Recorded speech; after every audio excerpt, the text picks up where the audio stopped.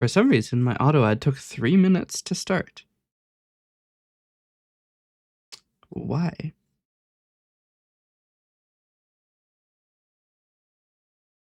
It's not commanded by their server, but commanded by the dashboard?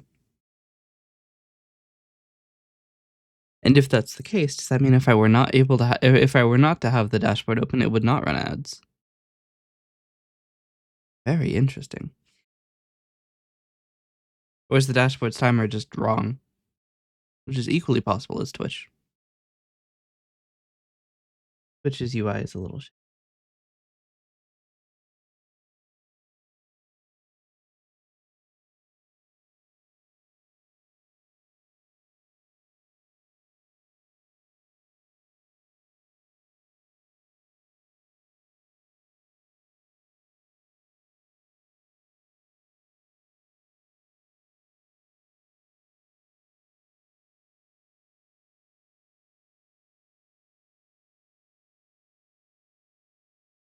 If the UI is wrong, then theoretically, if I reload the page in 4 seconds, it should say we're done with the ads.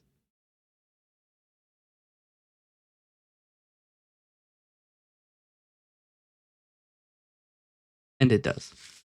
Okay. Who knows if we're still in ad time or not? It's unclear. Such is the pain of streaming on Twitch. Alright. Today, we're doing commission work.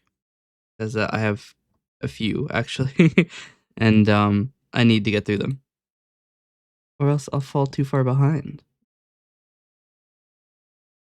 So let's get on screen. Hello, chat.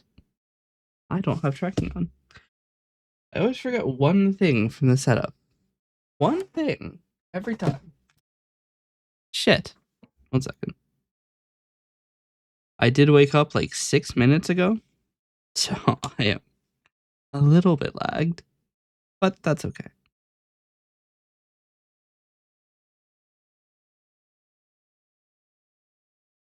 And now I've done the thing.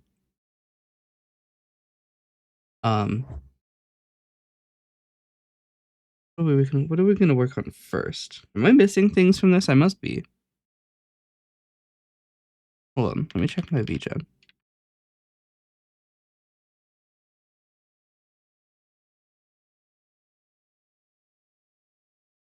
That's there, that's there, that's there. That's there. Okay.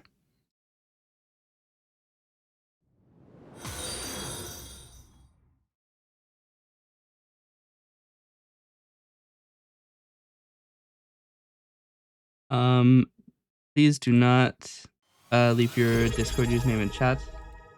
Oh, we just beat our follower goal. Thanks for following. Here's my Discord. I'm going to delete that message. Just join my Discord if you want to be on my Discord.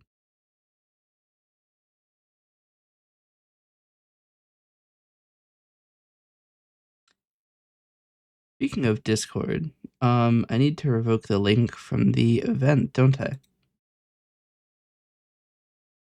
I also need to take off the channel point names, don't I? Have I already done that? I have already done that. Okay. Speaking of the event, I need to commit the emo vote. I haven't done that. Drive.google.com. I meant to do it after last stream, but I got too tired. Turned into a motorcycle because I was too tired. Alright, let's see. So let's clear out the emote slots.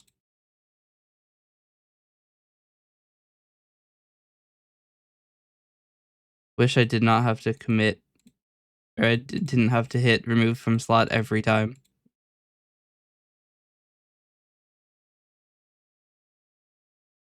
Quite annoying.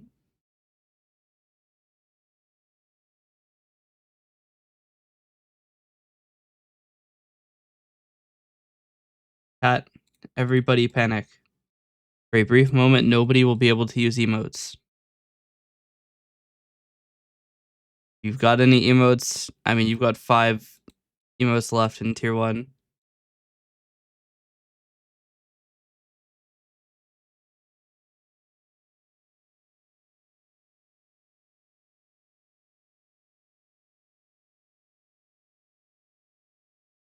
All right.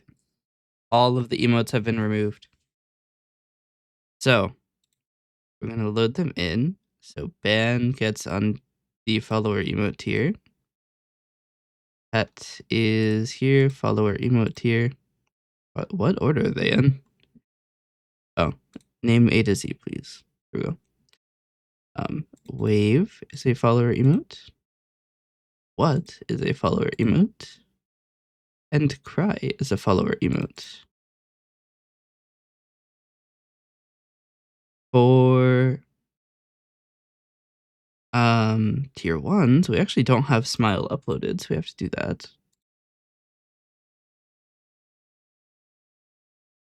Actually, I was directly in the folder already.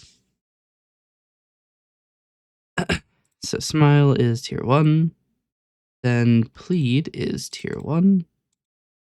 Angry is tier 1. They're no longer in why are they no longer in A to Z order after I upload 1? That's annoying.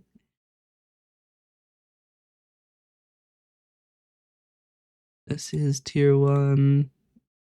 Gremlin is tier 1. Cat Owl is tier 1. Sip is tier 1. Disaster is tier 1 and is not uploaded. Is it?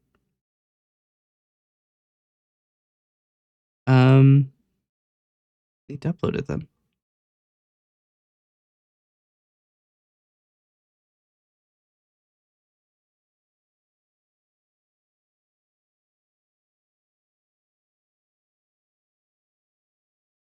That is in as no way E.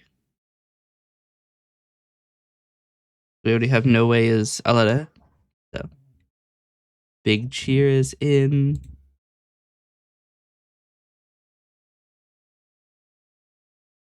A to Z. Come on. All right.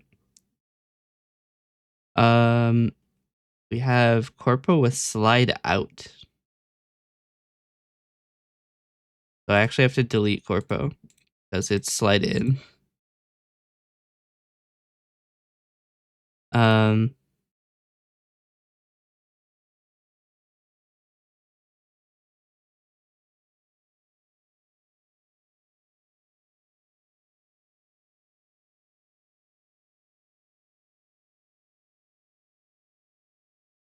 okay. And we have Smug with arrive. Oh, that's not easy animate. Here we go.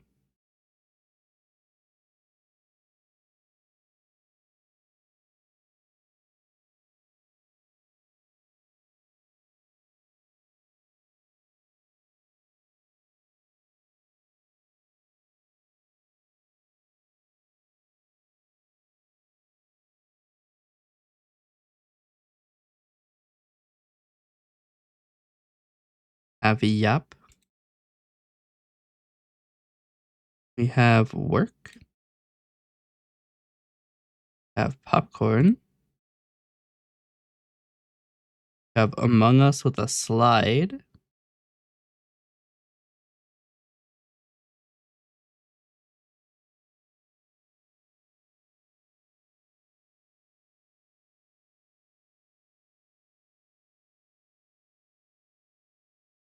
Um, the Among Us isn't actually in the emotes folder. Move that there really quick.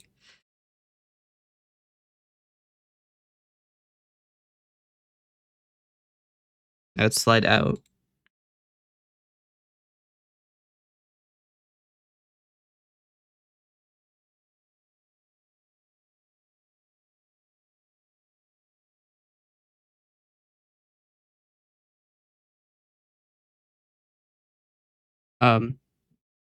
Not uploading.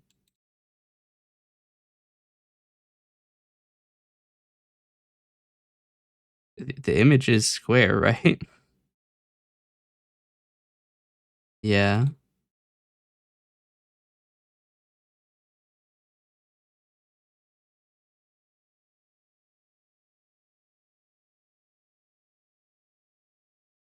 Wait, what?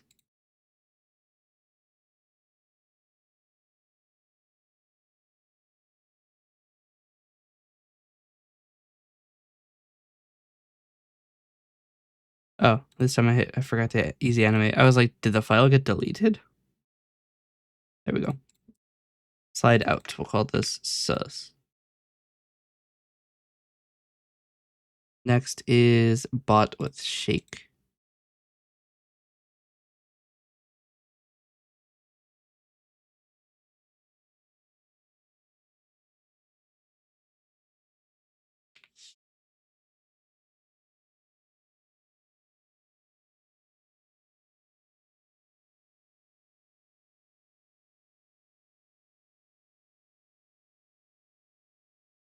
Next is the actual load animation, which I am going to delete from the library and upload the true version of.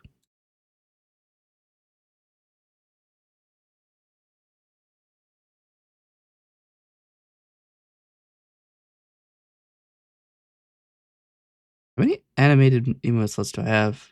Not too many more. Perseverance makes it back into the emote list. Slightly worryingly, I have one more emote to assign.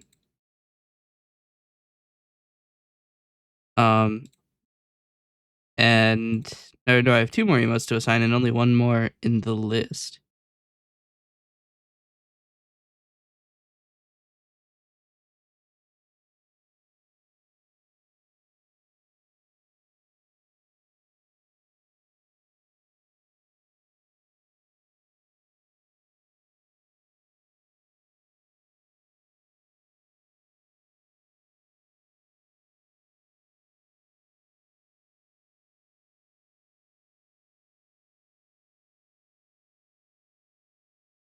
I must have forgotten one because there are 11 slots.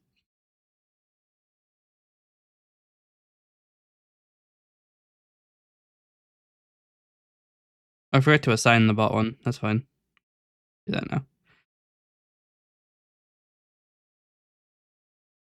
All right, tier 2 is cool. Tier 3 is bashful. 1000 bits is prey. 5000 is peak.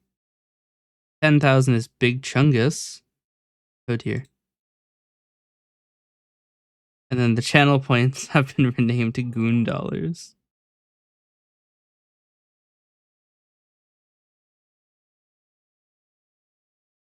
And I need to run this through emote resizer. I don't have the correct signs or correct sizes for this rather.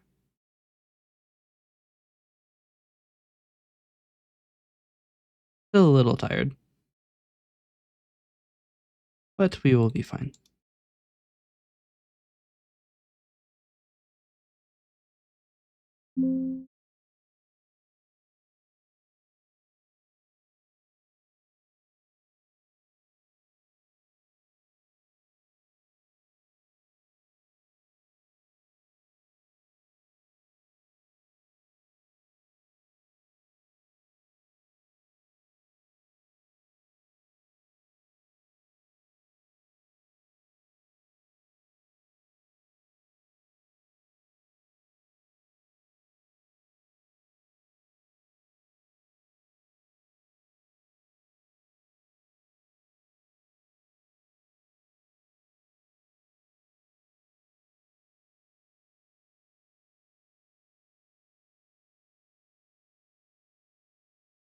Okay. The result of the emote vote has been applied.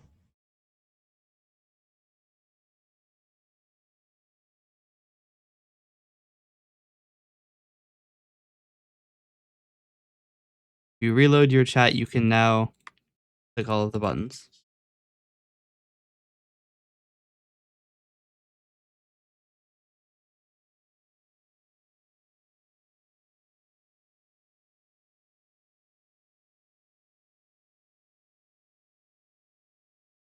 Okay, now that that's done, we can move on. Missions.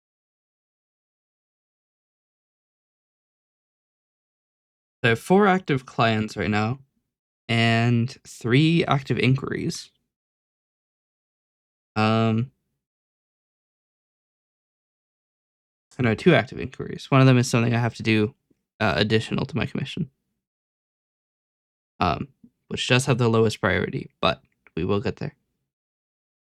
First things first. Um, yep, that's good. That's good. That's good. That's good. Okay. Um, I just like to check to make sure I'm allowed to stream my commissions, because you do have the capability to tell me not to. Um, and nobody has done so. So, really quickly, I want to take a quick check on the progress of uploading. Currently uploading the Streamiversary VOD, which is crazy to think that was 6 days ago. It was like an eternity ago. We may have stream interruptions or other problems while this uploads, because it is 450 gigabytes of footage I'm uploading to YouTube right now. I cannot imagine that they're happy about that. They'd probably want me to re-encode it first and not send it to them at 40 megabits a second, but re-encoding it is going to take a couple days. So, I'm just going to try to upload it directly if I can. Um, we'll see how that goes.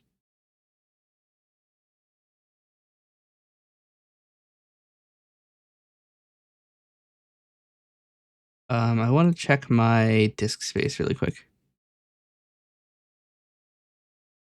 because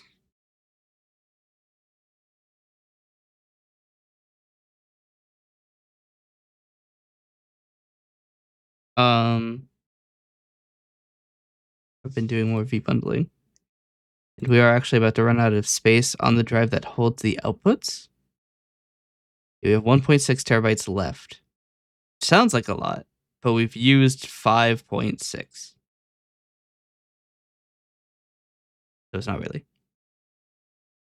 Um, okay. Close this.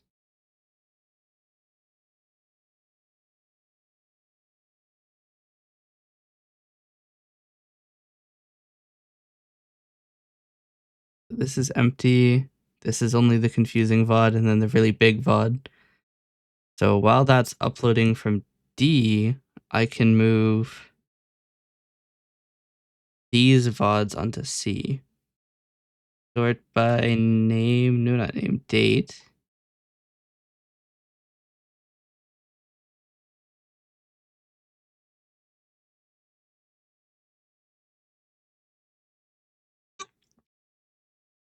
/16th, 17th. Can I do 18th as well? Just about. So we'll copy all of these onto C. Rather, move all of these onto C.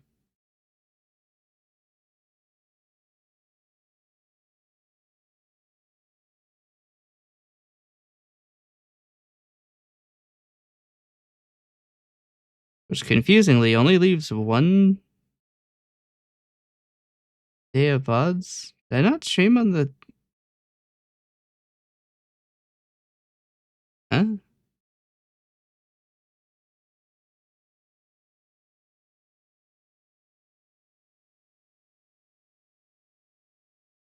I'm pretty sure that my stream streak is intact.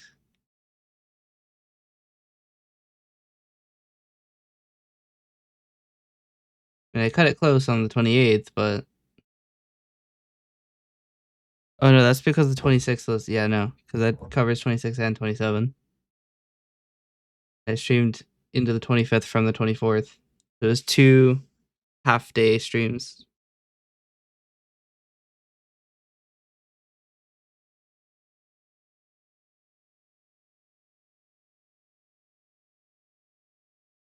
Today is actually the only day ever since I started streaming every day that I've woken up that would have been too late to continue the streak. But I streamed 6 hours into the day yesterday, so it still counts.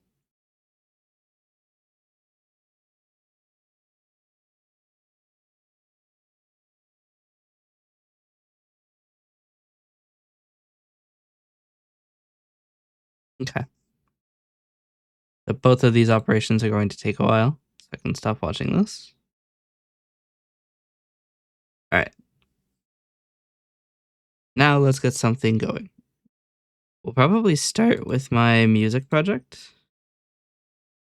It's pretty close to completion, I think. Or at least very close to being closer to completion. Me and my inability to call something done.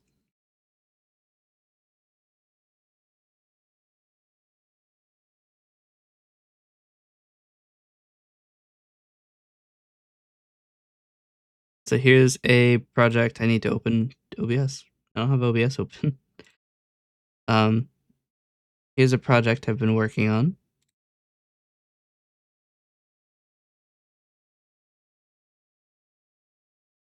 Actually, we should just use the I think this one automatically submits.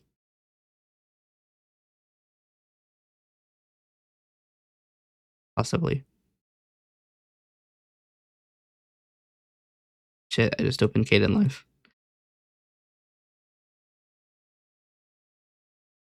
Hold on. I have to defeat the final boss here. Okay. Like to see this display. It does, but it's turned down so much you can barely hear it.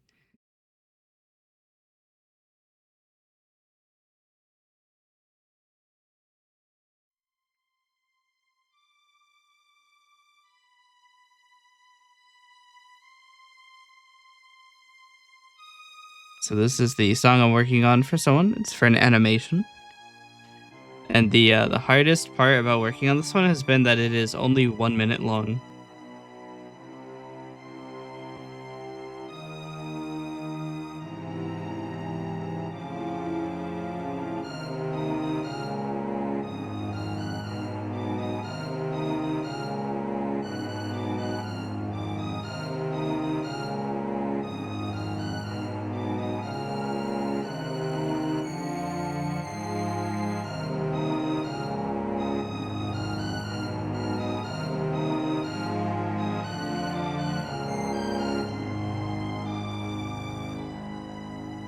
I think this transition probably needs to be slightly better.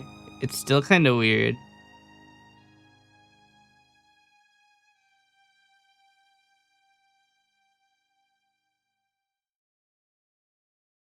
But yeah, that's it. It's only 62 seconds long. 67 seconds long now. It's supposed to be 62 seconds long. Um Really enough, the tempo fade seems to go too long, but whatever. So yes. Um Two things. So this piece up here is violin, and this bottom one is actually bass. Um, or bass violin if you prefer.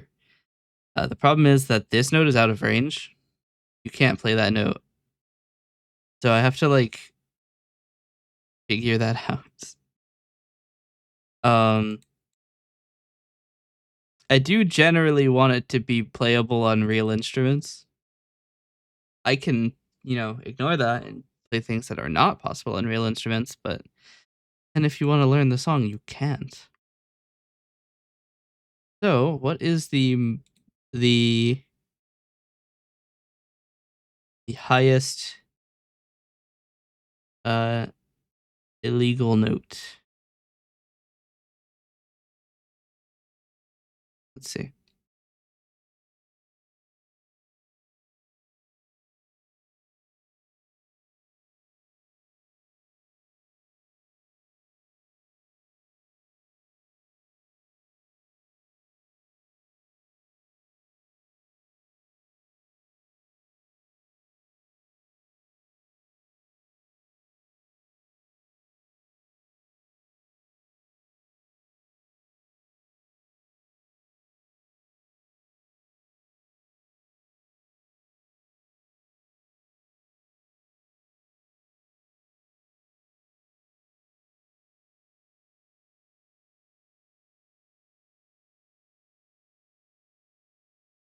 Okay.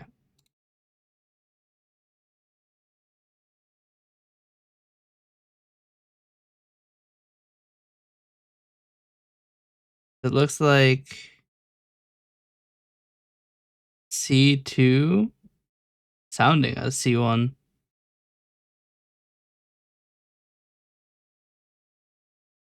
It looks like F1 is the lowest possible note that you can play on a bass. Oh, but for me, it's actually up one octave. This is the cutoff. Everything below that or at that, or no, at that is fine, but below that is not possible to play, or at least not easy to play. If I simply mute these notes,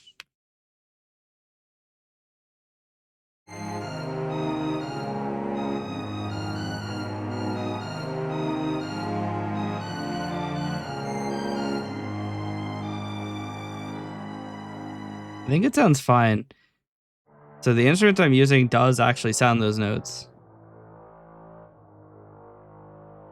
Is this really F0 though?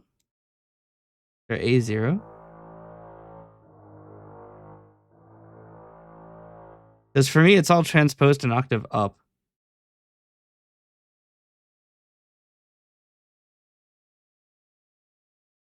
Okay, wait. Yeah, so A3 is A4.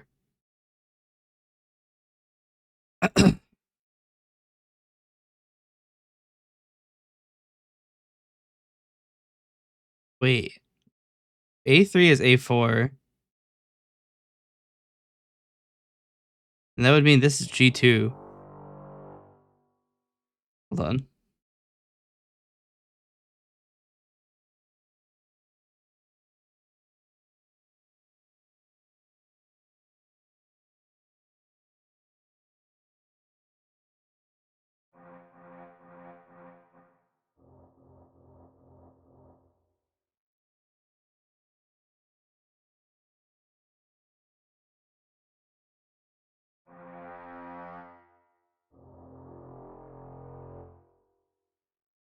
I can't tell if these are the same note or not.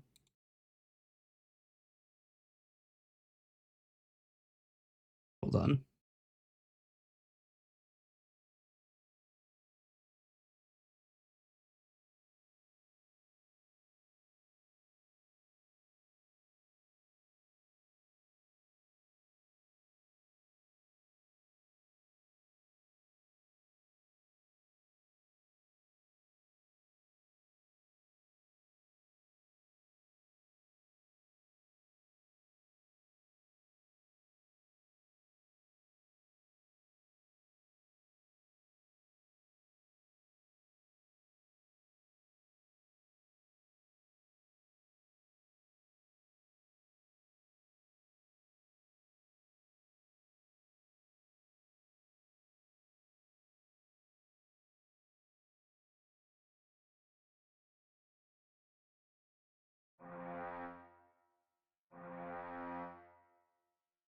Wait, this is the wrong instrument, that's why.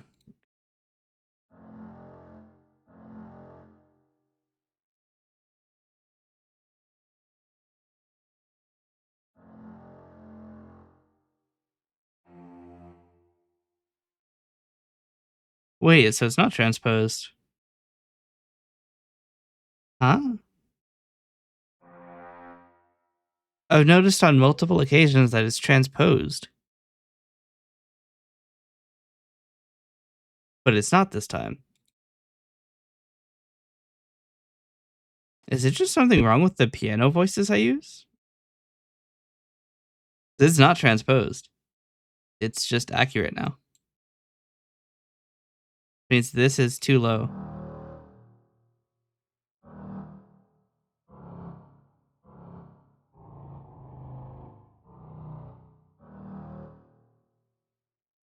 So these notes are impossible.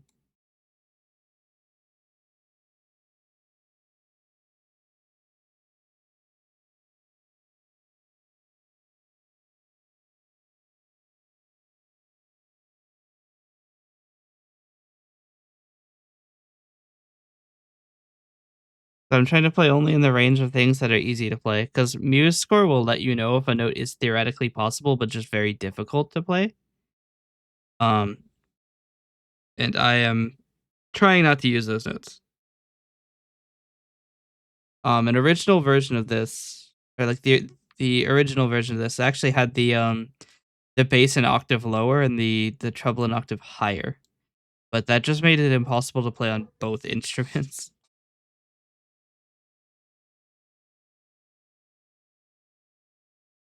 Um, there are a couple difficult to play notes.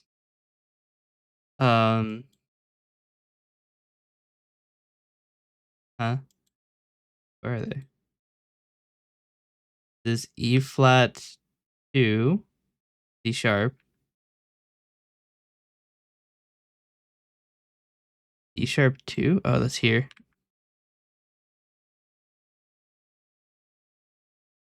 What? It's not. Hold on.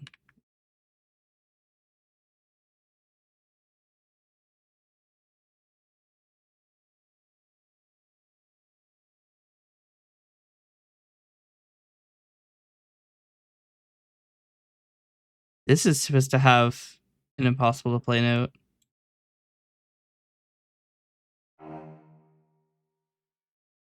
D sharp 3.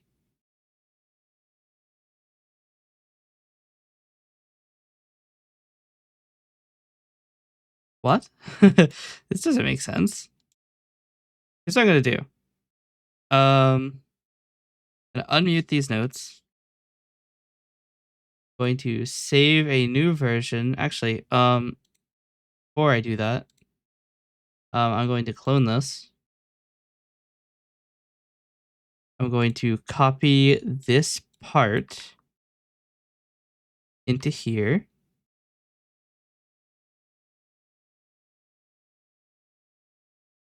At measure 7.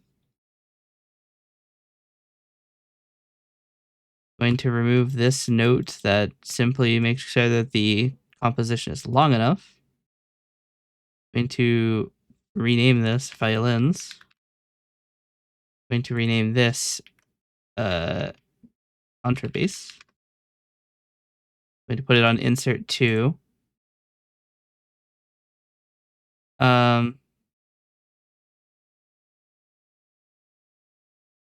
going to delete this and this. And for this, I'm going to select all, select color 1, and run edit change color. Then I'm going to open this wrapper. Going to empty these 2 channels.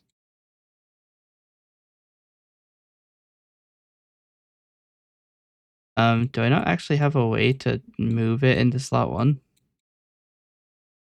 Oops. I don't think I do. That's fine. We'll just load it again.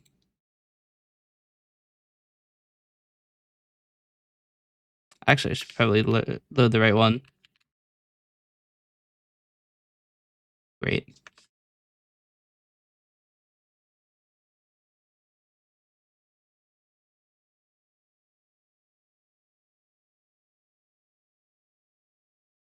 Actually, I should probably check.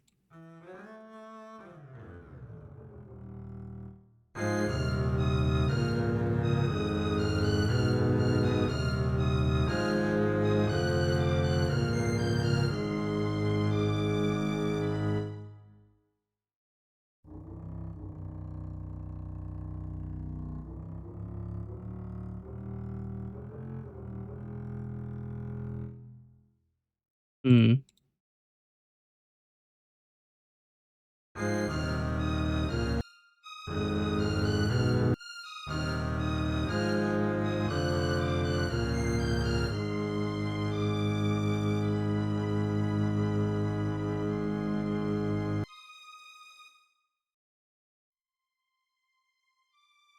I might actually replace it with the cellos again, even though that they can't actually play that low.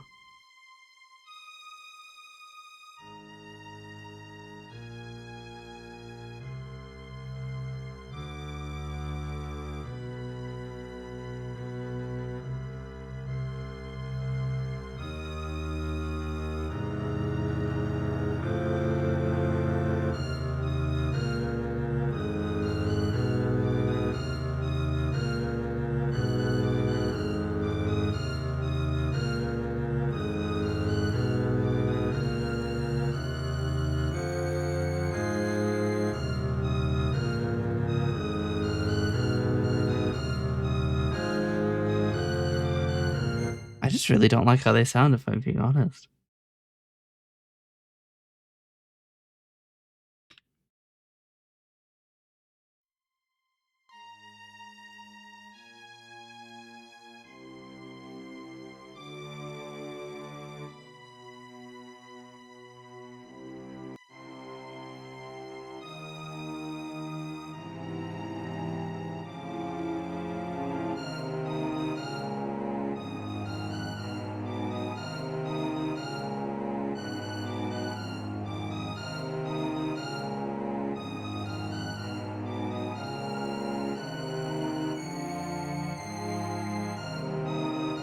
The only problem is that if it's a cello,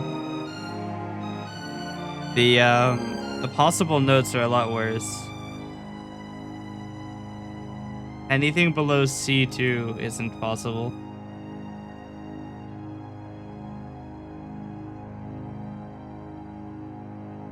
Also, for some reason, the pitch fade isn't working anymore. What? Not the pitch fade, the volume fade. What was this assigned to? Violins, nope. Hello, volume. It was assigned to. Oh, insert 3 volume. Let's put it on insert 3, that's fine.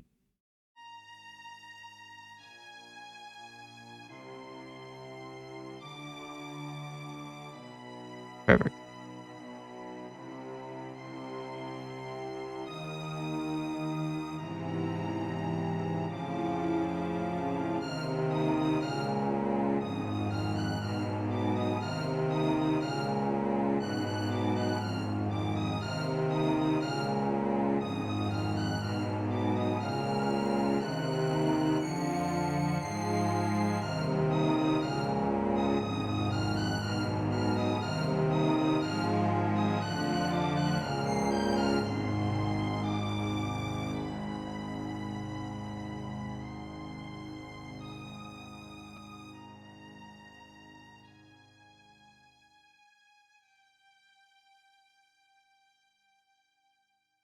Okay, so I'm gonna save this as a new version and then immediately save as again because MIDI export is destructive.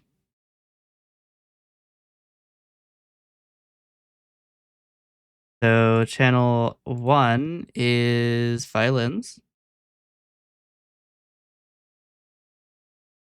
and 2 is cello.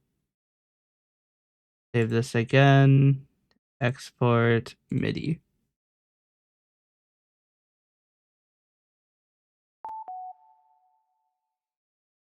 Then we open the MIDI, which will automatically create a Muse score project.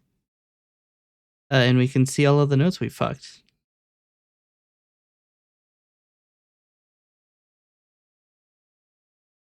This will also allow me to determine if I'm right about this being impossible. This is a violin cello. The problem is that the final note, 2 of them are not possible.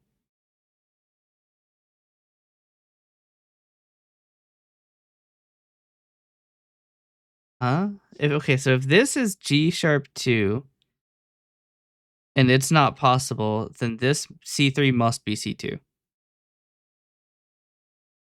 Because the cutoff is C2 and not C3.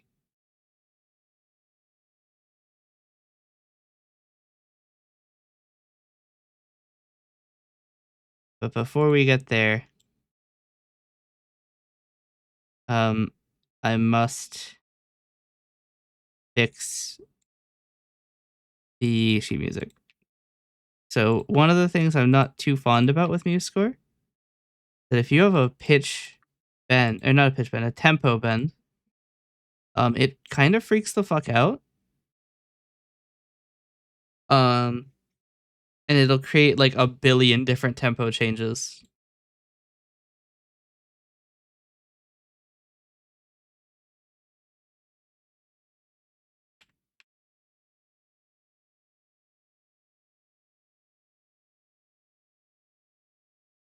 Okay.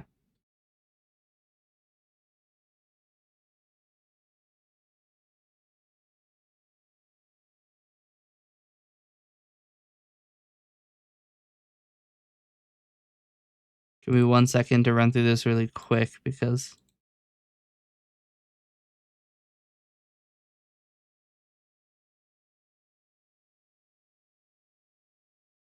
okay. Last time that I did this, when it was like an octave down, it would play this incredibly shrill squeal. It was very difficult to listen to. Um,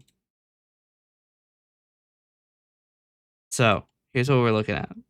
Here's the issue. These red notes are not possible to play. It's too low for a cello.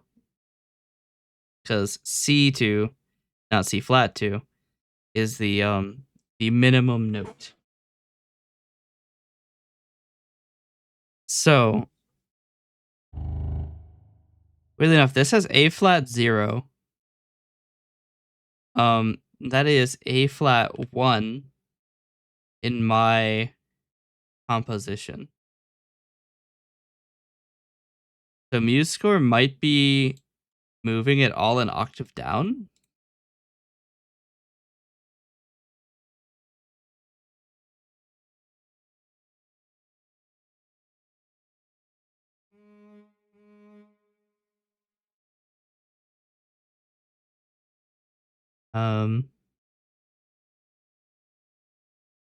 Let me see.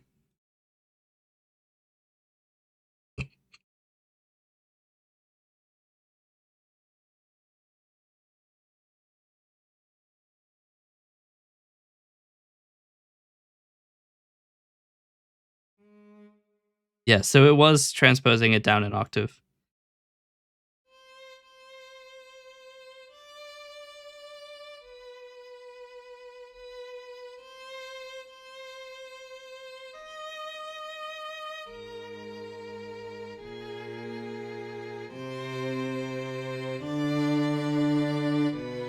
So this seems pretty okay.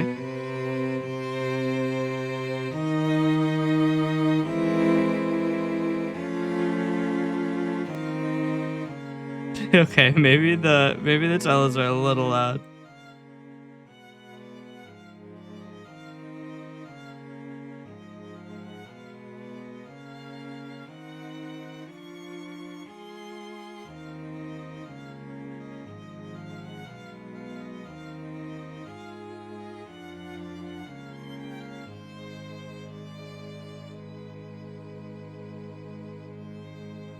And also this volume fade does not work. It doesn't work on Muse score. I probably can do it. I just don't know how. So what I'll need to do is take out this bottom note.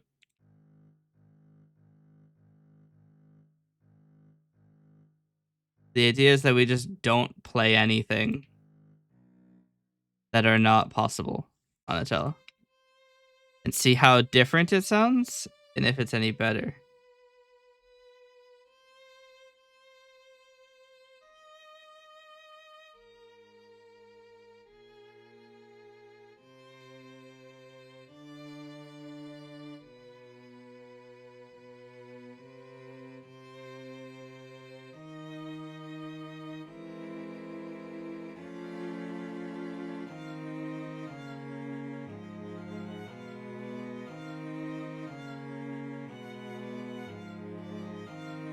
I might change these to be staccato. Hello.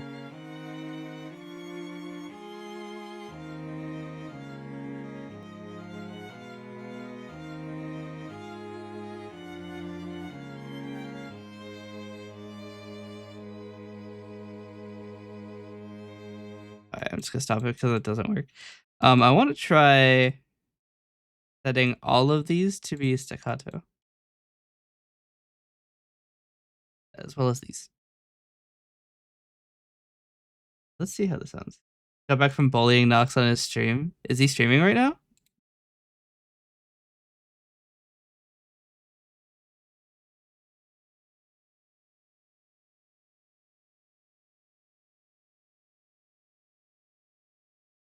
He is streaming right now.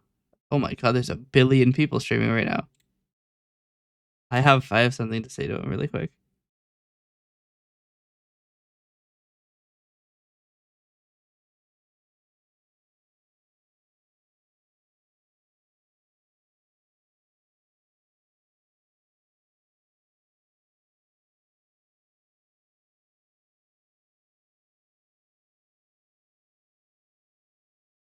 Yeah, I'm gonna go call him Dayternal.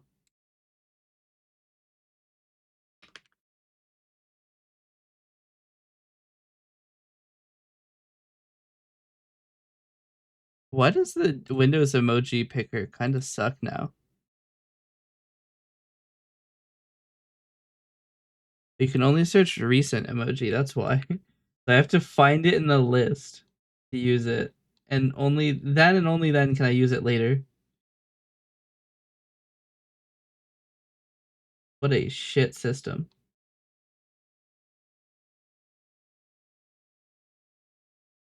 Oh.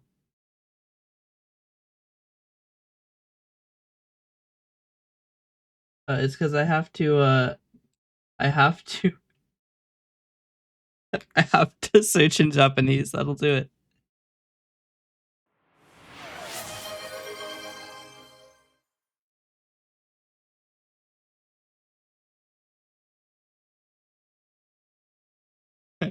There we go. Congratulations on being first.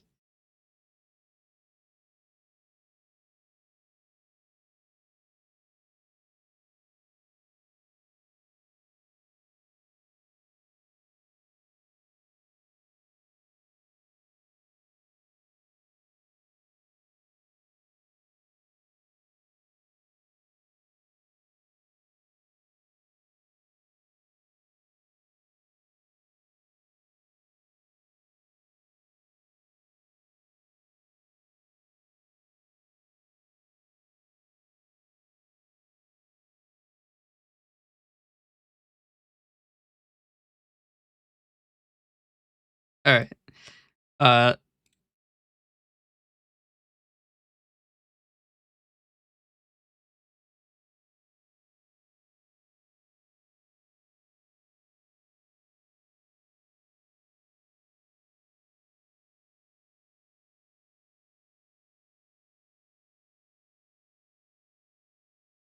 all right. I just came in to bully him really quick about being Dayternal. All right. But yeah, part of the thing that I'm not super happy about with MuseScore is that like automated tempo is really it's poorly handled. I don't think it's their fault. I think the MIDI file just has a bunch of tempo change events instead of a like a function that describes how to um handle the tempo change. Um but I kind of wish whenever I open a new Muse score file it didn't create, 900 um tempo events. Like I can show you just how bad it is.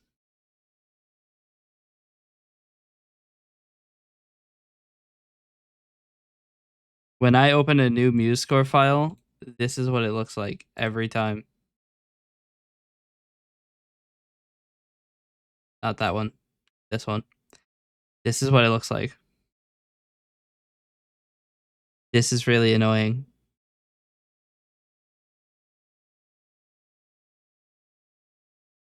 This is really annoying. I can't even see this one. I have to scroll. I have to zoom out to see this one because there's so many tempo change events.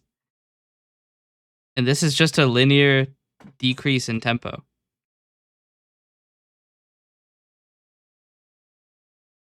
Doesn't get faster. It is a line. No interpolation. And yeah, MuseScore kind of freaks the fuck out.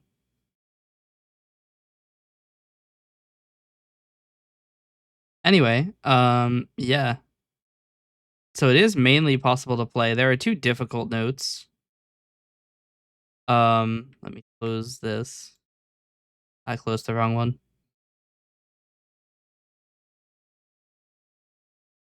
Shit, I just opened the wrong one.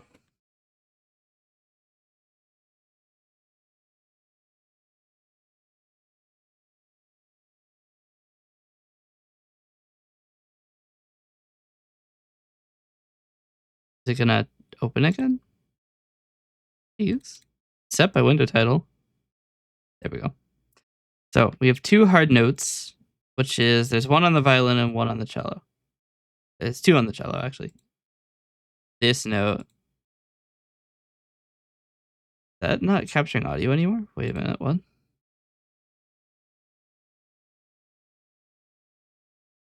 It is now no longer capturing audio.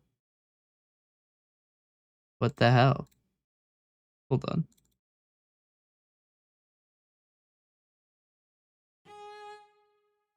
There we go. It's a little loud, but also I have it turned down a lot, so that should be fine. That's a difficult note to play. I think there's still one on the violin, though.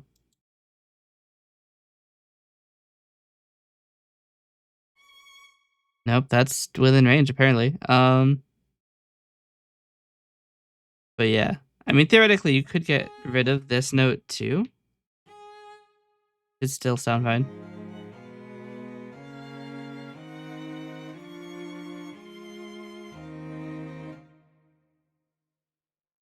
I don't like my change to have made everything staccato. I don't think it sounds good. So we're gonna let them ring. You got them goon dollars, yeah.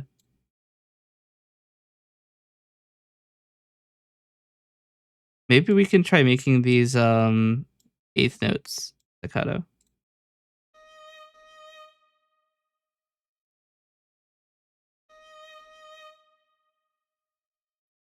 Yeah, that goes maybe?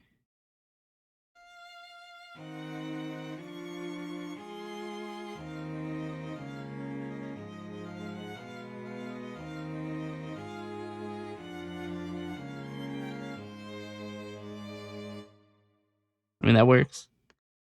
So I think that this will probably be the score I send. Technically, I'm not actually supposed to create a score, but too late, I already have. They didn't purchase the add-on, but look, I have fun making these sometimes. Also, I'm not sure I like the key signature. It's just a bunch of flats, and I don't think it actually like look how many accidentals there are.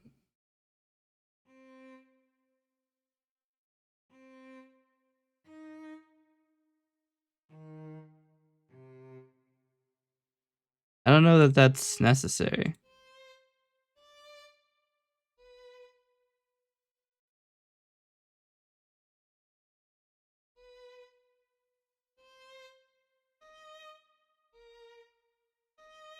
I mean, these are actually all flat, so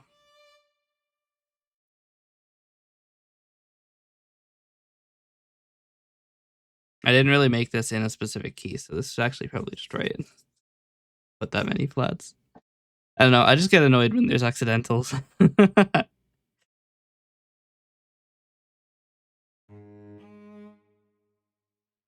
um,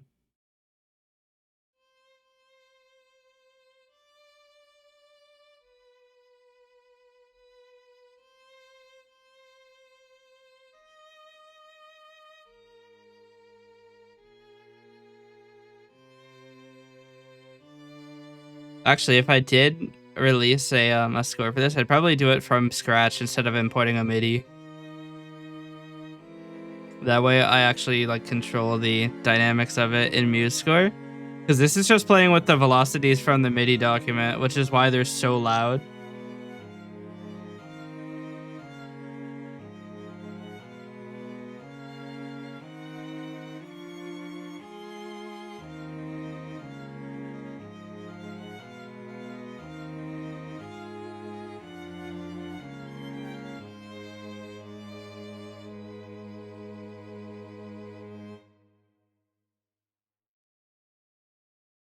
I mean, I could try it. Like the thing is, all of these have um velocity information that I put in FL Studio, and a lot of the velocity is just that it sounds right in FL Studio, and not that it's technically correct. Which is probably the wrong way to do it, but oh well.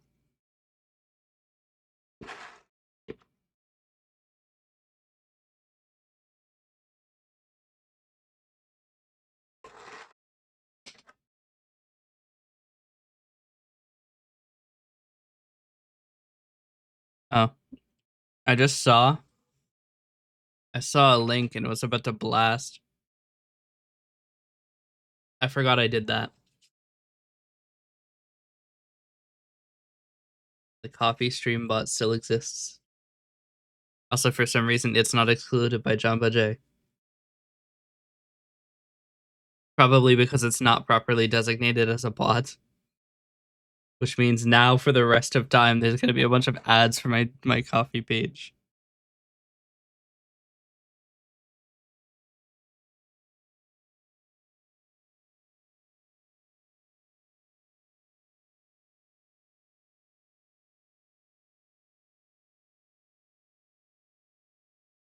Hmm.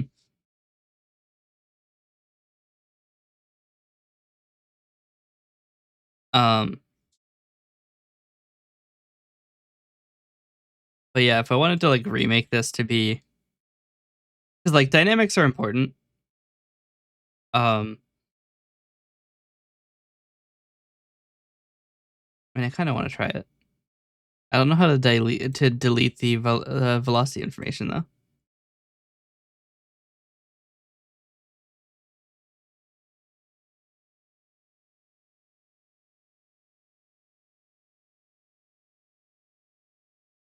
What happens if I just set this to 64?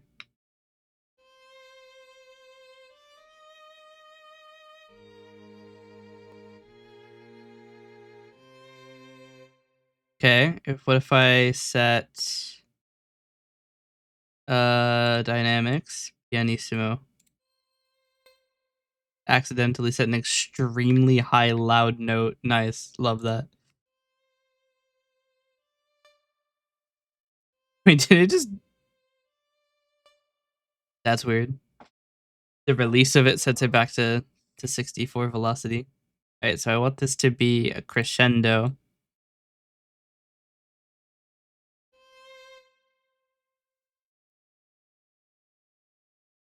How do I set the sides of the crescendo?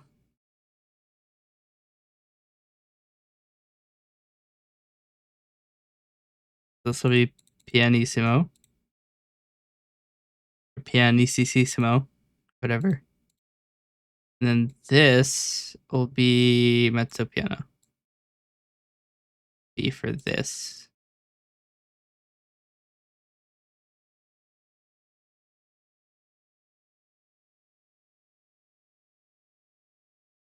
Yeah, that works.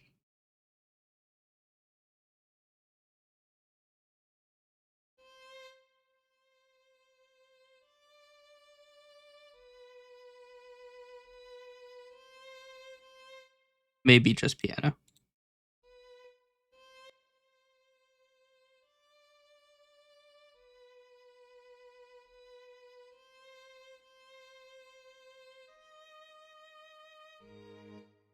Okay, so this is going to be a double piano.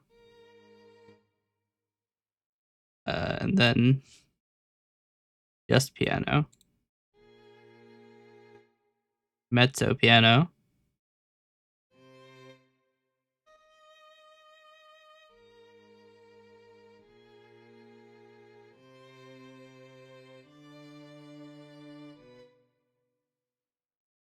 Actually, we'll probably make this a crescendo as well. A crescendo from here to here. This will be actually this might be mezzo forte. This will be pianissimo.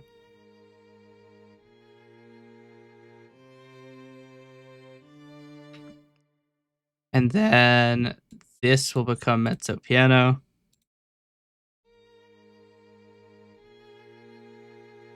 Oh, that is one note too early. This is supposed to be on this time.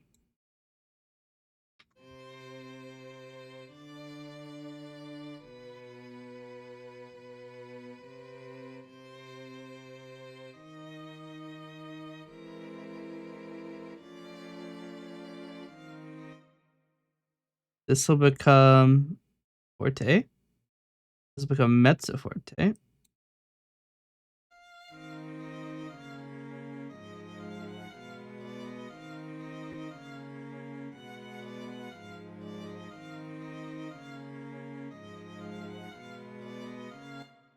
I want to make this fortissimo.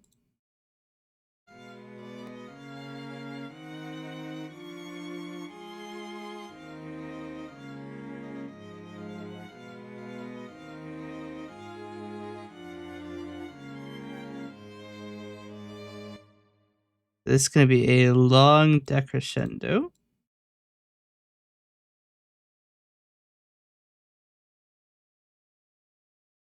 To quad P.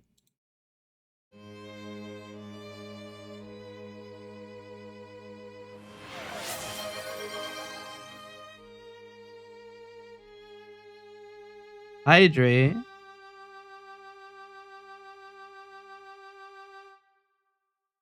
All right. Then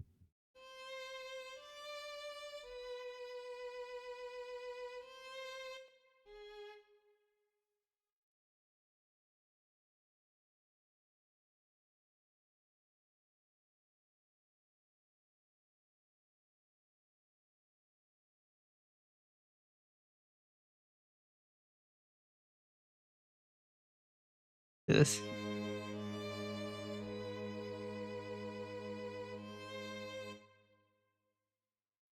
What current dynamic is this? Is this forte? Mezzo forte. To change it to just mezzo piano.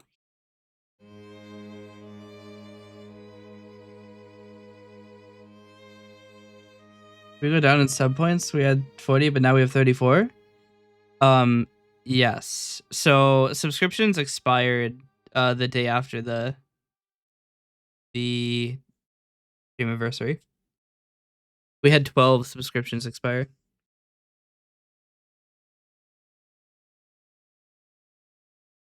I actually don't know why we have 34 sub points if we only have 29 subs at the moment. Unless somebody gifted at tier 2 and I didn't notice. I could be wrong. And it was actually somebody gave a set of tier 2s and I didn't notice.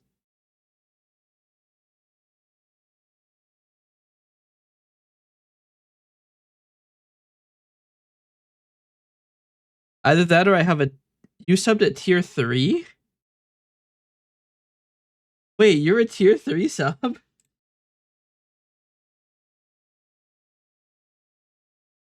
Holy shit, you're a tier 3 sub. I didn't even notice. Holy shit. That'll explain it. There's the extra 5 points. I don't have any special things for tier 3 subs other than that you can like you can wave, I think.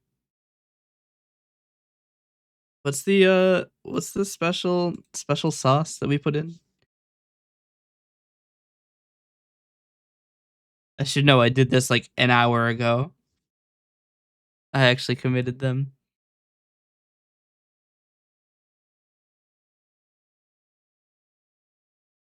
You can do bashful. That's the special tier 3 emote. You're the only one in the chat who's allowed to be bashful except for me.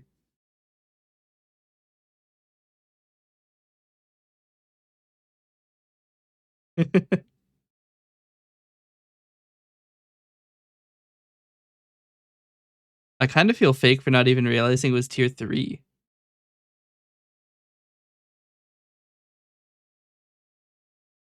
Did it even tell me?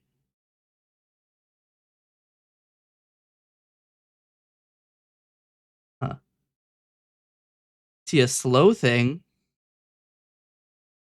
A slow thing? I'm a slow person, mind you.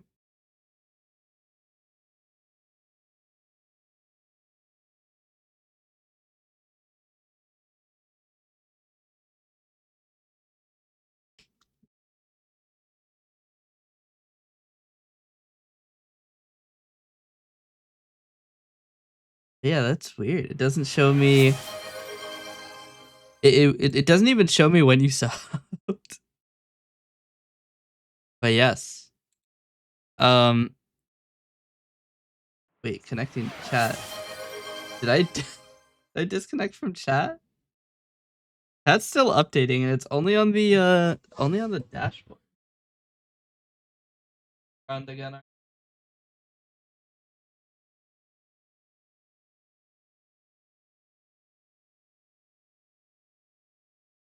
And do you want to hear the composition I made for a commission?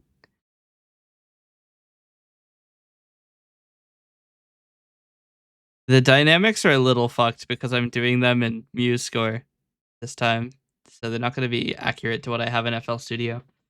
But it means that I can do these crazy dynamic fades, which actually aren't possible in FL Studio. I almost said Visual Studio. I'm so fucking programmer brained.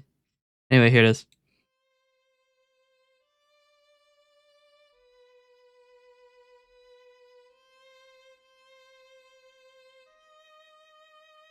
You'll be angry with me.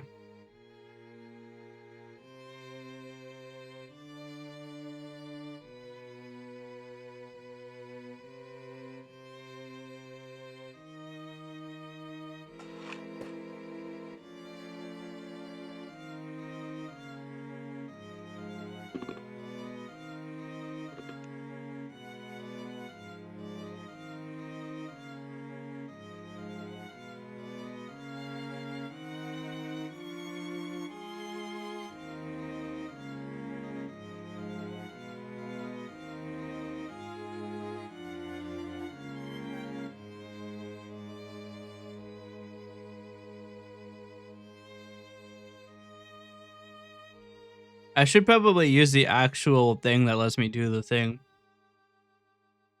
I have a way to like fade the tempo in MuseScore.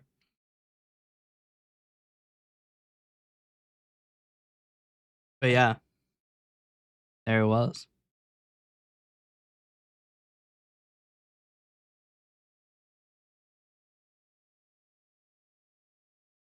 I think this one's the one that goes down.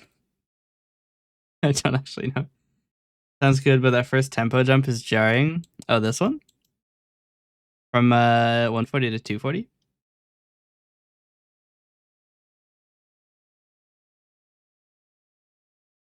It's supposed to be. That's on purpose. So essentially, a little bit of the story is that this bit is just like introduction. This is when the monster is revealed, and this is when the character gets attacked.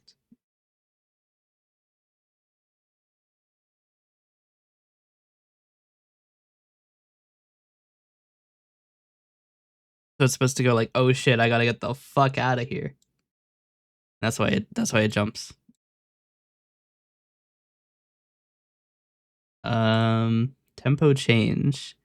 So we're going from 240 to 75. Um, I need to do 75 over 240. So the tempo change is 69%. Nice. Um,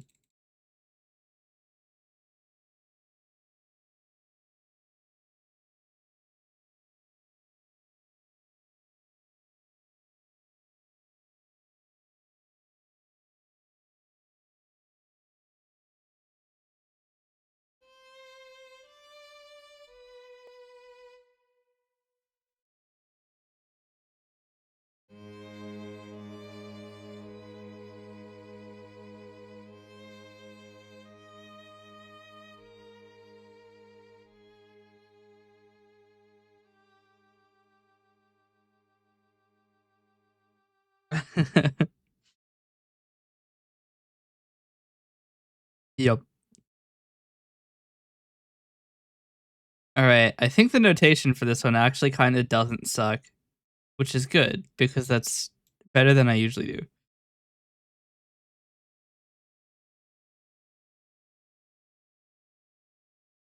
We can add the title. Title. Poser. Um. Oh, I have to actually write things, don't I? Well, shit. What was there?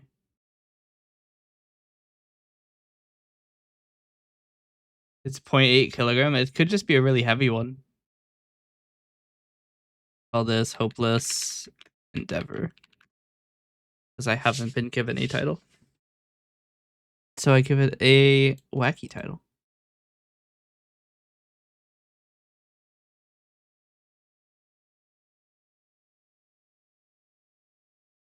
All right.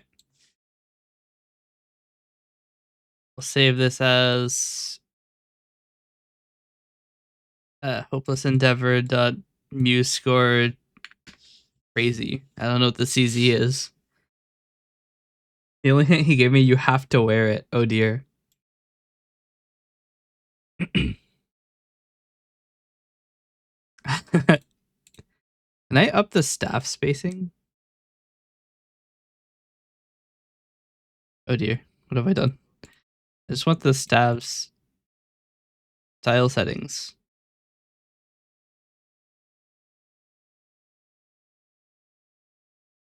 No, I just want the shit to be slightly more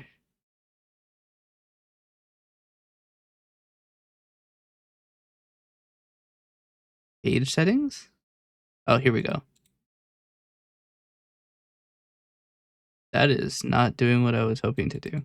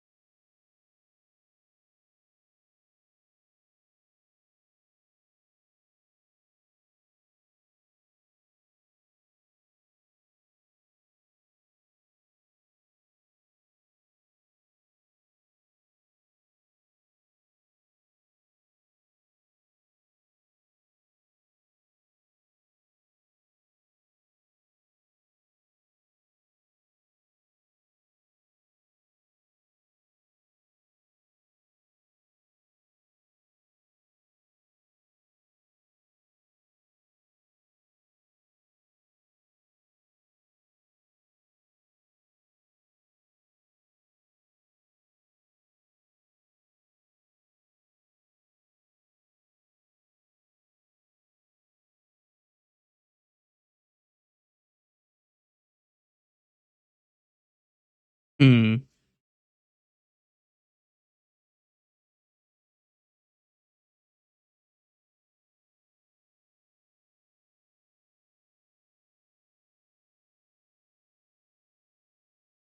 I mean, I guess we'll just set it to 1. I'm not honestly too happy with that.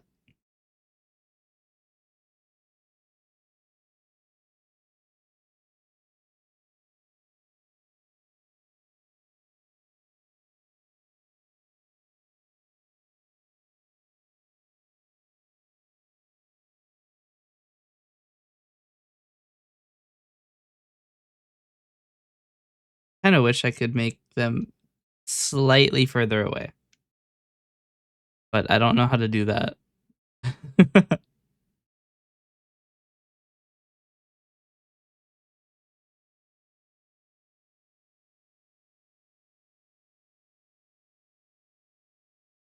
Oh well, let us move on. We have much to do today.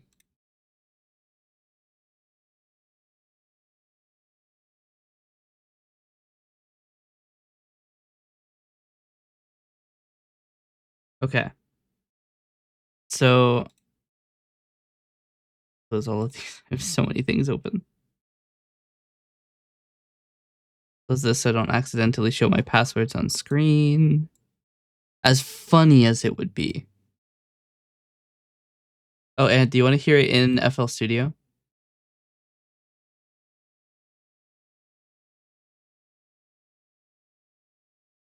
The true version?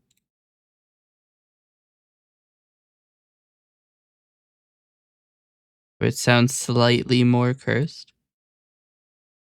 Mainly because the VSTs they use for Muse score is slightly better than mine. The Philharmonic ones aren't that good. I actually think I'm using the Sample Tank 2 ones, which are probably why they sound bad.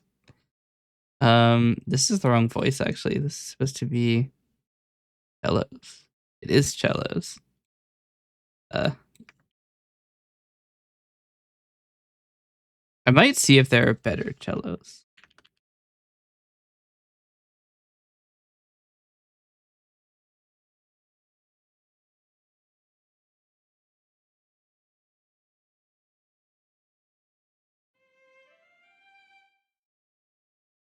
We'll see. I loaded 5 cellos multi, but I'm not convinced I don't ever use C5.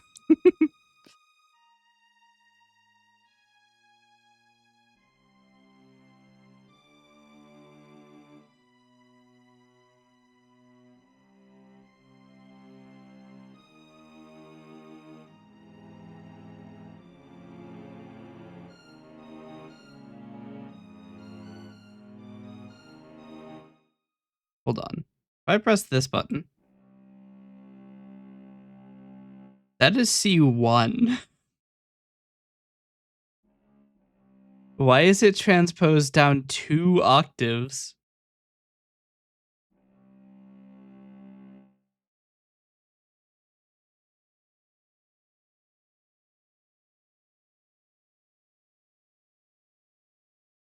Hmm.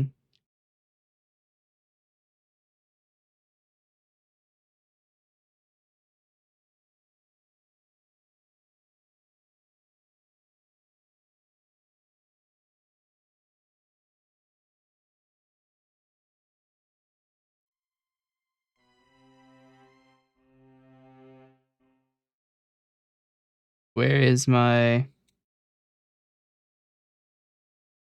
sample tank?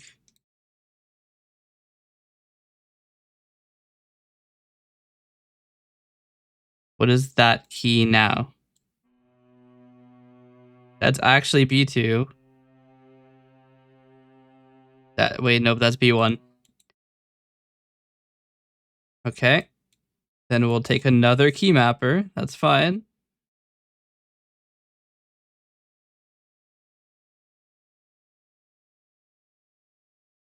We'll offset it another 12 semitones.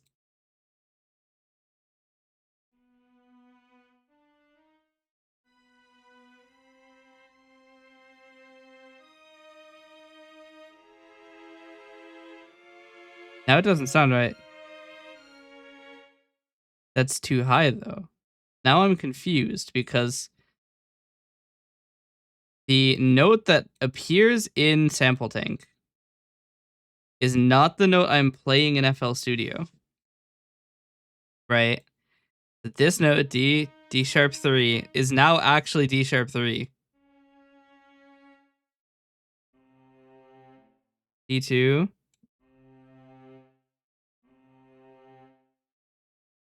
So they're correct now, but it still doesn't sound right.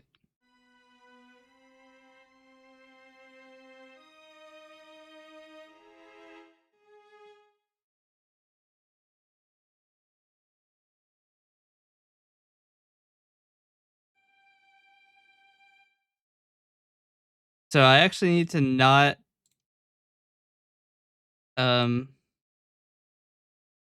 offset it a second octave.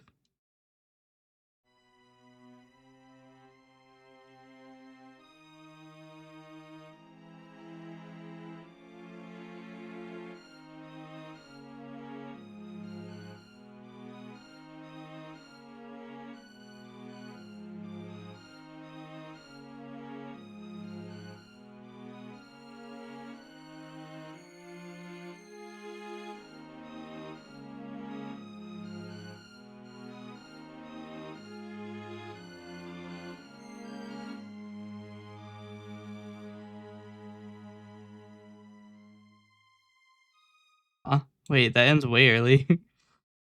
Wait, what?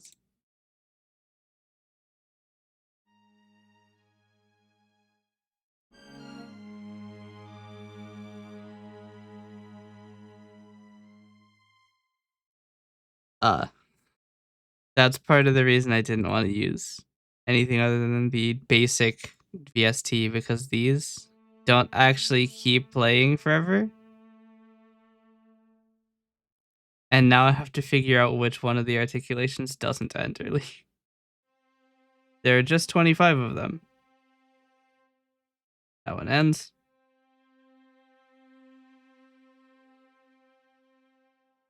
That one also ends.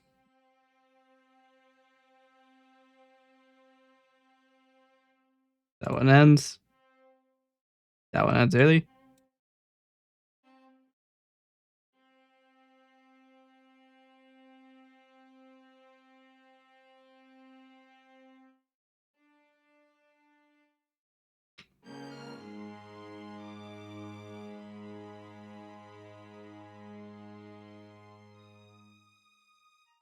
It ended too early again.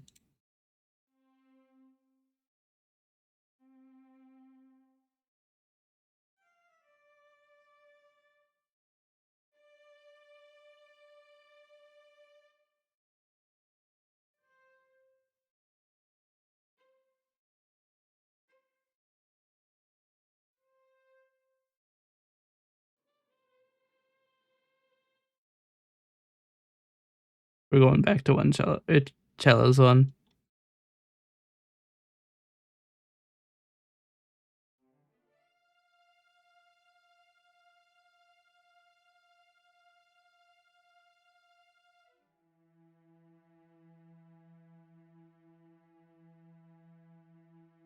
This one might work. Okay. It's a little loud compared to the other one, isn't it?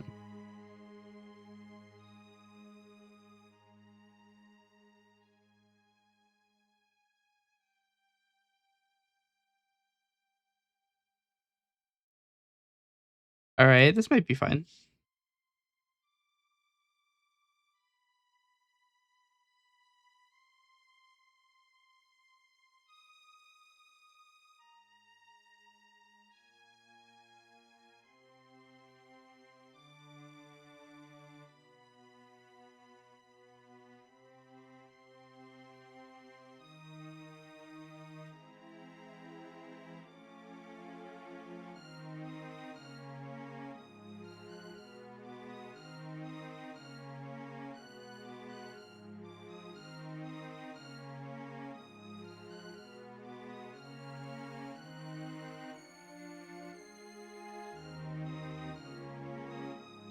Is exactly one of those notes too long?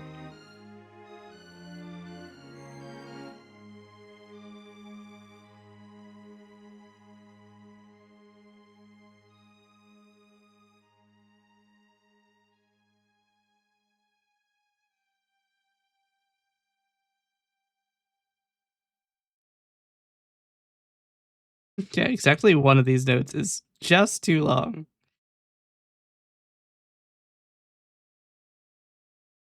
Rude. All right. We might also update our violin VST. We can probably do better than the sample thing. We can do 11 violins. There's 11 of them.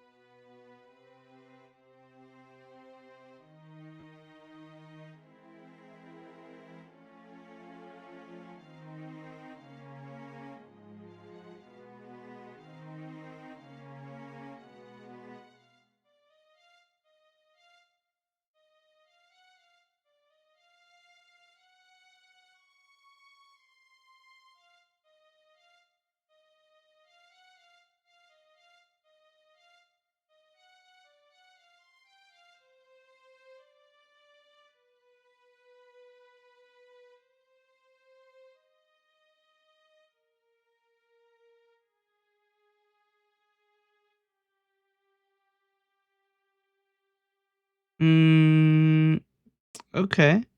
So slight issue. It is always hitting with too weak of velocity.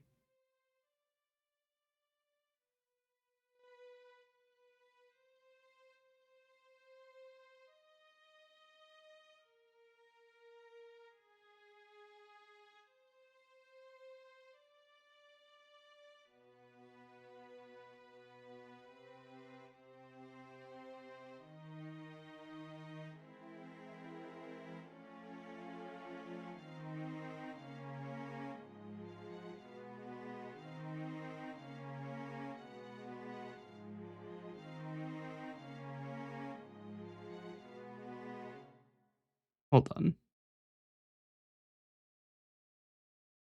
We're just gonna have to make the entire thing louder for the violins in terms of amplitude. I think that there's a soft sample it uses, and it's just not loud enough.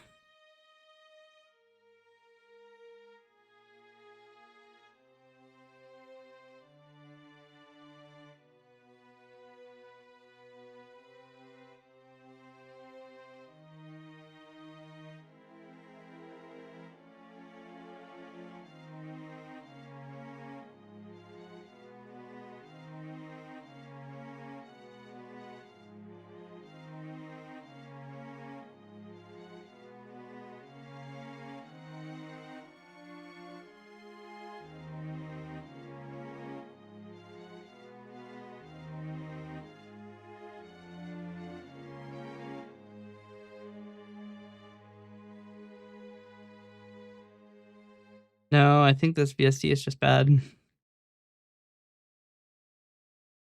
Because it won't I don't think it's fast enough for like quick notes like that. Try alt. With alternate sample switching. I mean, that was our problem, so let's give it a shot.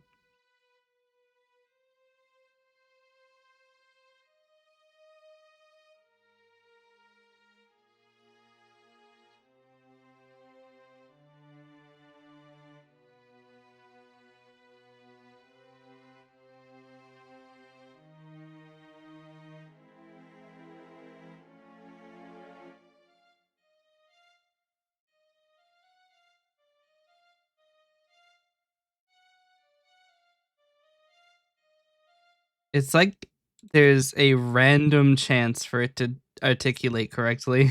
It's really annoying.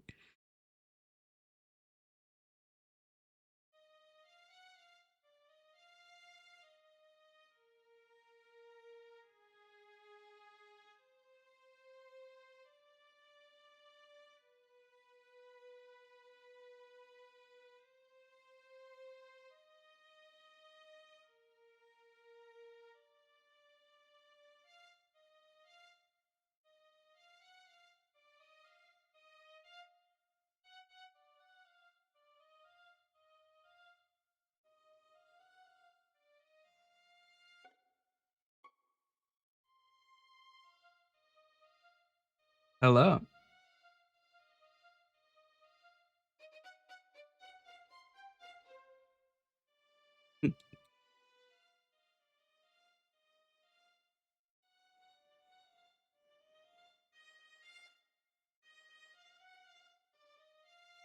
The problem is I like this, but I don't want it to like randomly choose a velocity. Like even if we, I mean, fuck it, we could just try this. Try this. It's now all maximum velocity.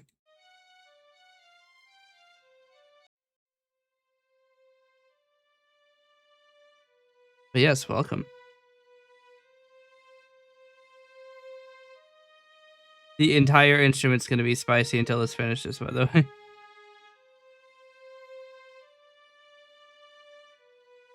This is why I saved a new version.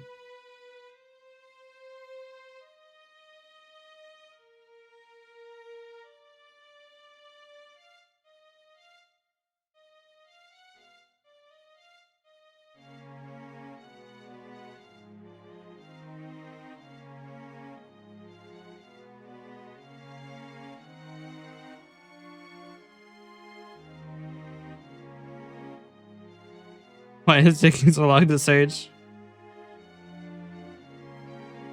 We can get 14 violins. That's slightly more violins.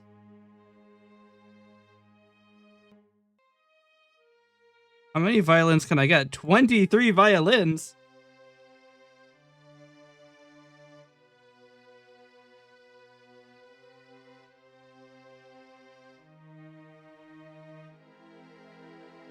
It just randomly got really quiet.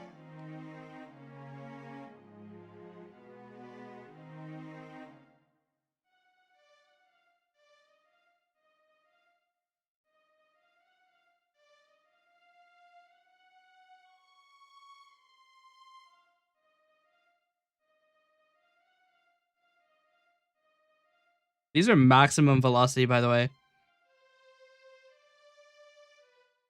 It's hopeless. We're going back to our favorite violin, VST Violins 1. It probably sounds great otherwise. Uh-oh. It's still 11 violins. All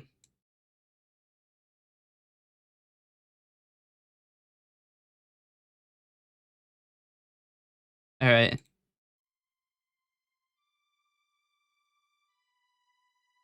The VST quality isn't that good, but it doesn't do weird shit that I don't want it to do.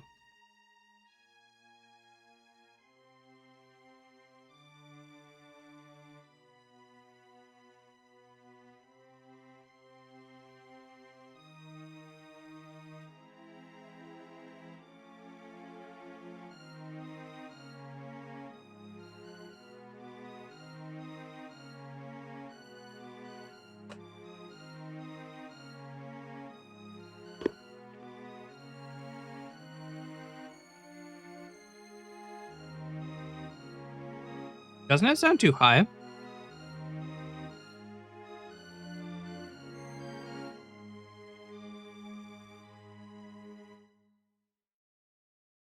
Hold on.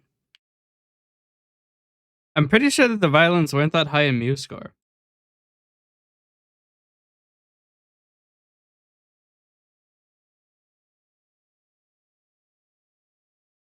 But notice this. It's E flat 5.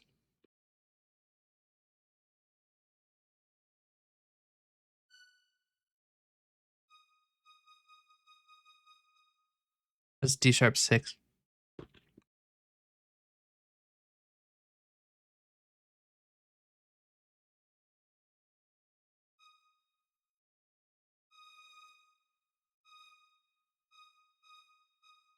And it's playing D sharp 4 on sample tank.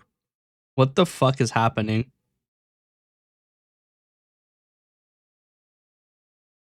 I can't reattach this window, but F6 plays F5. No, F4. C6 plays C4. And it's sounding higher than that. What is happening? I don't understand anymore, man. The instruments are fucked. Out of curiosity, if I just...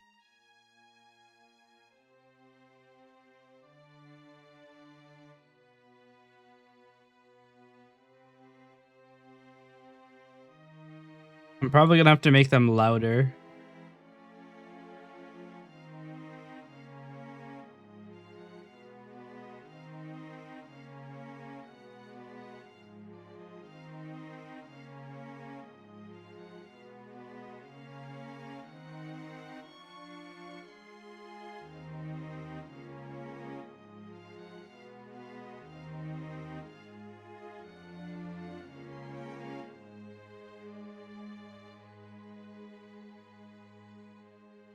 I think I might have broken some of the dynamics information.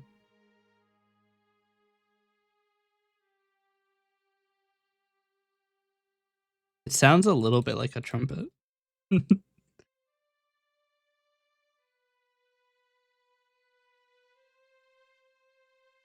Also pretty sure this isn't supposed to just be a half note. I don't know what I did.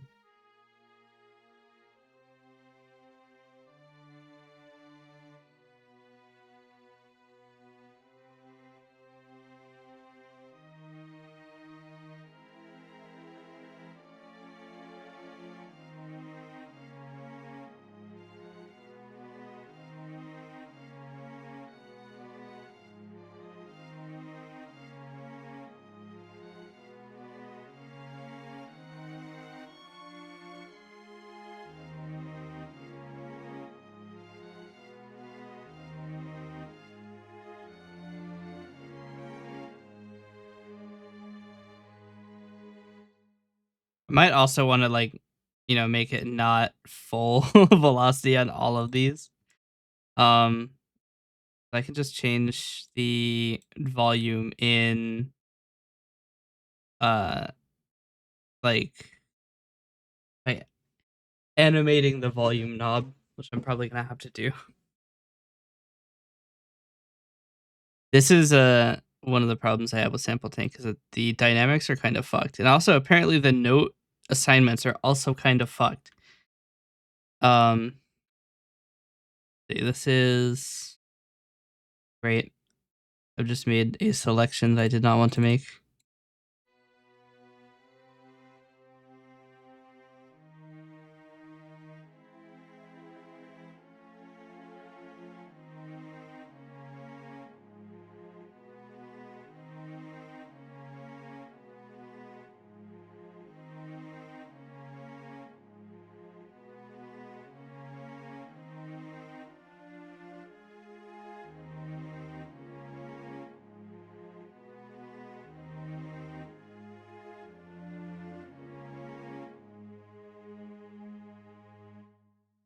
So I'm thinking down, down, up, up, down, down, equal, up, down, down a lot.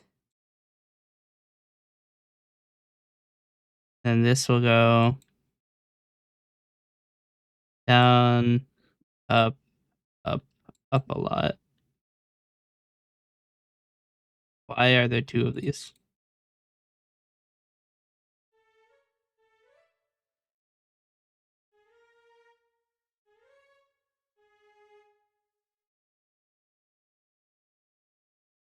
Weird. All right. All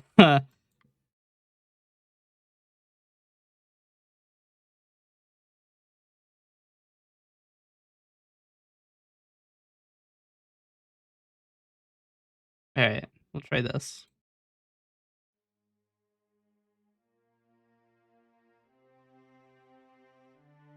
Probably what I'll do is in Sample Tank, I'll turn the volume up quite a bit.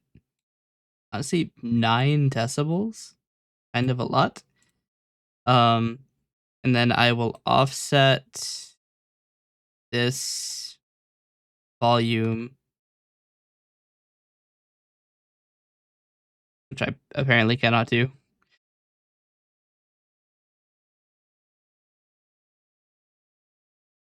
Okay, I can hold control to limit it. Like this. No idea if that's gonna be the same volume or not. It could be a lot louder. Here we go.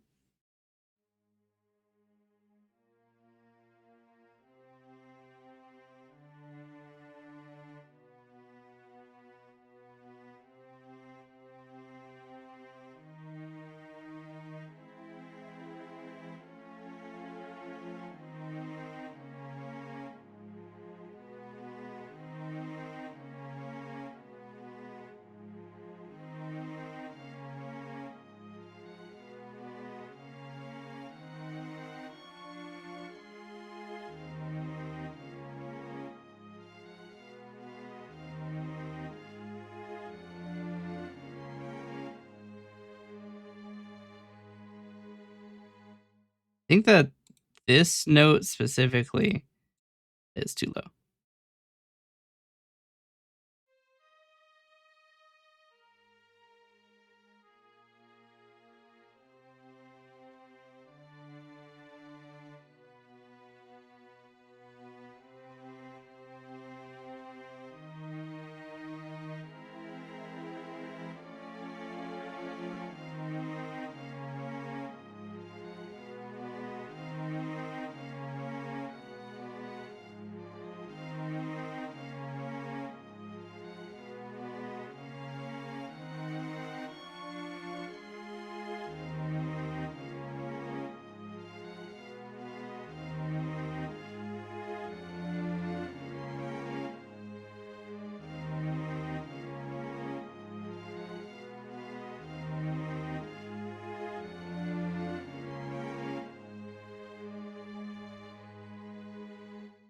Hmm. It gets like really quiet there. I don't know how to fix that. I'm also gonna boost the violin's volume. I might just send from sample tank at maximum volume and then deal with it in FL Studio because sample tank is just too fucking quiet.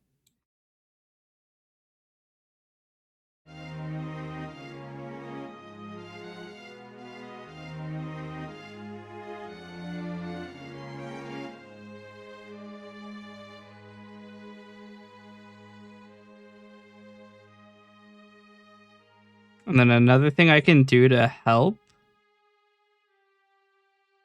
is take, what's this, E4-ish? No, we'll do, what's a good note?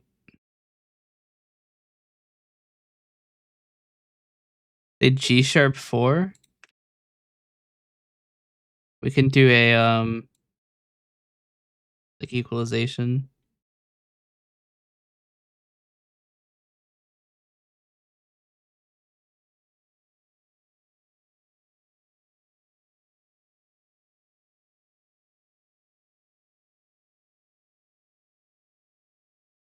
G sharp 4 is 415.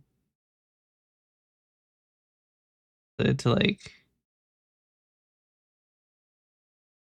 387. I want to see if this does what I think it does.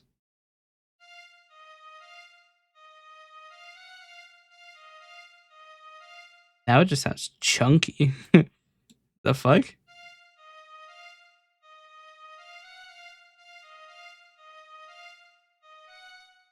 Wait, it always sounded chunky. What? I think probably boosting it so much is causing it to freak out.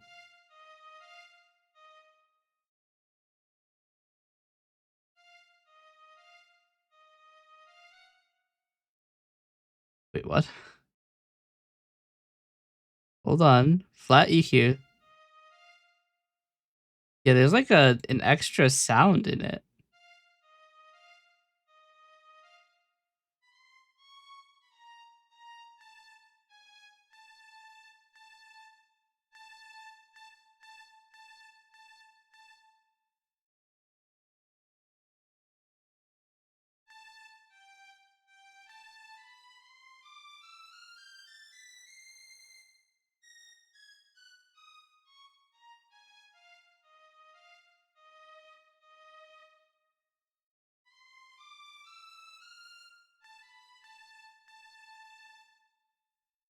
I think they have a bad sample.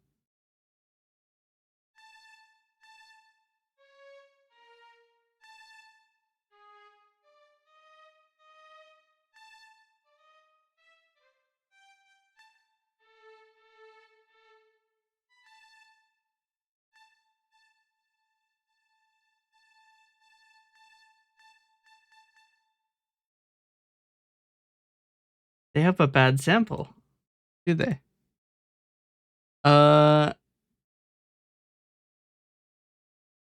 What are my options here? Could use violins too.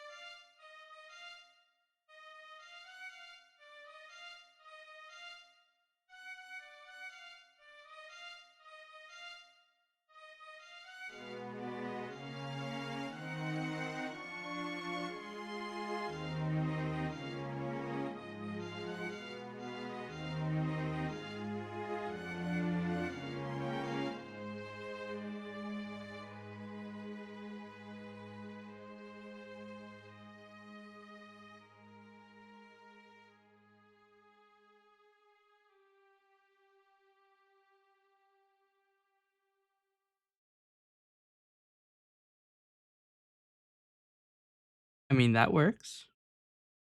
That doesn't sound as scrungly as the other one.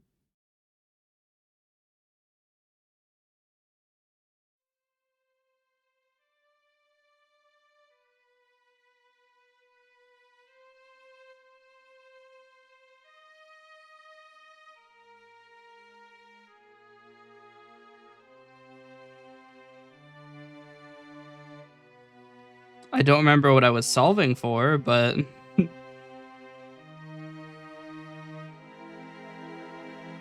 I was doing this.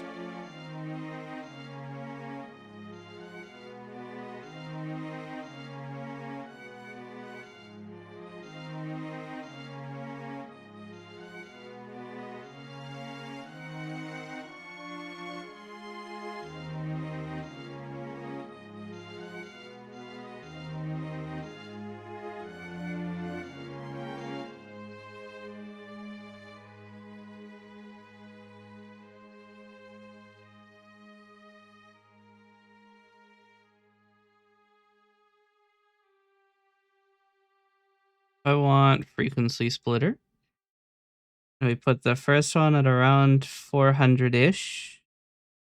We set these to try to make the violins and cellos slightly more separate.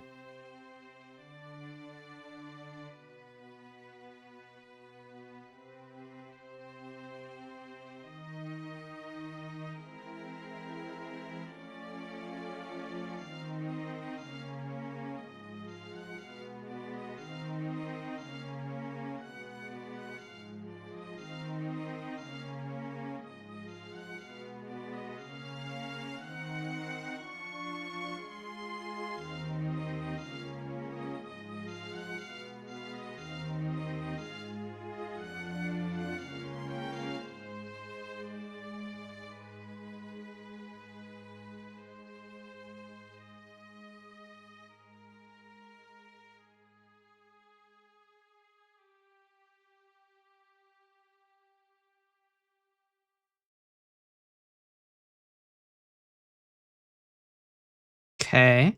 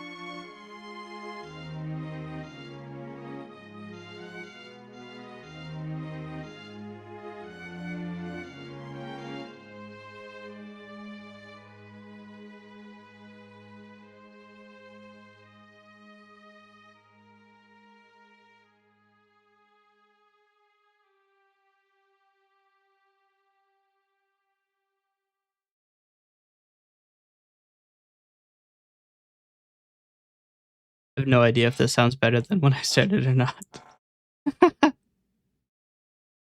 Let's try it. I do have an export from before I started streaming today.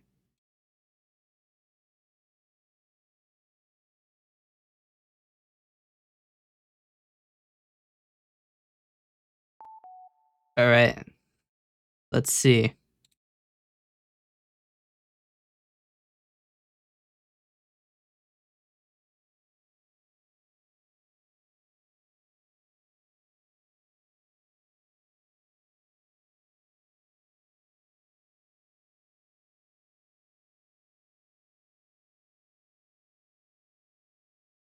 So what we can do is make a new project, load in our two versions.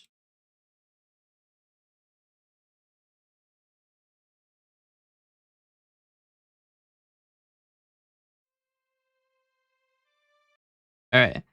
And now what we can do is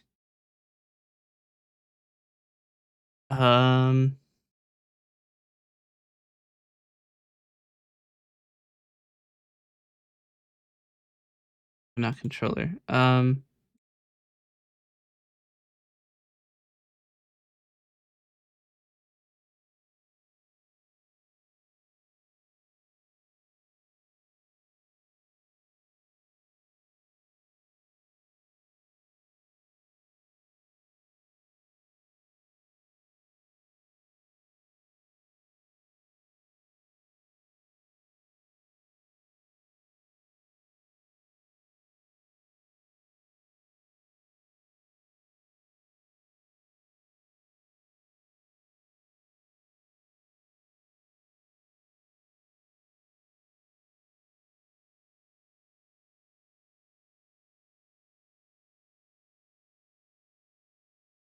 The idea is that if I do this,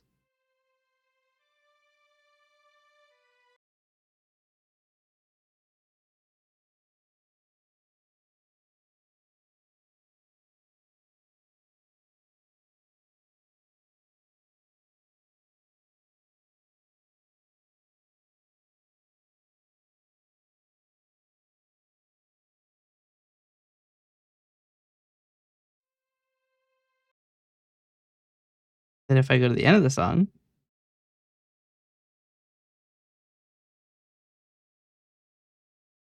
now what I can do is every 5 measures,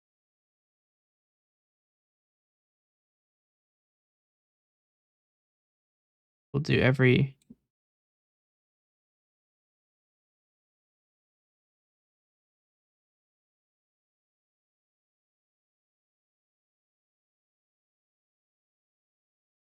4 measures, we'll change which one is playing. I think that works. Either that or it's going to immediately go.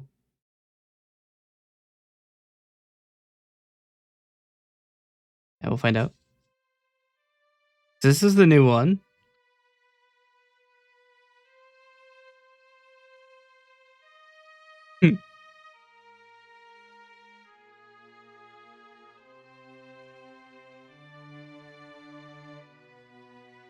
Oh, it's when it's above half.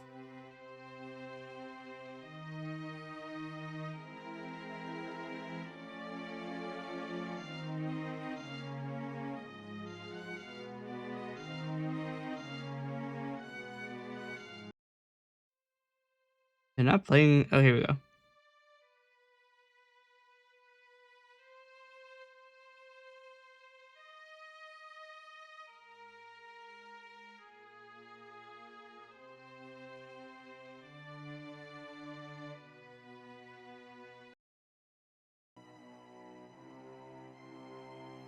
So this hack doesn't work. So new plan.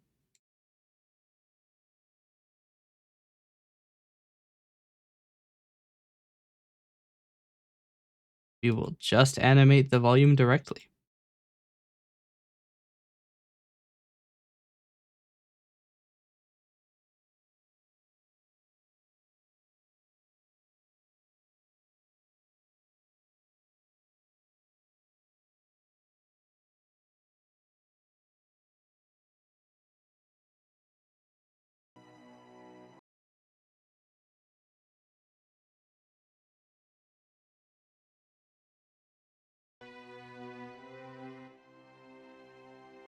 Now the plan.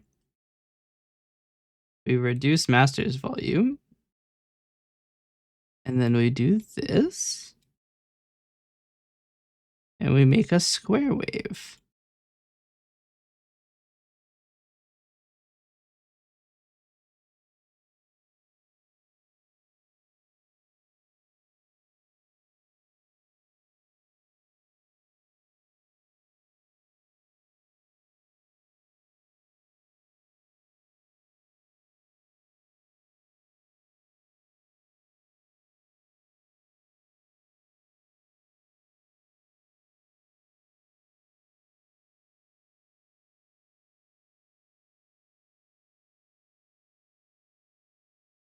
Cool.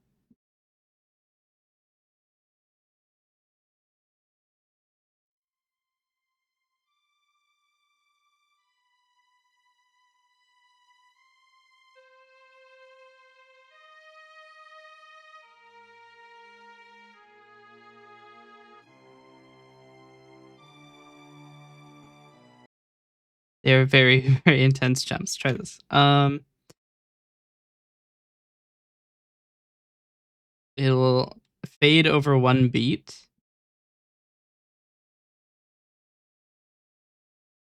Oh god.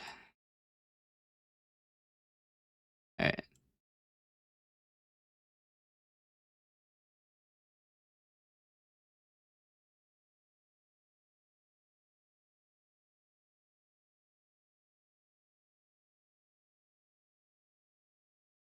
That is not one beat. Um.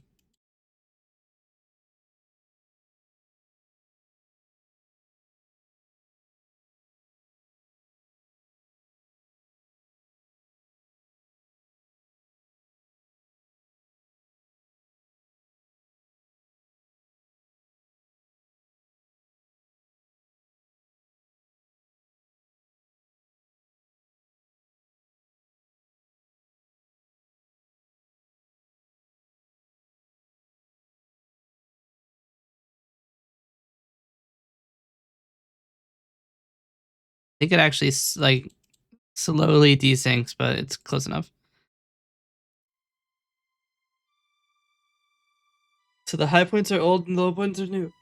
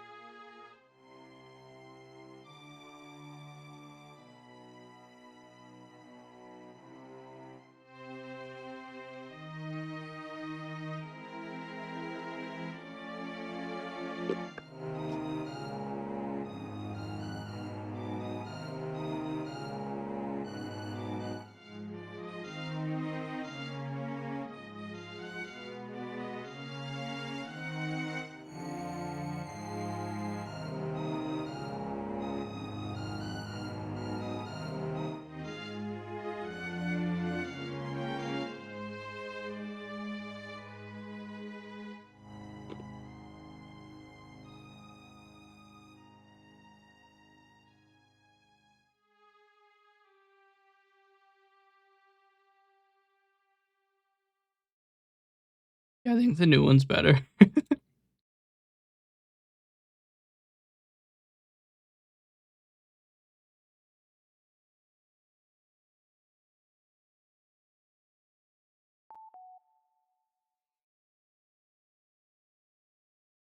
I think the new one's better.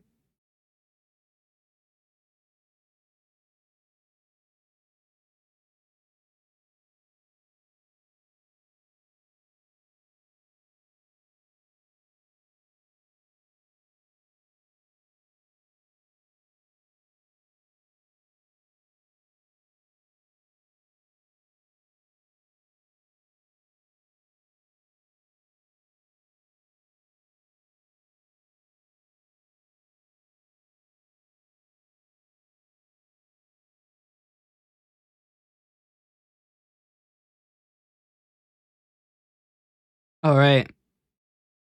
I'm going to call that a decent amount of progress on that one. We're going to move on. I have much to do.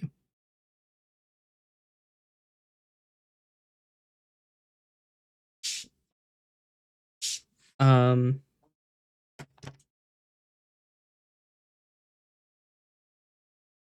Next one we have is actually a super easy Discord bot. And by super easy, I mean it's not going to take me 3 months, hopefully.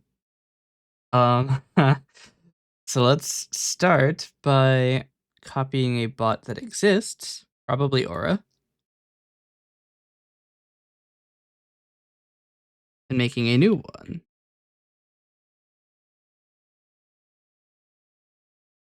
Oh, I'm gonna have to edit all of these batch files, aren't I?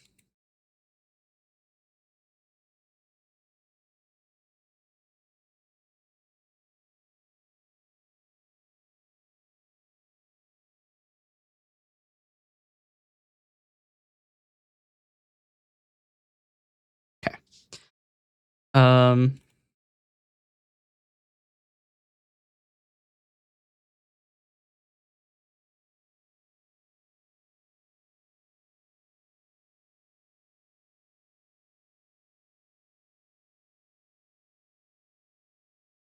I need to delete the Git repository, delete the outputs, delete test results.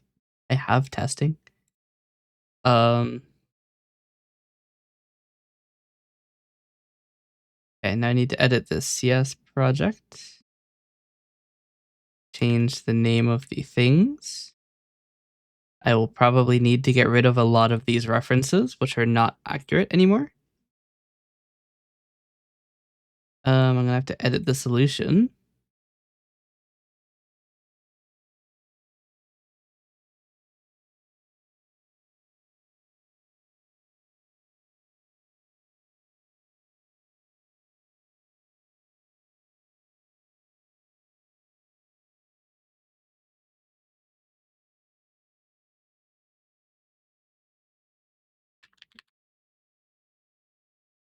I actually don't remember if I sign in as me or the package bot. I do. All right. Remember my password, please. Please. Okay.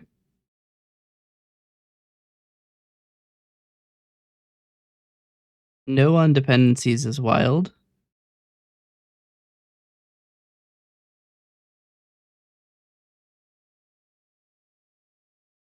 This shouldn't be depending on discord.net directly anyway.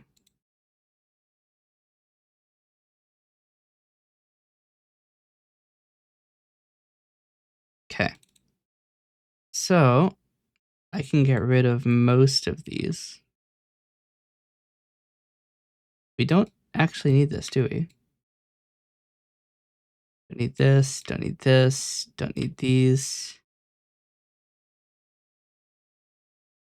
Need any of these modules, don't need this module, need this module, don't need this module. Don't need these. Need these. Don't need this, this, this, this, this, this, this, this, this, this, this, this, with this.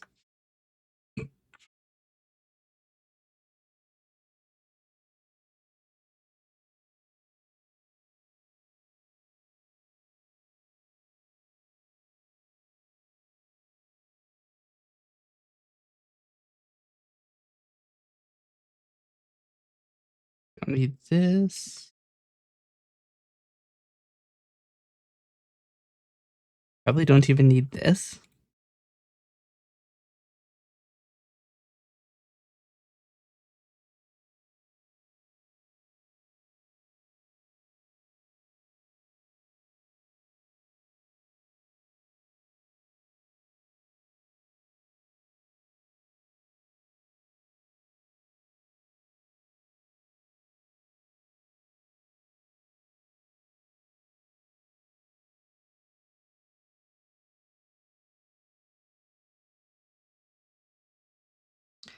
All right. The only question is, does the Discord module depend on database? It probably shouldn't. It does. Okay. I can remove the dependency on database because the Discord module doesn't directly. No, it does use the database. Okay. Then I need to add a reference to database.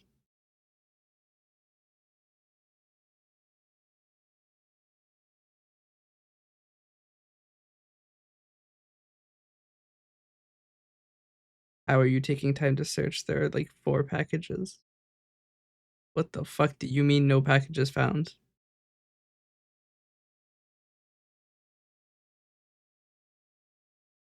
Oh, it's called data. That's why. Oh shit. All right. That should just work. We should probably add a project reference to the Discord portion of it.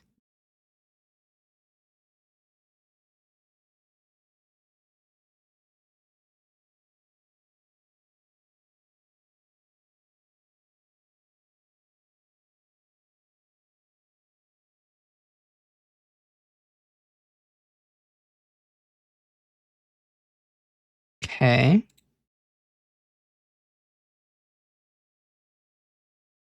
We should be good to begin now.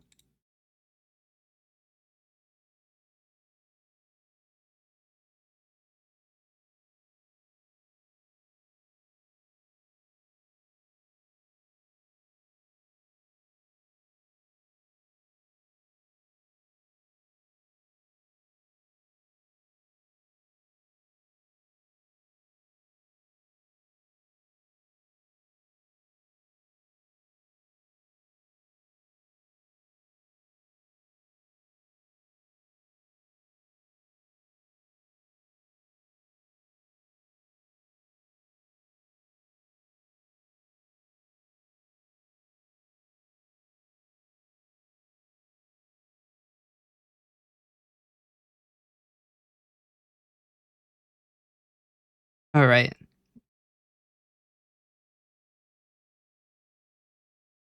I should probably get rid of this resources folder that is never used. It's not used, right? Hold on a minute. It's not used.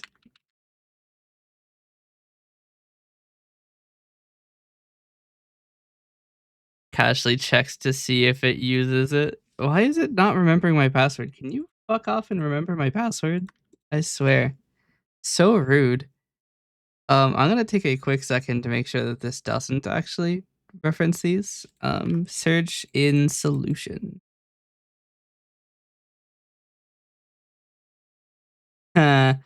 um, it does actually reference it, and it shouldn't.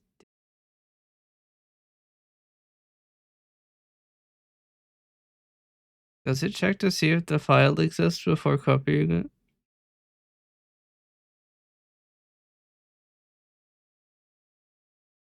No. Is it in a try catch? There's no way I forgot to put a try catcher on this. Oh dear lord. Wait, no, this is in the points module. It's not referenced, so it doesn't matter. Cool. We're fine. Everything is fine. All right, let's get down to business. I need a command that I can absolutely yoink. Yeah, everything is fine. Also, welcome. We'll copy guild. It's okay. Let me get this on screen.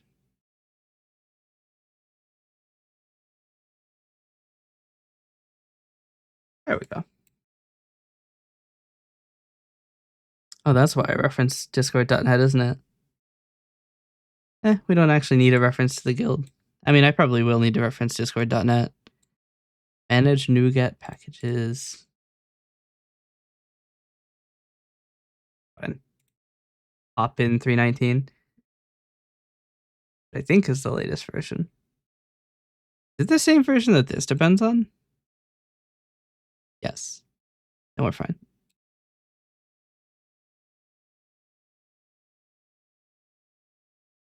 Yeah, I figured. I was like, it would be kind of weird if you said you were gonna join and then somebody else joined at the exact same time. But what do you mean I don't have the thing? I just added it. I just added it to the wrong project. It.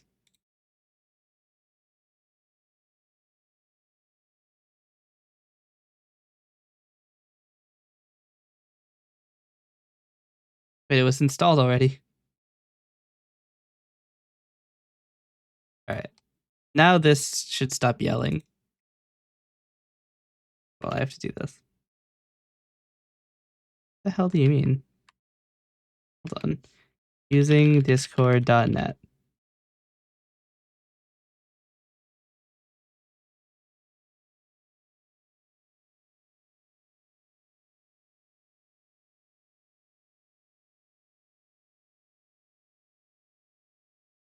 One minute. The version of discord.net that is referenced by the bot platform's Discord module is old. So I have to update it. We'll see if everything works afterwards. If we're lucky, it will. I'm going to update. It's probably a terrible idea, but I'm gonna update everything.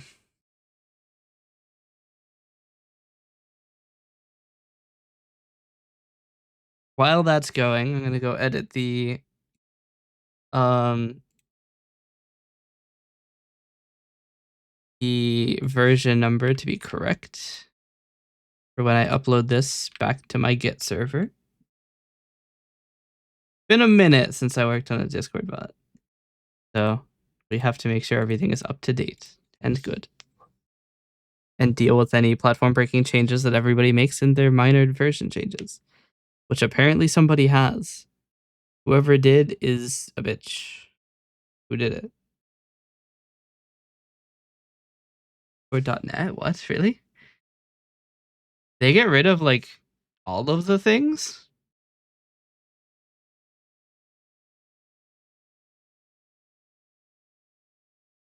What? You can't just get rid of the API.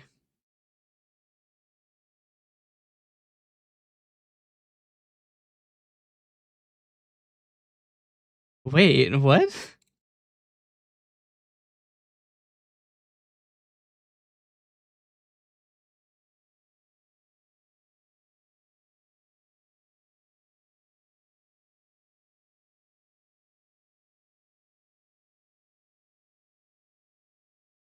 What?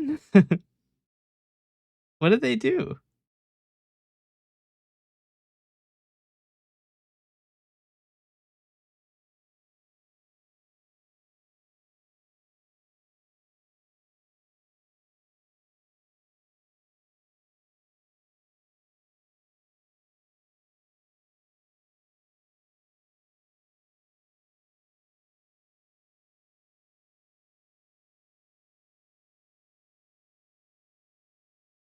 That?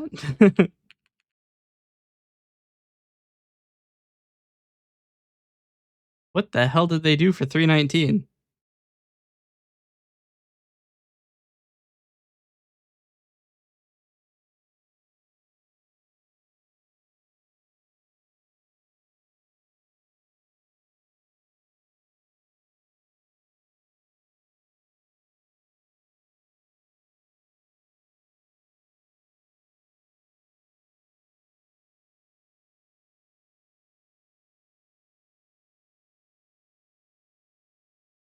Did they hold on? Let me read their release notes. It added Dave support.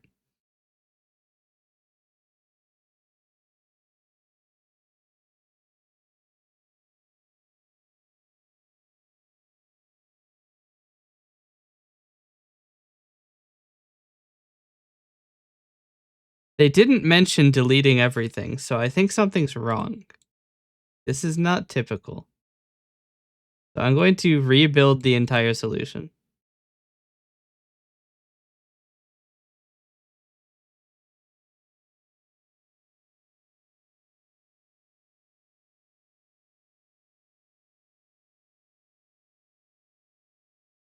Oh, hold on. It didn't fail for that. It failed for an entirely different reason.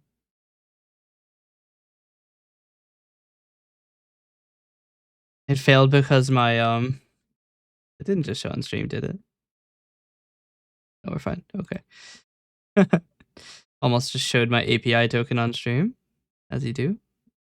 What the fuck is your problem?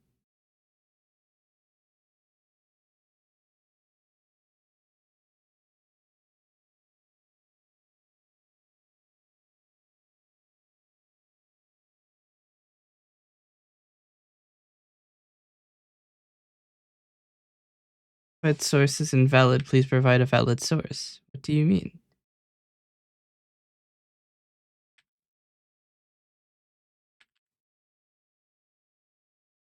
Why are you being mean? What's your deal? Is it because I renamed the package source? Is that is that not kosher?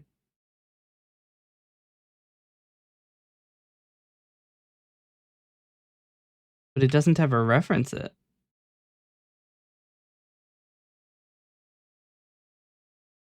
Okay, then it must be in directory build targets. That's the only file I haven't looked at. Yeah, that's why. Okay, it's because the command is wrong. Try this. Okay, everything's green. We're working now. Hand over that API token. No. What? Something failed. Oh wow, this is actually just a problem, is it? The type or namespace name iUser cannot be found.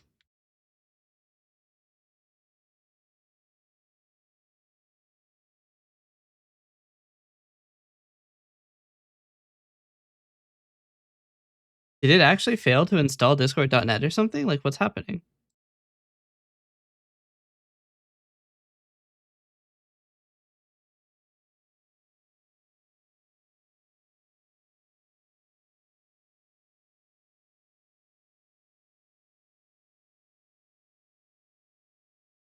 Here, let's try this. Let's try uninstalling discord.net and reinstalling it. Maybe something just went wrong.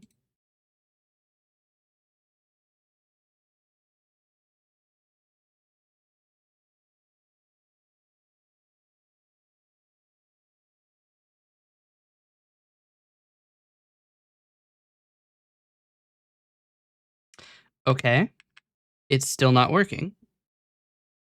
This is fine. I'm going to go read the code and see where they've put iUser. Core, entities, users, iUser is in namespace Discord, public interface iUser. Okay. We check our global usings. Global using Discord. Hyper namespace Discord could not be found. Okay, let's manually install DiscordNet Core and DiscordNet WebSocket, both of which failed. Oh, right. I did read about that. They dropped support for the old versions of .NET in 3.18.4, I think. Or was it beta? Yeah, DiscordNet drops legacy SDK versions and switches to modern .NET targets 2.8 plus, or not to .NET 8 plus. Um,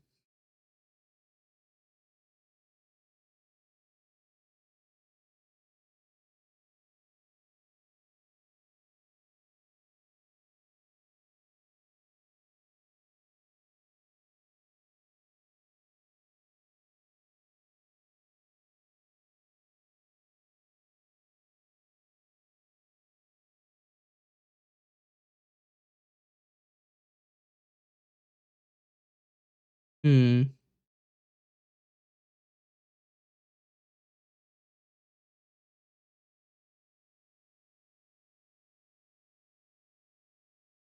Yeah, no, that breaks a lot, doesn't it?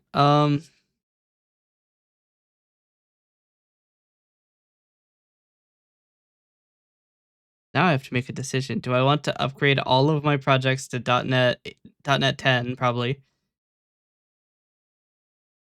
Um, it's probably not a bad idea to do that. Don't know if Linux will work well with .NET 10. For now, I'm going to downgrade to .NET Discord.NET 3.18. Um, which means that this will build. I have to update the version number because some of them have already built. Um,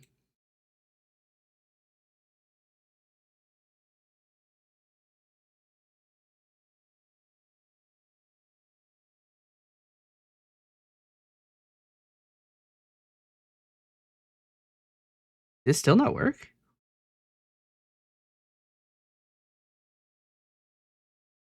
What? Did it not install Discord WebSocket? Okay, we'll just install that manually.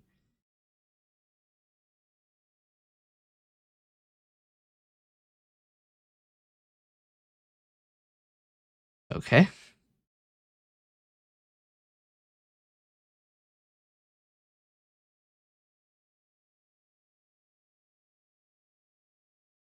Wait, is this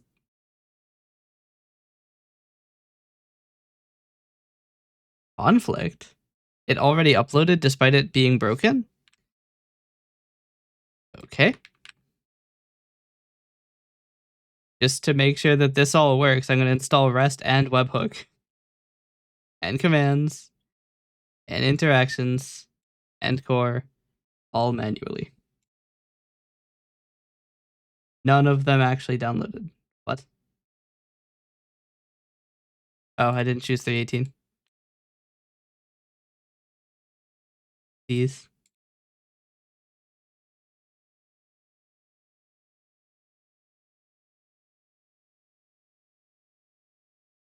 Weird for liking salty licorice? Yes. Also, this is a great first impression. When I start programming and shit just doesn't work.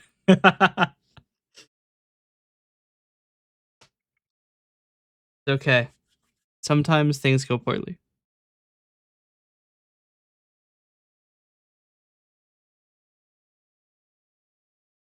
All right. Everything built and pushed, even the test project somehow. Uh, so this now should work. I install 318 because 319 is being rude. And then we go here and update. Oh, they're already set to update to the latest. So now I clean solution, get rid of this thing that doesn't work, build all, detected package downgrade. Am I referencing specific versions? I am. I should not be.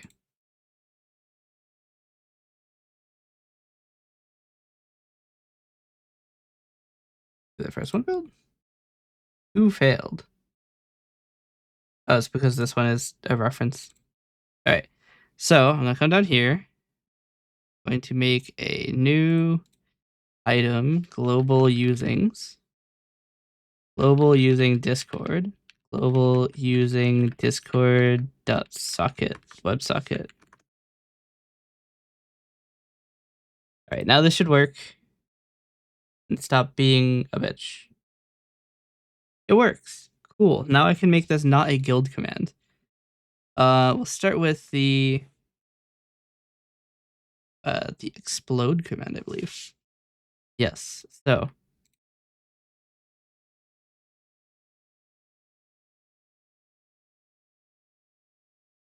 this will do explodes a user. A sewer, a user. All right. Then we'll do arguments equals new array of new user argument. Actually, Discord user argument. User the user to explode. Okay.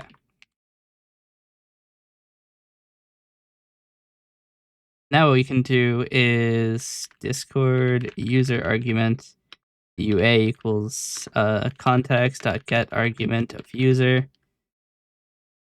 Actually, we could do I user user equals context.get argument as Discord user argument dot get value.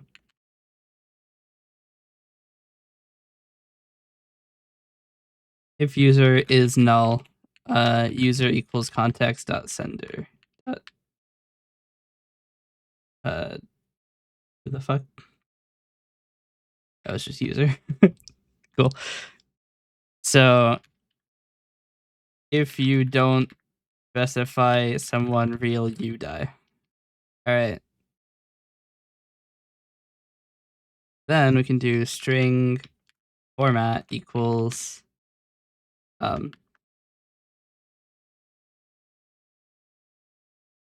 don't know, something funny. Message.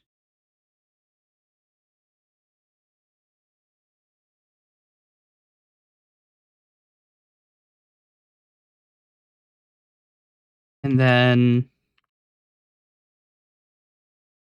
can put in this. All right. Now what we do is embed builder eb equals new. Title is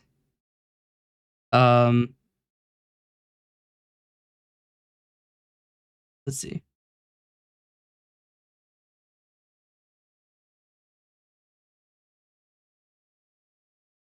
I mean, we could probably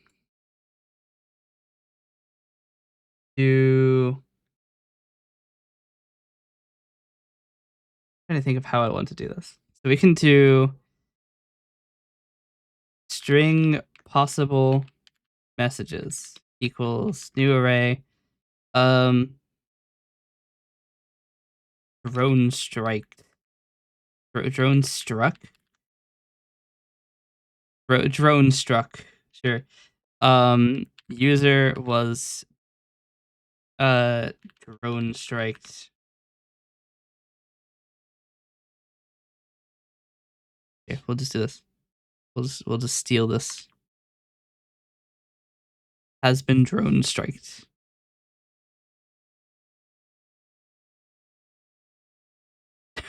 Sure. So now we can do string title equals first we need to get the message. So equals random dot shared. There's no shared. Okay.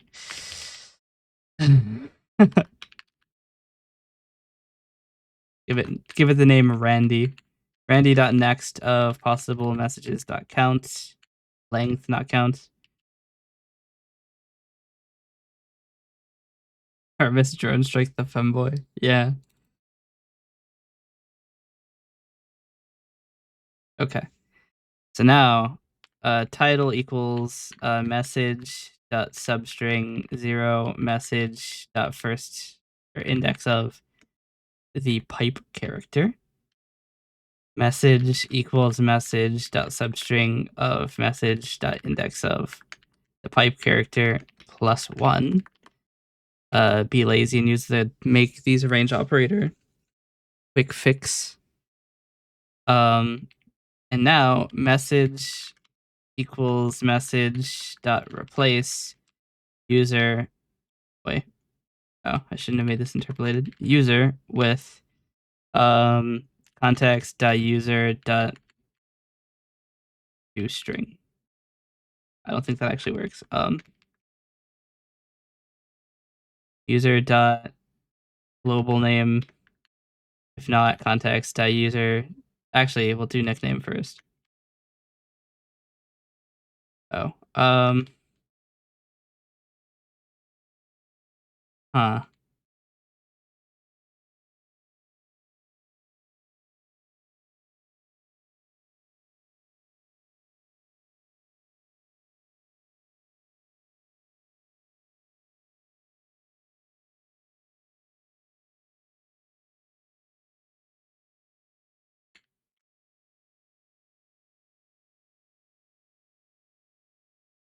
This shouldn't be possible, but we'll see what happens.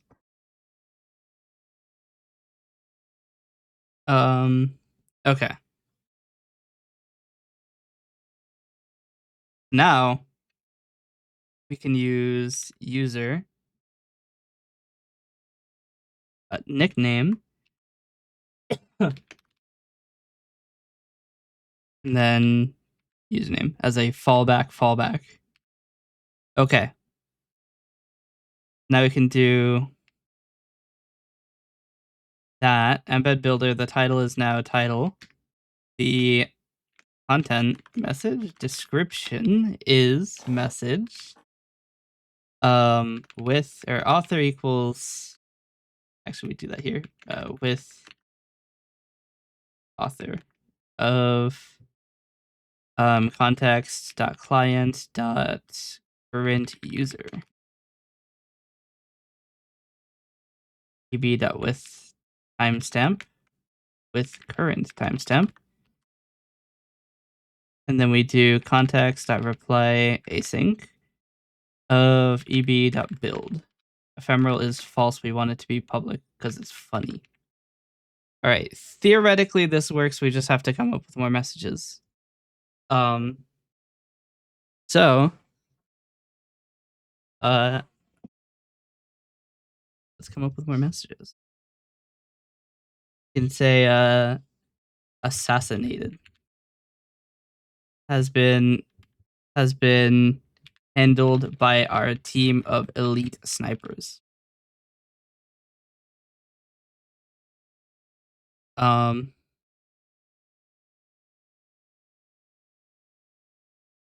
Probably. Probably get rid of that. Has been eliminated with only your mind. Has been, what we can call this? Um, mind blown. It's so dumb. Okay.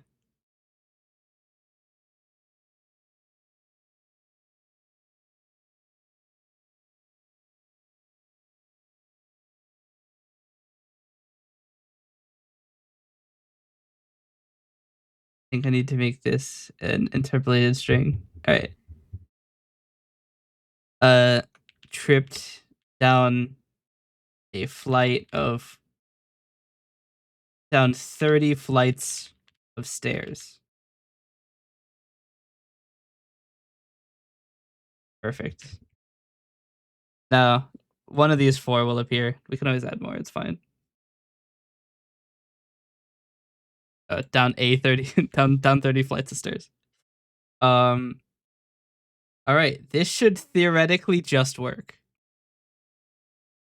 Theoretically. Yeah, we could do that too. Perfect. Tripped. Yeah, it was totally an accident.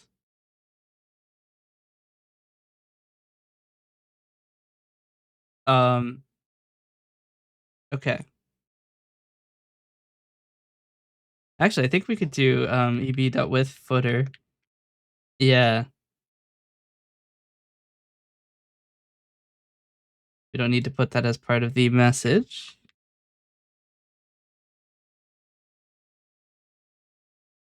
So I need to go make a Discord application really quick.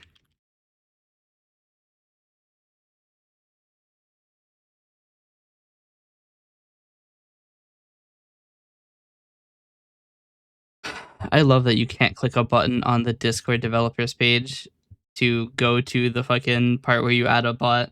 You have to actually write it into the URL. There's no other way. Misery. It's misery using Discord. No, I don't want to open the fucking app. God damn it.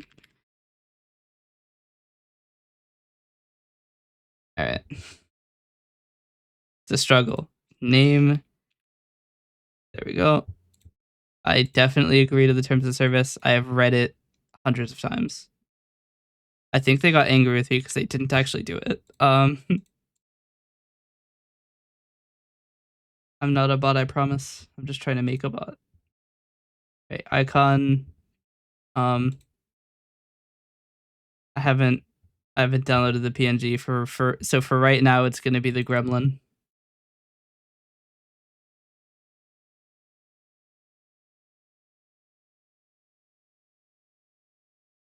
Wait, let me at least let the high quality one. Perfect. Wait, I want to move it slightly. Perfect. All right, I need to get a token. All right. Throw this. Actually, I need to run the bot first. Otherwise, I won't have the ability to make a token.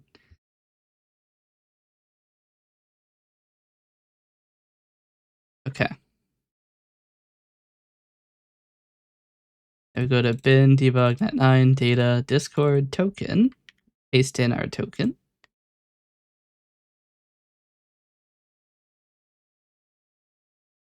Okay.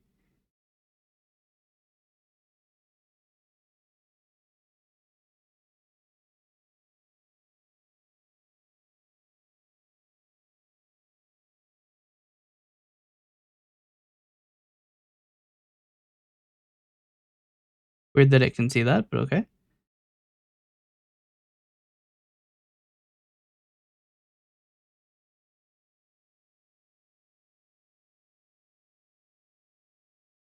Um,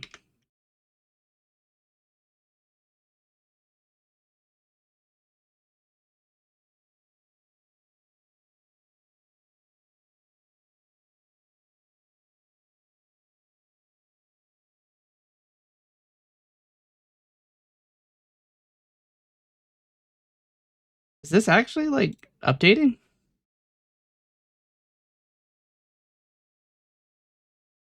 No. Okay. I was wondering about that. I was like, it shouldn't be doing that. All right. So I need to make a guild for it too. So I need to come over here and disable Fugi, or else it's going to be annoying. Where is it? Blasted. Okay. Now I open Cannery.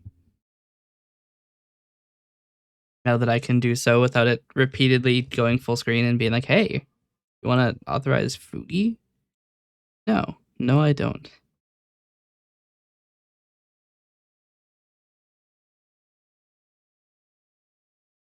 All right. So now we add the bot to this server.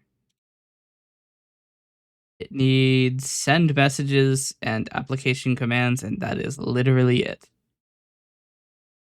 Where is application commands? Nope, not use slash commands. Wait, oh, I'm on the wrong one. I need to be OAuth 2, bot, applications commands, send messages. All right, now I go to this link, add it to the testing server. Okay. Now I get the server's ID and dump it into the settings file so that it'll stop trying. Turn off this. Set this.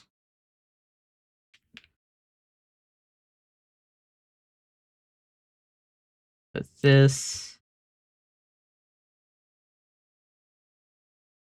That should be fine. Okay.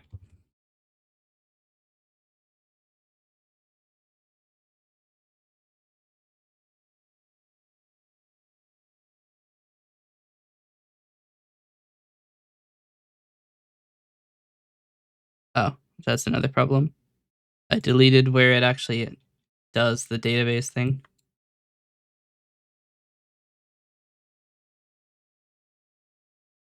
All right, that should work now. Cool. Now I should be able to.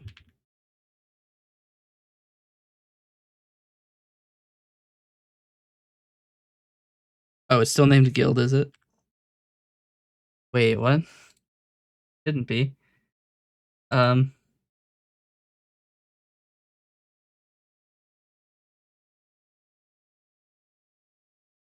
Oh, it's not in the command collection. That's why.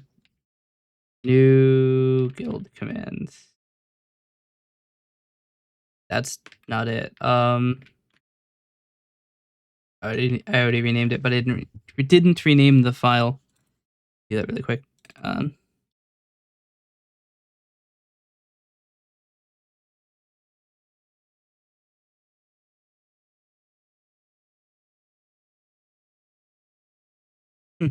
Well, dragon roaches aren't that bad.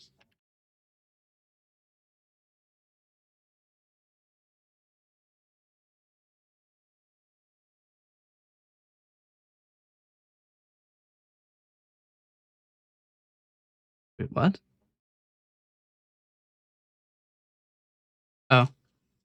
It can't actually register commands because I don't have any information about guilds, so I'm just gonna declare all unprivileged gateway intents. It's going to annoy Discord, but I don't give a shit. All right, now I can explode people. Hopefully,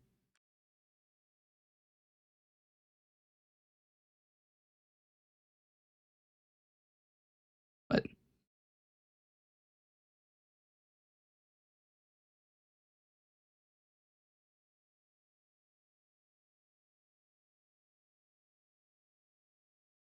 Oh, idiot.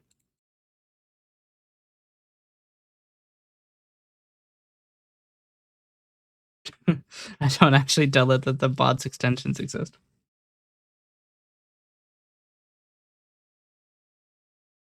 Imagine being one of the first few players to encounter a Vox engine. I mean, they're not that bad, just don't get shot. Holy shit, it works. All right, let me generate an invite. We'll send it to this guy. All right. They're only terrifying if you're afraid of elephants. And if you're not afraid of elephants, you fucking should be.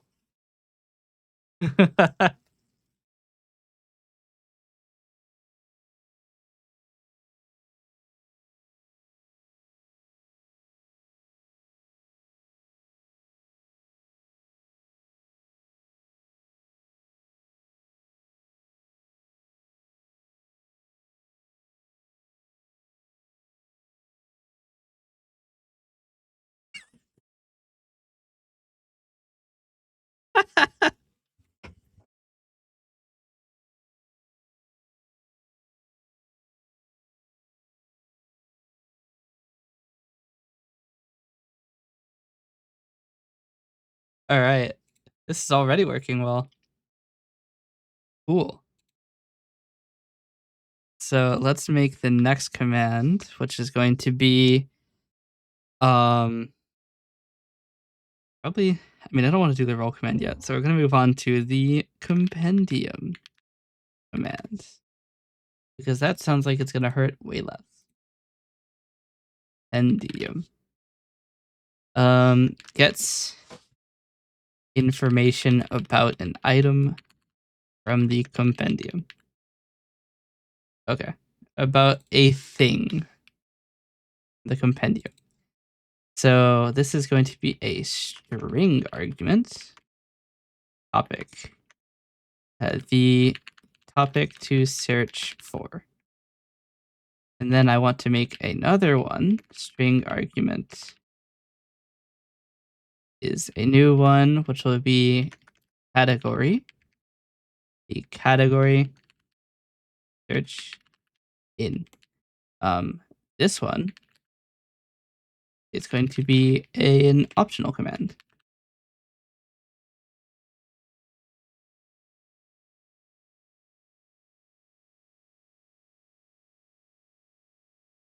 Okay.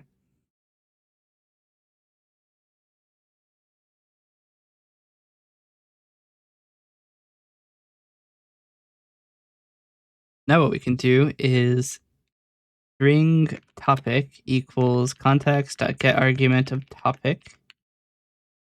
A string argument. Actually, I think they're always supposed to have lowercase letters. We're going to do that really quick. Actually, we can check. It might be ICICU. It is ICICU. It doesn't matter. Get value. Otherwise, we'll use the special topic usage. And then string category equals context.get argument of category as string argument that get value. Otherwise, we will use the special category all.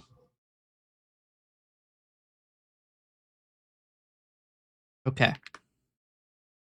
So we're going to make a private class or just class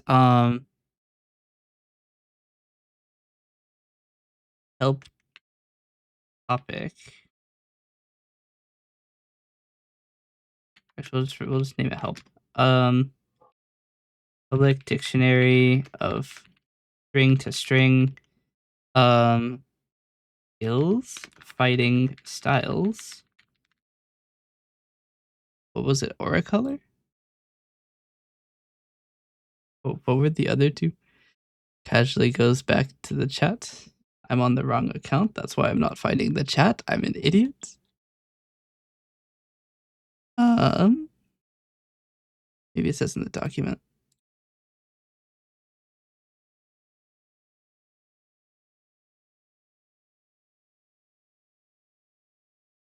compendium. And backgrounds too. Okay. Aura colors and backgrounds.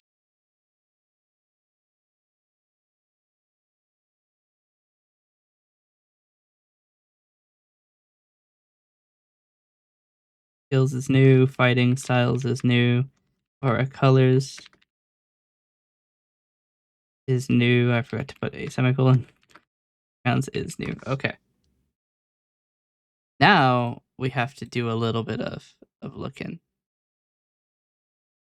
So I have a big document of format document, please. This is not plain text. This is HTML. What the hell? Okay. I have a document with all of the information in it, but it is a web page, so we have to actually scrape it.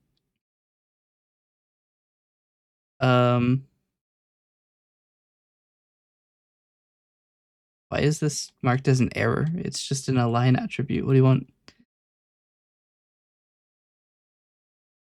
Oh, we have broken CSS tags, actually. Oh.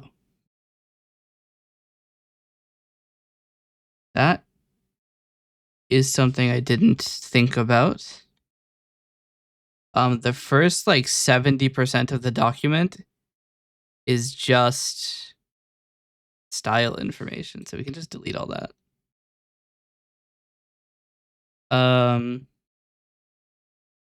This is all the header. None of the information is going to be in the header, so we can delete the entire header too.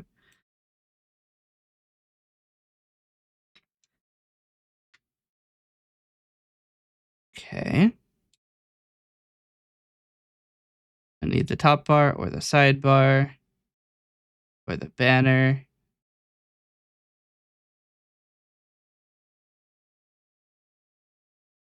Let's see. What was it called? Skills.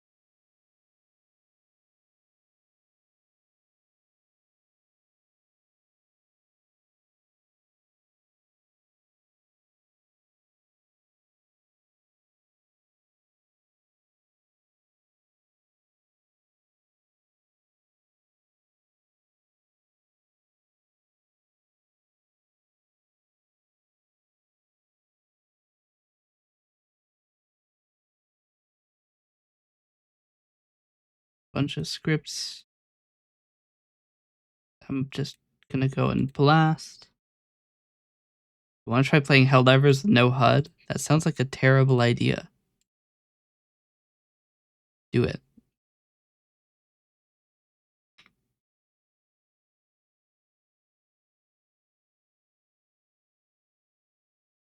More style tags.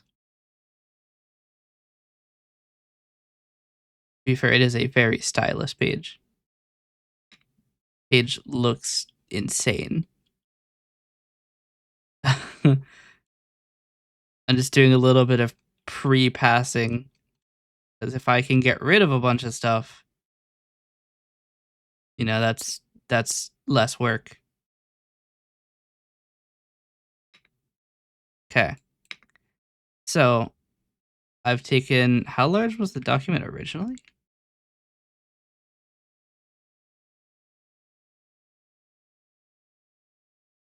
Open it in Notepad because it won't let me open the unedited version side by side with the real one. It was 100 or 16,803 lines spanning 500 or 470,000 characters. Now it's only 4,226 lines, 228 lines with 175,000 characters. Cool.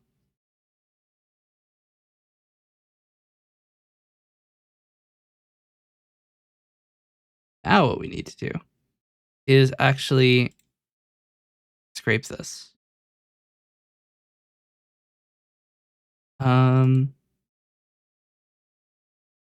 Casually deleting a bunch of old shit that I had open. All right.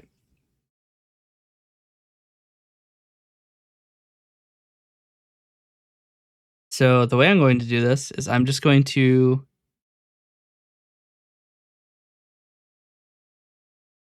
actually, if I just break all of the links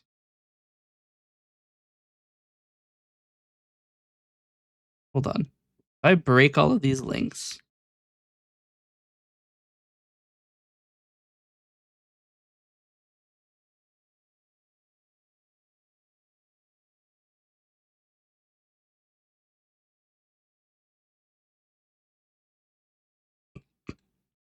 Actually, I could probably just load the entire wrapper itself and delete everything else.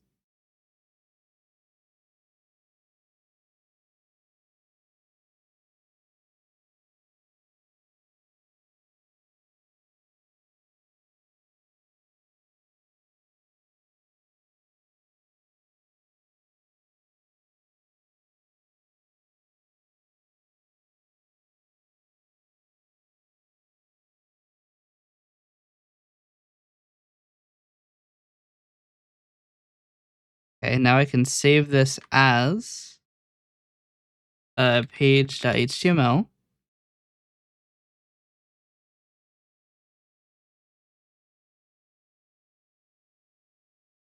Now, if I open it, it should be only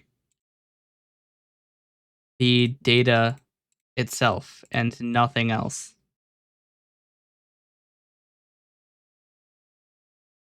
Surprisingly enough, the buttons still work. For the I haven't deleted those scripts. That'll do it. I was wondering about that. Like, it seems pretty impressive that this still works despite the fact that I deleted most of the data. Okay. So to kind of show you what I'm looking at right now, let me first turn on Dark Reader because it is a page without any style, so it will cause issues. I have deleted 99% of the page. So this is what we're looking at.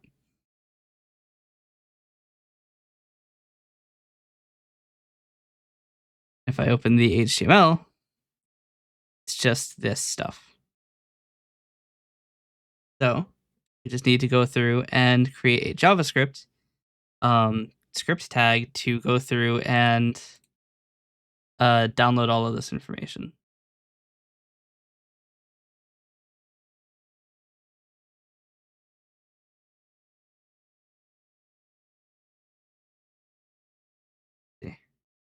All right.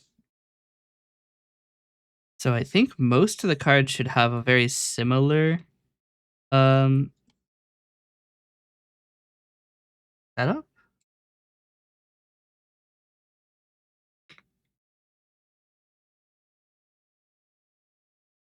Yo, how you doing, Romeo?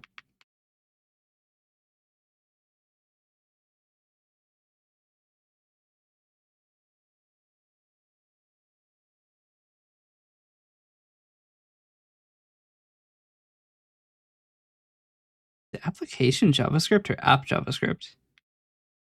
I forget. All right, so function, or actually we could just do it. So let wrapper equals document.get elements by ID comp items. Let children equals wrapper.get children. Is it get elements? Get elements by class name. Here we go. We want item.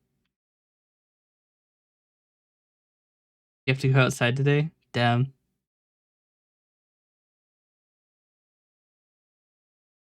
So let skills equals new array. Let aura colors equals new array. Let me take this and kind of show you how I'm inserting more, or I'm inserting a script to kind of yoink. What is going on with that? What the hell? Why is Visual Studio Code so small? Um,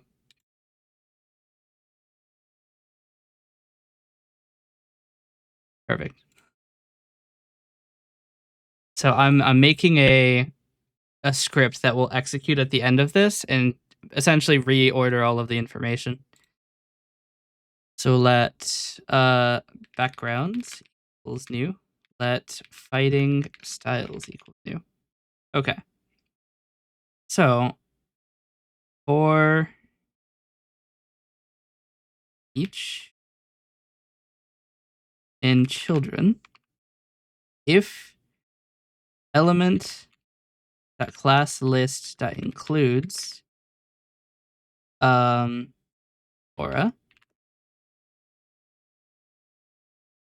then aura colors dot append. Is it append?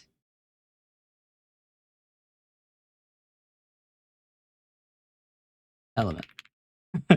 Is it append for arrays in JavaScript? I forget. I don't use this shit ass language.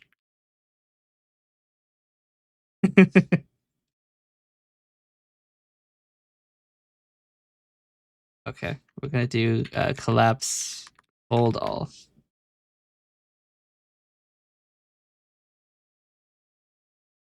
All right. So it is FBG is the one for fighting background. JS, I'm stuck on type coercion. Yeah. F style. What has happened here? How does this happen? It's the fault of JavaScript. I probably just fucked it up. As much as I would love, absolutely love to blame it on JavaScript and not myself. Okay. Now each of our lists has their own content. Now what we can do is skills that for each element we can do this. Pre ID equals results, which has no content. Result equals get ID by result. So now what I want to do is, what is the type of it locally? It's string to string. So it'll be name to content. So what we're going to do is first we need to get the name. So we'll start with just, they should all have relatively the same one. So this is the, actually let's take one of the skills. Just assume that it's different. All right. So here is the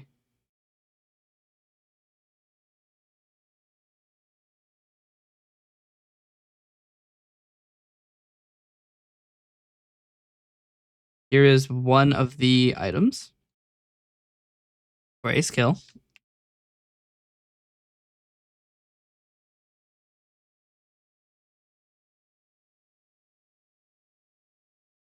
So actually, we might be able to use this copy content because this has a class comp title, which will be helpful. Alternatively, we could just look for header one, which is the easier probably. So let's do let title equals element.get children by tag name header one. Is it get element by tag name? Get element by tag name. Okay, header one. At 0 dot inner HTML.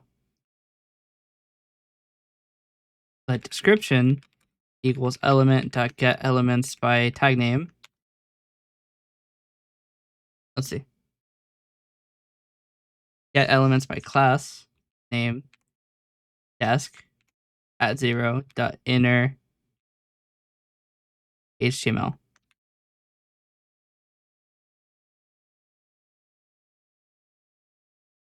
Result dot inner HTML plus equals new line plus title, or actually plus skills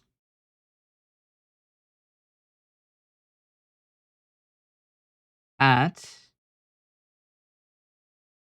plus title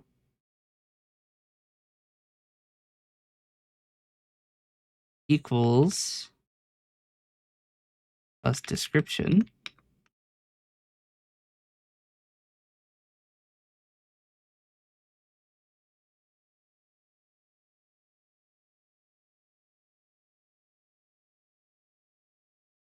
We'll see how this goes. Now, if I come to this page that I have open,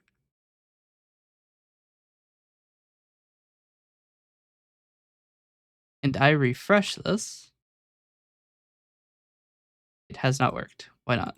What'd I do? Cannot access property, get elements by class name, wrapper is null. What? Wrapper is null? Get element. Wait, comp items is null? What? The class. That should work. Children.4h is not a function. It's an array, though. What's your problem?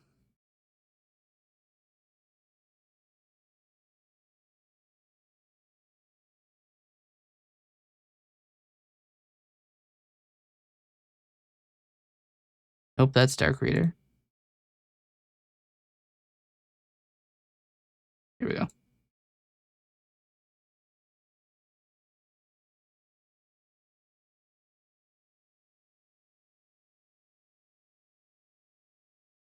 An HTML collection. How the hell am I supposed to iterate on that?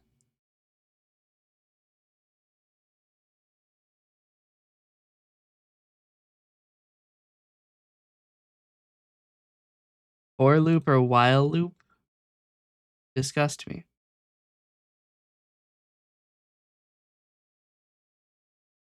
I mean, we can.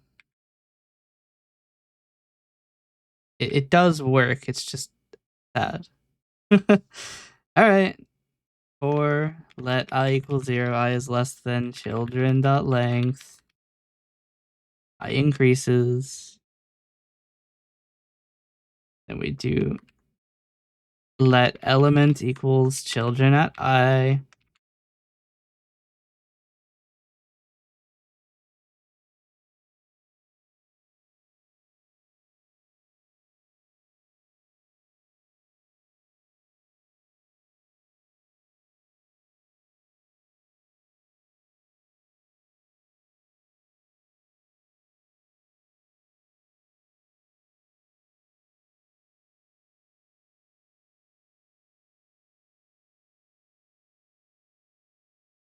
Does it not have?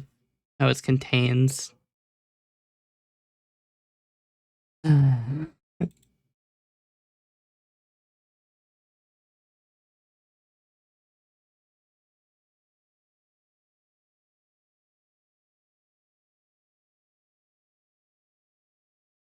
Skills.append is not a function.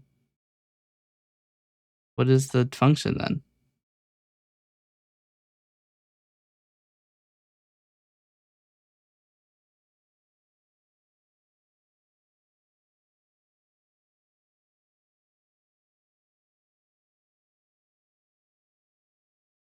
Is it push?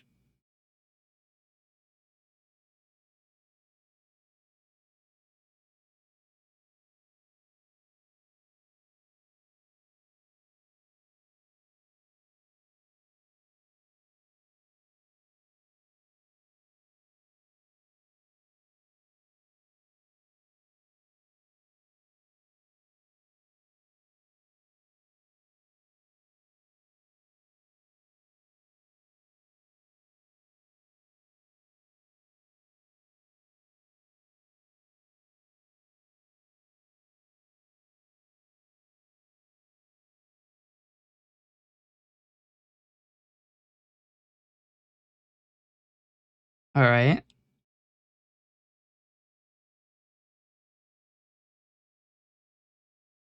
I don't know how it's got.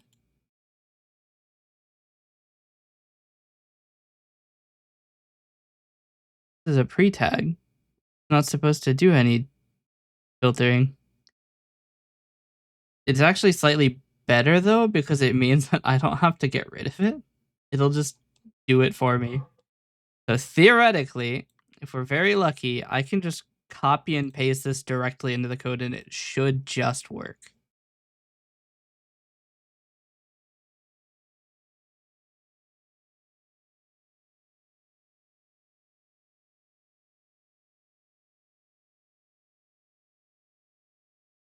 It looks like it might have just worked.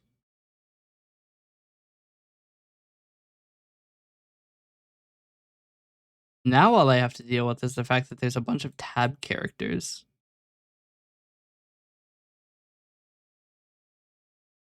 So we'll probably have to clean up in the compendium command what the actual text says because it's built to be um it's not built to be rendered like this. A web browser will get rid of all of this extra spacing, but C# will not, so I have to do that myself. Probably what I'll do is just strip um all of the spacing that is more than one character long. Um, so if I come back here and I create a new document, and I paste this in and toggle render white space. So we can see there's a bunch of tabs. Up here, there's a bunch of tabs and extra spaces. So that's gonna have to be fixed a little bit. Um, it's not the worst. Because like all we have to do is, I mean, we could get rid of all of the tab characters in general, which will get rid of all of that, and then or replace them with the space, and then while there's more than one consecutive space, we just delete it and then delete all new lines.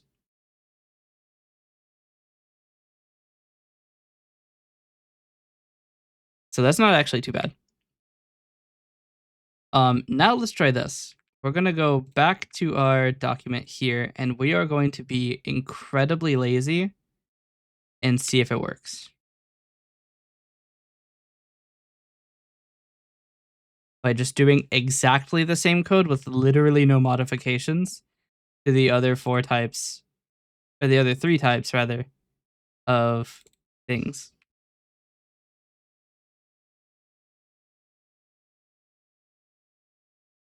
And if it works,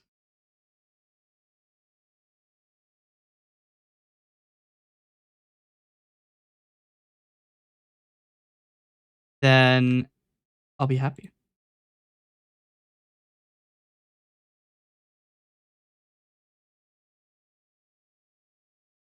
Did it actually work?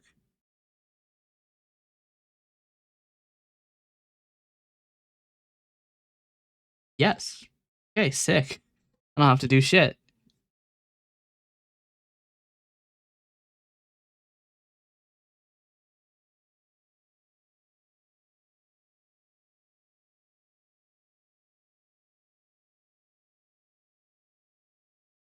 So I literally just come back in here.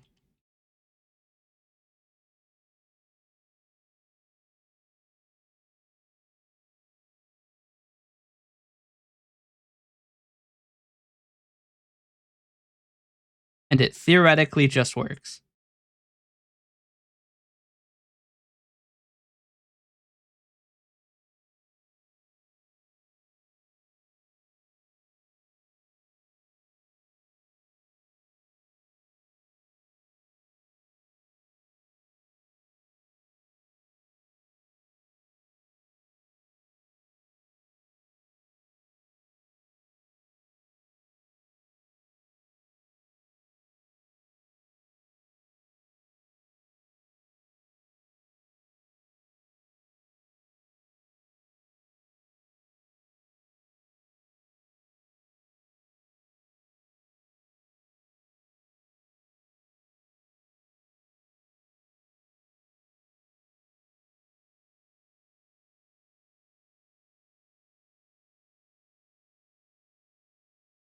Okay.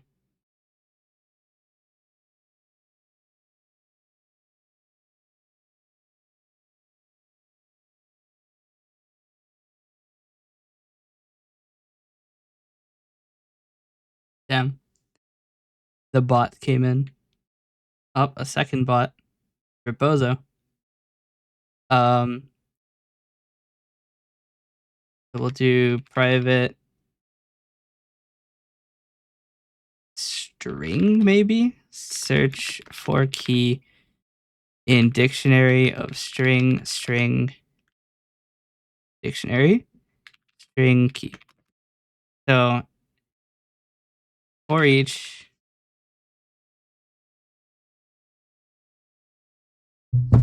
rather we can do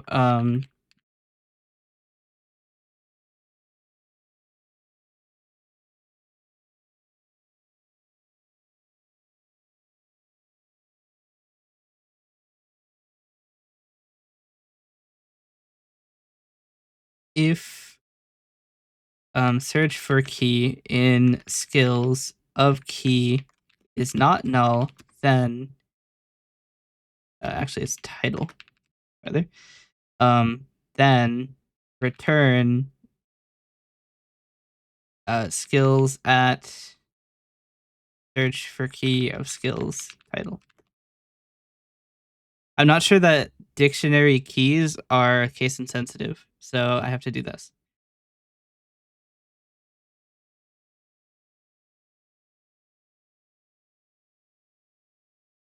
Oh,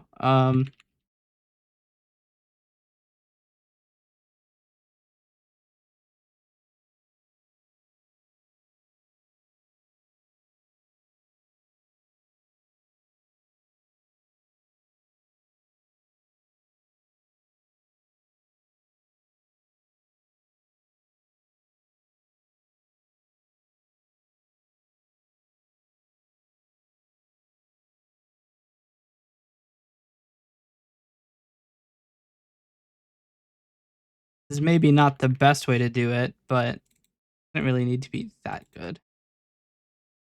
Doesn't need to be that fast. This is not going to be slow enough to be a problem. Hey, Blue. Welcome. Good morning.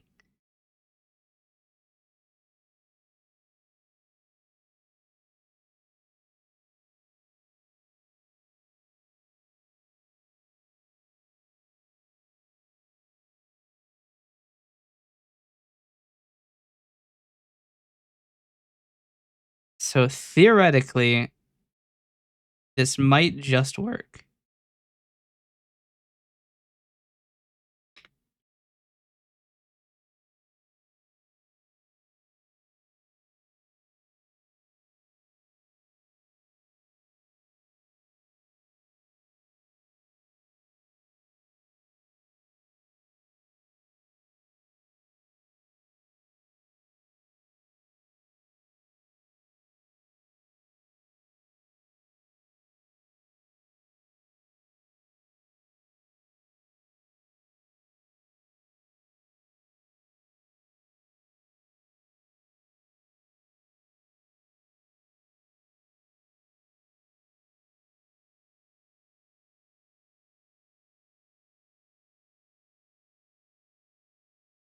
Yep.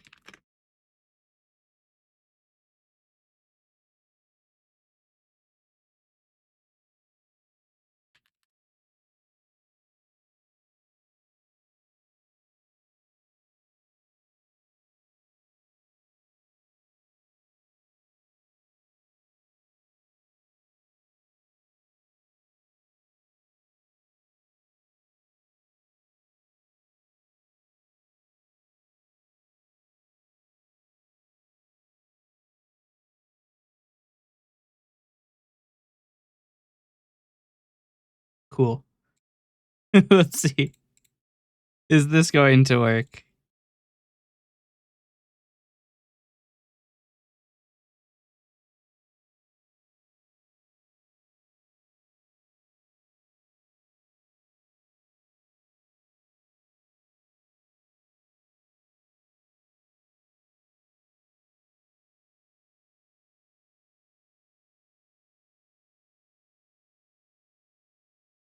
Oh, I'm on the wrong Discord client. Here we go. So, um,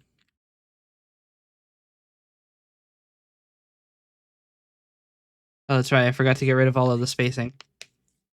It looks like Discord got rid of most of it, but we should probably get rid of the spacing ourselves.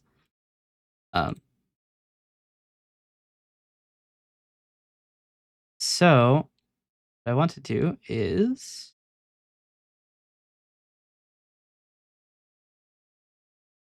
do description equals description dot replace tab with space, that replace new line with space, that replace carriage return with space just for shits really, and then while desk that contains two spaces in a row, desk equals desk dot replace two spaces with one space.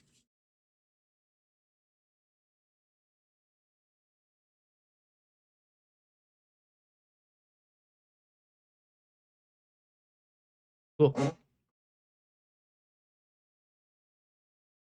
It works.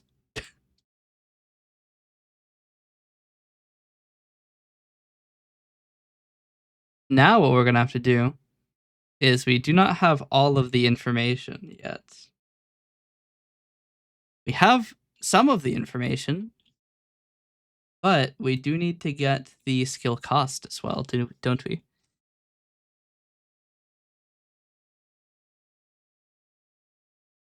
I copy all of this again.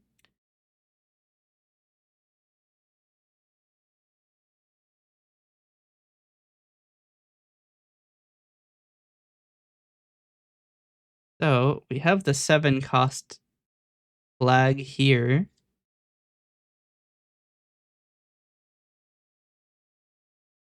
Anywhere else, span 7 skill points.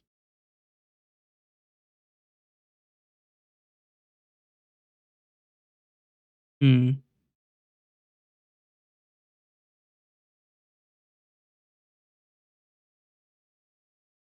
It is the only span, but it's gonna have other content in it, so we probably will detect it by class list.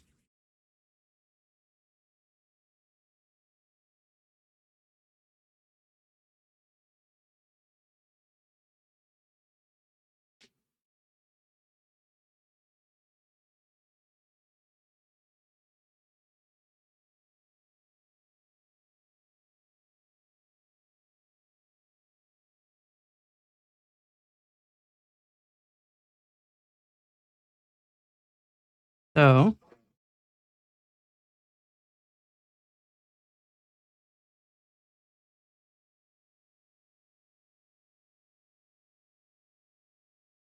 hmm.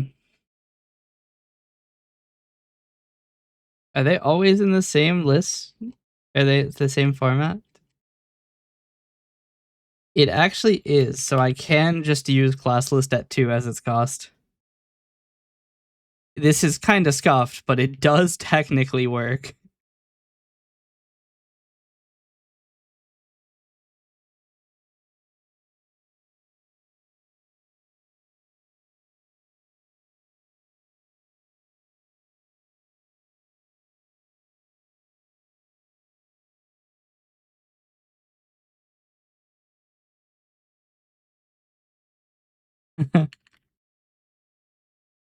I mean, it's way more fun if it catches on fire easily.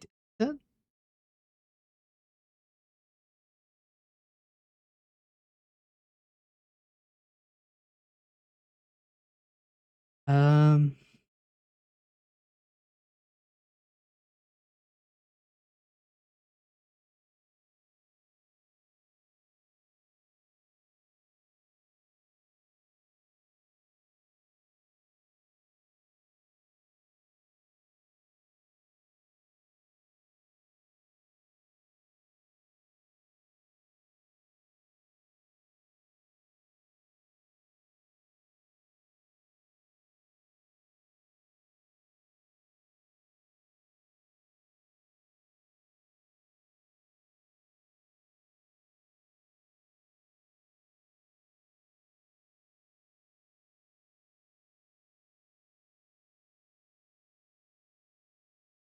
Hmm.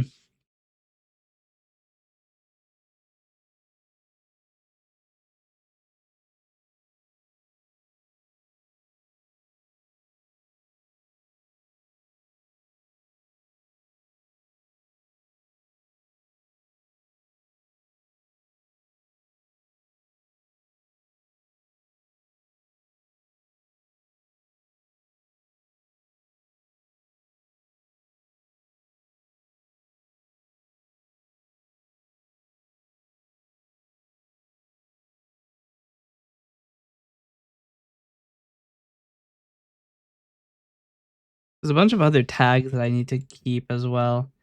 Is here for fighting styles too? Yes. It looks like a lot of these tags might be common. Um so cost isn't.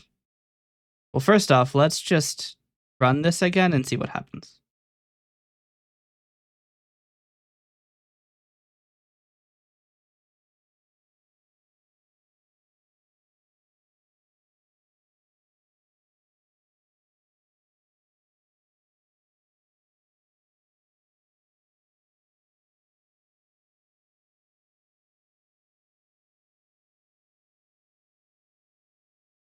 Oh, that's gonna be another problem is I can't use so what I was gonna use is formatting tags to make it look nice.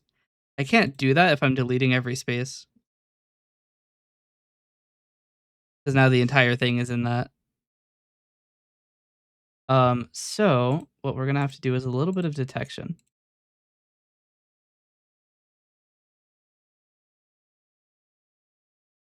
So where the fuck is the compendium command? Here it is.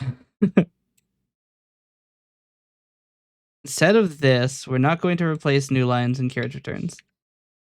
We're going to do desk equals desk dot split on new line. Actually not desk equals string desk lines equals this.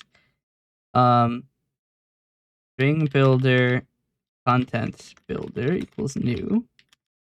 For each string line in desk lines.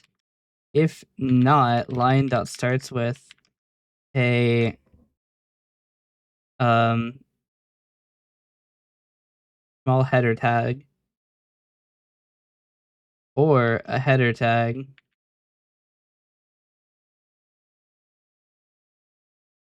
or line dot starts with a hash because all other header tags will include that.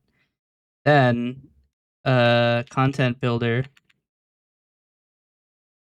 append line.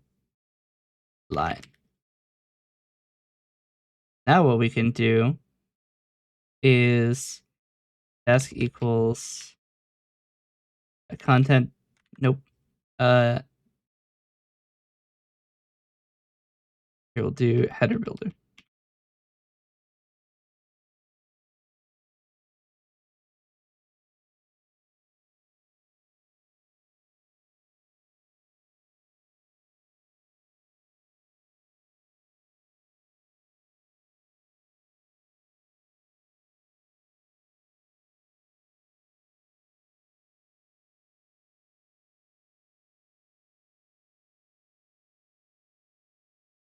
Header builder dot build plus or not build to string plus new line plus content builder to string. This might work. Find out.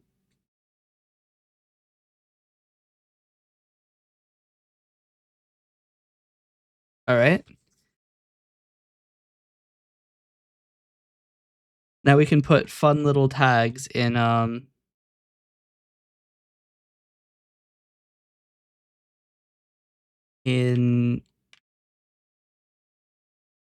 header tags.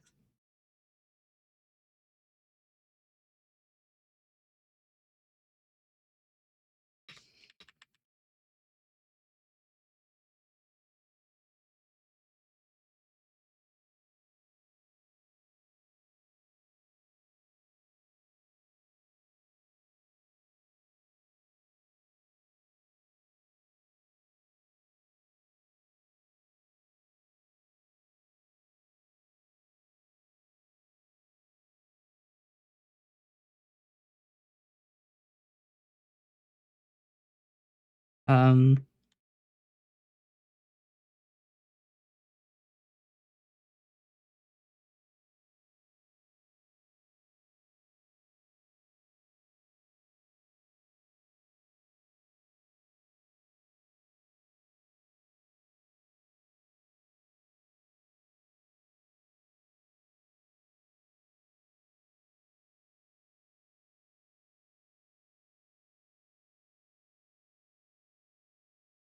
okay, so now what I can do is delete this entire function and just paste in the entire new document, and that should just work.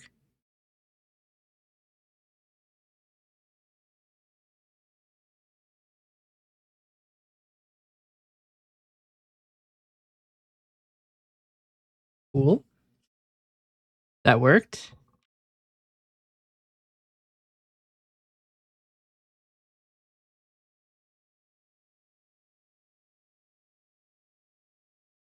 Even do this to put a little border around it.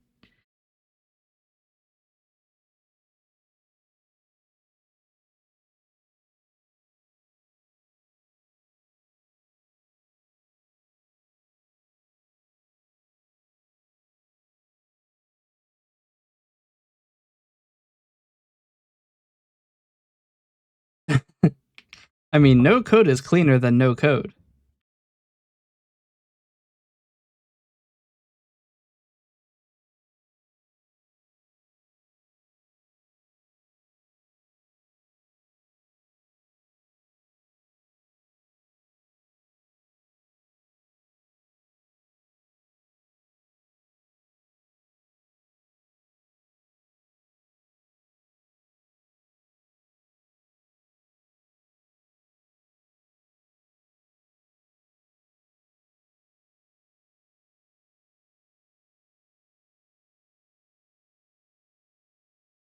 I think it would be better to do a generic function for all of this because they are all the same format. We can do like function add element of element type. We could take this.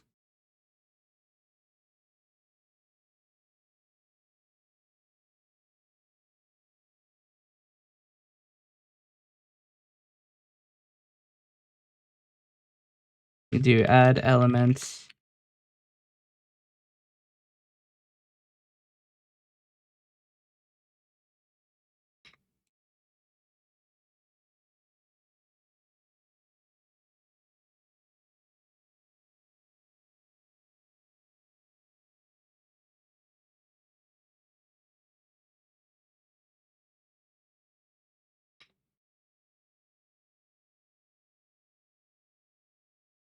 Okay.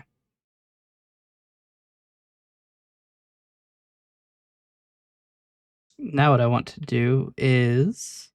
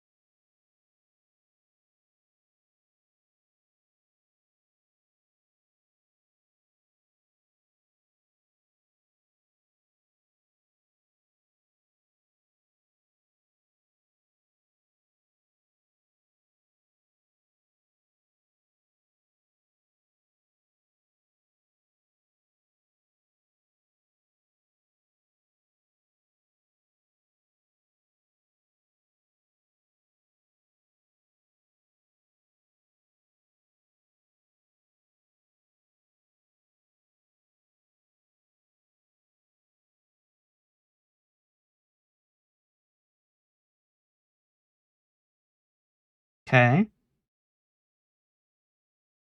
Probably should set it to null. I don't think you can define something to be undefined. That doesn't make sense. um,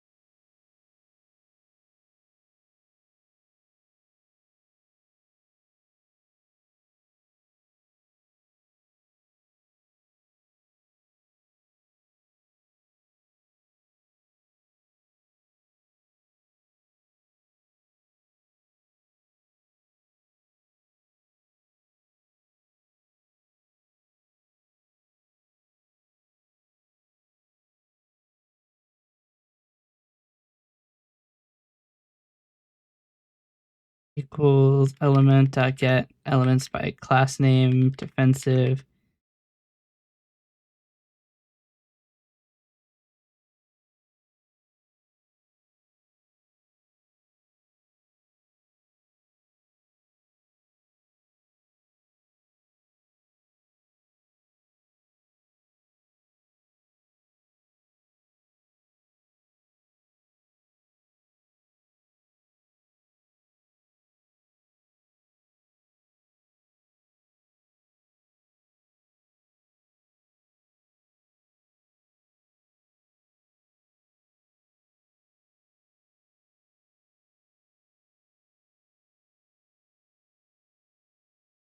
Okay.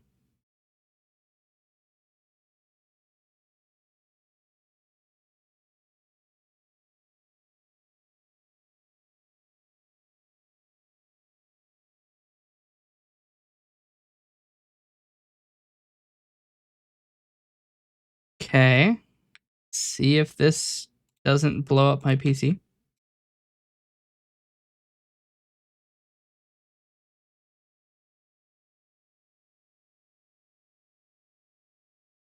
Okay, it didn't blow up my PC yet.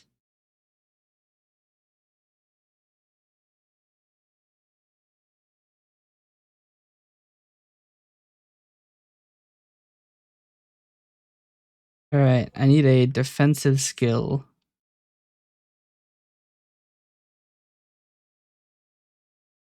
Oh, well, I deleted that. Um,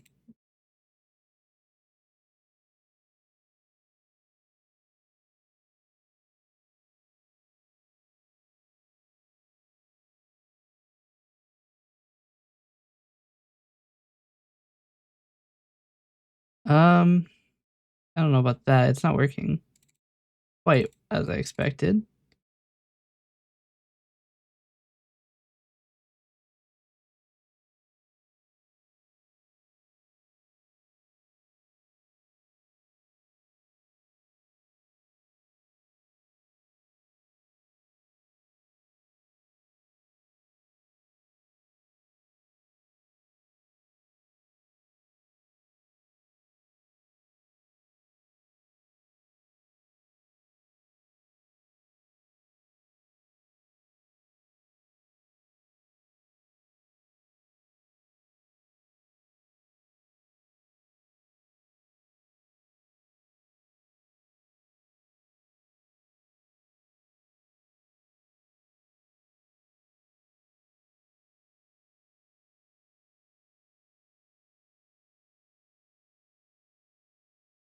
Oh no, they all just actually say the same thing. Okay. Um,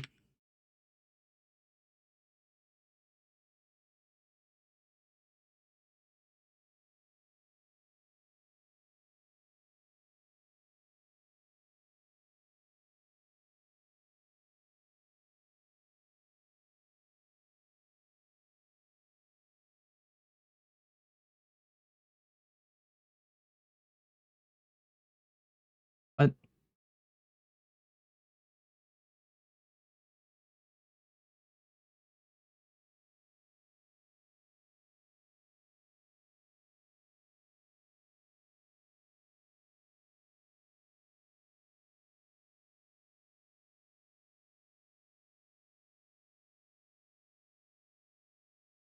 wait, it's not even putting the lines.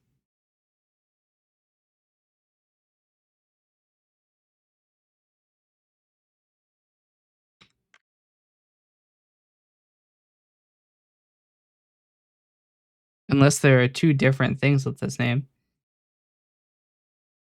Um, I need to close everything else. I keep forgetting it's all in the same file. Probably shouldn't all be in the same file, but I haven't split it out yet, so shut up.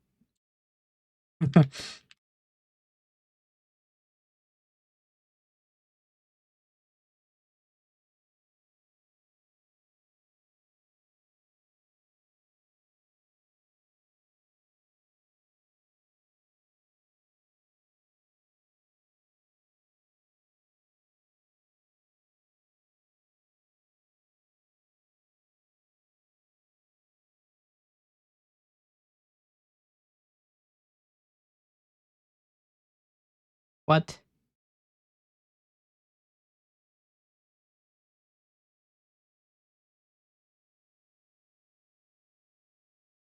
Did not ask you to rebuild again. I did not ask you to restart again. What the fuck? Stay in your lane. Visual Studio.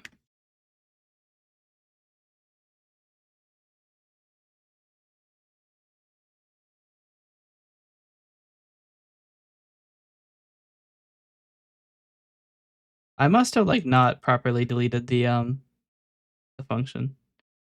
Something. See.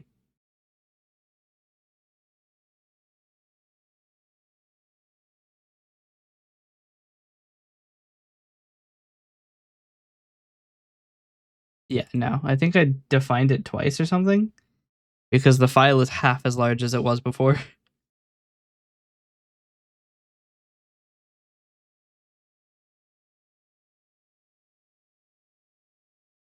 It is still doing me dirty on the defensive.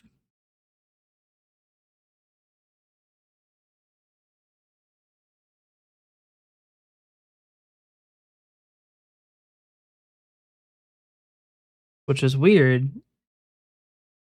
because the key that I'm copying does not have like a split in it.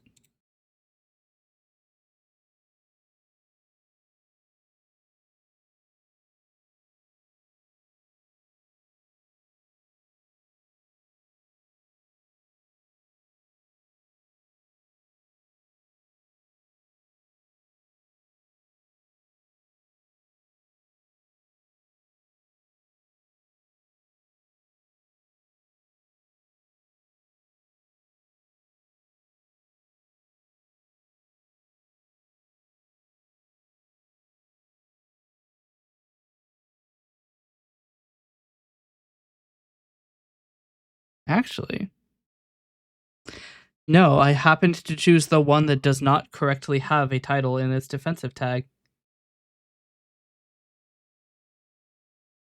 Um, I believe the source document is errant, not mine.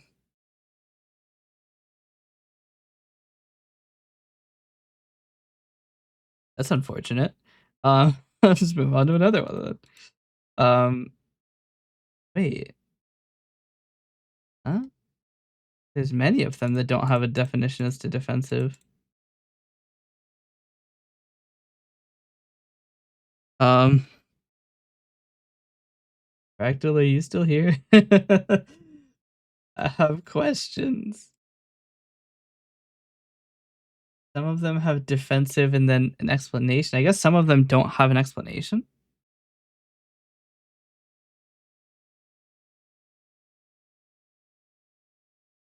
There must be some like default rule, and the ones that have an explanation are only the ones that are different than that default rule, is my guess. Yeah, so we have some. Here, let me show my Visual Studio Code if I'm not already. Yeah, so some of the things, I think the tag is for the filter. That's what I thought too, but some of them have like definitions for it. So, go to defensive title. Yeah, see like title equals defensive fighting style. These have like explanations as to what they are.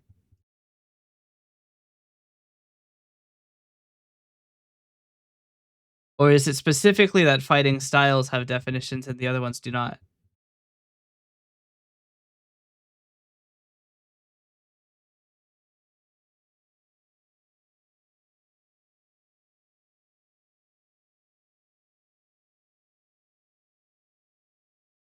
Actually, this is a skill anyway.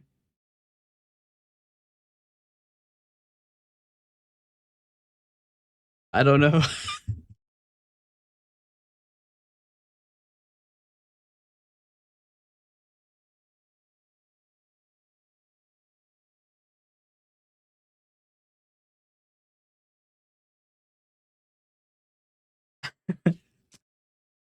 Yeah.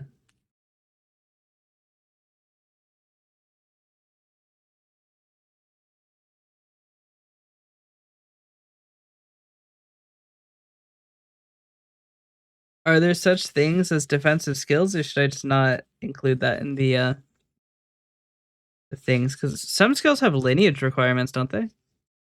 I remember I saw a lot of like certain families only.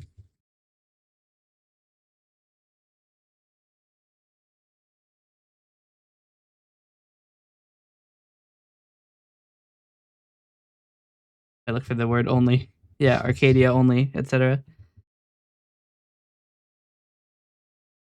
Class freedom.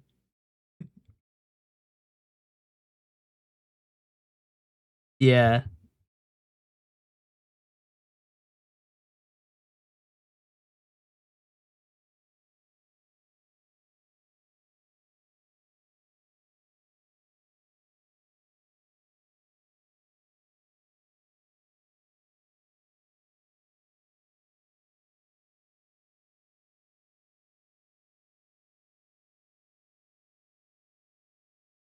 These are faction in the class list.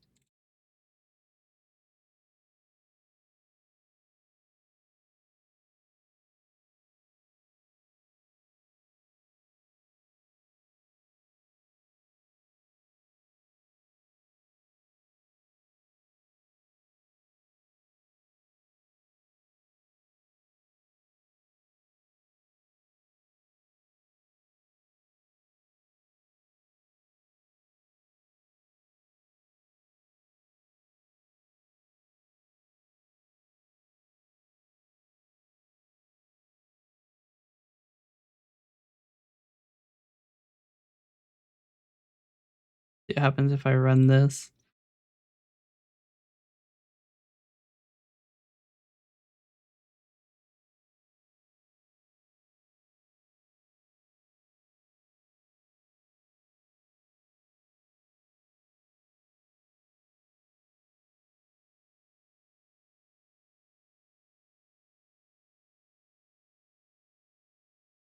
I should really just make a function that I can.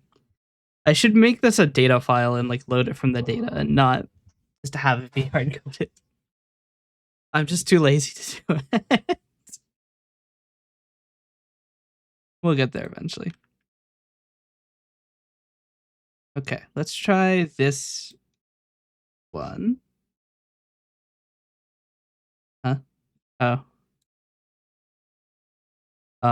What was the one I was looking at that had a freedom tag? Freedom. Try Hero's Vow.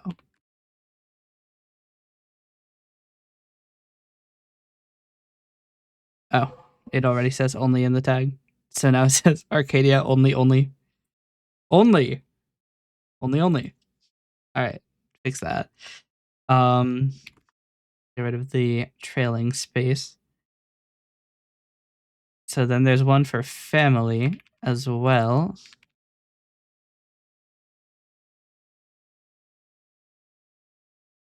What is the special tag for family? Nothing. It's just the only thing that's bold. Hopefully. Casually checks. So this is not what we'd want to copy that from. There's also a span with it, but there's a span here too. Also a bold here too. So it'll probably be first bold elements how we detect this. Um, get get elements by tag name. Buh. Buh. This will just be family.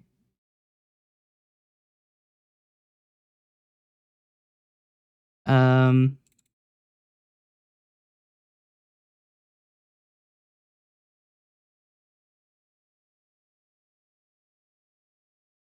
looking like a Fast and Furious movie right now in this code.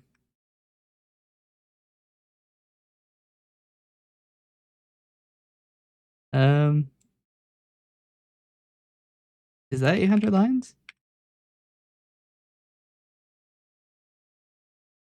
Honestly, it would be a lot smaller if I got rid of all of these extra lines. I'm gonna go get rid of the extra lines. Because it's like formatted like this. So we're just gonna replace new lines and carriage returns with spaces.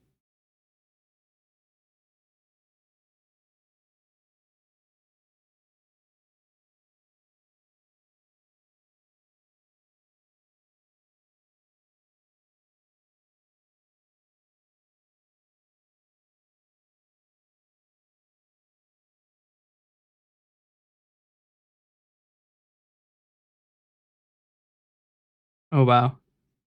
It looks way more cursed now.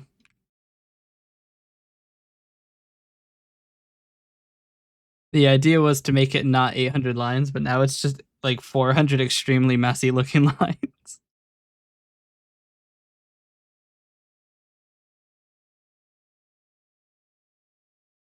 Actually, it's still 700 lines.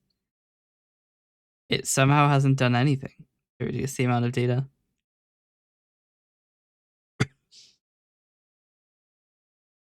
Oh, probably because I give it a replace call that's not valid.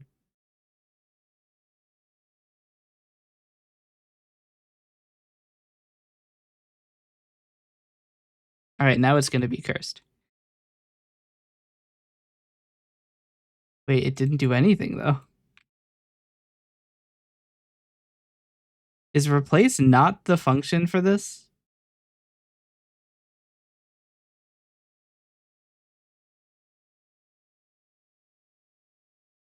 It's replace, right? One sum or all matches. What the fuck do you mean one sum or all?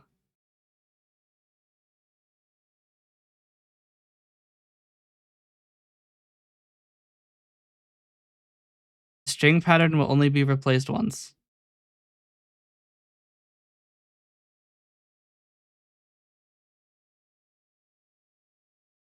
A script? Why? Oh wow. This looks a lot weirder now. So I need one more line.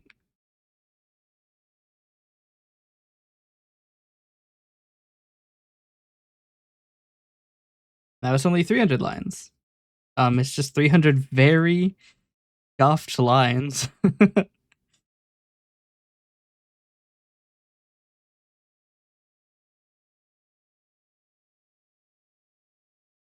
Still looks fine on the output. What was the one we tried first? Combo breaker? Try that. That looks good still. Cool. Wanted to make sure because I have done some atrocities to the fucking internal documentation here. For reference, this is what the code looks like now. It's fine. It does actually render perfectly fine. It just looks awful.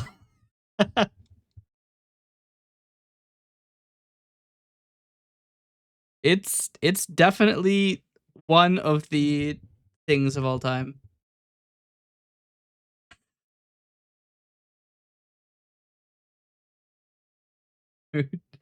Yeah. That's fine. We can always clean it up. Works okay, looks awful. Yep. Eventually I want to make this load from a file because also it would be easier to add more later on. Um but this absolutely wacky uh method is fine. Okay. Also welcome. We are just we're building the scraper for the page. Um the current output looks like this, which does work. It just it's a little freaky. Do you want a link to the let me invite you to the testing channel. Might be ideal here. You can also test to make sure everything looks good.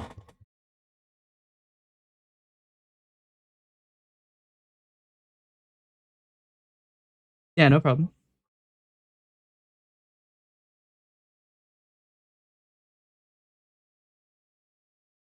Um,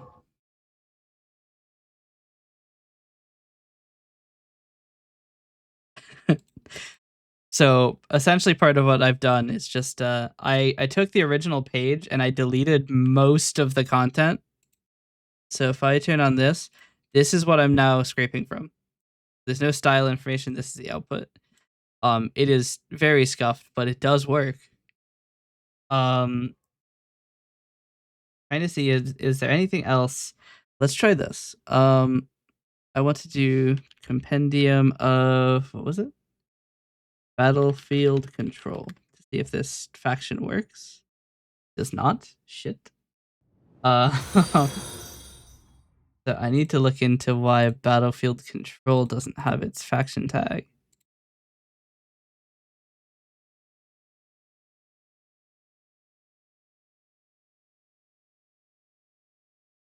Because it has the hierarchy tag instead of the whatever the other tag was. Okay. So it was freedom before. We'll do if faction is null still, we will just do the same thing. Hierarchy. Hello.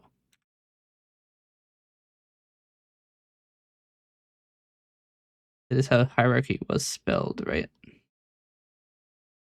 Yes. Okay. We will probably have to look at a lot of these. First bold, hierarchy. Freedom. First bold. We will probably have to like look through these and make sure that they work. Class neutral. All right.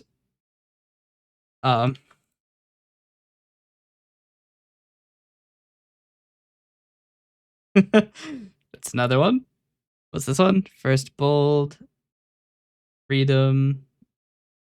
Most likely it's probably related to how it was colored in the output. So like if there are different colors for each faction, that's probably why.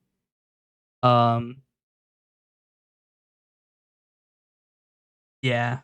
They colored the faction text boxes. Yeah, that makes sense.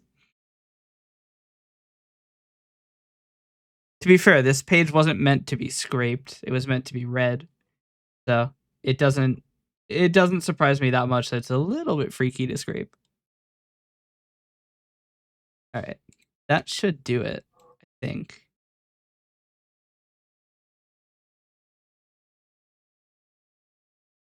We take this slightly freaky looking text and dump it straight into the application. Member groups are sorted by alignment, not individual factions, to keep it simpler. Yeah.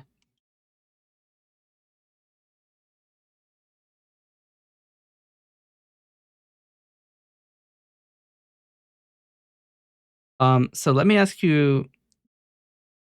So we have skills that are marked as defensive. Are defensive skills a thing? Or is that just like an explanation of why or like what the skill is for?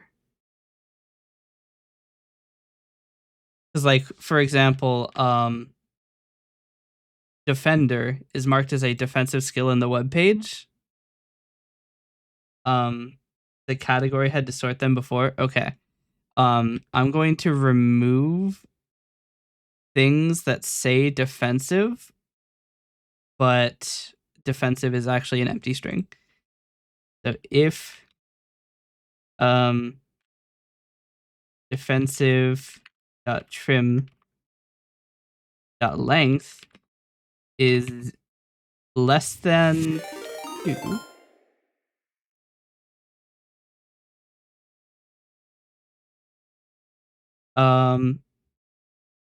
do nothing else, put it in the results. Because we have like defender is showing it has an empty subheader box. It looks weird. Well, even numbers, thanks for the raid. We're doing commissions today. We are currently working on scraping a web page. The offensive, defensive, faction family just lets people look for backgrounds by playstyle, not much else. Okay. Yeah. Let me throw in the new details. This probably won't be like a full-on replacement for the website, but it'll be good for if shit I just copied. Oh fuck. All right. It'll be good if people are just looking up something in the moment.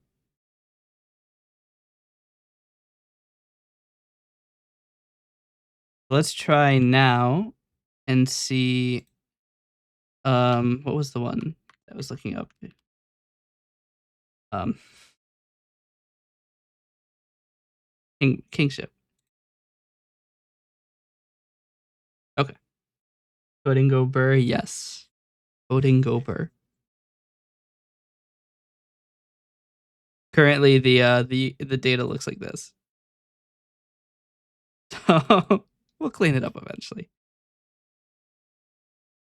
I mean, I could literally just get rid of every double space. It would look a lot better. Another thing I want to check is I did not spell that right. Okay. How we want to do that? Hierarchy is blue, freedom is red, neutral is yellow. Okay.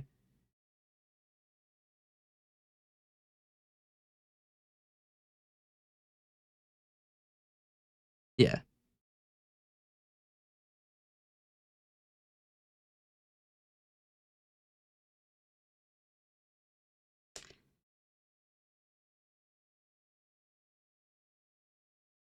One thing I'm going to try to see if I can do is maintain some of the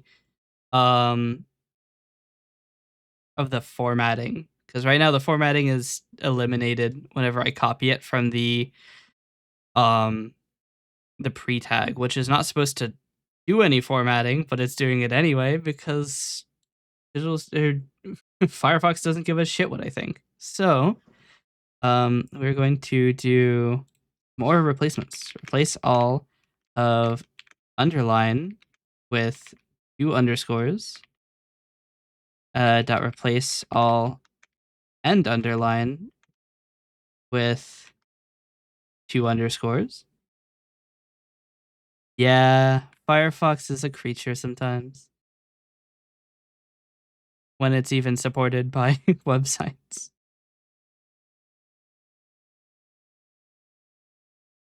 So how is this being formatted?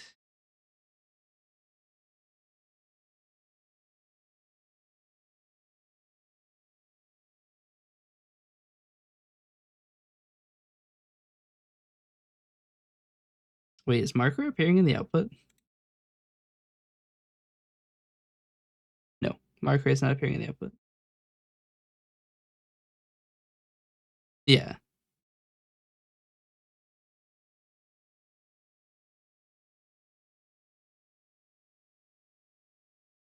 And we might be able to keep the colors too. Right now it's just orange because that's the default color for a bot. We might be able to keep some of that going. Because I could just search the output to see if it has like exalted only. If we add more, we'll have to we'll have to update how that works, but we'll see. I can make this as complicated or as simple as I want. So there's just a bunch of spaces here in the output. That's probably why it looks weird. Because like even like on the input, oh, there is spaces in the input. That's weird. Probably because I've done a bunch of horrid things to this.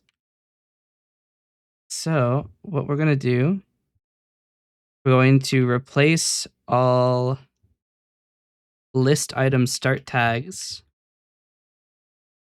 with a hyphen and replace all end list item tags with nothing. which should keep the lists. We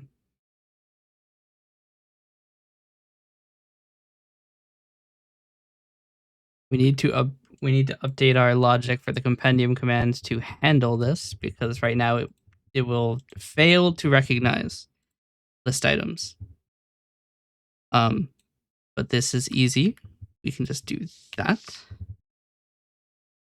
That line equals line.trim to help with that.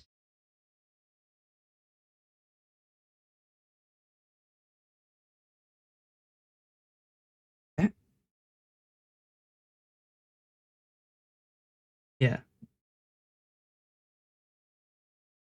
Yes, please. Please send me the faction colors.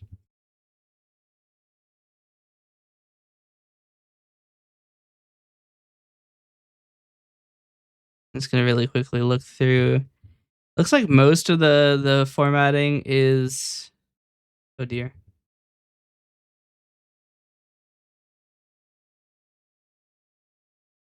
Okay, so we do have an ordered list. We have one ordered list. Wait. We have two ordered lists.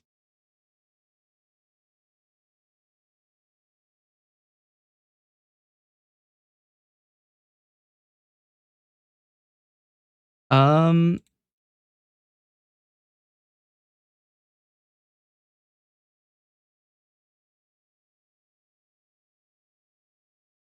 we can probably deal with the ordered list being unordered lists because they're both choose one of the followings. So that's not too problematic. So I'm simply going to delete ordered list tags.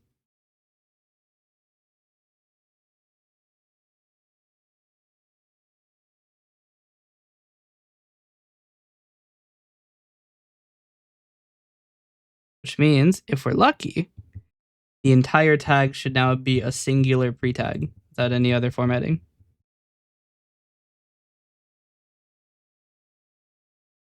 Unordered list is still appearing in the output.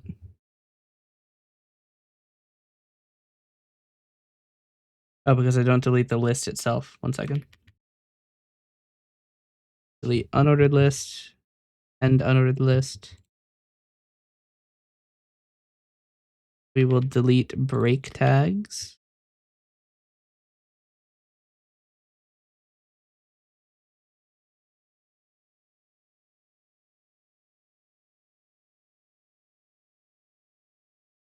Excellent. Thank you.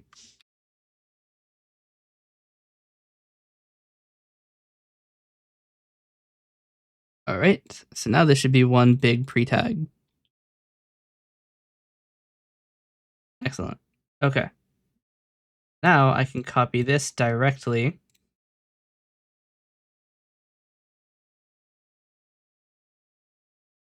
And most of the formatting, but not necessarily all of the formatting, unfortunately. Let me turn off word wrap. It'll help. I don't actually think I can turn off word wrap.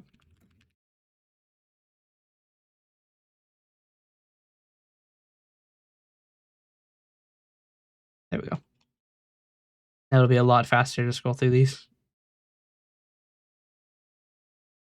Now instead of lines appearing as, 8 or 9 lines, it's only 1. Strangely enough, that made the number of lines go down quite a bit.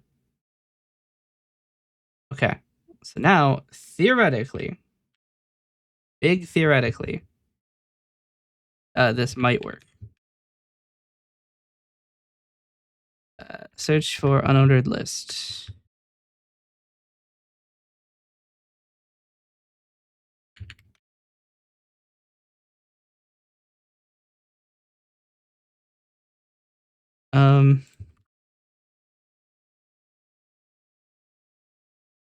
So on Destiny's side had an unordered list.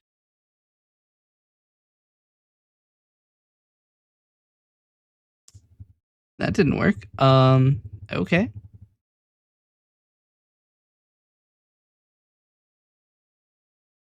List item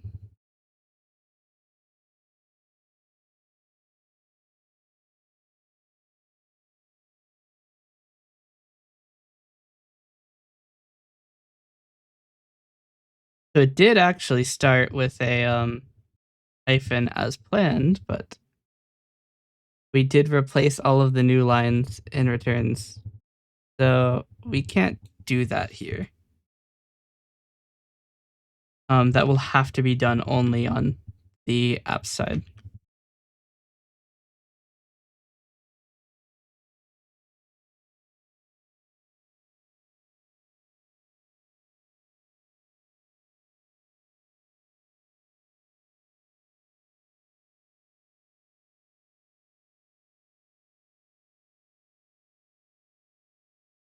Yeah, no problem. Thanks for rating.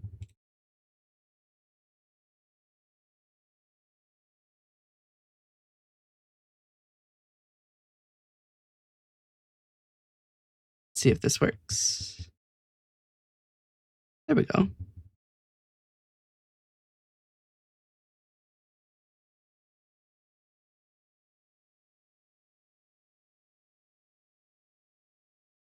that look right to you?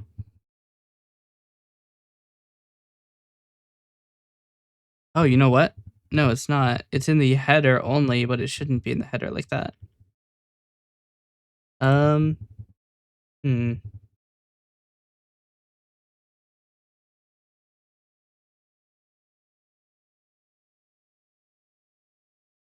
If line starts with a hyphen, then we will do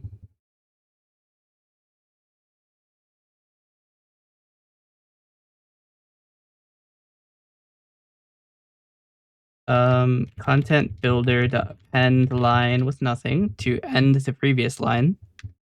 Content builder to append line of line. Or just append line. We're not gonna have a tag when it ends, will we?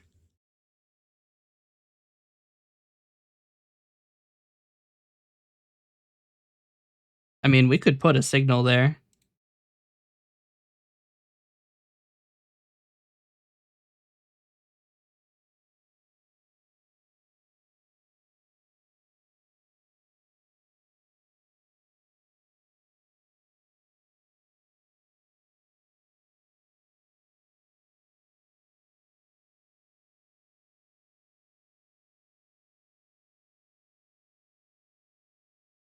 We're gonna try this.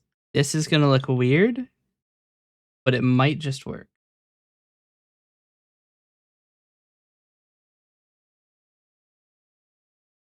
Just maybe.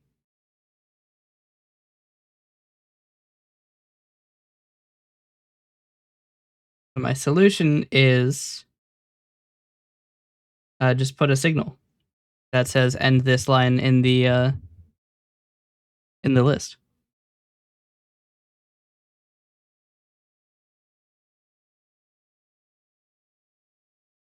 Cool.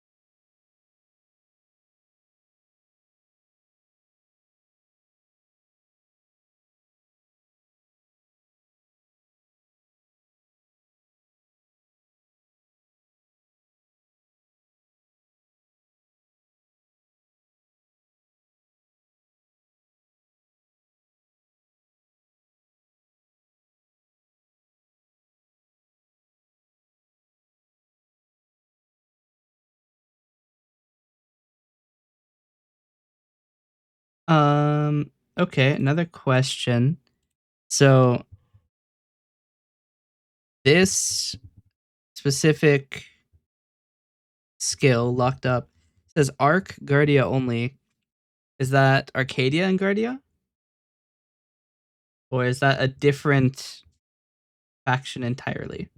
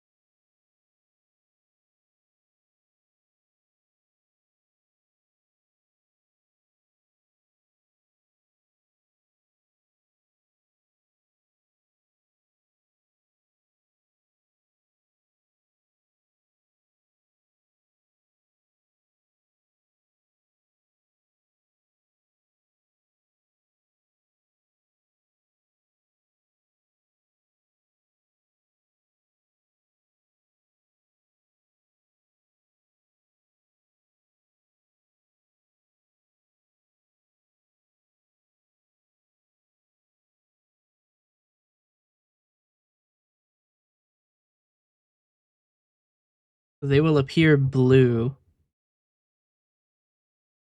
What was one that try kingship? Kingship is default. What about moment of action? Okay, so that appears as red. And then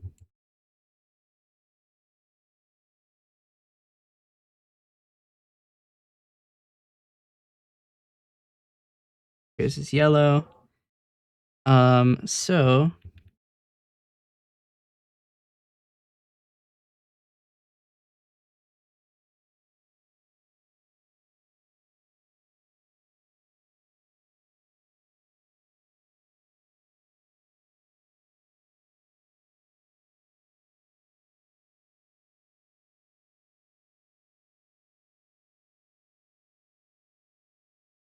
okay. So now it will default to be gray otherwise.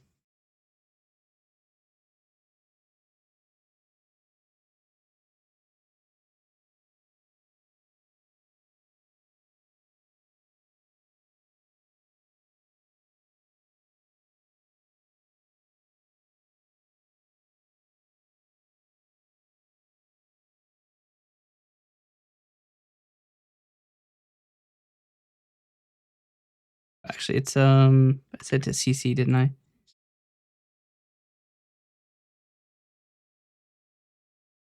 There we go.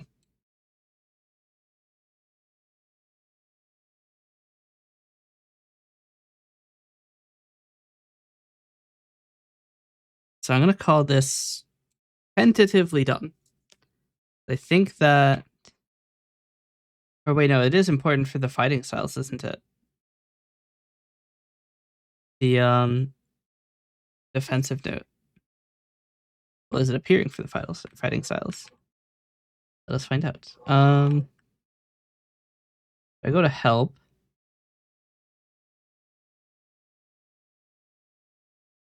Um, Probably not, considering I'm not seeing any with the defensive fighting style header.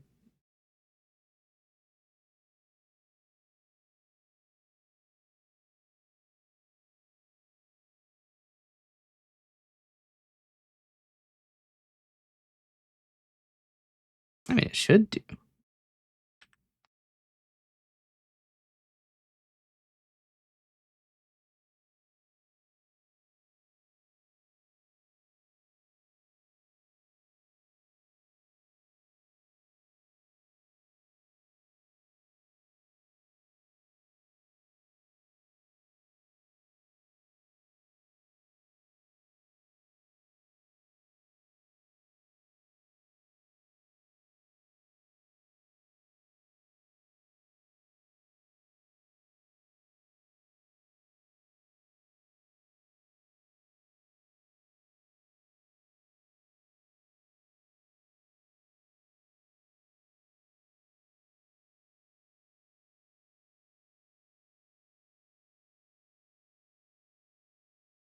No, that was just a okay, no. We're fine then.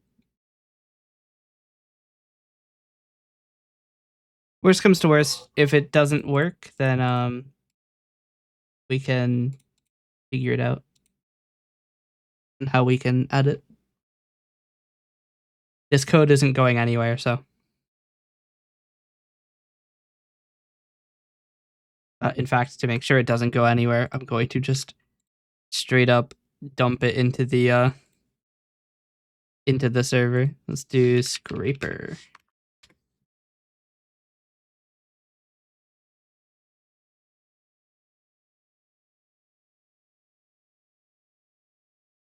Okay. I'm going to call the companion done for now. Now let's move on to the rolling.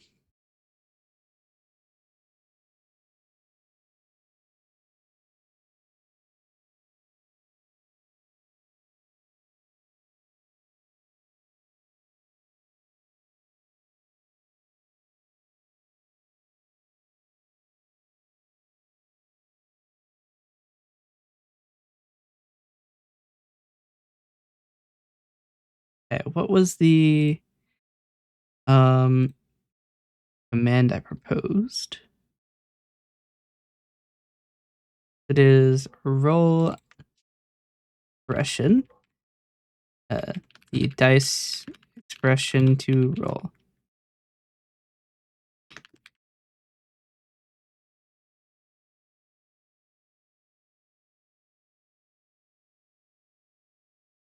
Okay. This is not optional.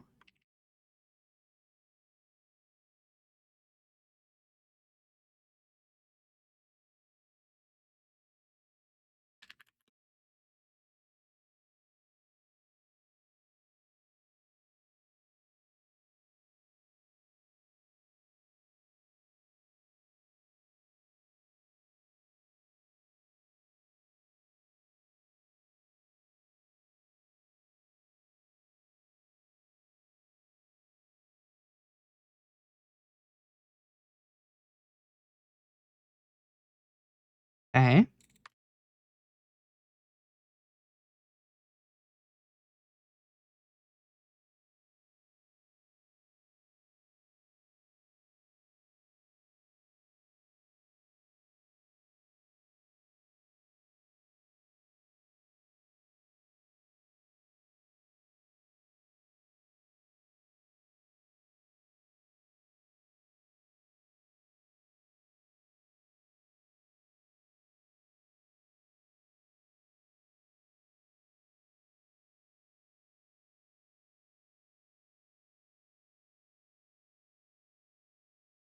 Okay.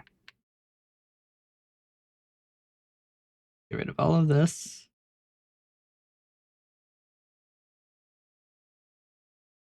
So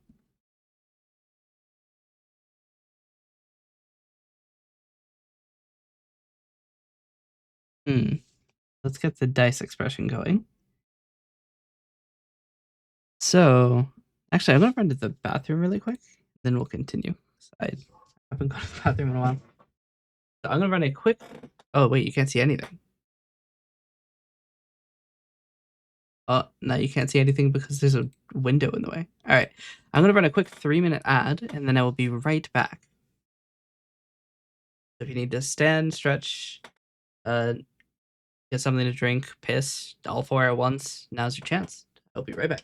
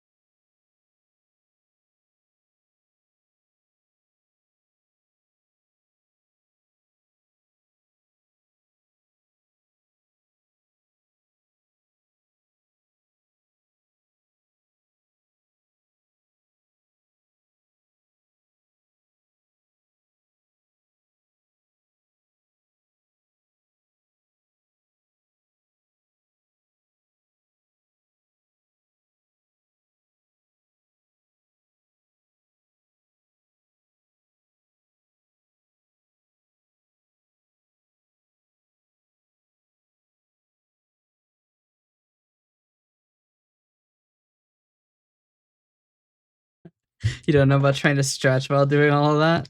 I mean, look. You could totally stretch while doing all that.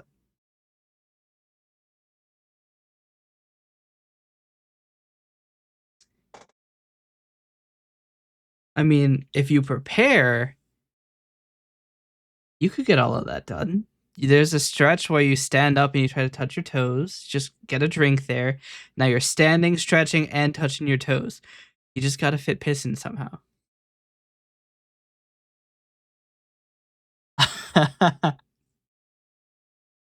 75% is easy. The 100% is where it gets hard. It's like 50. It's like 50-20. Drink piss while stretching? No, you're not Bear Grylls.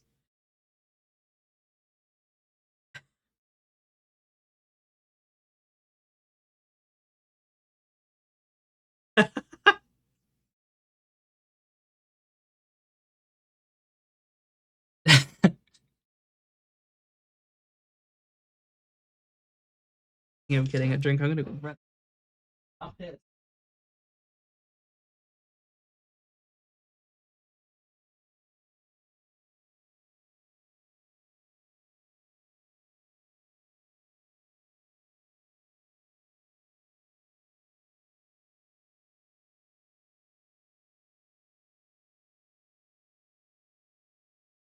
I have my drink that isn't piss.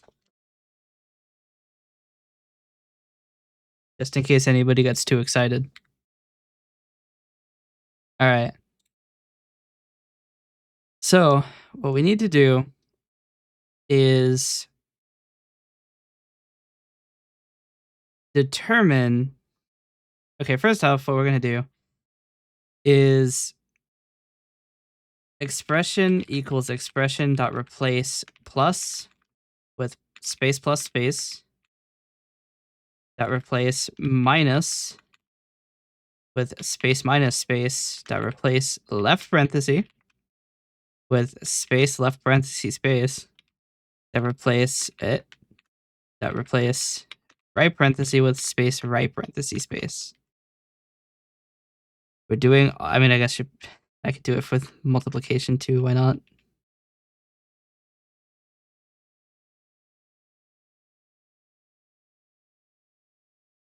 I don't think I mean, we could be doing a bunch of multiplication.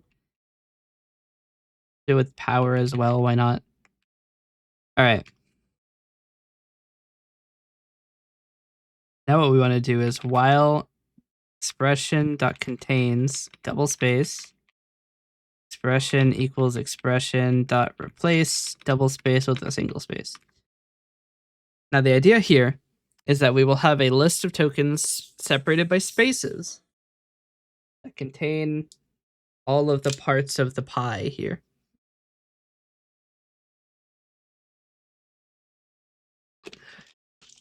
Now, what we do is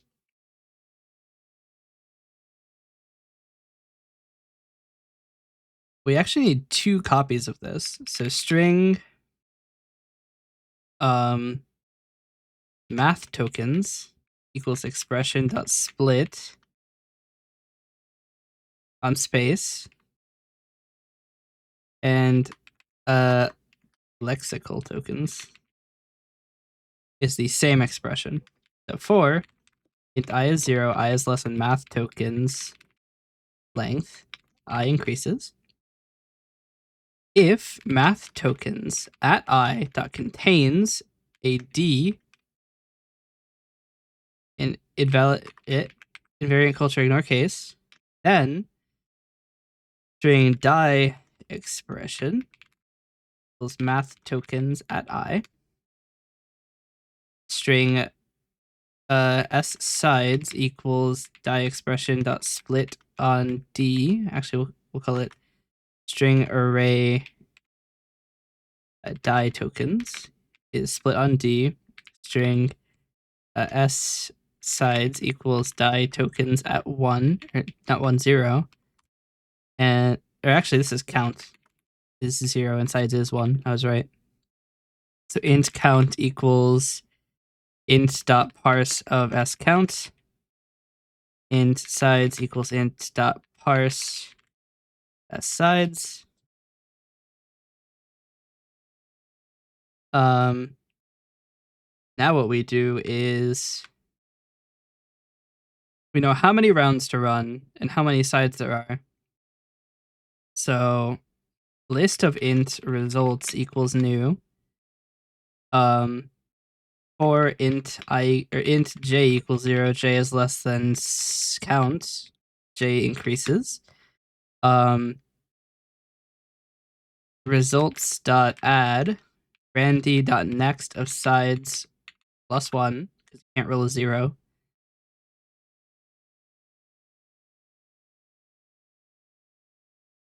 Now what we'll do is math tokens at I equals results dot sum as an int as a string. Results dot sum is a decimal, and we don't want to have decimal values. It's gonna be weird. Then lexical tokens at I equals int results dot sum followed immediately by two braces to make an actual list. Results or string dot join by comma space of results dot select x, or actually results dot select to string.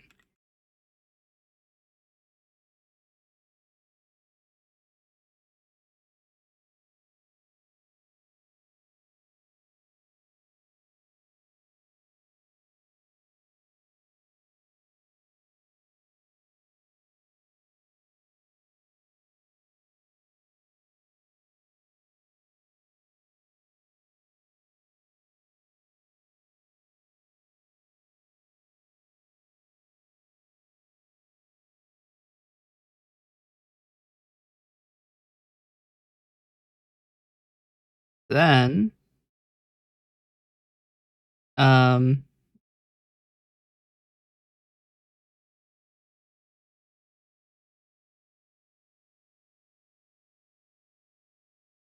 if advantage is not 0, expression welcome back equals or add to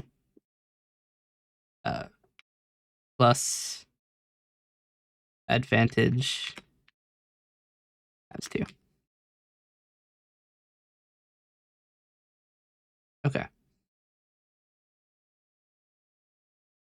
Right now we're doing the rolling function. So string final math equation equals string dot join space of math tokens ncalc dot expression dx equals new of final math equation dx dot evaluate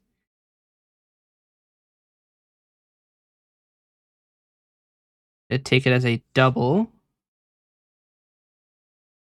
I actually have no idea what output this is. It says object, which isn't helping.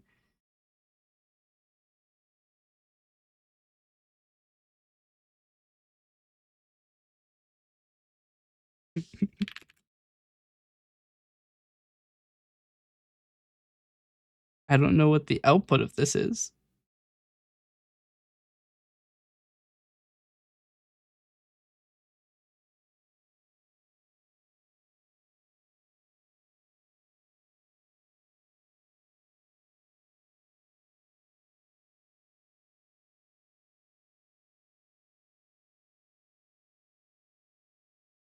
So the problem is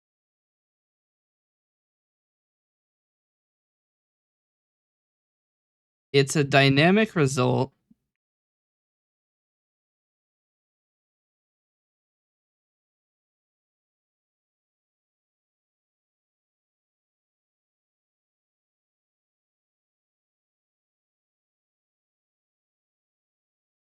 Um,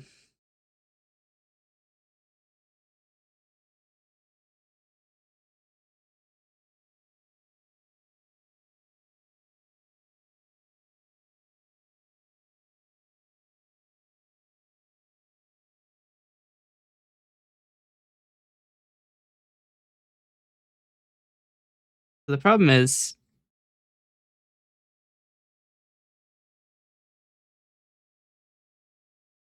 how would I use something else by this guy? Oh, he works at Microsoft. That's probably why. He also has 125 repositories. He's insane. So the problem I'm having right now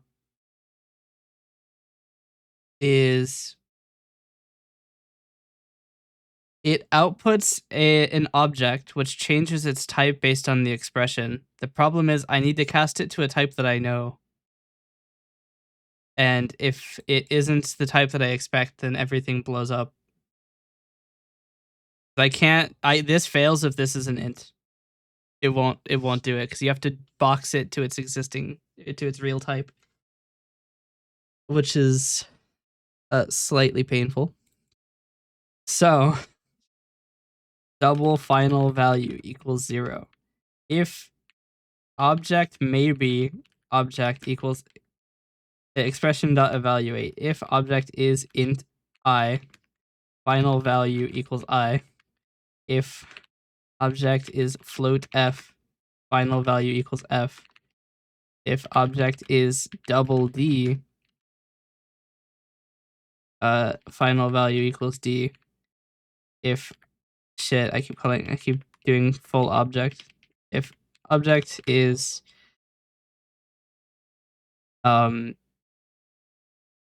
string s, I don't know how this will happen. Final value, or actually just error. Actually, we'll just do else. That's fine. Else. We'll make all of these else ifs. Else error context. The object was not in the correct format.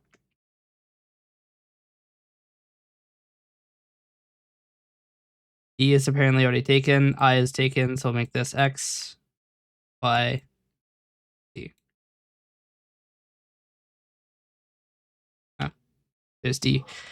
So now what we want to do is string description equals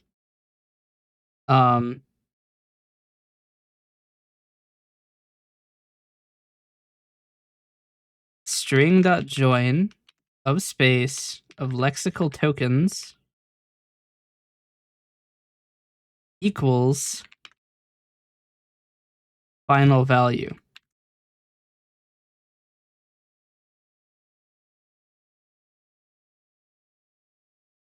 And then in the footer, we'll put, I don't think I'm allowed to put,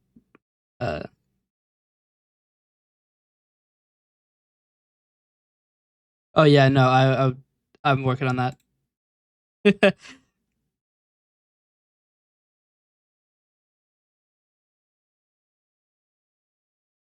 I don't think I could put new lines in this.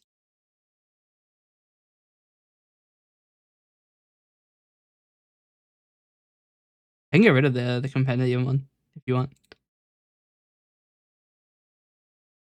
Not hard to choose that or not. I don't think I'm allowed to put extra lines in the footer, but we're gonna see. Worst comes to worst. I don't know. We'll just change it. What was the header we wanted to use for the roles? Operation complete post-operation report? And eb dot with thumbnail URL of context dot user dot avatar get avatar URL Okay. Yeah, I mean, I can literally, I just type different text here and it works. Get rid of this. And this might work. New roll command, which can actually be used to do basic math if you're lazy, because it does just do math. So if we come into here, we do a bit of testing. Roll 30d20 plus 5.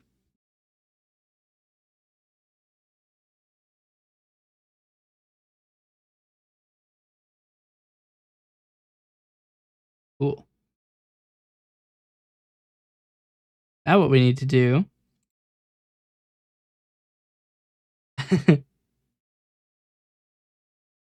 in our function here, we just do toString, but I want to do string I to a int a. So if a equals 1, oh, that's right, I was going to use the ASCII thing, wasn't I? So we can do that too. What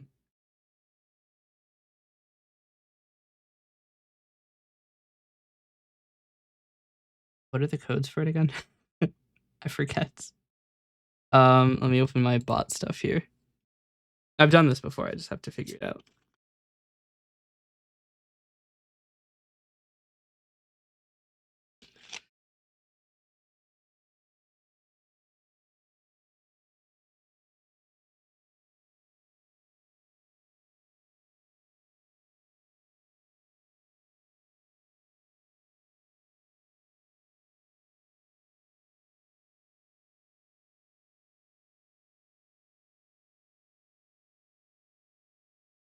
Where is it?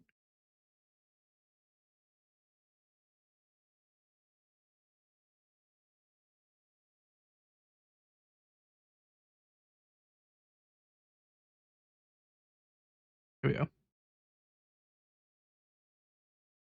Here we go. So we're going to take this.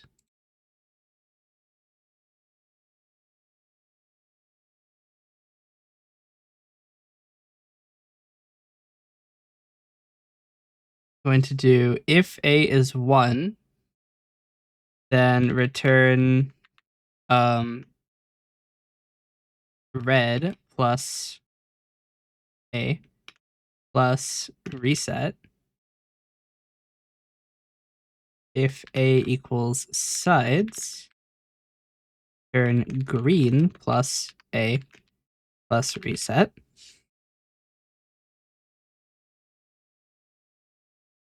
Then we put this entire thing in a ANSI code block.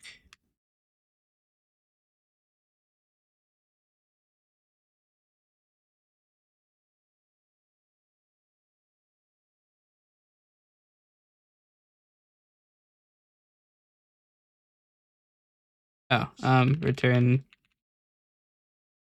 a otherwise.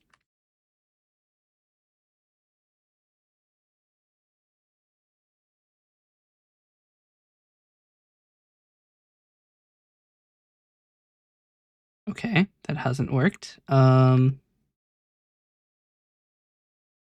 did I forget to do? I forgot to do something. Let's see. Is ANSI code block?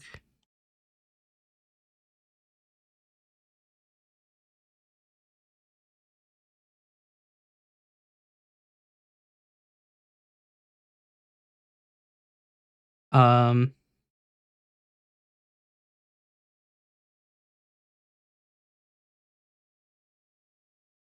oh, I didn't make it use the new function. That'll do it. Perfect.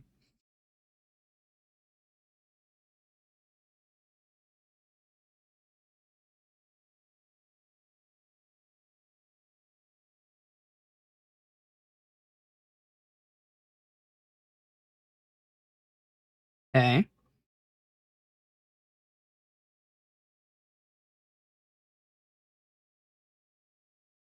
Now let's do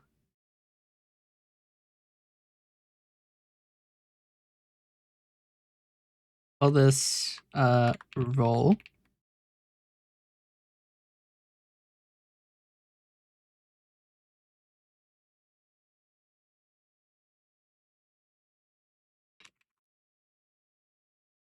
So let me check again what the other things we wanted in that was, just to make sure I've got everything down. So we needed the status effects.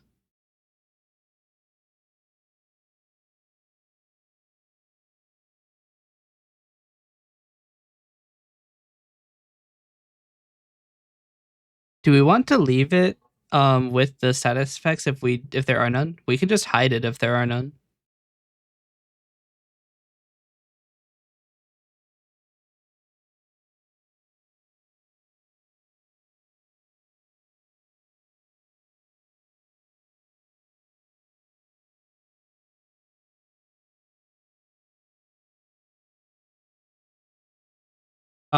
Do we want to put known effects none, or do we want to just hide it if there are none?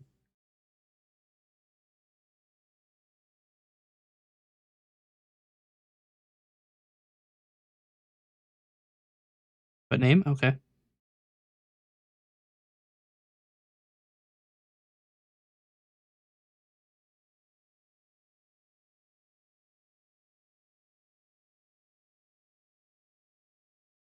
Okay.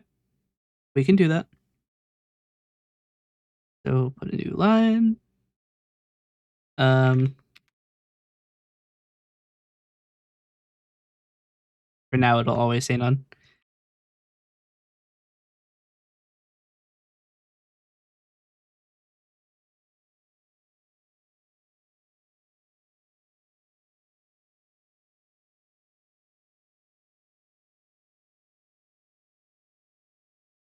Mm, maybe swap up these spacings a little bit. I did not push it again. There we go.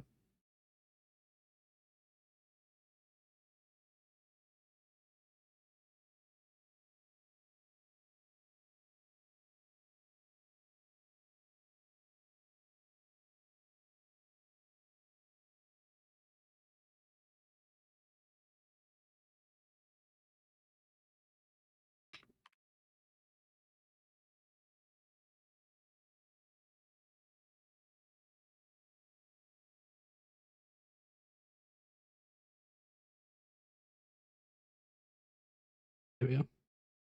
And hide the discriminator from the username.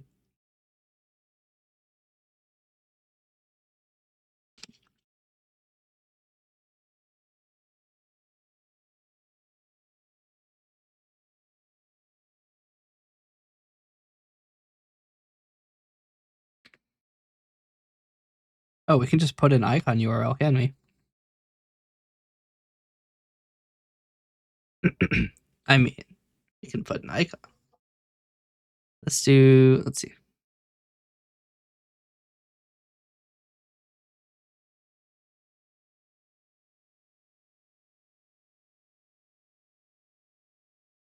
looks like it'll be the small icon.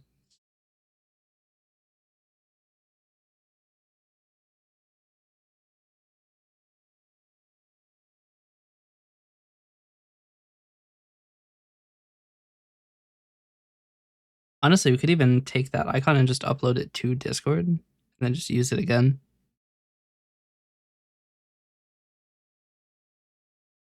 I think what I could do is upload it as an application icon. But then again, if ever we move away from me hosting, it'll be very confusing to do that. We'll leave it with no icon for the moment, and we'll work on that later. That's gonna be weird. I don't need this open. Go through and close some stuff out. Check this really quick.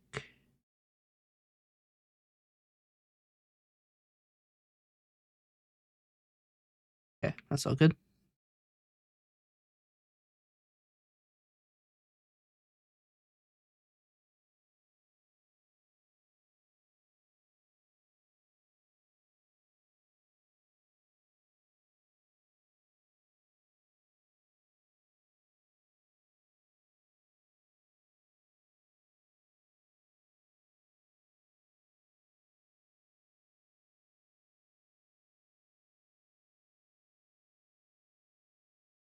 Okay.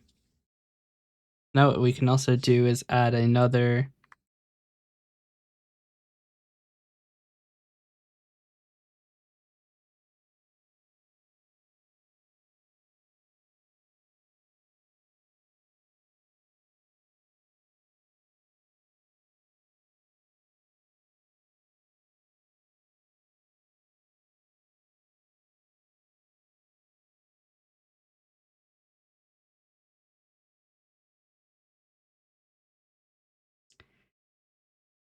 So is critical threshold kind of like advantage where if you have negative and positive, it cancels out?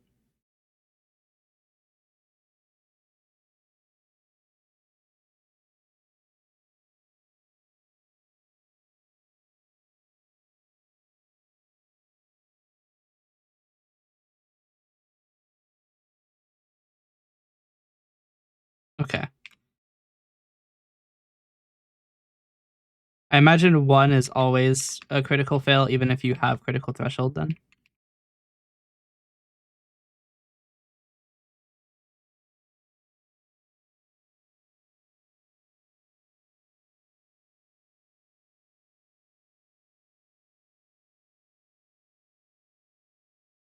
Oh, that's right. There's increasing. Um hmm.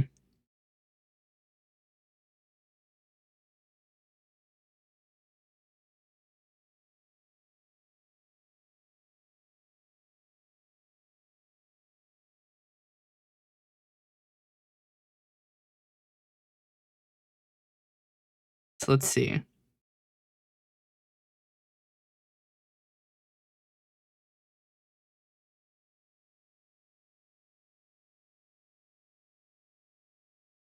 Well, I mean, like, so I know that the critical like step, but like I know that there are things that can reduce the high critical bound. Are there things that reduce the low critical bound, or like make it more easy to critically fail?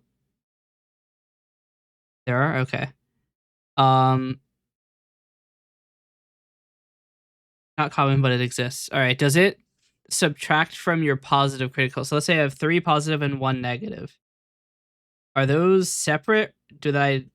Are they separate, or do I just have 2 positive now?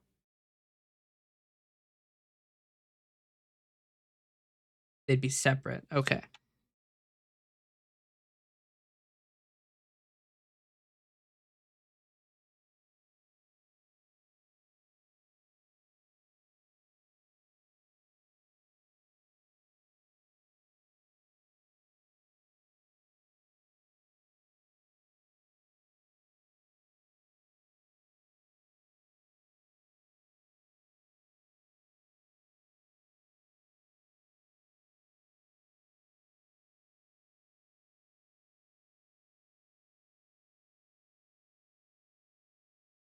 Okay.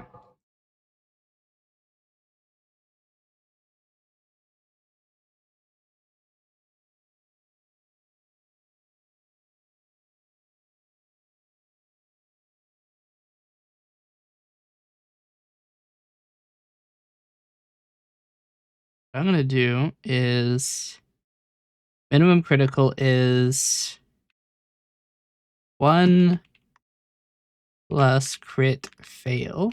Critical fail. So then if this is the case, crit fails increases. If crit fails is divisible by 2, then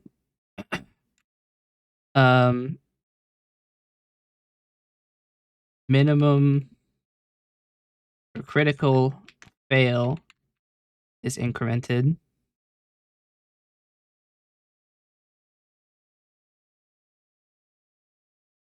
And likewise here, crit successes increases. And if it is divisible by 2, then critical... actually, max critical isn't set.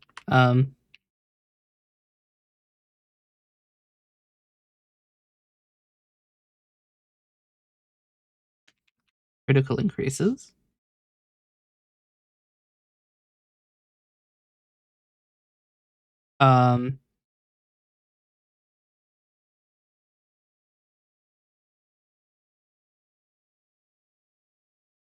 Then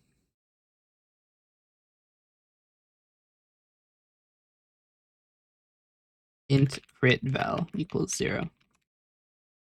What is crit val?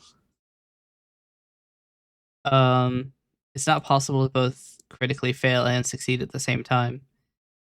So if crit successes is equal to count, then is crit value equals 1, else if crit fails equals count, then is crit val equals -1, else is crit val is expressly set to 0 just to be safe. If is crit val, then description equals description plus equals critical. If is crit val is 1, else equals critical fail. Otherwise, no change is made. Now, theoretically, this should allow you to set critical threshold values as well.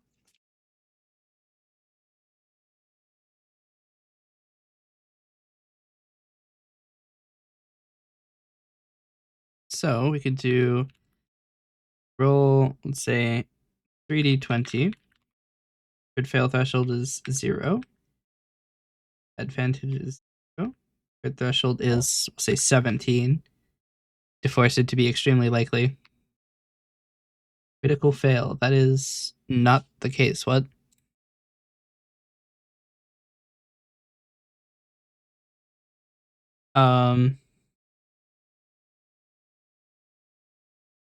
Why has that happened?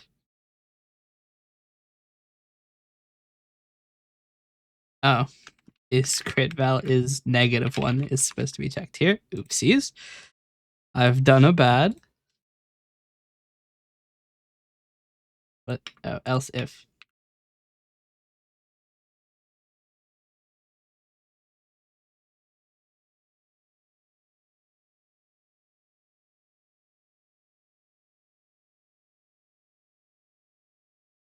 So 3d20 plus 7. Crit threshold is 17.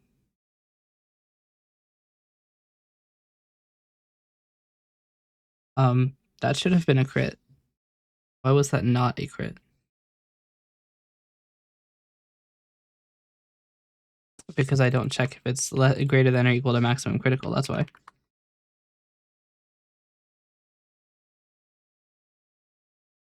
Yeah. That should have been a critical too.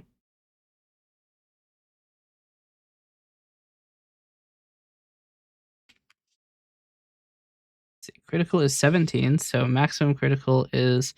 Oh no, maximum critical is 20 minus critical, isn't it?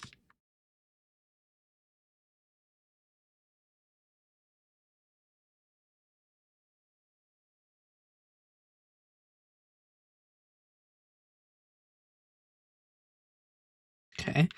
I set it to 12. 12 is still... Okay. Now what we can do is... string status equals nothing. If equal to is none,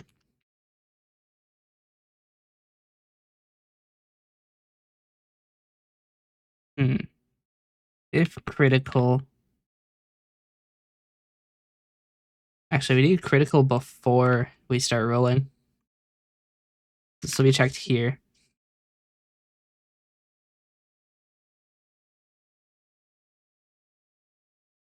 If critical is not 0, then status plus equals critical threshold critical.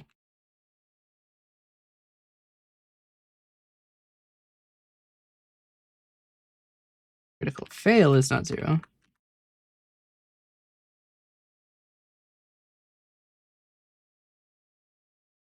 And then if advantage, then we will do if advantage is greater than 0, status will equal advantage is advantage, else status is disadvantage with a negative advantage. If status.length is 0, status equals none.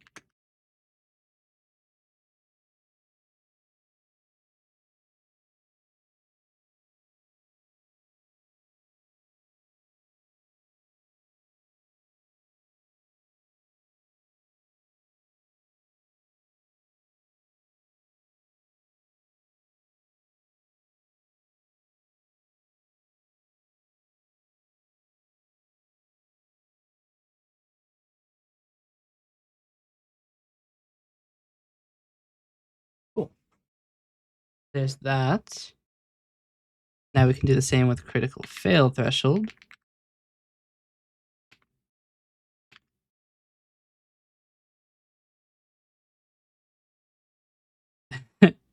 Okay, there we go. Let's say I'm getting too lucky.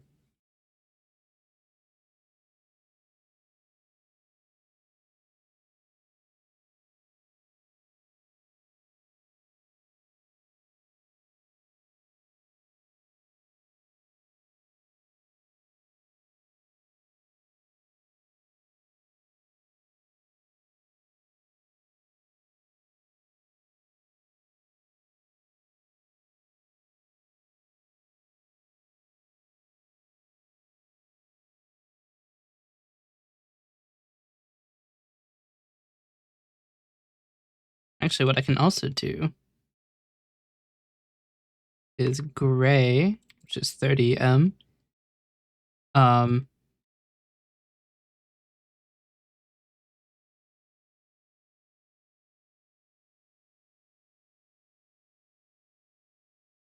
Set this to gray.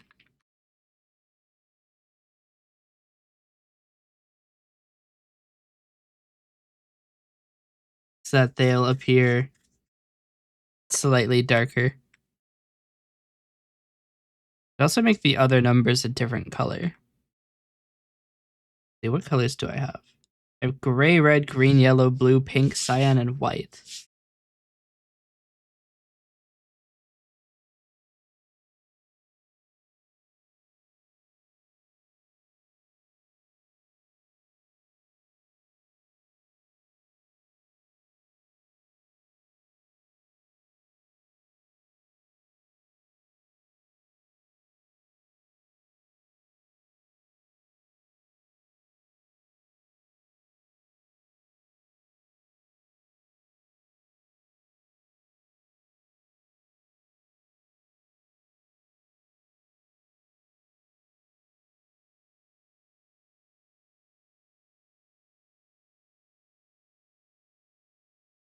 If I just put both of them on 12.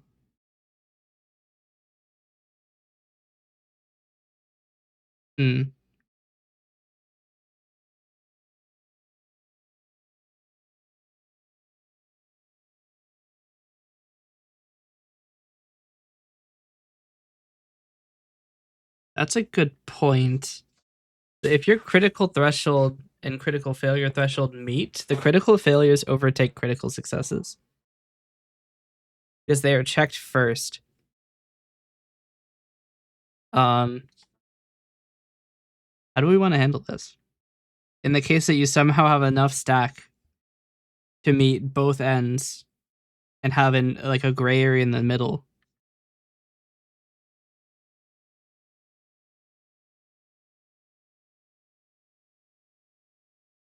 Its successes will win out. Okay. So int is crit val local equals 0. We'll do is crit val local equals -1. Is crit val local equals 1. Mostly because rule of cool. That's fair.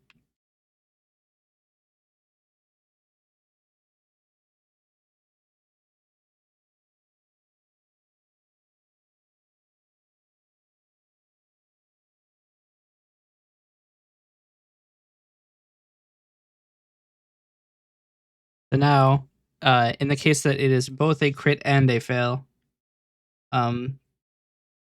criticals will be taken instead of critical failures. They'll still be tracked just in case you don't end up making it quite to a critical success, but you do make it to a critical failure. If I like roll this, I get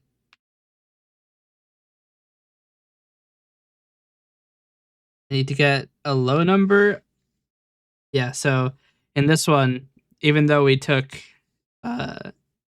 2 critical successes, do we still want to have that? Or should it be locally it doesn't even count as a critical failure if it can also be a success? I guess that's how much we want it to look like slots. You get the 2 cherries and then the bar. But yeah, should this have been a nothing instead of a critical fail? 10 or 11, 1, 13 with 12 as both of the thresholds.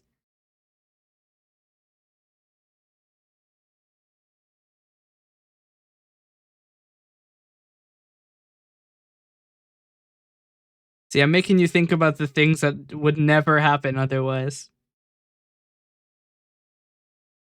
But in our world where we can choose any number we want and it doesn't really matter if it's possible or not. We have to consider these things in the case that they become possible in the future.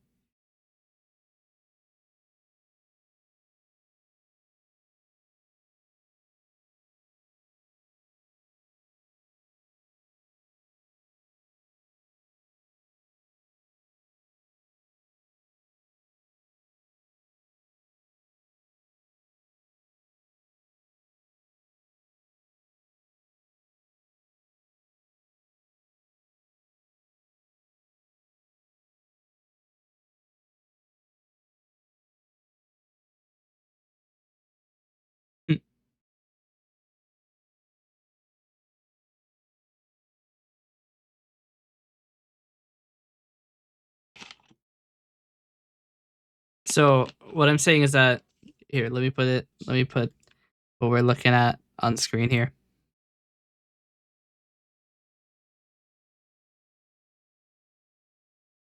Just for chat who can't see this. So the way that this works is that we have our critical threshold and critical failure threshold are both 12, which means that the fail range is 1 to 13 and the success range is 7 to 20. In this case, 2 of our rolls are considered successes and failures because they're actually in both of the ranges. Then the 1 is only a failure. So you've accrued 2 successes and 3 failures. Now, if we only count a roll as either a success or a failure, then this is nothing, and even though all of the rolls are critical, nothing happens. But if we count them separately, then this is actually a critical fail.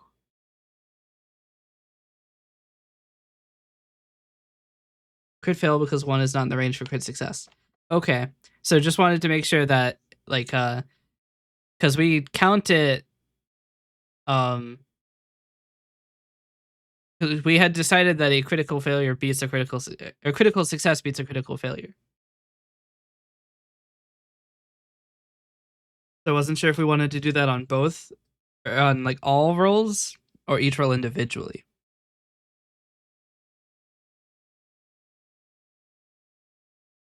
Okay, excellent.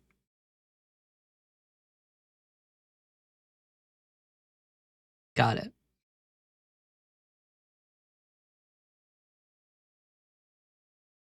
I don't know how likely it is for somebody to roll both a critical success and a failure at the same time, but in the case that it ever happens, we now have the laws have been set.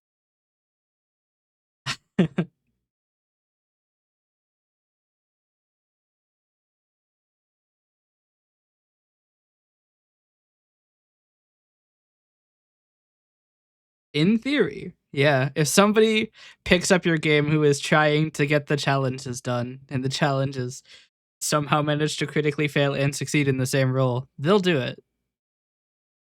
As someone who has DM'd a D&D campaign, they will find a way. They will always find a way.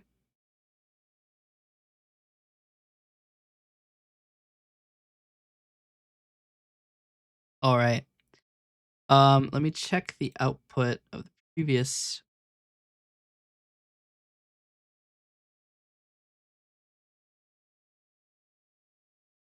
So,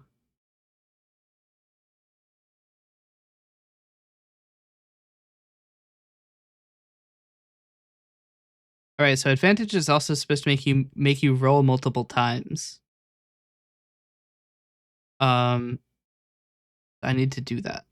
I imagine negative advantage does not make you roll negative times.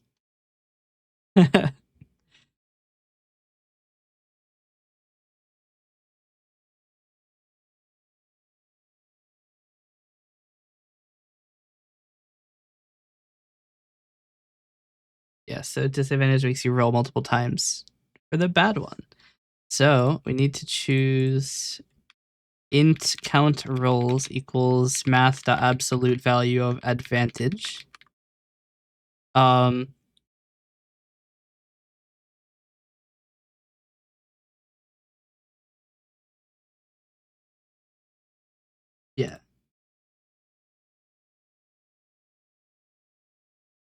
So in the case that you critically fail with an advantage roll, does a not critical fail override the critical fail?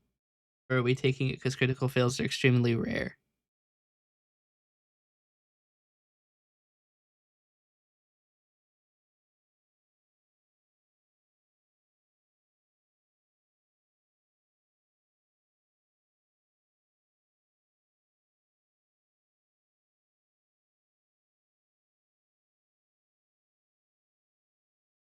Okay.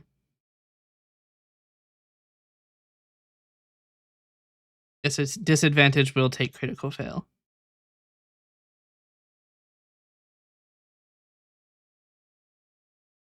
So, another question. For the case that so for the case that you have, let's say you have advantage and one roll is a critical success and another roll is higher but not a critical success. Do we still award the critical success? Do we award the critical success with the lower result? Critical success is always higher, even if the result is lower. Got it. The critical success will always override the selection. I imagine if we have multiple critical successes, we take the highest of them. But honestly, we're talking stars at the moment. That is astronomically unlikely. I mean, I guess if you have like a D4, chances aren't actually that bad. Crit fail is exact same opposite. Yeah, got it. I should probably start abstracting some of this out because this is gonna get messy. This is gonna be an absolute unit of a function. So what I'm gonna do is I'm gonna take a roll and move it up here. Actually, I'm gonna take out this line here. Actually, we'll just do this. We will put a new line here. Make this not verbatim or interpolated because neither of those are actually being done. Okay. So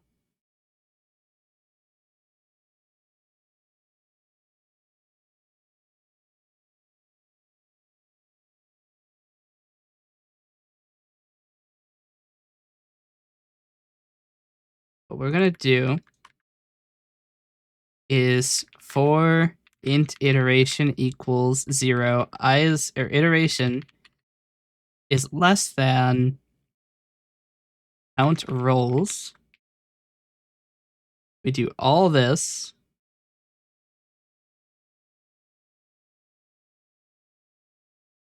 We do roll plus equals plus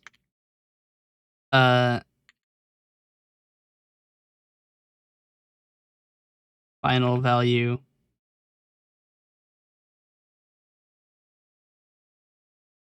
that, because that will inherently round. I mean, I guess if it rounds down and it's a negative number, we can't truncate. We have to do math.rounds, math.floor of final value.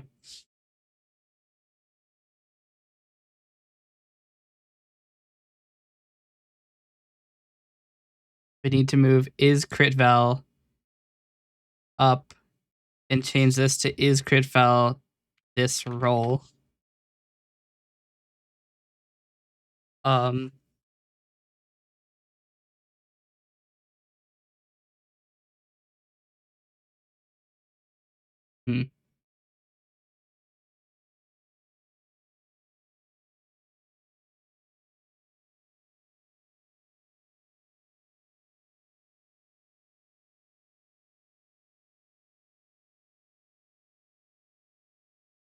Actually, what other background colors do I have? We only have weird background colors. That's no fun.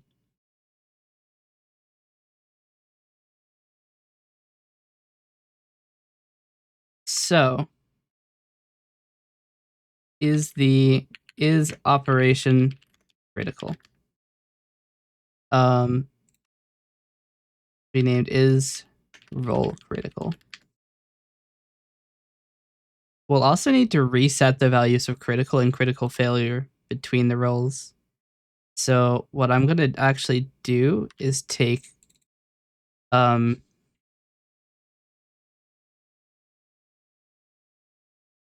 gonna copy them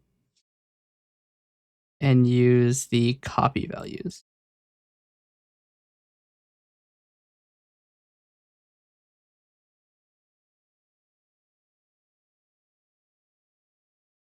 We also need to, yeah, this gets reset.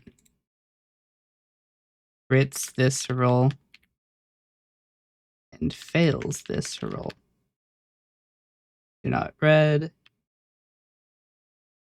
Okay.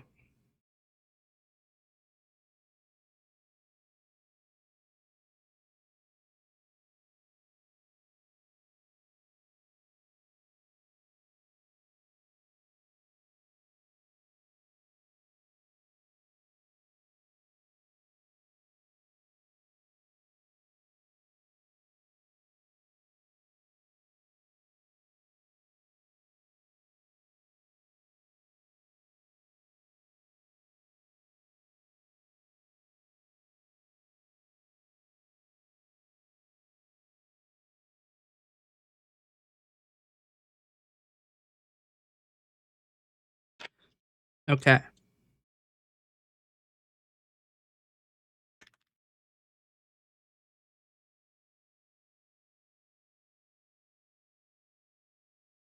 Going to take the greatest result.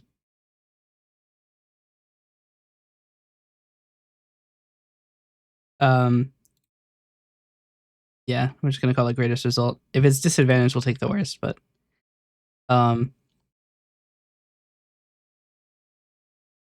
pool is result better equals is roll critical, or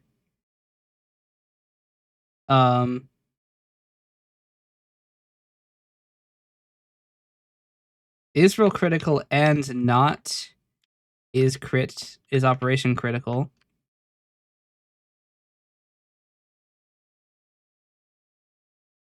Well, that's true or false. I want it to be true or inherit. Well, this can be, we can make this an or. Is operation critical equals 1?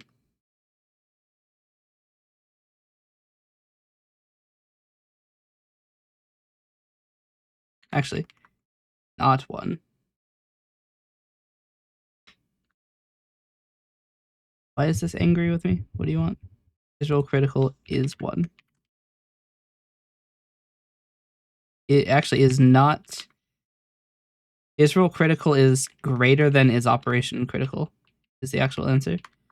Because -1 is it's a critical failure, 0 is it's even, and 1 is it's a critical success. So if this is case, then its criticality is higher.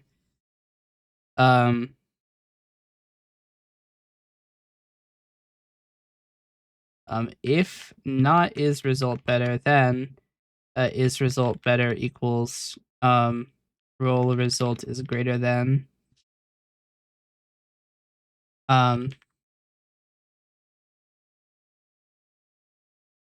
greatest roll result.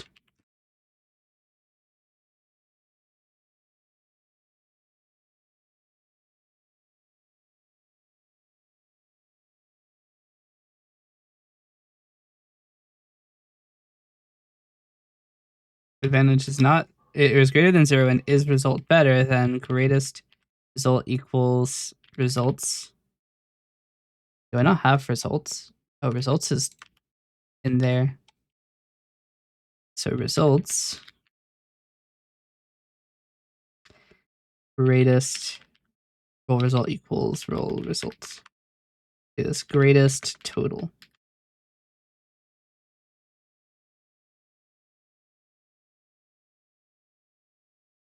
Okay. Now if advantage is less than 0, we want is result worse is roll critical is less than is operation critical. And if it's not worse, we want it to be roll result is worse than greatest total.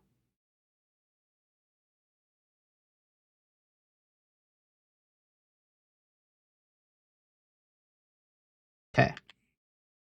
We want all of this to happen if advantage is not 0. Because otherwise none of this has any effect.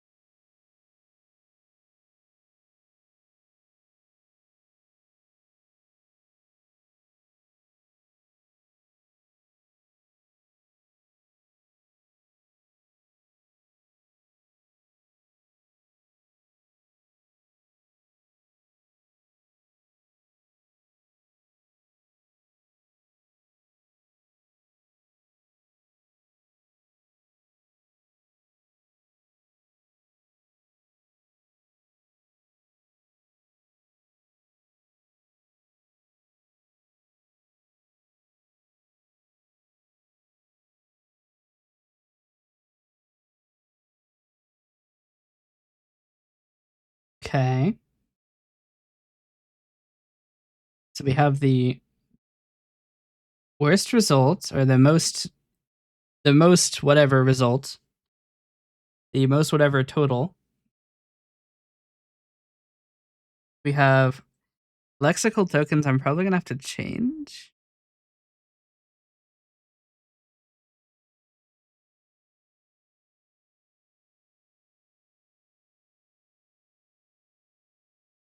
Yeah, this is fine.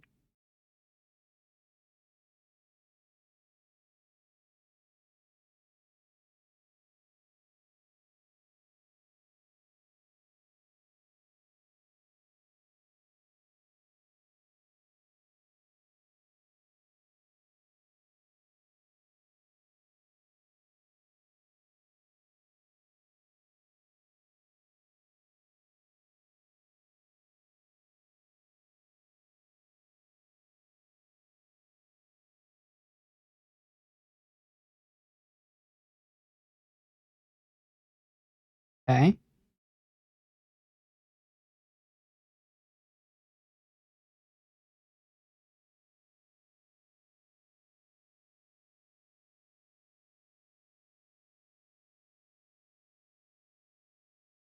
This might work. I have no idea.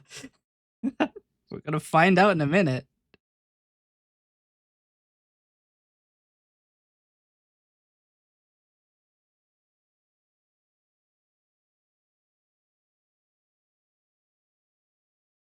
Oh, that's right. I didn't put the end tag. That'll do it.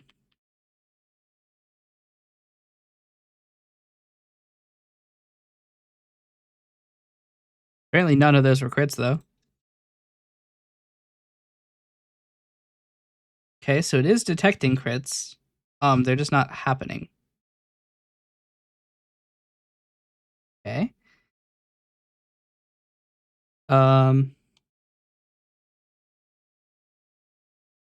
the hell? So is Operation Critical is not being set. Um,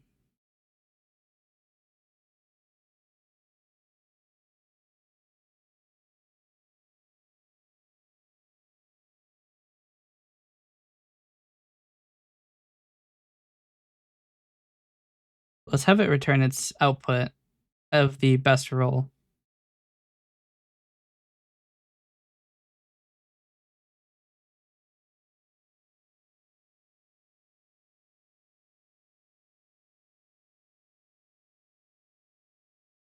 Have it do this. Let's take the results. We're going to change them to interim results.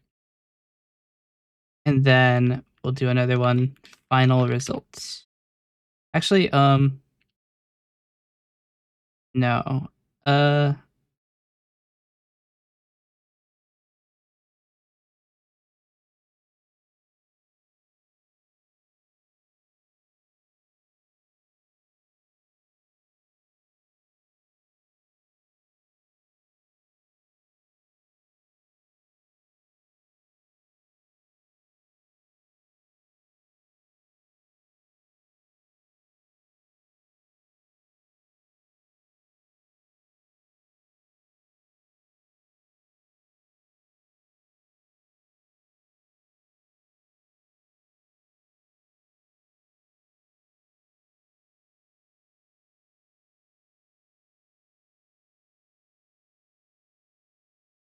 Let's do this. Let's make a function render roll list int values.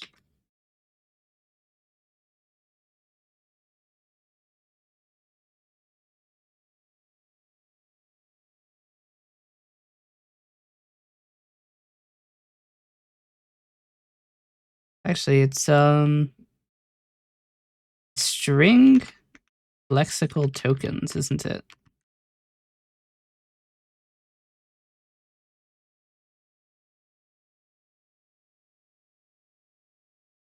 Hmm.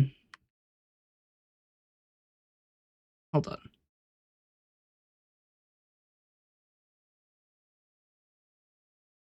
Problem is, this is done interim. We could also just do this string greatest lexical tokens.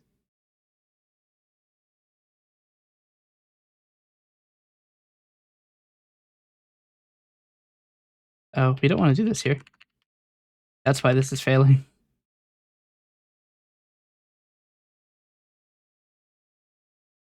I do want that though, because we can do string.join with a space greatest lexical tokens.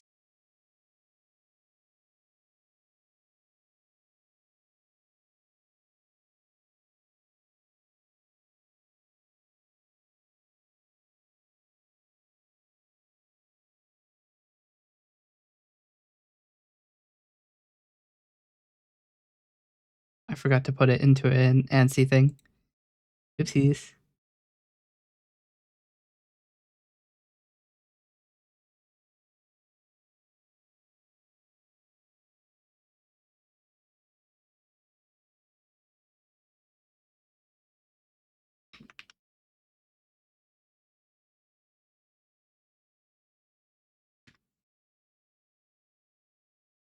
Okay. So that's working too. It's not just choosing the last one.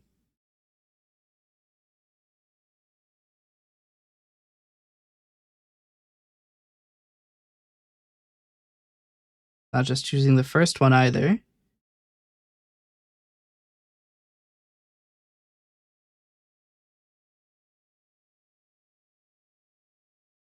Now we just need to keep fishing to see if we can get a non-critical run.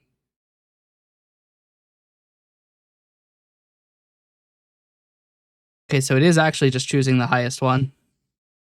Um,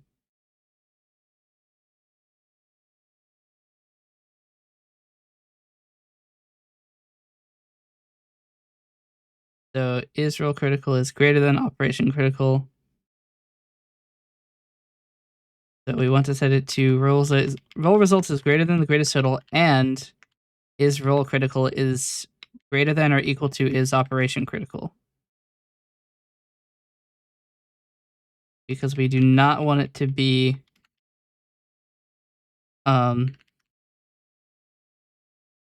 choosing ones that are any less critical. Now we keep fishing. Only one crit there. No weird crits.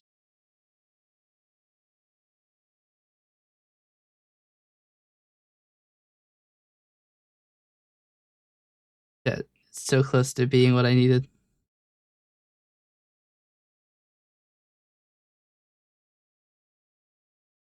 Okay, so now that works. Now we set it with disadvantage. Oh, I should probably set the crit fail threshold instead of the crit threshold. Okay, so more critical failures now. Equals 0. What?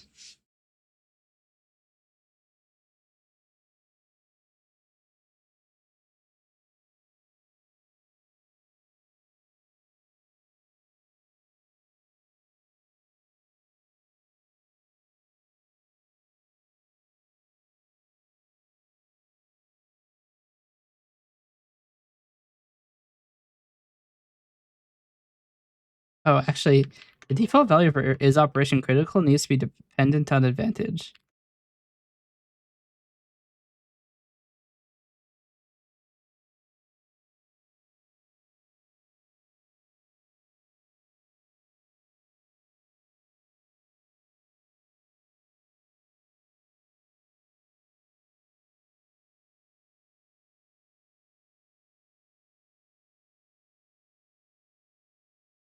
I don't know why that fixed it, but it did.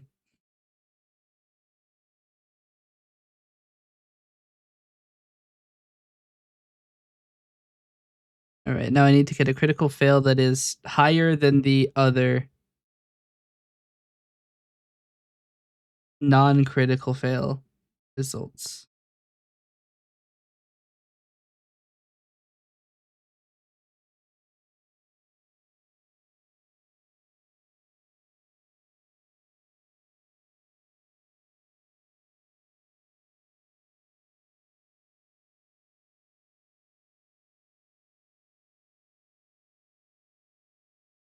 -2 is wild.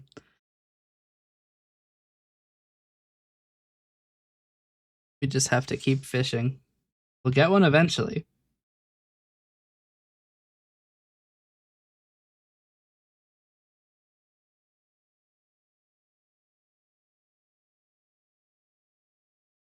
But one day, please.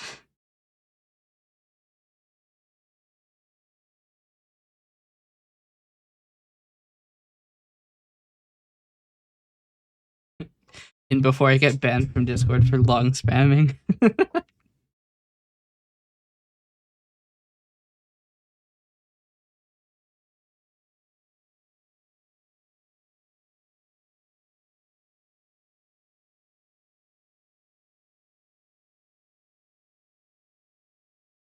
Come on. I believe in you. Give me both good and bad luck at the same time. All right, we're not getting enough fails. I'm just gonna increase the crit fail threshold.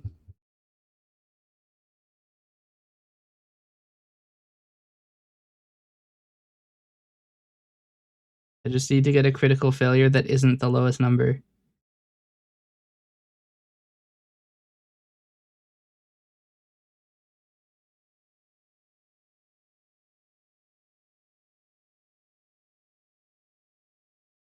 One is crazy.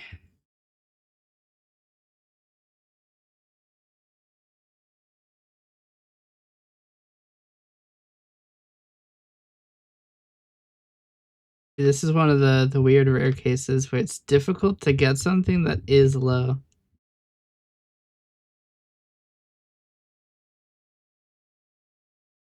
Come on.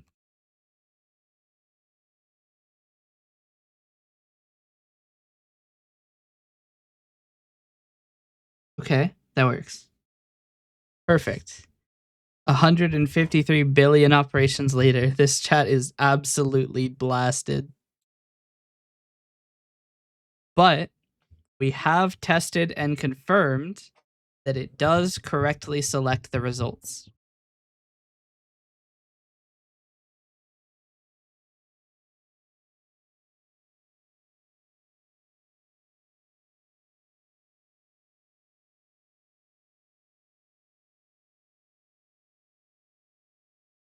So now we make my bot angry by rolling with a lot of advantage.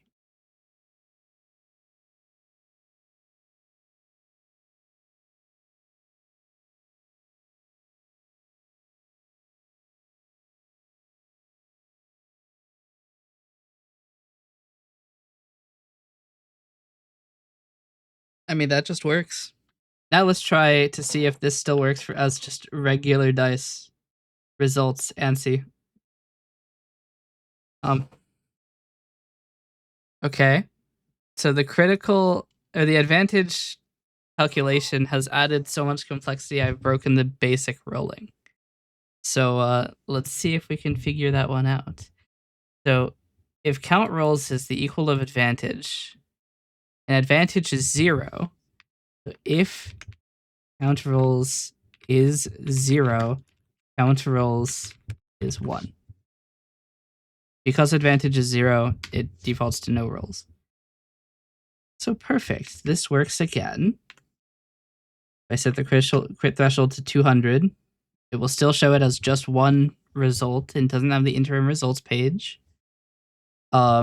And theoretically, I should be able to just do math. Sick.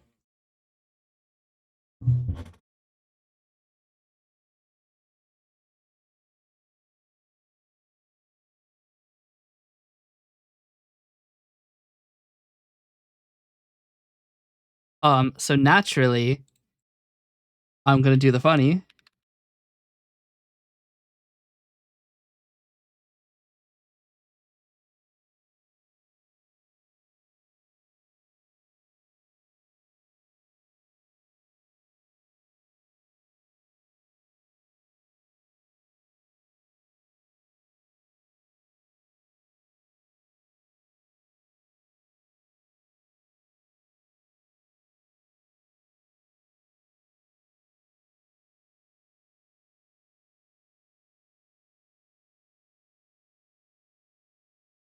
There is now an Easter egg if you just put in just math without any rolling.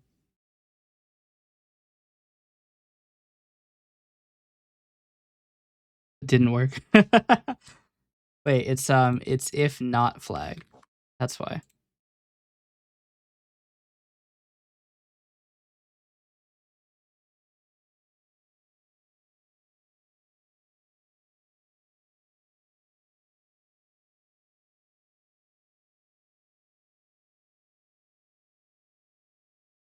Why is that not rendering the thing?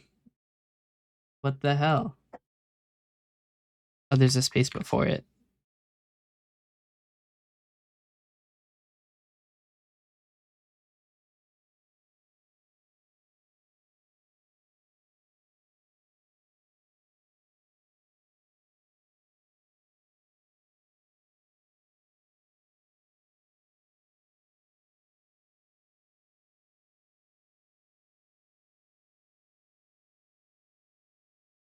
All right. Now what we're going to do is count is this.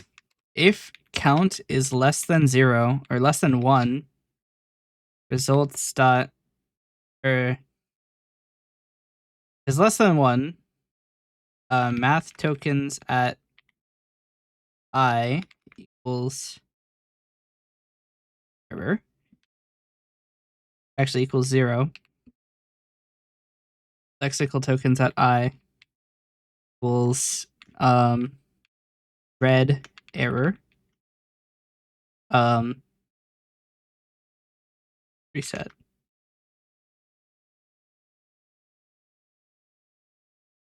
This same thing will happen if the sides is less than 1, and both of these will break from the rolling function. Or not break. We're not in the rolling function, so we want to continue.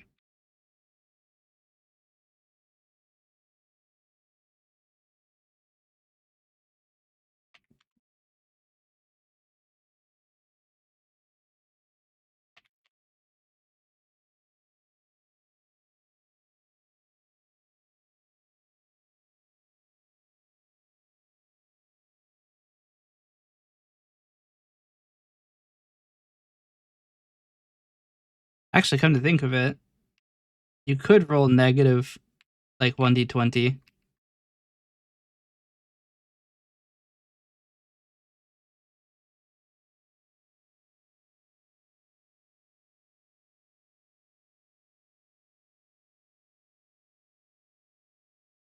Meanwhile, my phone is attempting to install an iOS update while I'm using it.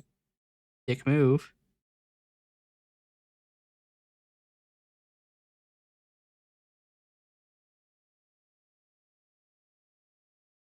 The app just doesn't respond if you rate D negative 20. I don't know why. It should at least respond.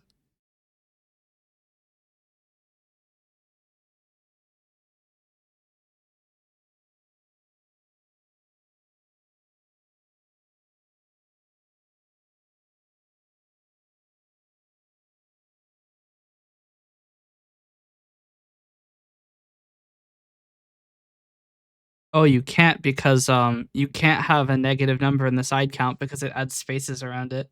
So it becomes count space or count D space minus space sides. So um yeah. If you try that, that's your problem, not mine. If you're trying to write invalid tokens, I think I can ignore that. Now it will properly say error, but it'll do error minus 20, so.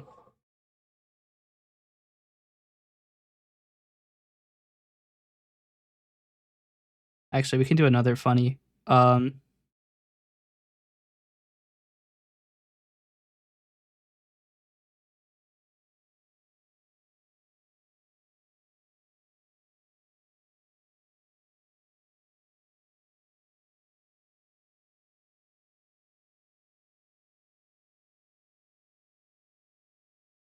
Perfect.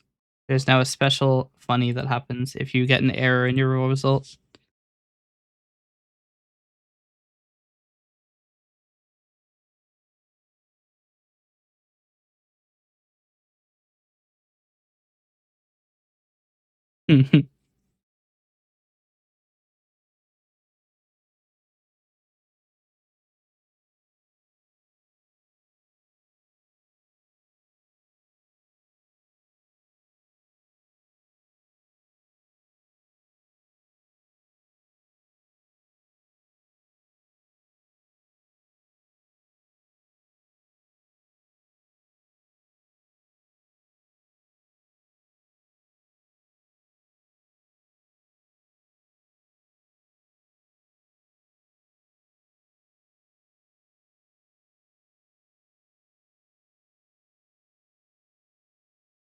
Actually, slight issue. If you have more than one set of dice in your roll, I know we haven't had any case that happens, How do we roll whether or not that's a crit or not?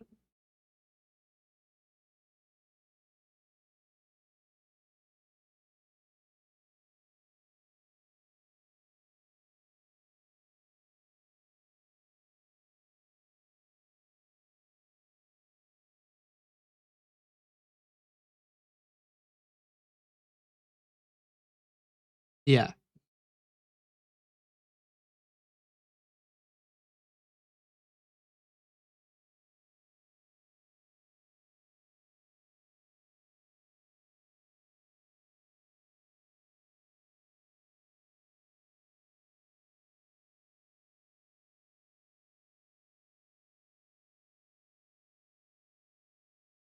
Okay.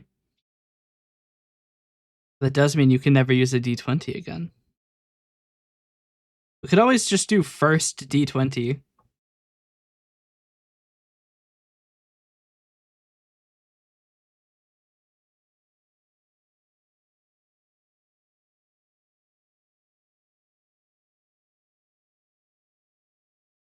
Actually define these here and these here and these here actually, because these are not important to the output either.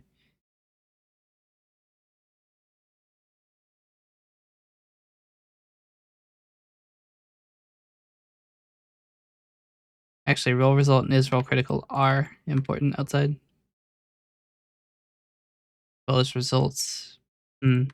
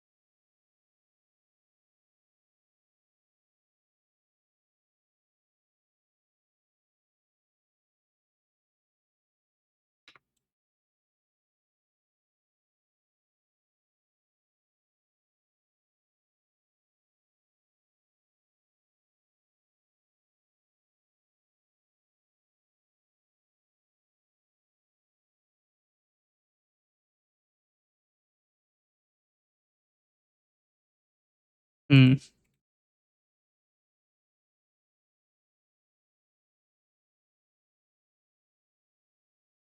Actually, I do need that because I need to overwrite um the value for math tokens.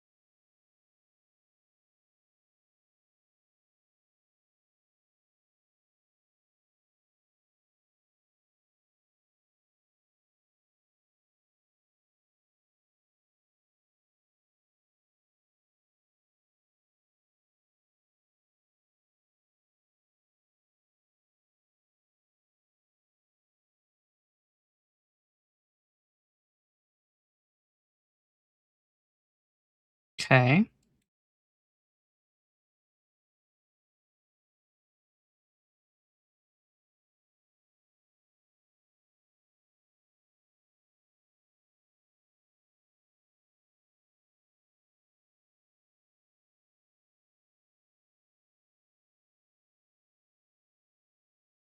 Actually, I do want to put this in a variable. We'll do this.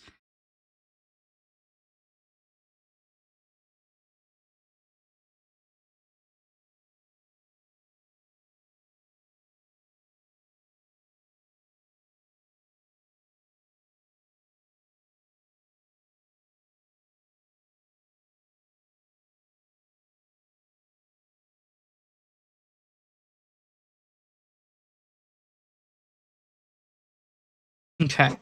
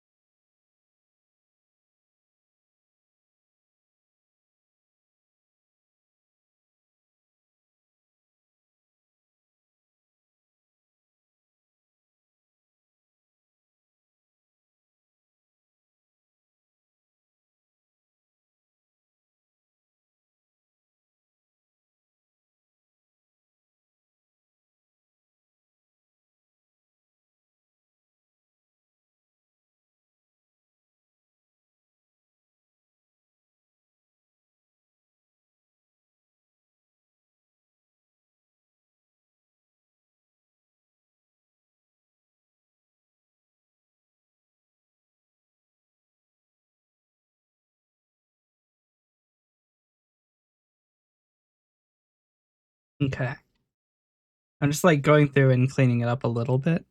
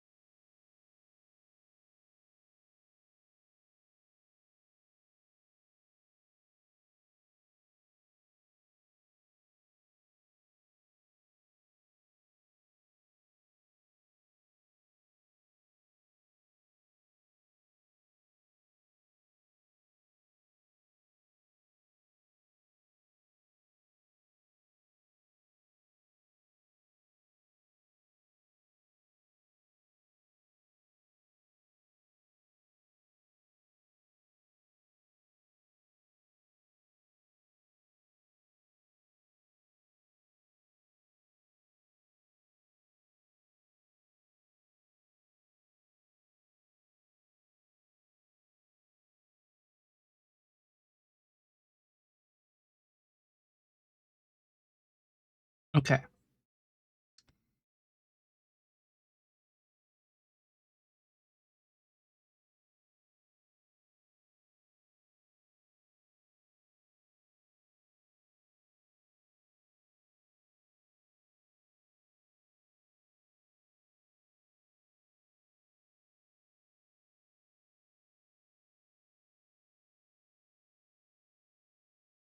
Now I run it again just to make sure I haven't broken everything.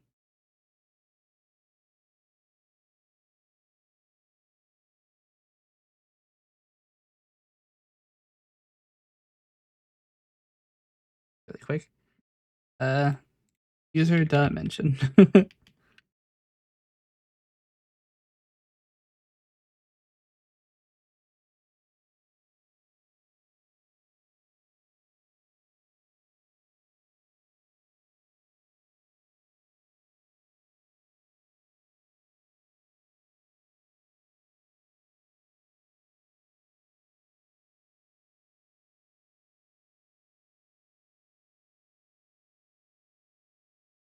All right, roll 3d 20 with advantage of 3, crit threshold of 5. Mainly just to see if it works. If I put both, it does.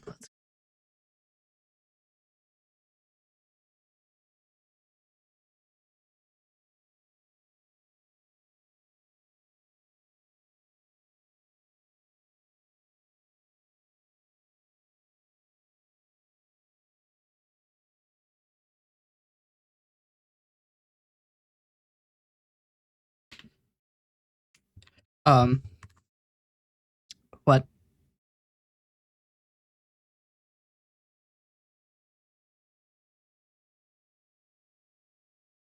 Okay, I've got it then.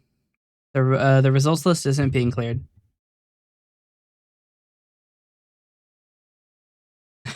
I'm like, why are there nine? Why are there 9 dice in my 3 die roll? There we go. See, this is why we test it multiple times. Shit breaks all the time.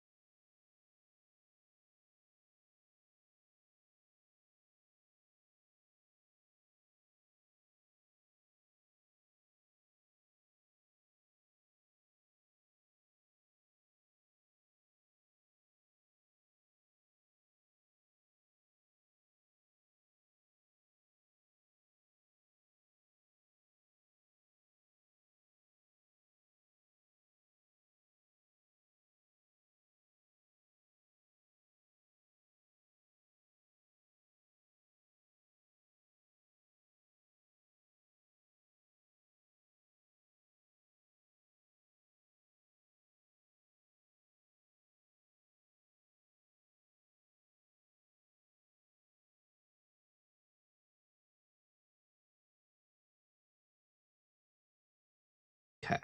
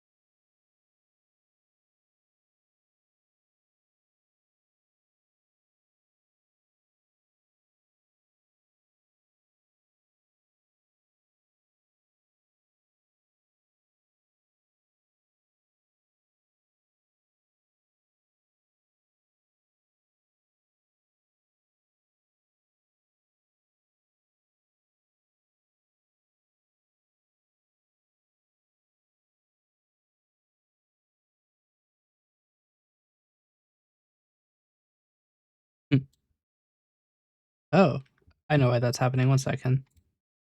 I know why that's happening. Um,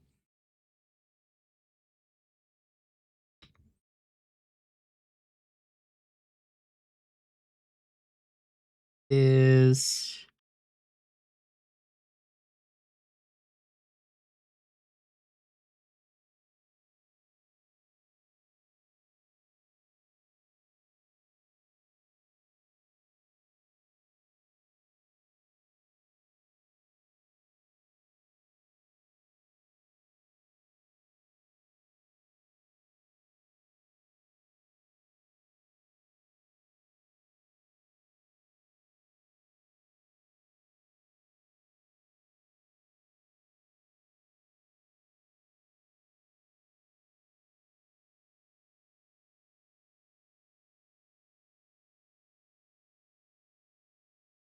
so by default, my bot doesn't allow you to add other members because I don't want it to be used to like annoy people.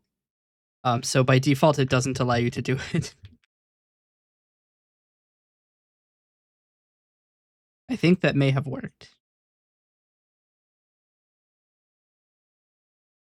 No? What? Huh. Maybe I didn't restart the bot. If I did, it didn't rebuild the bot. Second.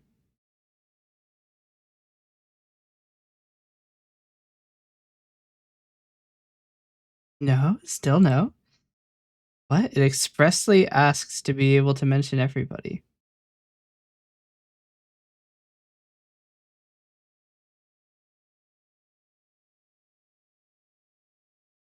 Oh yeah, we can get there 1 second.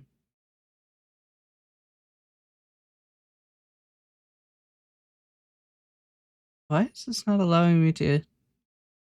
Oh, you know what it might be? I don't think my bot has the permission to ping people. Let me try something. I'm gonna make an administrator role. Give it to the bot. And do the thing again. No, still? Okay. Um,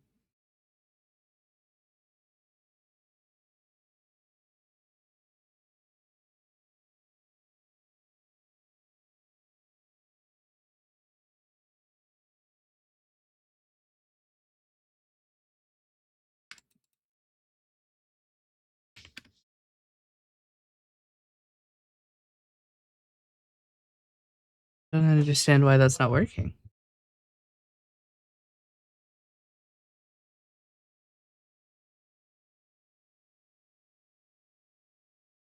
If I do this, it's not pinging you, is it?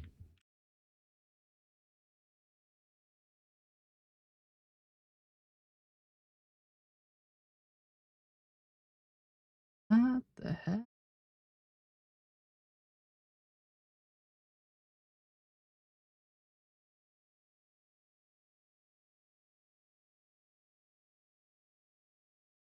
Because this is outside of my own bot's code now. Um,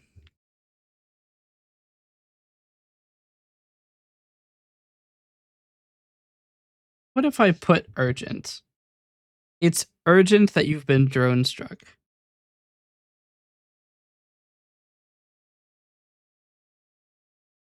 Still no?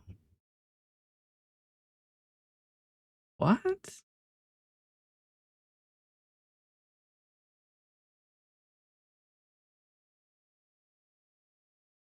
Are bots just not allowed to ping people anymore? I've set every flag that would force it to send a notification.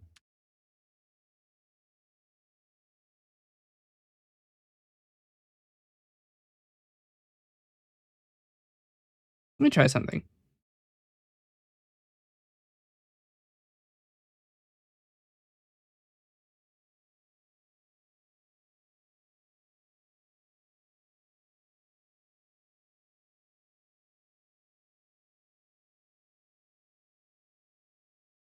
Can you try using the explode command?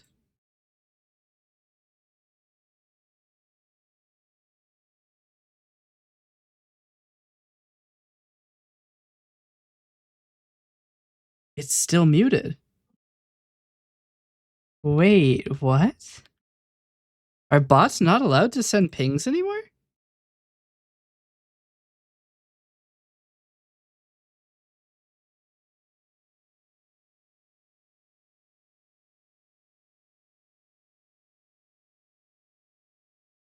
Or do I have to have a specific permission to do that?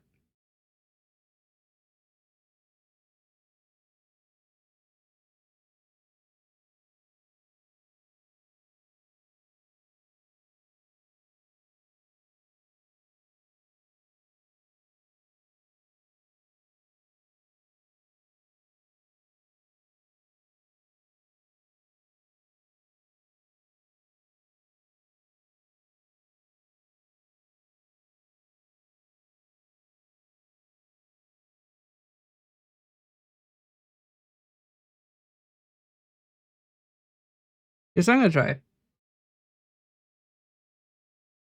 I'm gonna have the bot rejoin with mention everyone.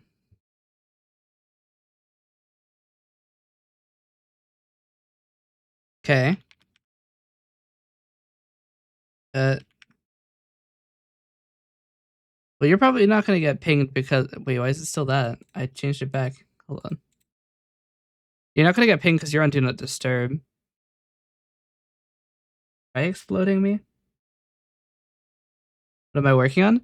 Right now we're working on a Discord bot for like an RPG. And weirdly enough, Discord is not allowing me to ping people.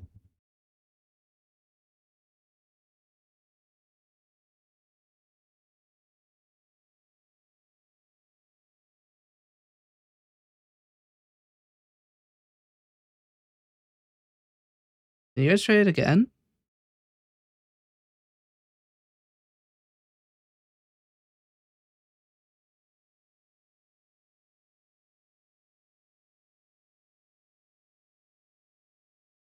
No, I'm still not getting pinged.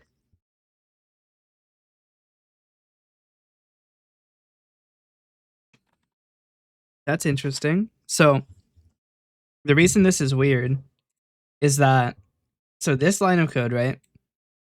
Generally, if I do something like await context that reply async and then I have an embed, right? It will take this embed and it will create a new allowed mentions thing where it will not actually it'll allow you to mention users but not roles. Well, now I'm curious because this means I can't ping anyone. Which is slight issue. Because it'll prevent you from pinging roles so that you don't ping everyone. But it should allow you to ping users even with my system, which is restrictive. Unless embeds can no longer no, because even messages won't ping. Hold on. If you look away from this chat, I use good old parrot. Just put your at. Did that notify you?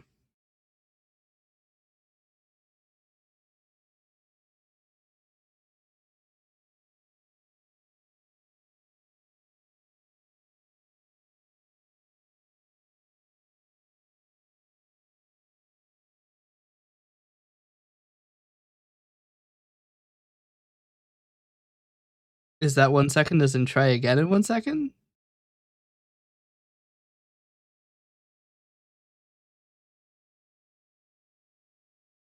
Okay. All good. But yeah, that's weird that I can't ping people. Even explicitly requesting the ability to.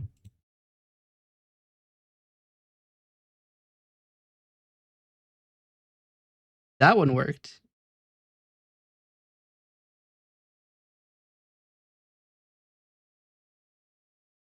So is it just that in let me try this. Let me try this.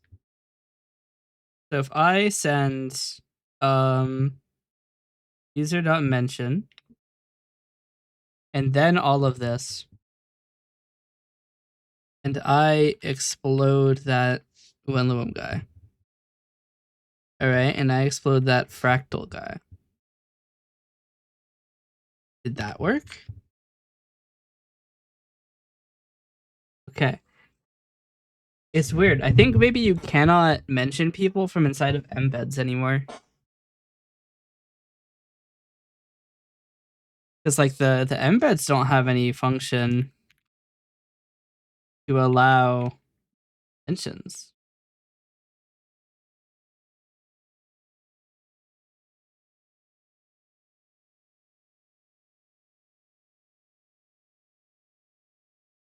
How strange.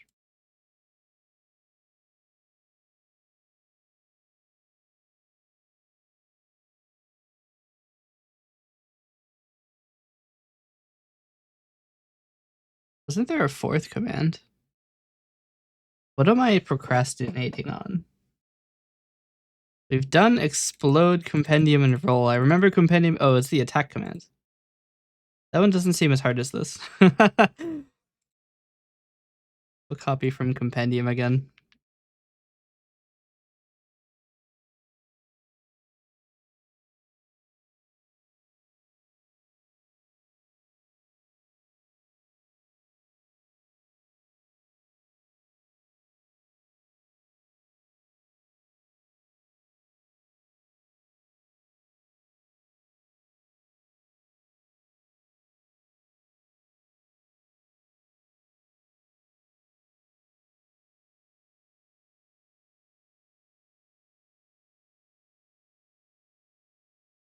They're both integer arguments.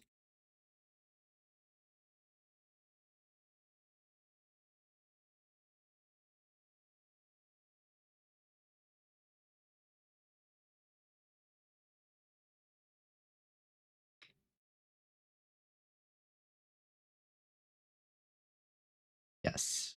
Good old damage calculation.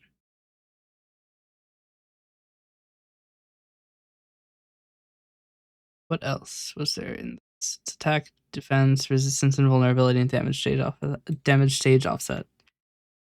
This is outside of the array. So we're gonna have like fractional percents, like 12.5% reduction.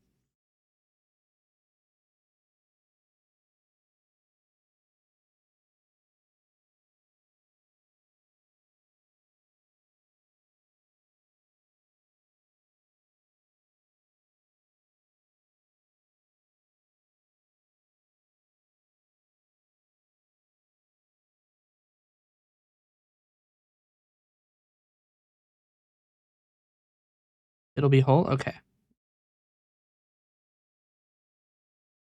And then next is damage stage change, isn't it?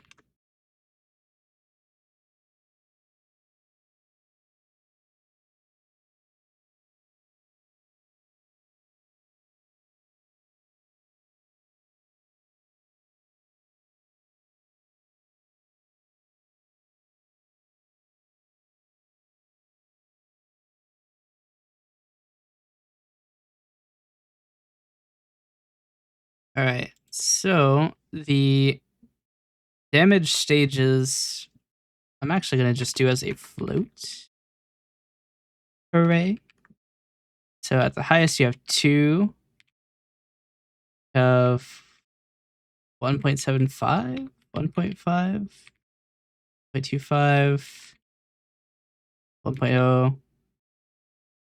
And there's 0.5, 0.33, 0.25, 0.2. These are the damage stages.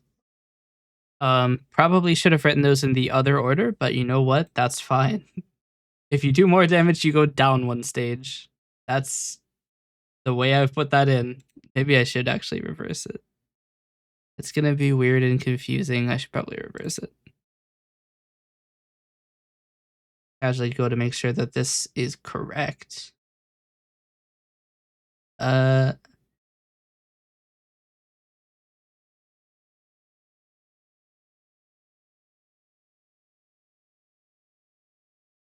Okay.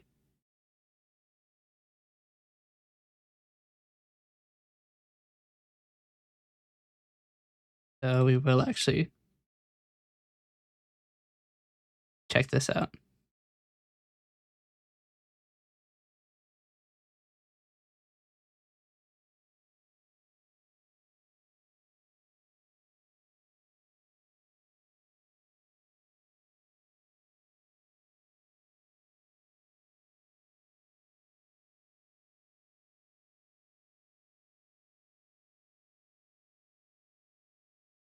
This is called being lazy.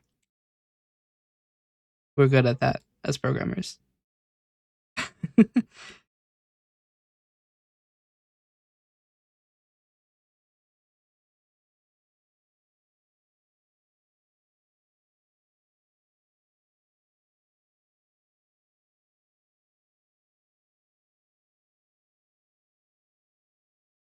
Okay.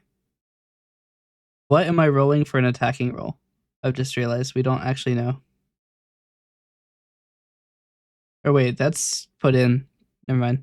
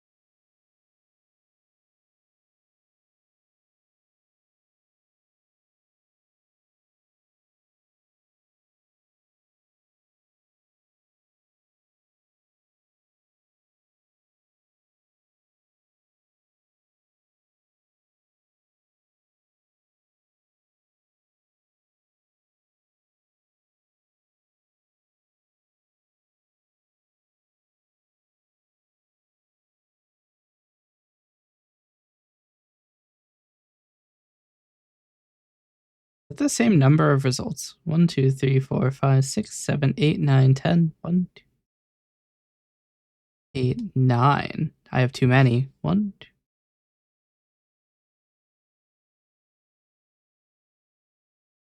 I do have too many.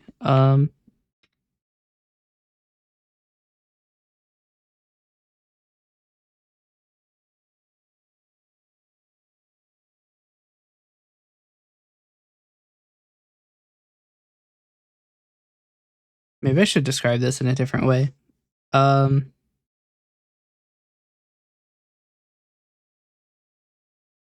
So from any number, you get 0.2 if your attack roll is that much lower. Once you get to negative 70,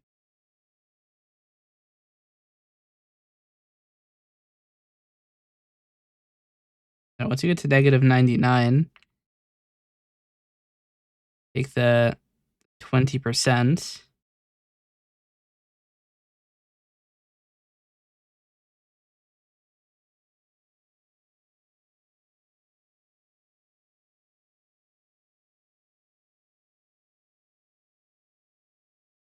Oh, there's another value here.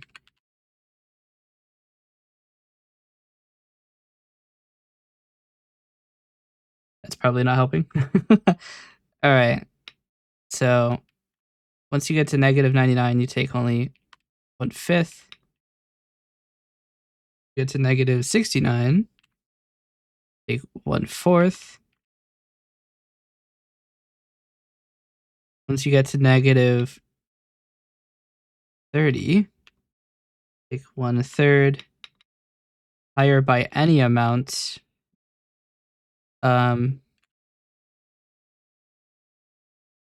which is less than 20, will give you half. I'm sitting here trying to like make these look nice, but they're gonna get destroyed. Once you get to 20 higher, or actually once you hit 0, you take the base amount, which is 1. Once you get to 20 higher, you deal plus 25%. To get to 31, you deal plus 50%. 70, you deal 75% more. And 100 higher, you deal twice. Okay. So the idea now is that we do float damage offset equals 0, right? And we do for int I equals 0, I is less than damage stages. Nope. It's actually damage offsets. Damage offsets. I increases. If damage offsets dot length at I is greater than difference, then damage offset equals damage stages at I. So real quick, 1, 2, 3, 4, 5, 6, 7, 8, 9, 10. 1, 2, 3, 4, 5, 6, 7, 8, 9, 10. Okay.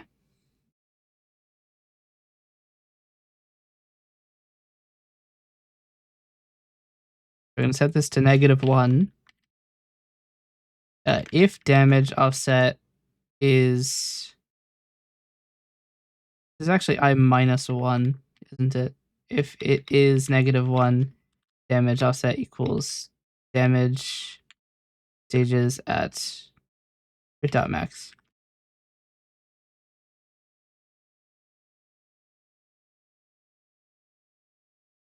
This is your calculated damage stage.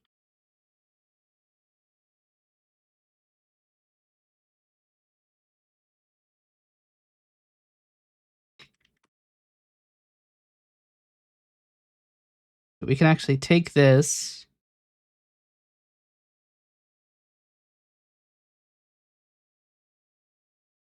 take these values, throw them in here.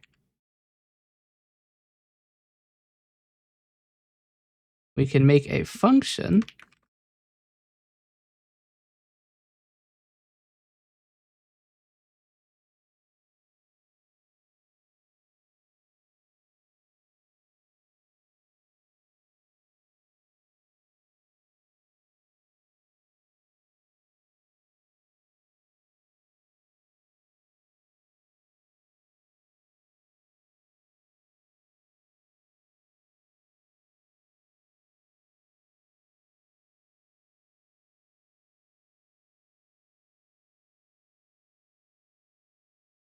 Now we can try this.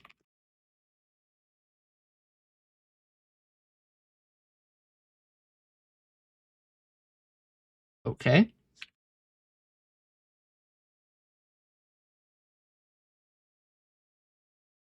That's weird. Let's try f of 0.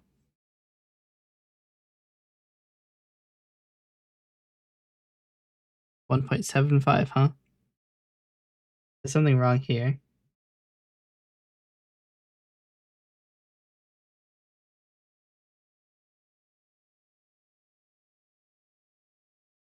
Oh, this is supposed to break. Problem.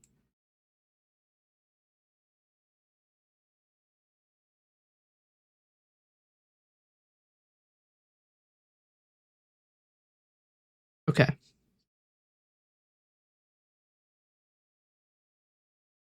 This is 1/6 f of -99, 1/5 f of 50, -50, that is, not equals 50,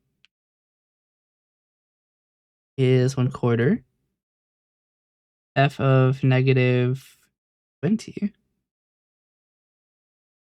1/3. F of -5 is 1/2. F of 2 should be 1. F of 19 should also be 1. F of 20 should be 1.25. F of 50 should be 1.5. F of 75, 1.75. And F of 100 is 2. Okay. So the only change I need to make is adding break here.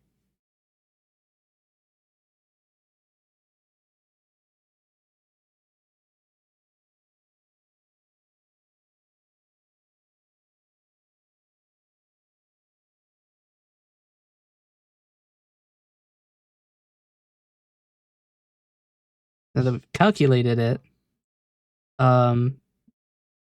DSI plus equals DSC. If DSI is less than 0, DSI equals 0. If DSI is greater than damage stages.length, DSI equals damage stages.length minus 1. Damage offset equals damage stages at DSI.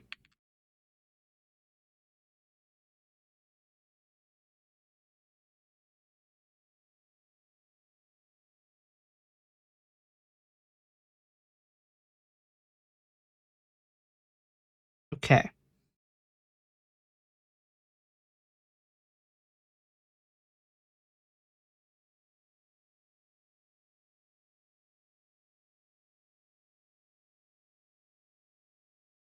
Okay.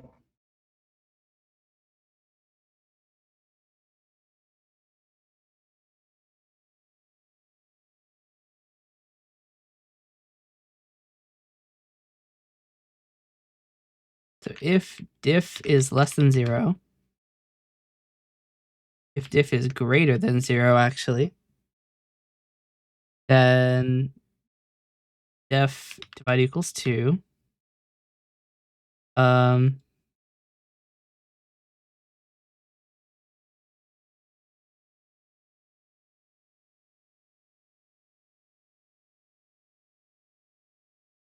Attack equals attack plus damage, or times damage offset. And that is int of math.floor, because we always round down.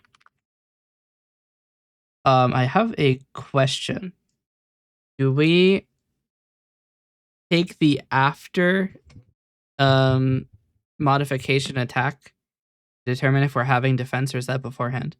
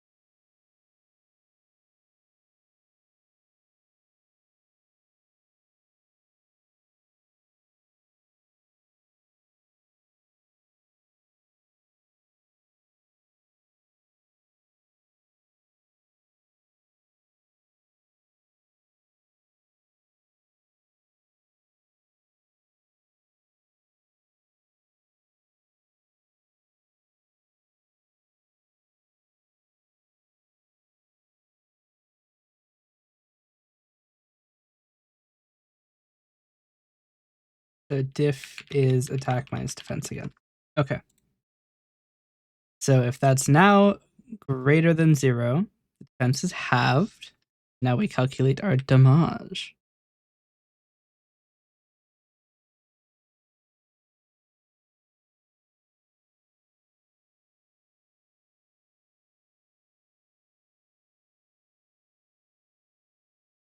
I don't have a number for that.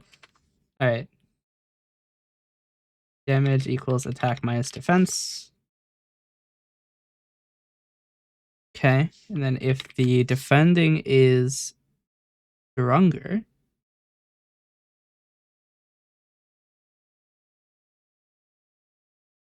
then we don't have defense. So damage equals attack minus defense.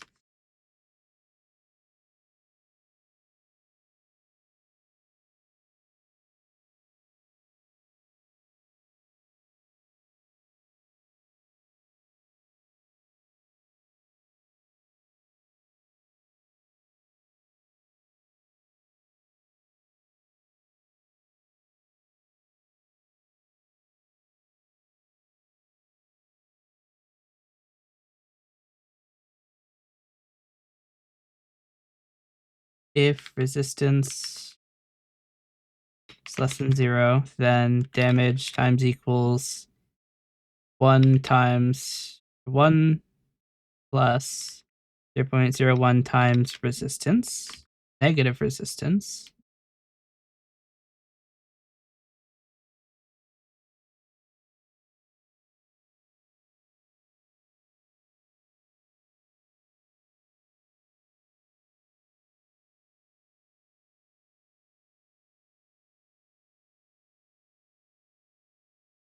If resistance is greater than 0,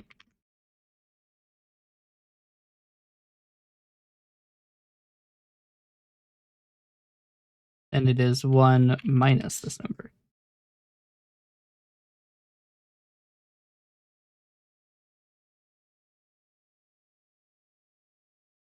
Which does actually mean that this just comes out to this equation always, doesn't it? This resistance is positive and negative, so we don't need to check to see if it's positive or negative first.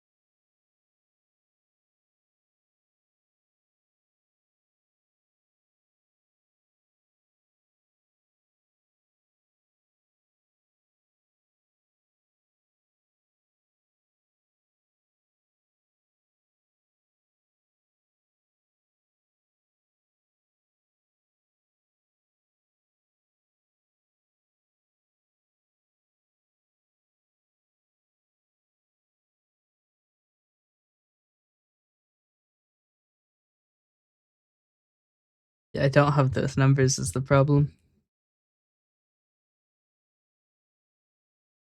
I mean, we could just add special arguments for it.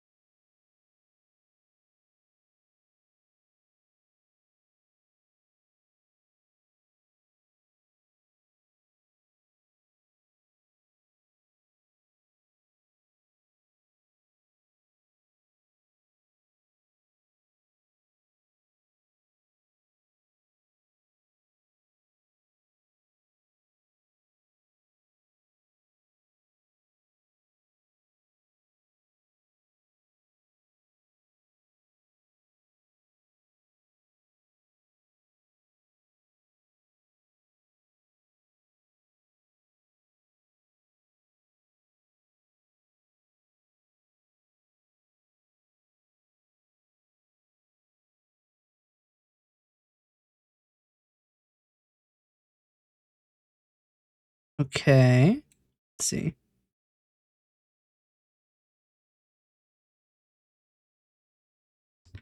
New problem. What if both? What if they both crit?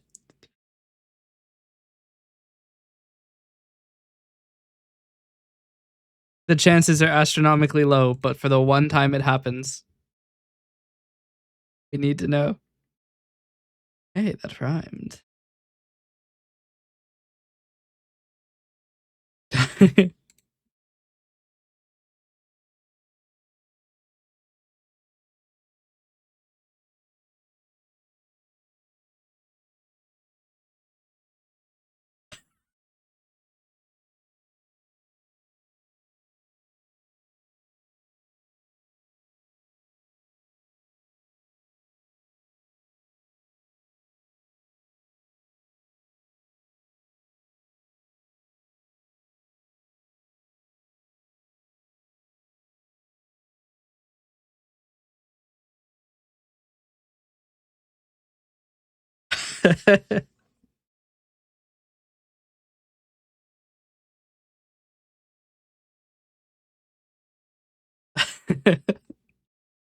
The chances it ever happens is so low.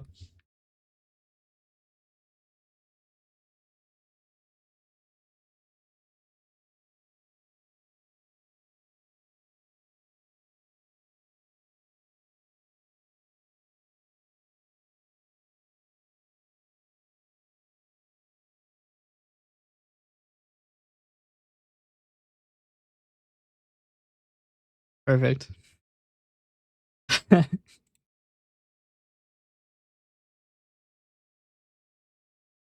Okay. If the crit damage equals 0. Honestly, I should probably do this before doing all the calculation. Because actually it's not gonna look the same. Uh, if a crit, this actually is checked up here, isn't it? If a crit, then damage offset equals 3.0 up. Otherwise, this all comes out to what are we supposed to make it look like? Have we looked at what it's supposed to look like? I forgot. Have we?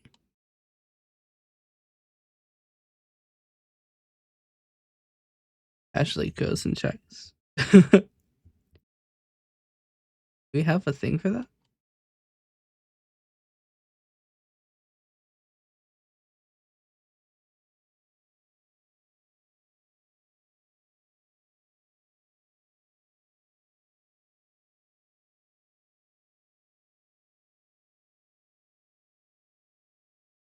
Yeah, we can make it look a little bit better than that. So string description equals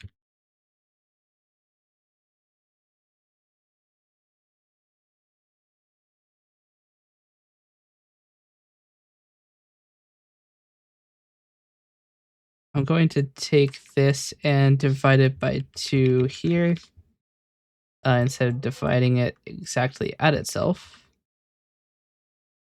I'm going to copy the input attack.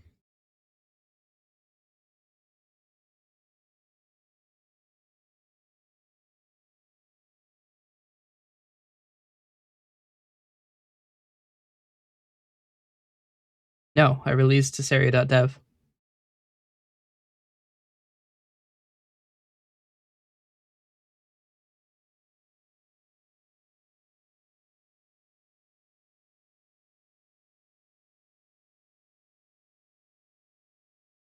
Yeah, I did actually release.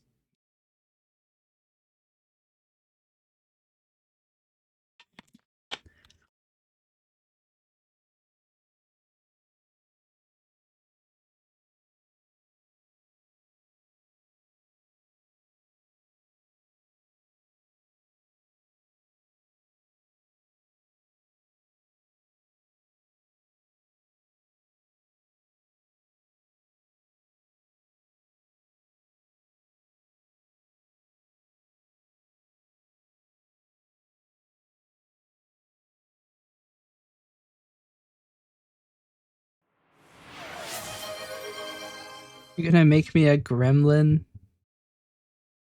Did it work? Oh my god, it worked. I'm a gremlin.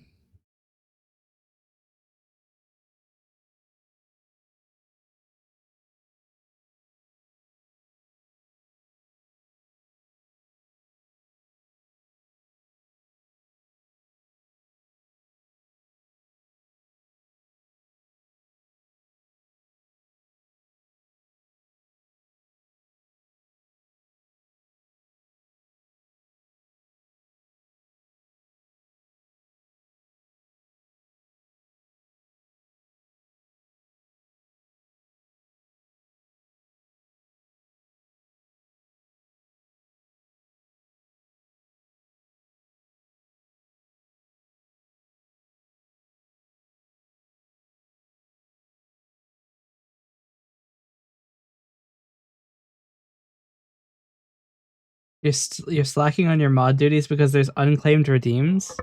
It's not how that works. They don't have to be cleared. We can leave those there for years. In fact, if we leave them, we can scam Twitch a little bit. You see, Twitch doesn't give me the opportunity to give people channel points, right? I can't.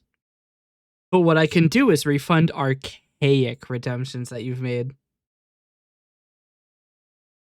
I may not be able to give you 1,000 channel points, but I can refund the $1,000 hydrate you redeemed 4 years back. What's Twitch gonna do? Ban me? Probably. They probably would. They'd probably ban me for it. It's funny too because there's literally no monetary incentive for them. I don't know why they never gave us the tools. What if I want to just make people filthy rich? What if I want to give my good friend Nox Nocturne VT 1 billion? Well, now they're called goon dollars, so that's awkward. 1 billion goon dollars.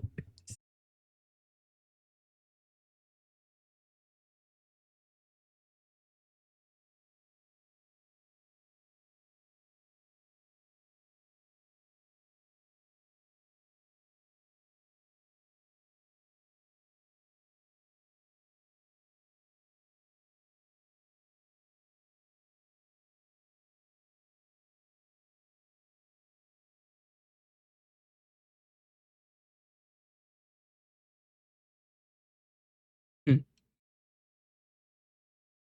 What if I did think I'd say goon dollars? What then? Hmm?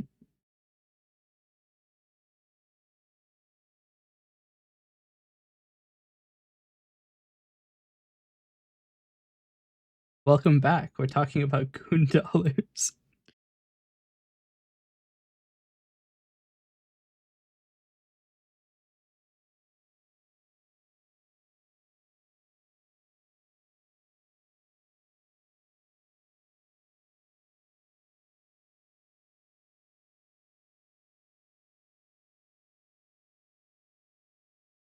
Object reference not set to an instance of an object, huh?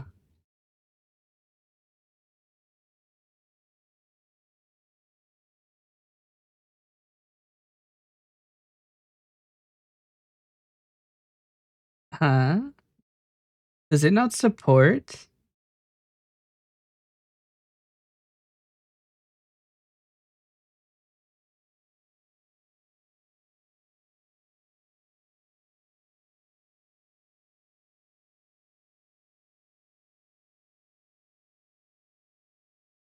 What? That should work.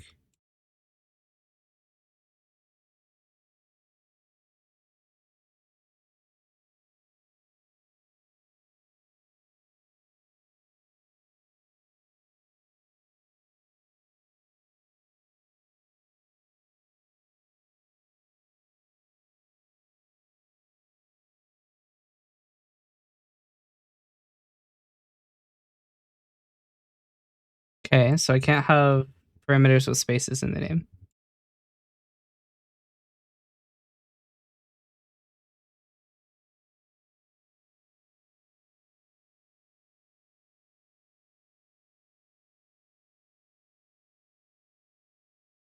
I'm actually going to take these out as well. And I'm going to set both of these as non-required, and they'll default to 0.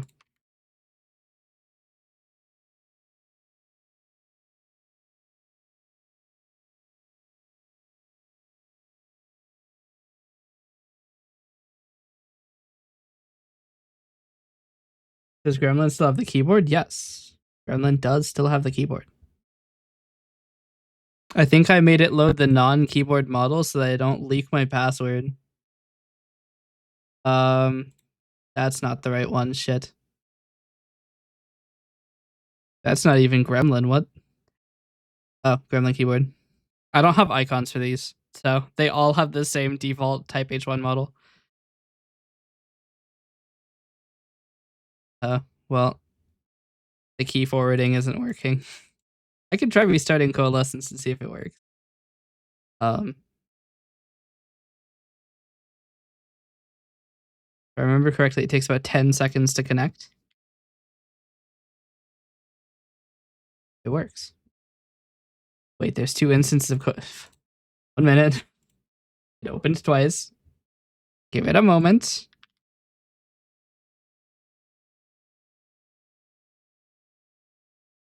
Cool.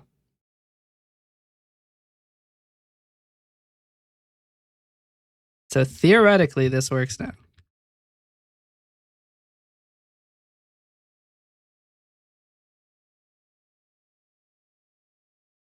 Okay.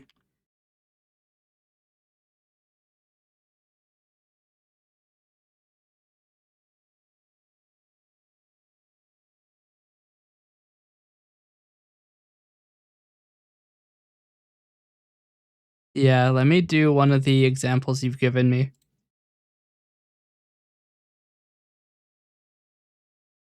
There's the 70-50 example. What about the 50-70 example? Negative 54 doesn't seem right.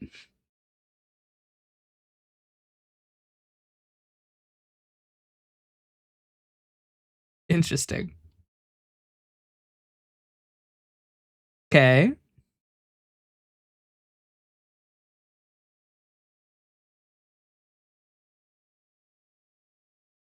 So, how's that happened? Let's see. So, we get to here. The attack is here. I mean, we can just fucking pause here. That's a thing I can do. Discord's gonna be pissed, but I don't give a shit. 16. The difference is recalculated here.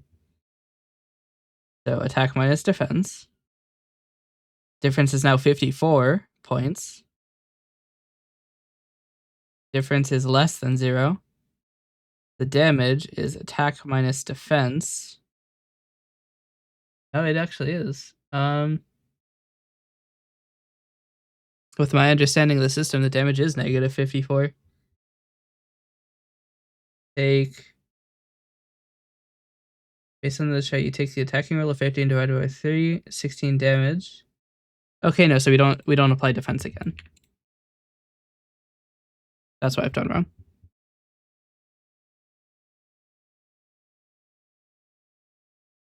Defense is being applied twice.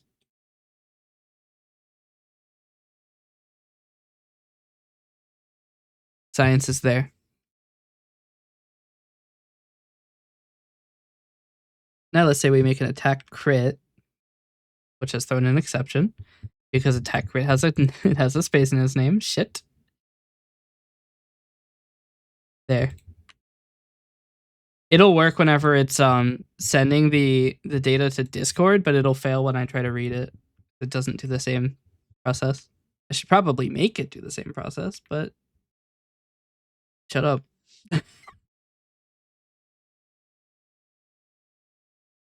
So final damage stage doesn't consider I'll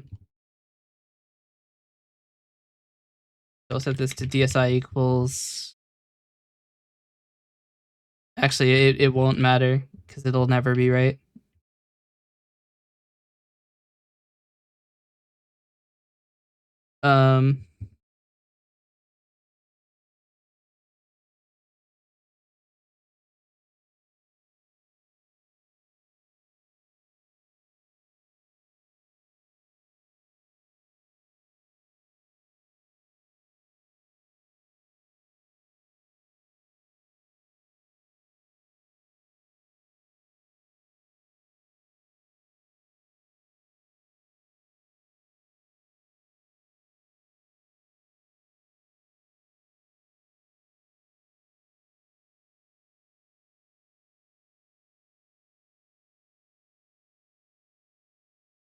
I'm gonna assume that C# is not happy with me inlining another interpolated string.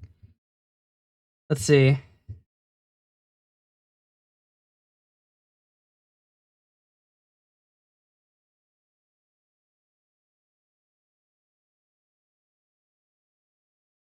No, that should be right.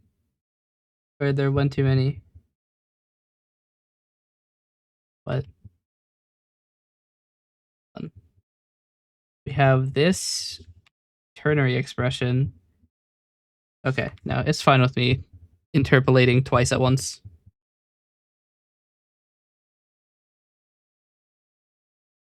Okay, so it will now properly mark an critical attack. Let's do this.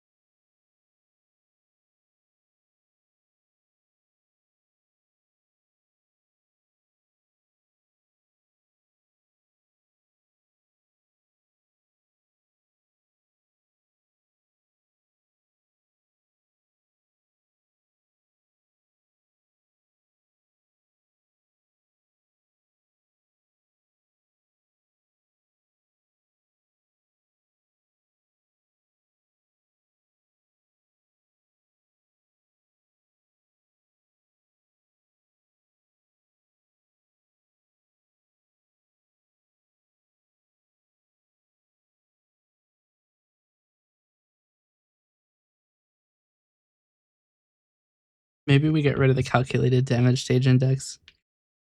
The final damage stage damage is damage times 100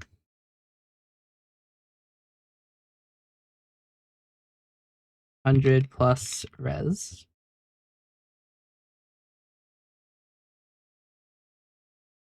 Percent.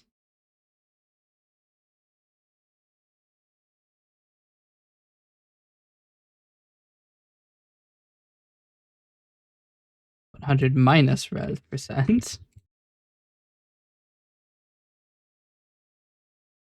I'm gonna need another copy.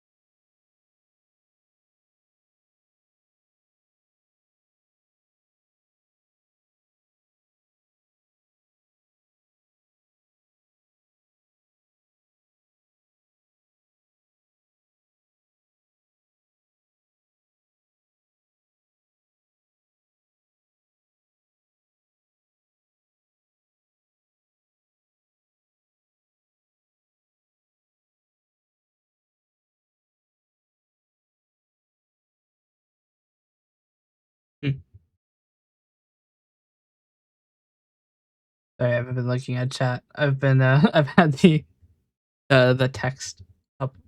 Make sure I'm doing all of this right.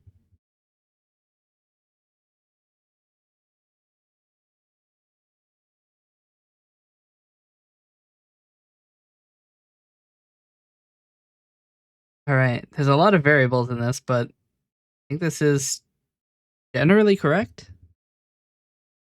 We want to do any freaky math to make sure I'm right. I guess I haven't tested the damage stage offset. Let's say we have 2. Bring us back up to 1. It does, but it doesn't properly determine stage, which is weird. Oh, because I say the copy and don't use the copy in my stages. There it is. I could just do this plus DSC.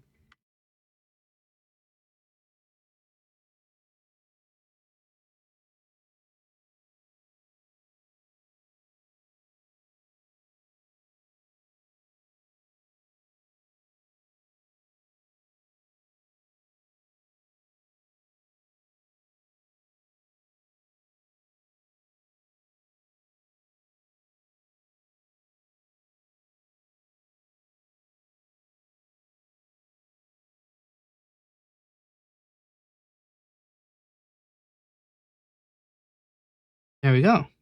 That works.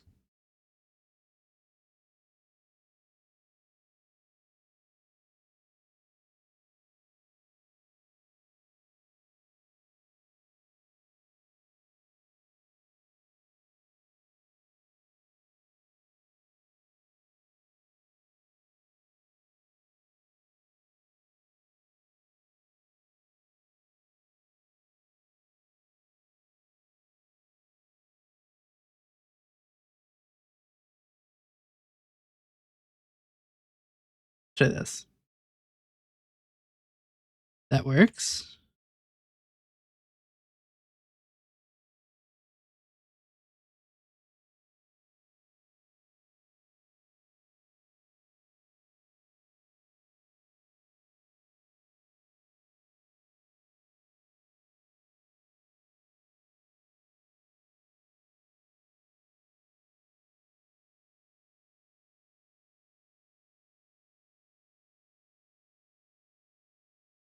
All right.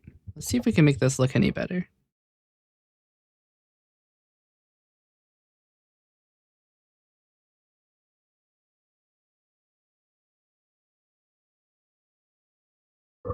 I'm trying to like keep it from being too tall. I'm putting a lot of um,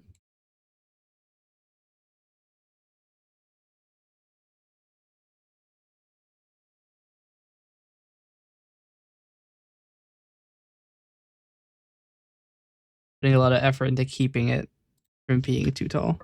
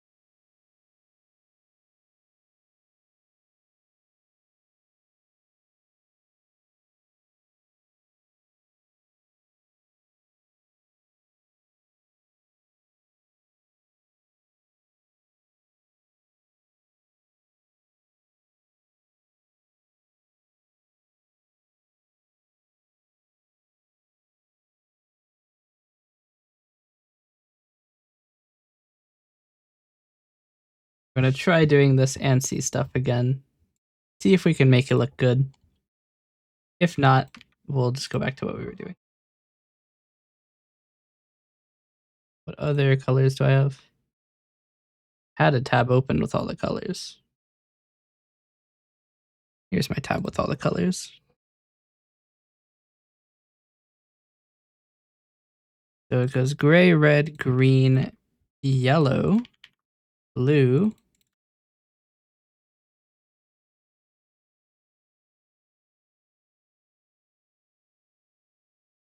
pink, and white.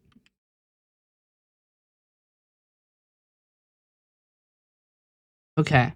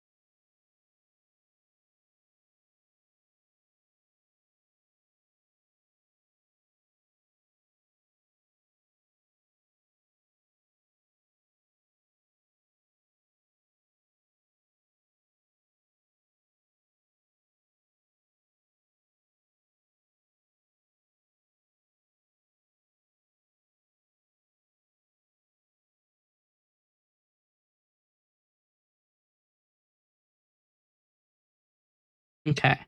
So I need to put a new line here, otherwise this will not it will not allow me to put this many tags on one line. So this will be a crit. So then attacker critical.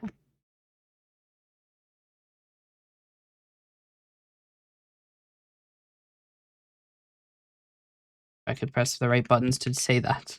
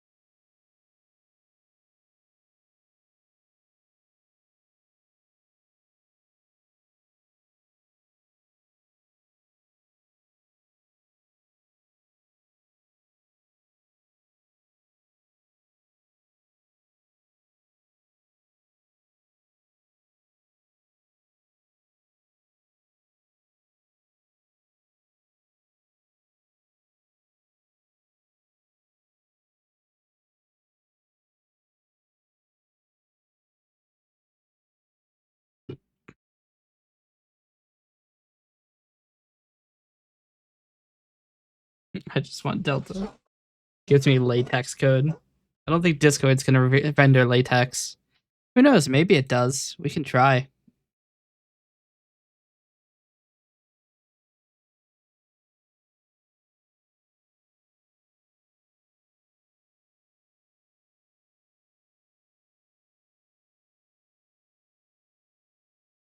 It doesn't. I tried. It doesn't. Um, I mean, it wouldn't work in the script tags anyway. So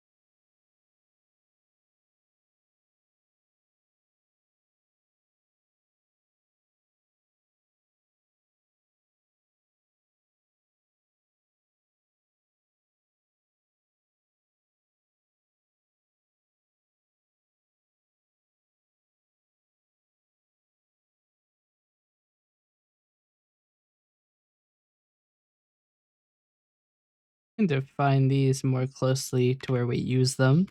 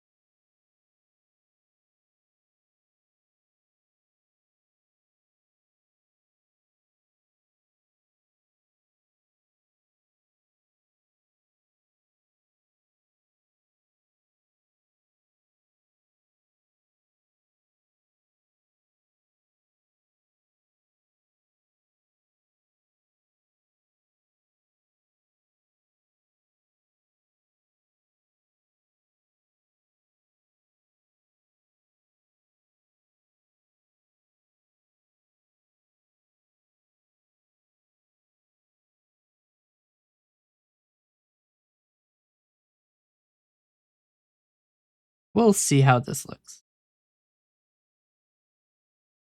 Oh, I just did all that on the wrong one, didn't I?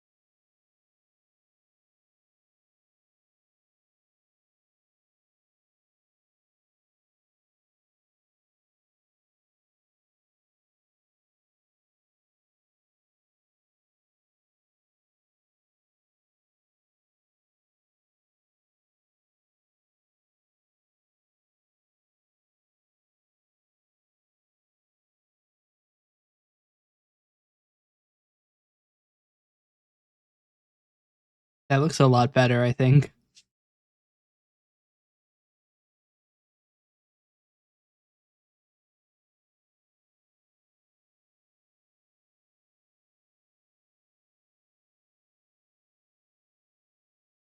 That looks a lot better.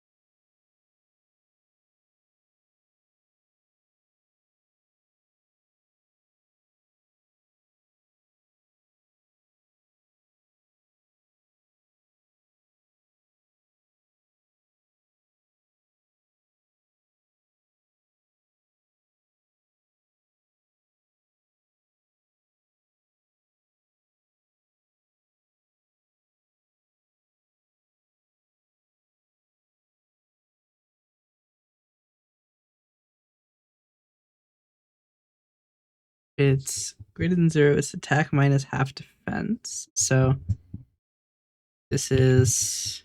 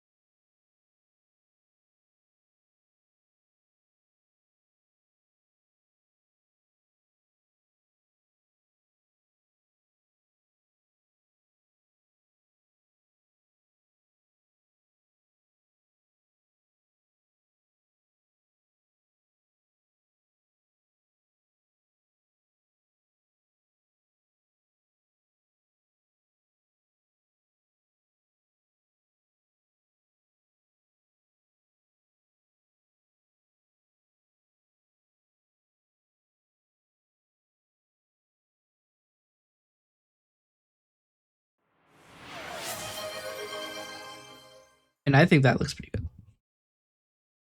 I don't think I could do much better than that for chat, who has been staring at Visual Studio this entire time. This is how the attack damage looks.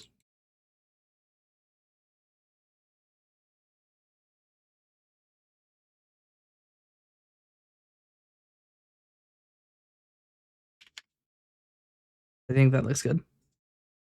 Made me RGB.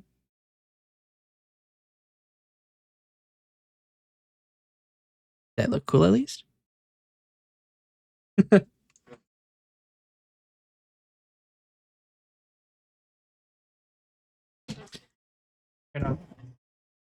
Like, I know my tracking is an absolute shit.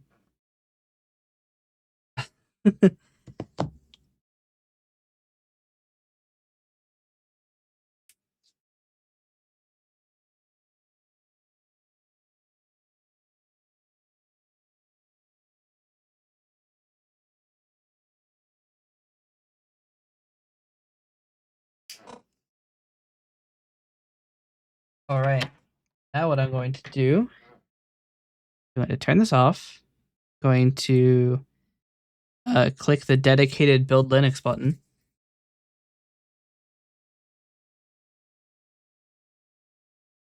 If I can find it.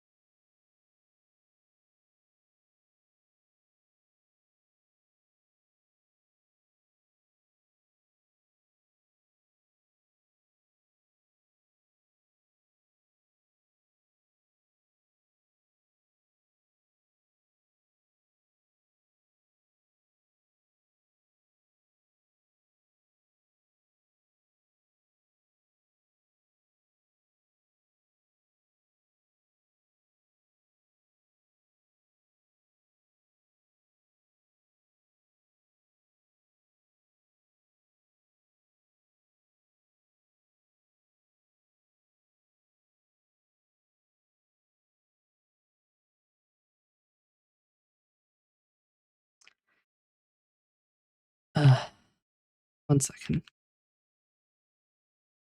My Git manager doesn't like me.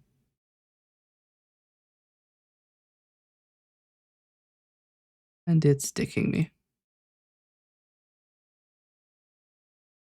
so I have to manually go in and delete all of my Git credentials. What a mess.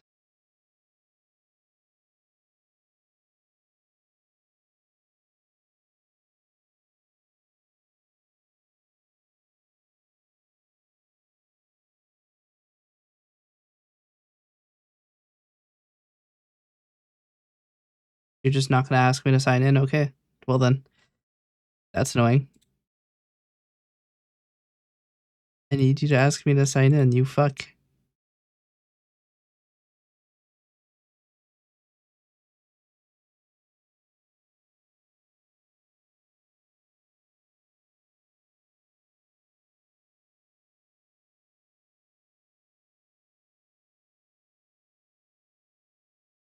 What a mess. 1 minute.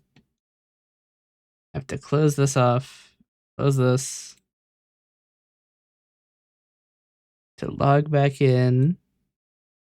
And hope for God's sake that it lets me do the thing. Please. Just let me download shit.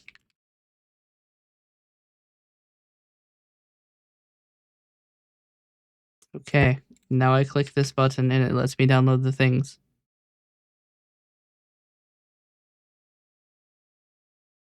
Okay, it actually let me download the things. Let's fucking go.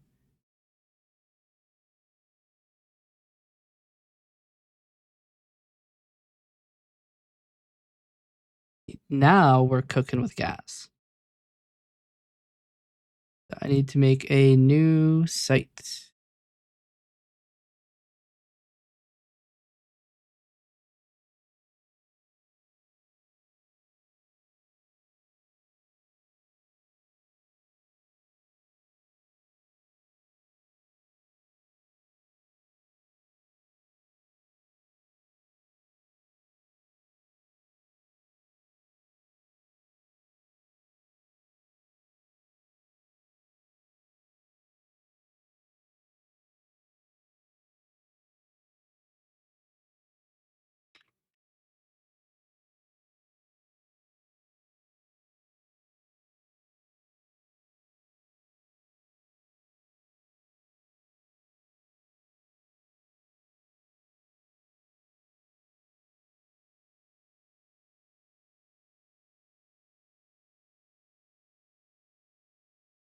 Okay.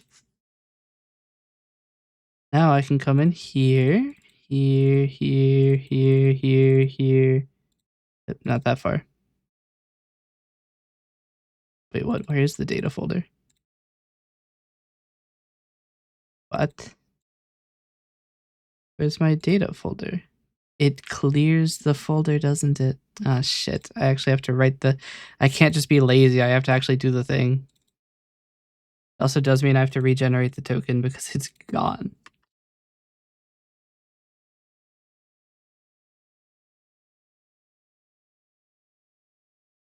Why do all of my bots have a profile picture that's A?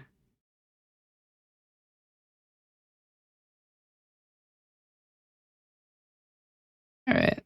That's done now.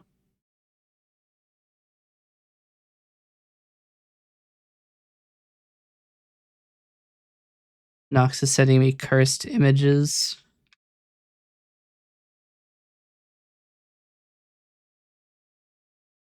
No. Okay, 1 minute. I was hoping it wouldn't do exactly that, but it has done exactly that. 1 moment.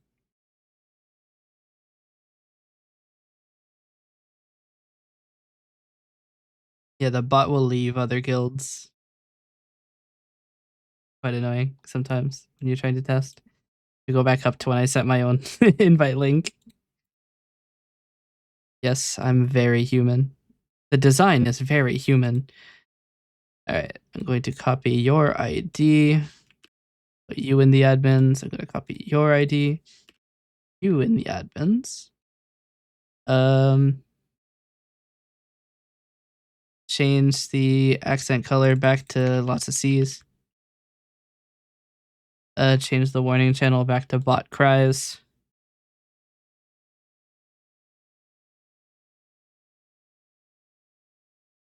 Oh, you Discord with the way you're trying to copy those IDs. Hell yeah. Oh, I should probably set the bot's name, shouldn't I? That'd be a good place to finish, apparently. Hmm. It's actually not even in the settings. Wait, what? These are default fields. What? How are they not in the settings?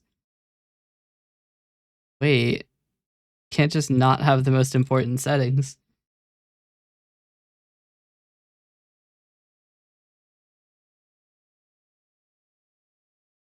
What?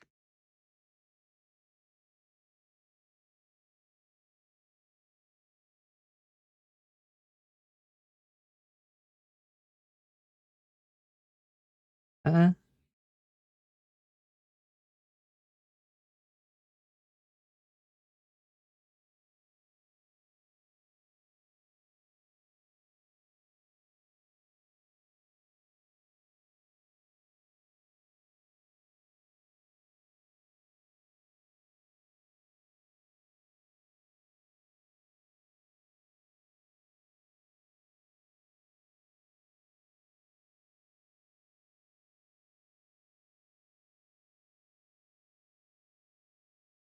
all right. There are now basic settings for the bot. Um, that's awkward.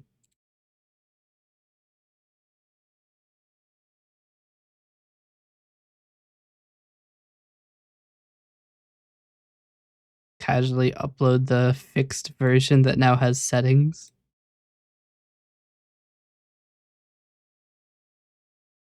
Accidentally hit edit on a 80 megabyte file. What a nightmare. That's gonna take a long time to finish. If when SCP even survives opening that. Probably won't. Nope. Well, shit. I at least set my settings before the ship breaks. No? Okay. Why do you let me attempt to open an 80 megabyte?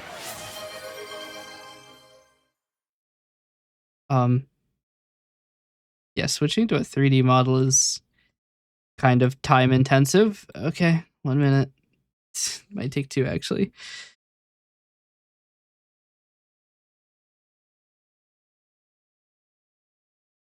Yeah, Dust Guys is not a 3D model. Too late. You've already made your decision, and I'm already halfway through doing it. So, Dust Guys time. Nope. You've done this. You've done this to everybody here. Now I'm eyes. Look at what you've done. Because I can only look at what you've done.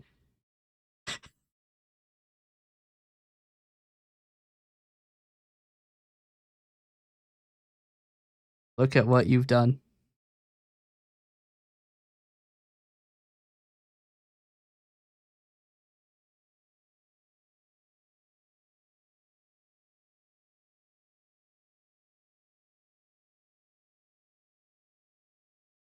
My eyes are up here, yeah.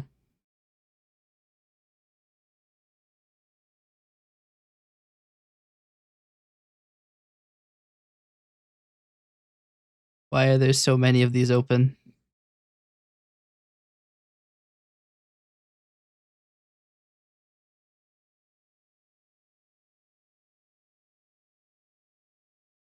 No, I wanted it to open to user local SBIN. Alright. So now I have to upload these again. It didn't upload either. It didn't bring either of the folders back to where they were before. I blame Nux despite the fact that he has literally nothing to do with it. You can never trust those day eternal people.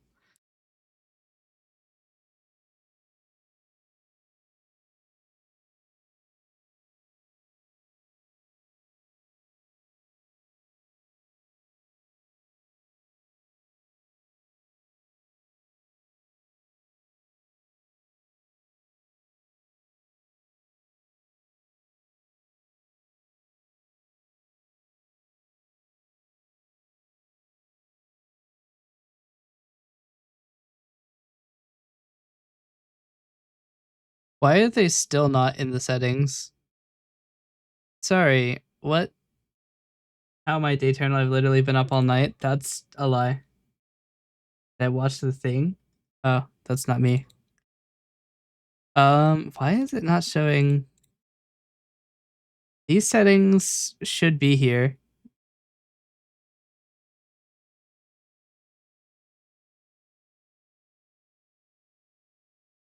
But they're not being read or written.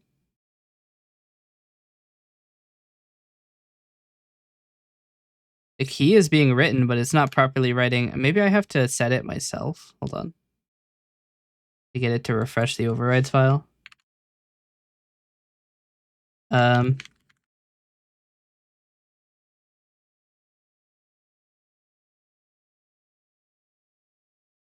oh, well, it'd help if the bot was running when I did that, wouldn't it? Not everything is about me. I think I could be forgiven for somebody coming into my chat where people talk to me and thinking that it's somebody sending something to me.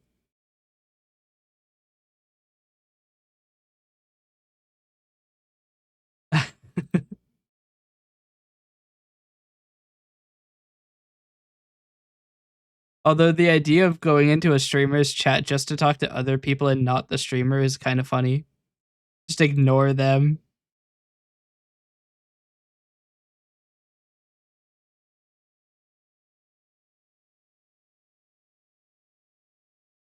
That's true. Who would want to come here to talk to me?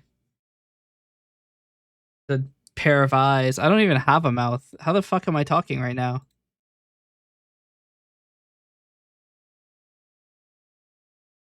Do that on Discord? You're right. I should start cutting you off. I gotta get those I gotta get the chat moving somehow.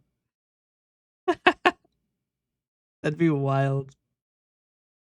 About 2 camera system with custom resolutions. Nice.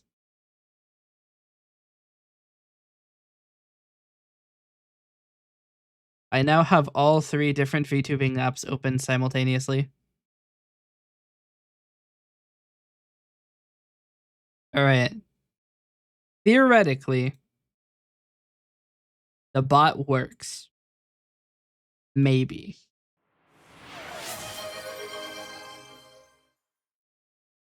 No. I did turn it off and I forgot. 1 minute. I need to go back. I need to copy.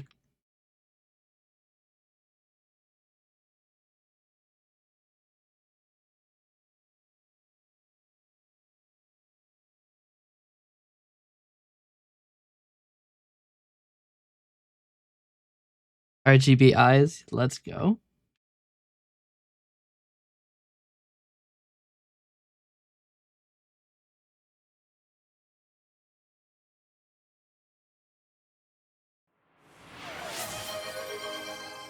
Okay. Oh shit, I'm full woman. And afraid of women. I need to go make the service.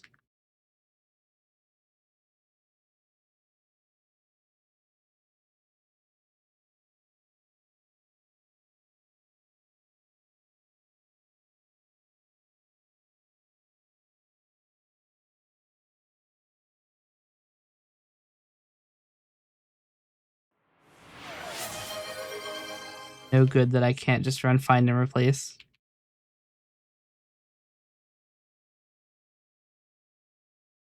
Because of course Nano has it set to the one fucking keystroke I cannot send. Oh, UID.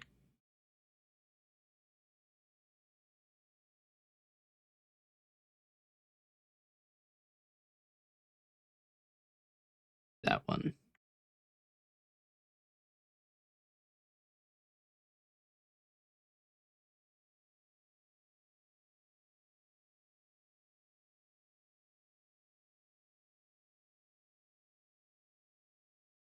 Theoretically,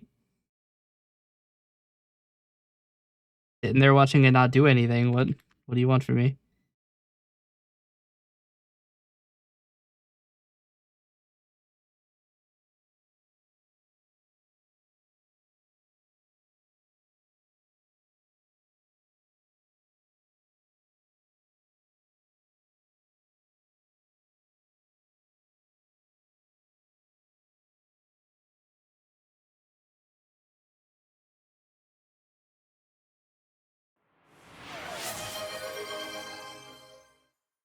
Everybody's making me hydrate. Trying to drown me again.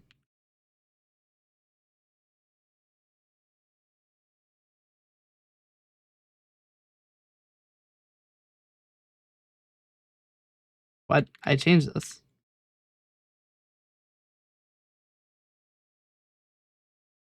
Oh, I edited poll and not start. Is he?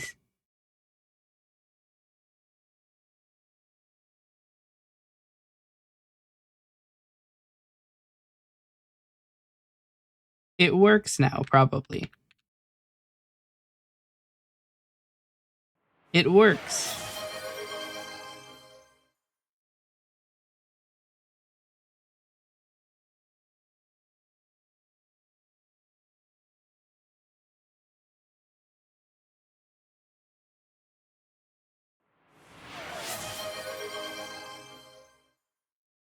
Everybody's making me hydrate. All right, let me get more water.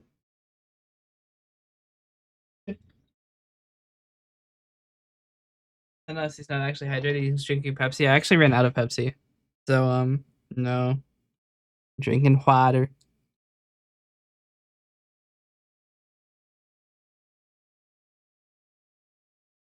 I don't have any more diuretics, which is naturally 2 uretics.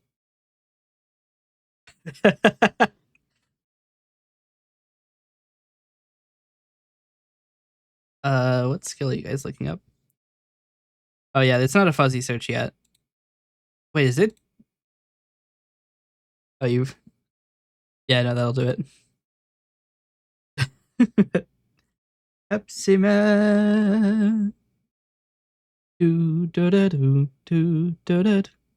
Huh? Why did that one fail? Uh,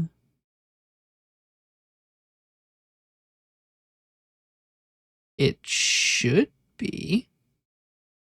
Casually goes back into the code. Why are you being rude to me? Compendium command.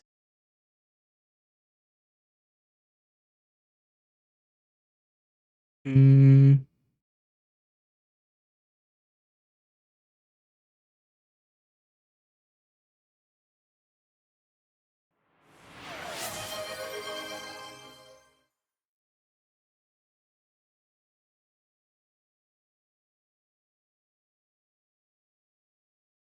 What would help if I spelled it right? Um.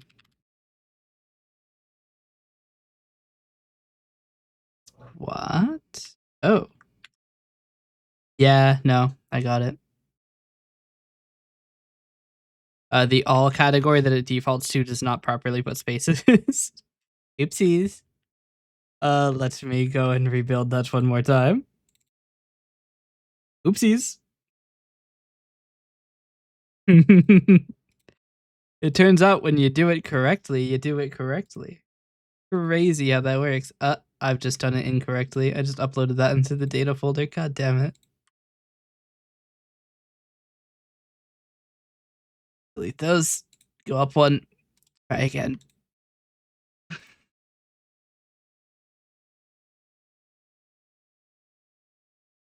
Drinking it won't let you redeem hydrate. Good.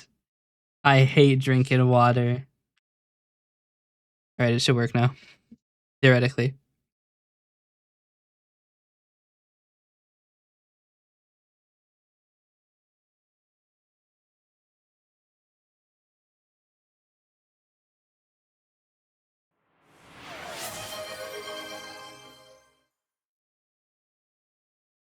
There we go. I should start taking like small sips anytime somebody redeems hydrate.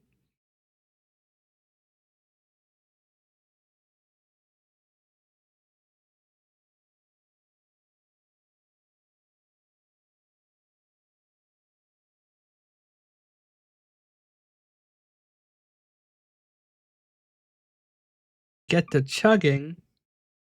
No. Have you ever heard of chugma?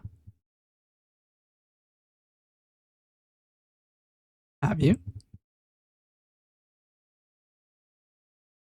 You can't see me smiling like a fucking idiot. See, that's the power of only having audio based tracking on this. It doesn't care what I do with my mouth.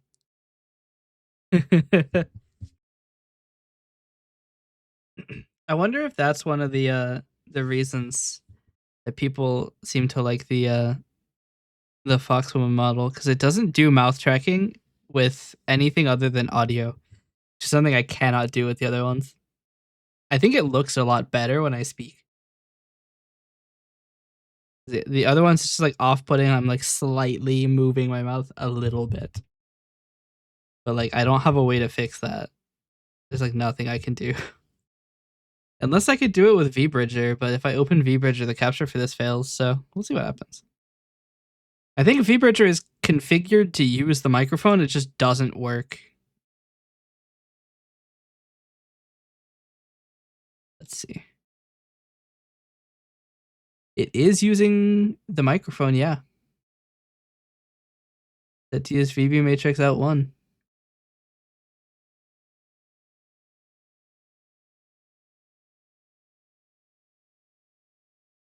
vBridger just hates me.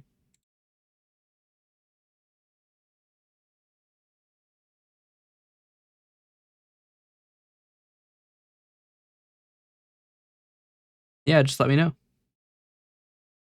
If you want to set up like a document for like a round of revisions, that might be easier than just doing it one by one. Because now for me to push it, I have to spend like 2 minutes actually building it and then moving it. So it'd be easier to do all of it at once.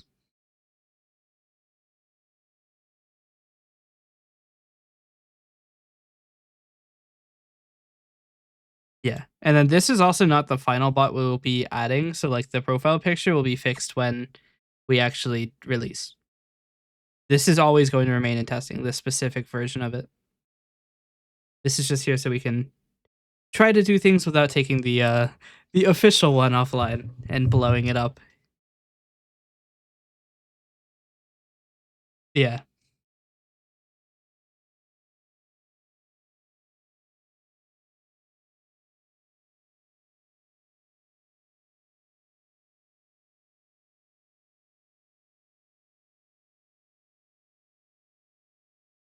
Yeah. I mean, minor stuff is not a huge issue. That's it would be kind of rude of me to to like be like, nah, I'm just gonna leave it at like 95%.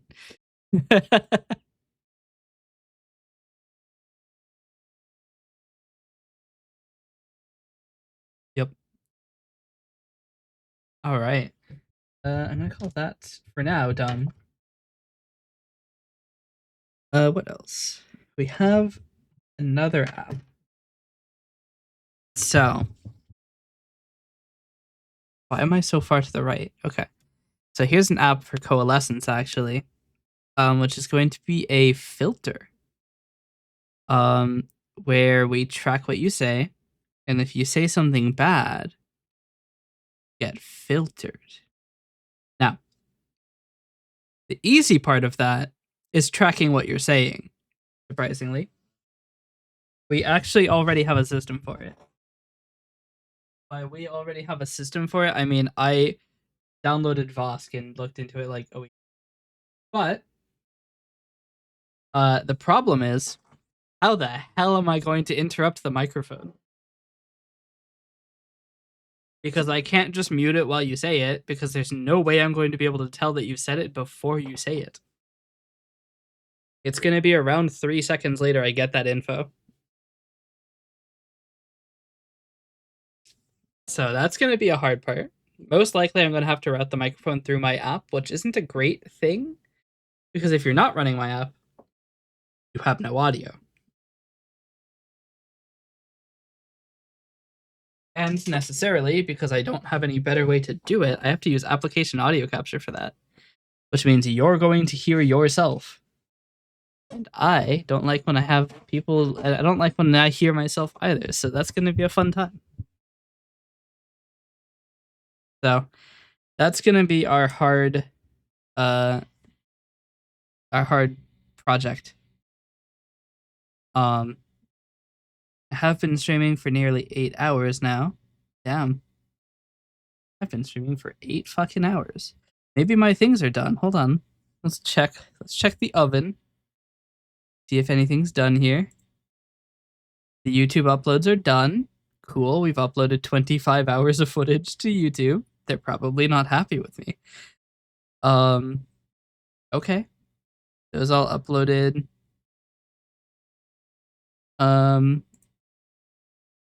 Video processing is taking longer than expected. I expected it to take a while, so speak for yourself, motherfucker. Um, I love that I have 3 consecutive days of Helldivers and they all look the same because they're all Cyberstan.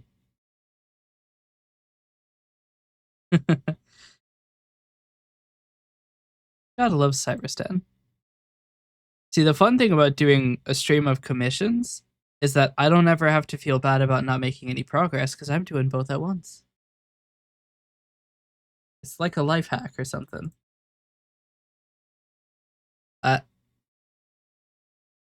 Why is it still saying ANSI? Well, that's not good. Thought I fixed that. Okay, well, hold on a minute. We're gonna go back a second. The roll command is still dicking me. What happened? It says ANSI. Advantage is 0. So if advantage is not 0, we add that expression.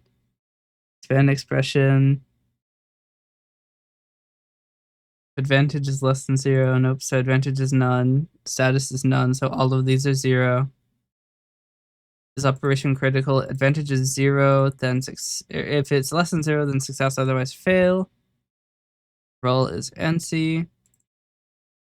Iteration is number rolls. Number rolls is minimum. Oh.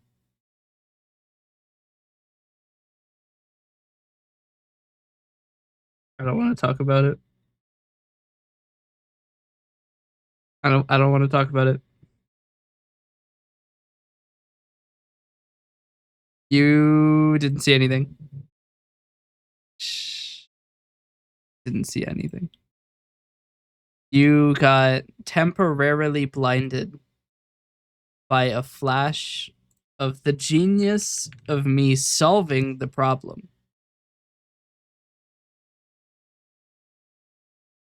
You didn't see anything.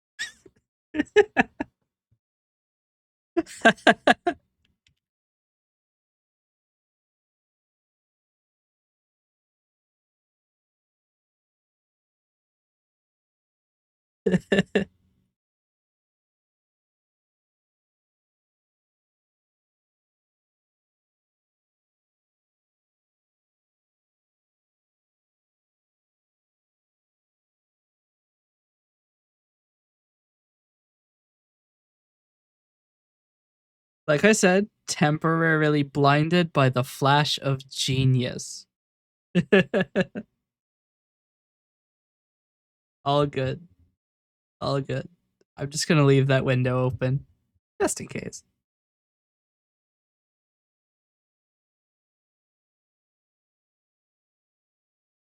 All right.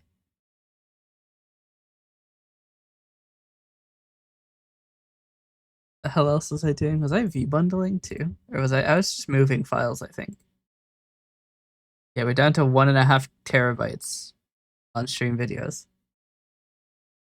I think we moved a lot of files. We're gonna take a quick second to v-bundle. I'm actually about to finish v-bundling for once. Crazy, I know. We're about to be done with something Should probably do it with game window so it actually gets recorded.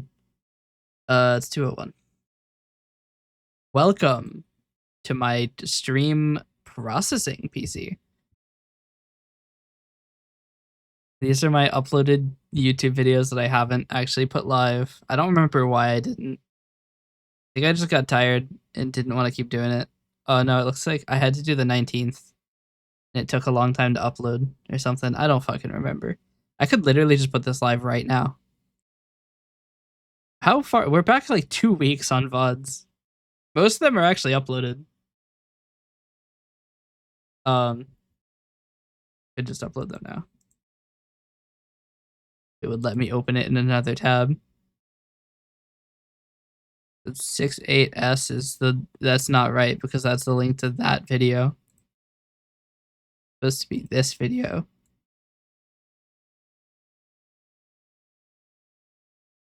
Is that right? Good enough. Now we're gonna wait probably 10 minutes to publish the other side so that it doesn't publish them out of order. I'm very, very annoyed when my videos are out of order.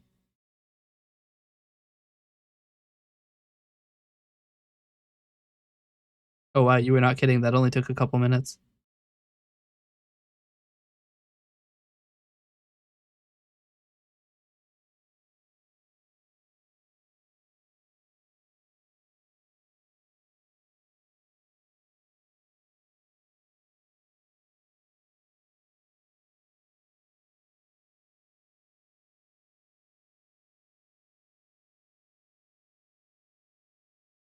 It's a good thing I'm not sharing this picture, this window of Firefox.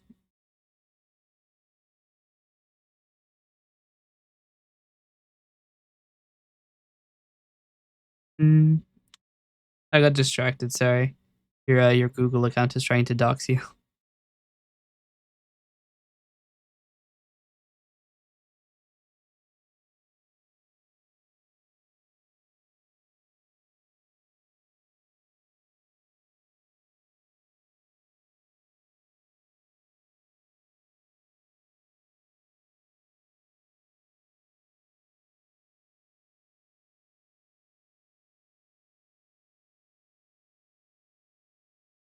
Yeah, we can get rid of the author page, like the author thing. Yeah.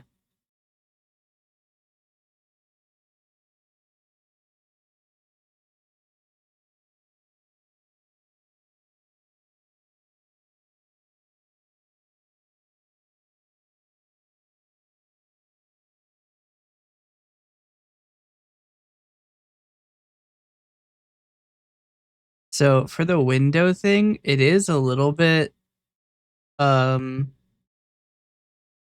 it's a little bit annoying because I have to subscribe to and handle events for specifically and only that.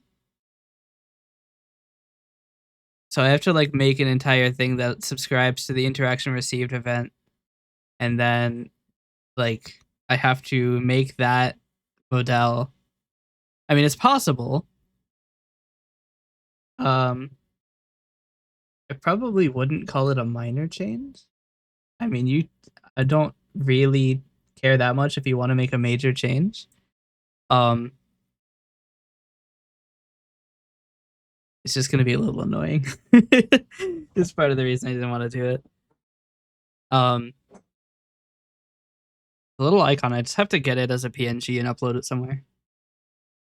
Um, but yeah, I also need the colors for each of the categories.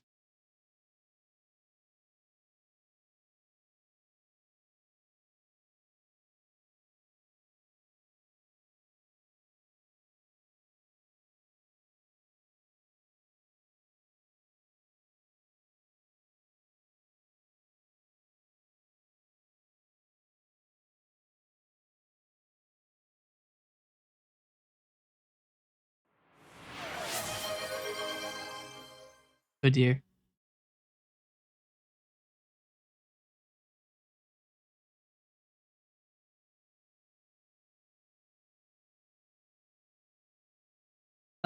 No, I'm probably not going to modify the price. That seems a bit much.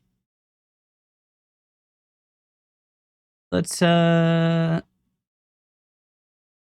time I've done it. 1 minute. Oh, wait a minute. I need to check something.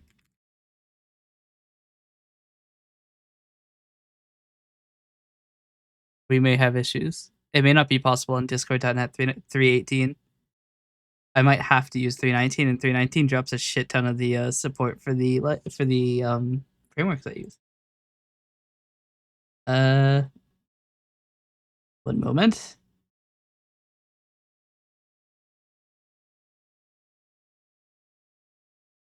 Ah, shit. It is 319. That's not great.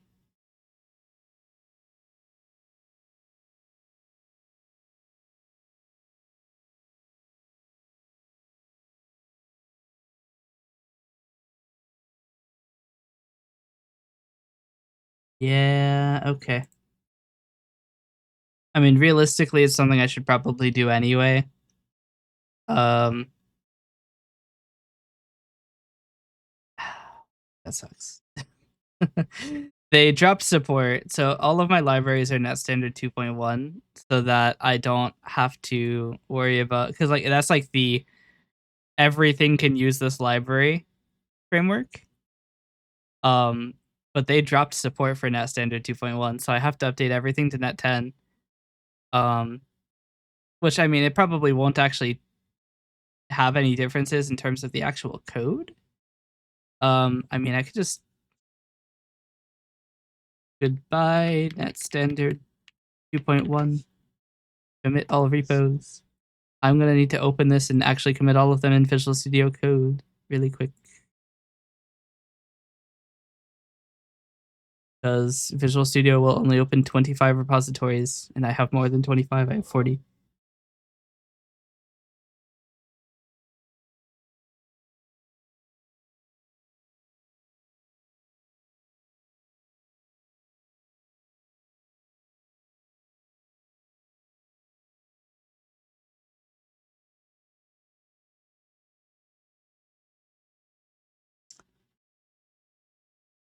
Oh dear.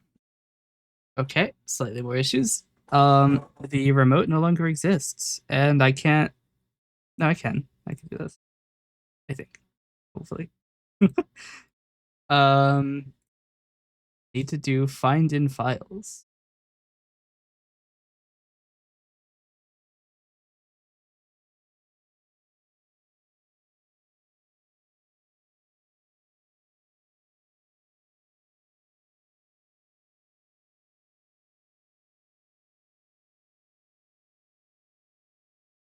Hello, welcome back from the ads. I am struggling. What the hell do you mean none found?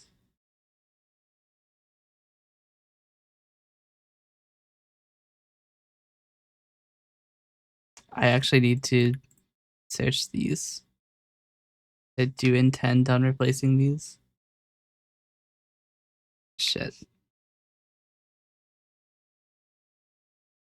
Yeah, the problem is I can't link an SVG, I don't think, directly on a Discord thing. I think it has to be a PNG. I'm gonna have to render it and upload it somewhere.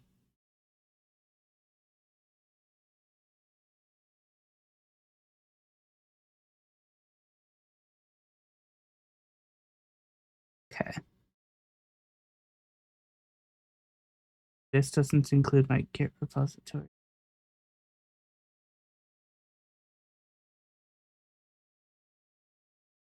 Okay. Well, through the power of what repository did it fail to send? Fuck.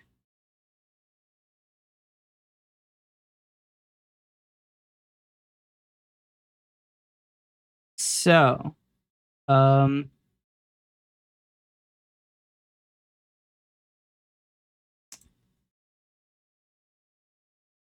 trying to think of the best way to do this. The problem is my Git repositories are not set correctly, so I have to update all of them. Um,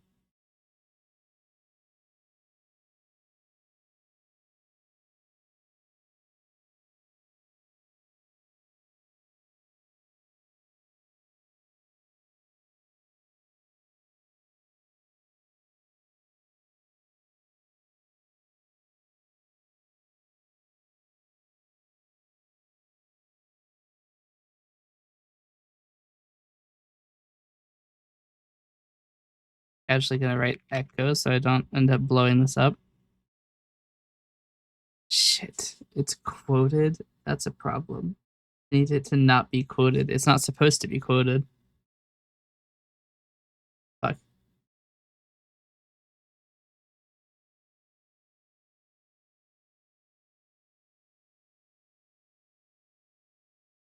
Did my dumbass write a way to make it not quote in the help document?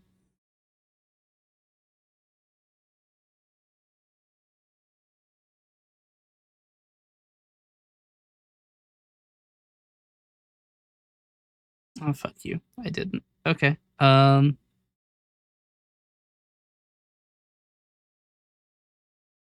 Second. Casually open the Git repository. Where's my project? What the hell? There it is. I need to edit my program here. So the thing that replaces for these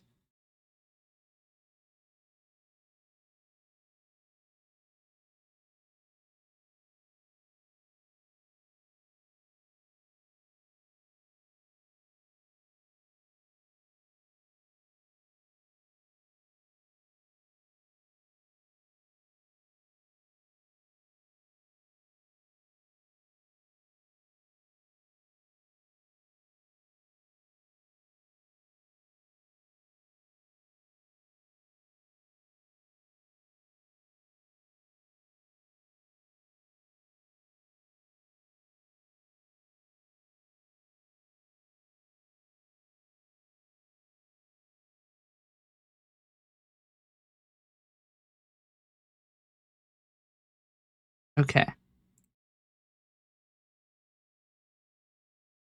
Now I need to figure out where this is located on my computer. Um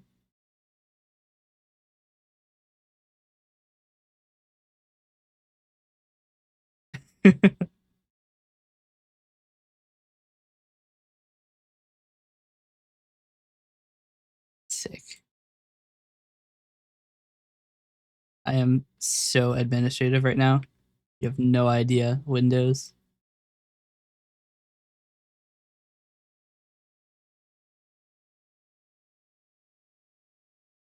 Okay. So I can now do this.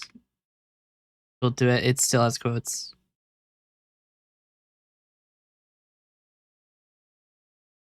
Which means it's not running the version of this I think it is.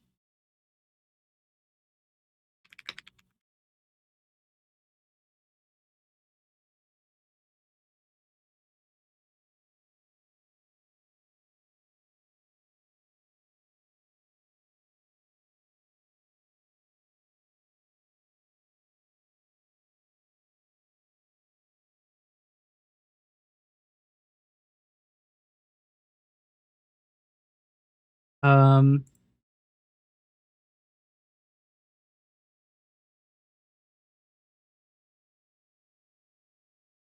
where are these? Could be in program files tools. It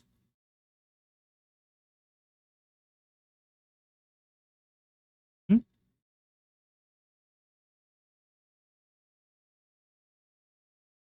A lot of shit in here though. User profile .NET tools.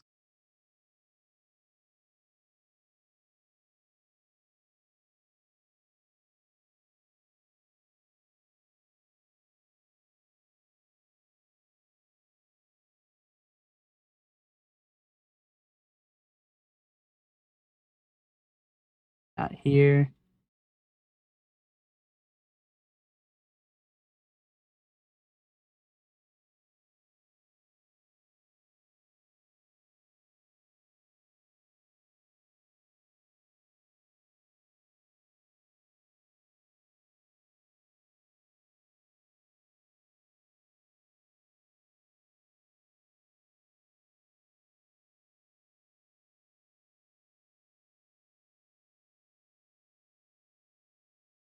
Oh, that's right. It's from start, isn't it?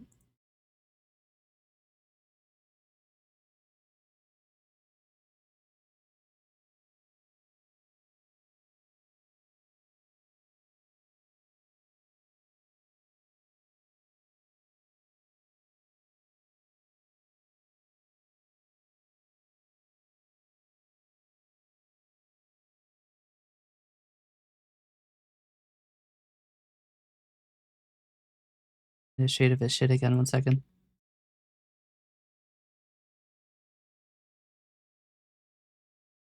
Should I skip these files? I need to not skip these files.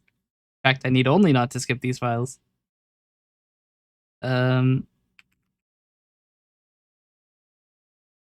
Okay.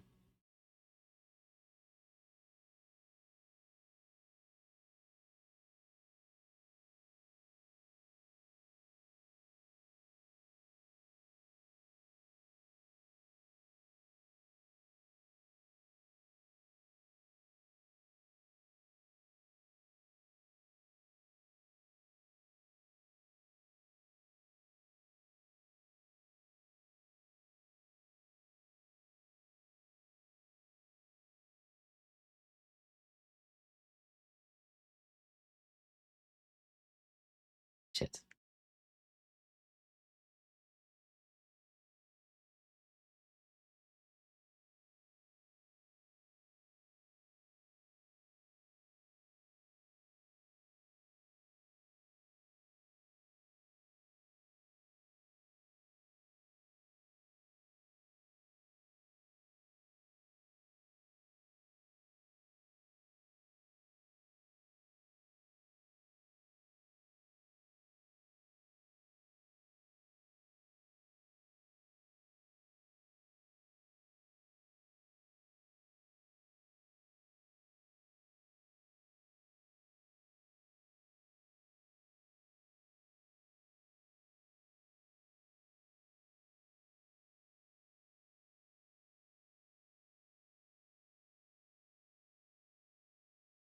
Maybe that worked?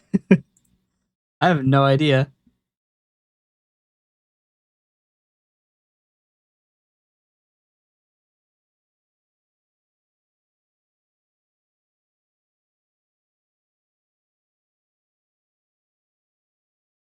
Target principal name is incorrect. What is the target's principal name?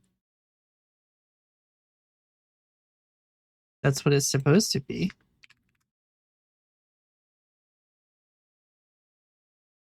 See, now I'm at the problem where I actually have to like fix the problems that I've been ignoring to continue. So this is gonna take a while.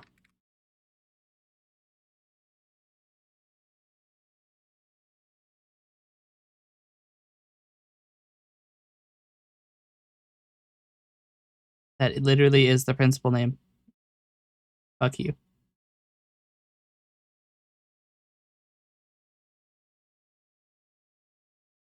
Oh dear.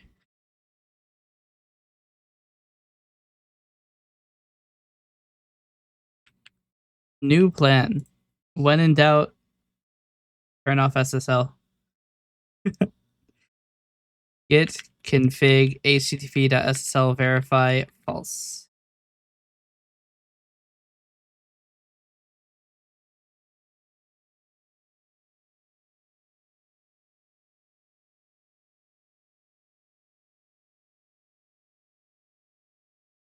Git remote not found. What?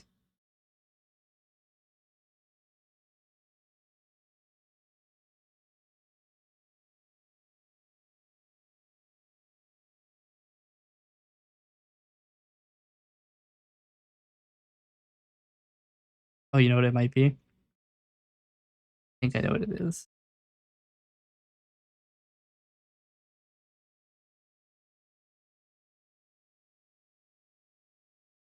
Actually turned back on SSL verification. It's not at the port I set it at anymore. That's why.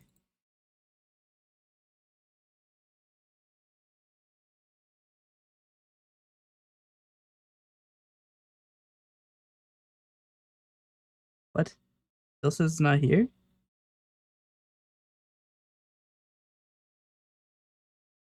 What? Should be.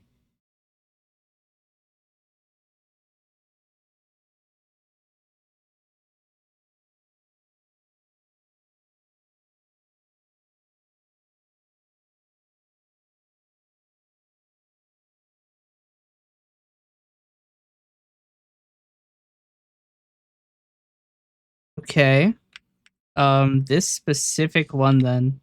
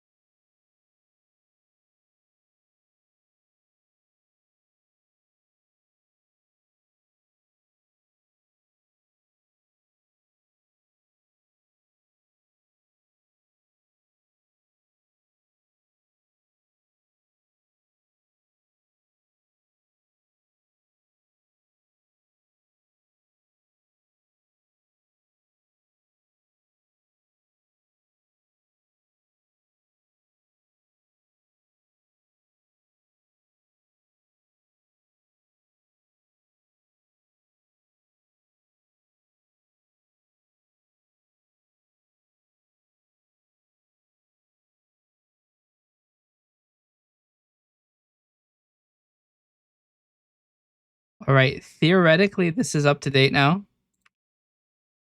Yep. Okay. And now we pull the trigger and actually update everything from Net Standard 2.1.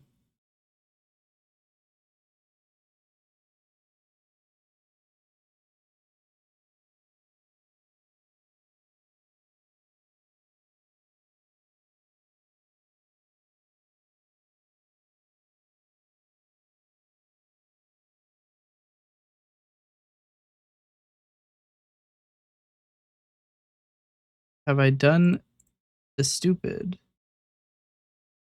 Why did it make a solution? I didn't want you to do that. I wanted to open this file and that's it.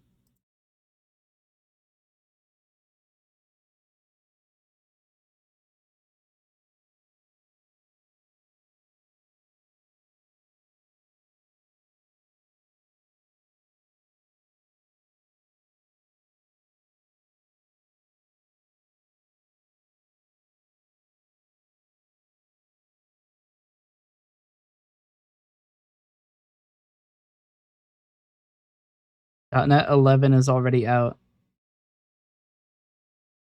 It's preview 1, but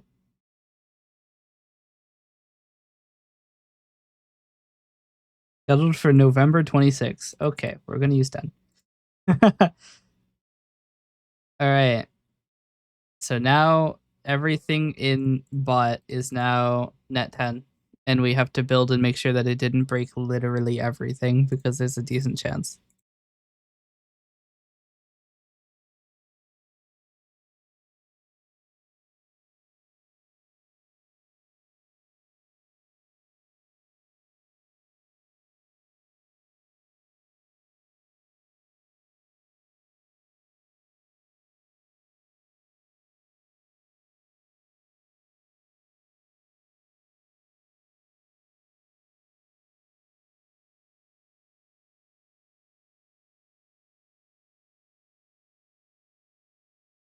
Huh?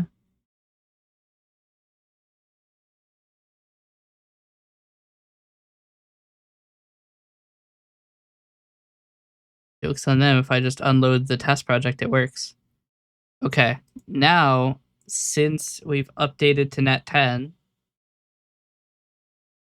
I have to update discord.net from 3.18 to 3.19.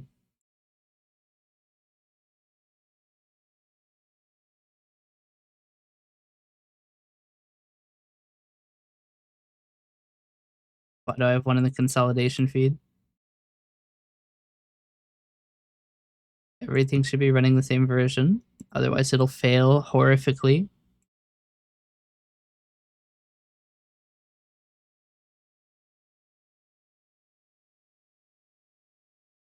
Okay, so now I need to run good old dbp.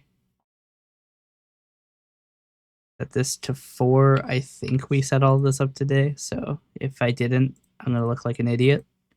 Rebuild solution. And you want me to re-authenticate. I told you to remember my password and you didn't. I have angst.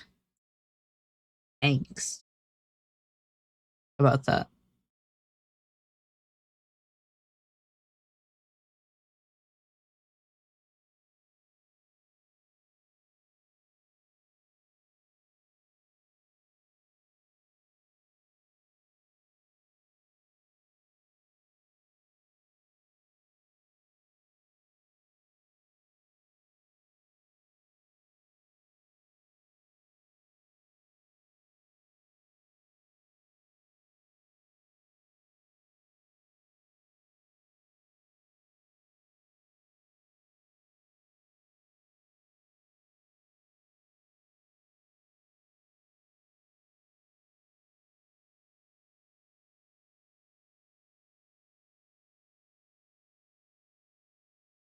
I'm now slightly peeved with the Discord.net team for introducing a breaking change on a minor version.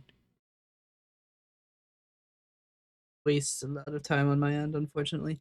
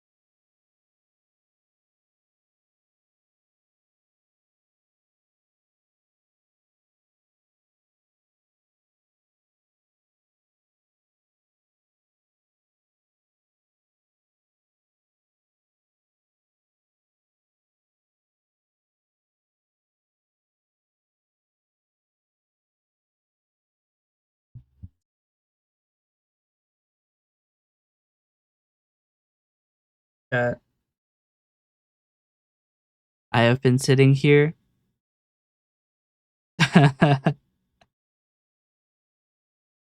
and yapping for only God knows how long.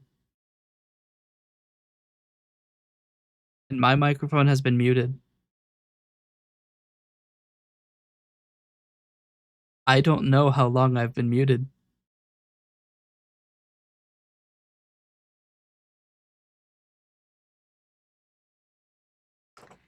Anyway.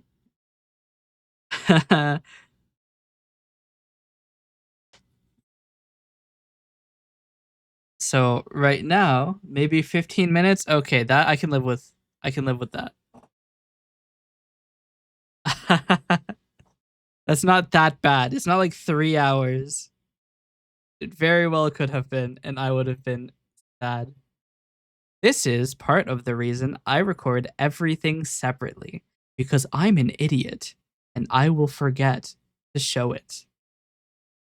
Speaking of showing it, not my idiocy, the application, here is currently what I'm looking at. Here is currently an annihilated version of what I'm looking at. 1 minute. I put the wrong one. Where is it? There it is. Here is what I'm looking at. This is the tool that listens to you and writes down what you say. Most of the time correctly. Well, that's awkward. This is being implemented for a commission, which will be based on coalescence. It doesn't hear apparently.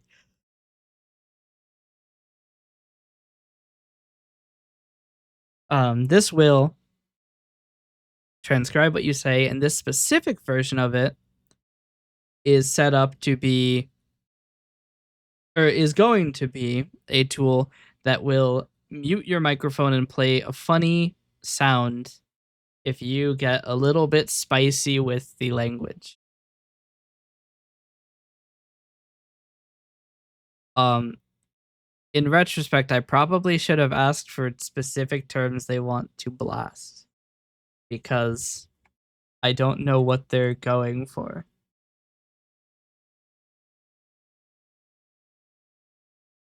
I probably should have done that. I can probably do that now still, actually. The idea is we're going to take this tool called Vosk. Vaseline, nice. No, it's called Vosk, Vosk. It is a Russian speech to text tool that is primarily designed for mobile devices, but it means that it's good for streaming because this thing only uses 60 megabytes of the disk. As for memory, however, it's a little large. How much is it using? 306 megabytes. It's actually not that bad. We can live with that. But yes, the main thing I'm using this for is it's faster than Whisper. A lot faster than Whisper. So we're seeing a latency of maybe 1 second at worst. Maybe around 2 seconds. And that's livable. Because that's a livable wage. Nice. It is enough that it's not too slow for real-time audio. I don't know how I'm going to handle the audio routing, which is going to be the hard part. Because this has to interact with OBS to send audio. I mean, I guess the way that you would do it is you wouldn't have a microphone capture. You would just have a link directly to OBS from an application audio capture. The problem is you hear application audio. I can't make it play only to OBS. So it's gonna be audible to them, which might be very distracting. Oh, apparently it's not doing that from a. I can't delete it. It's too powerful.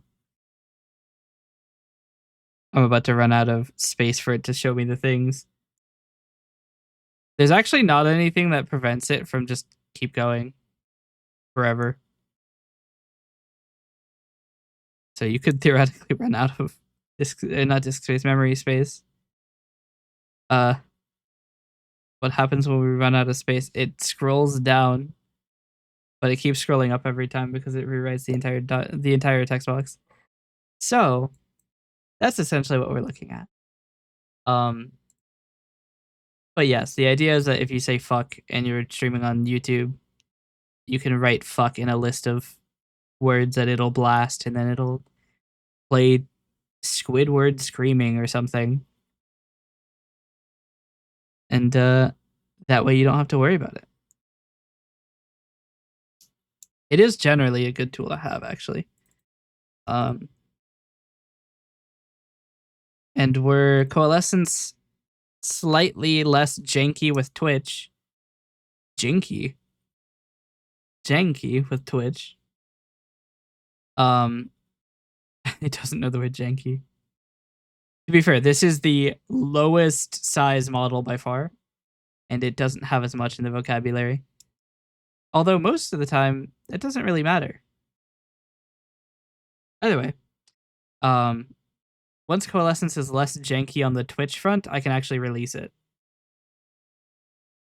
It'll probably be on VGen. It'll probably be my first paid app on VGen because I have spent fucking like a year developing it, maybe 2 years. So I'd like to get at least something out of it so I can pay my credit cards, hopefully. um, but yes, I would like to. I would like to include this. I need to. I need to read my conversation again and see if we talked about it. We may not have.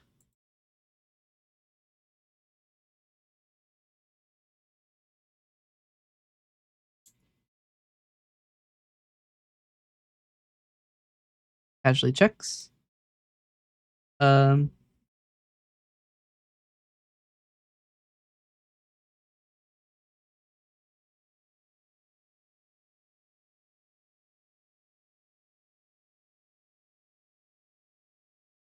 no, we talked about it. Okay, cool. I always like to make sure there's no harm in checking.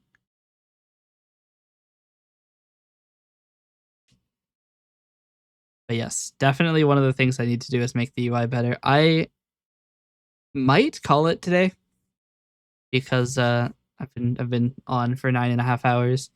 I still need to do a bunch of things with vBundler and get all that up to date.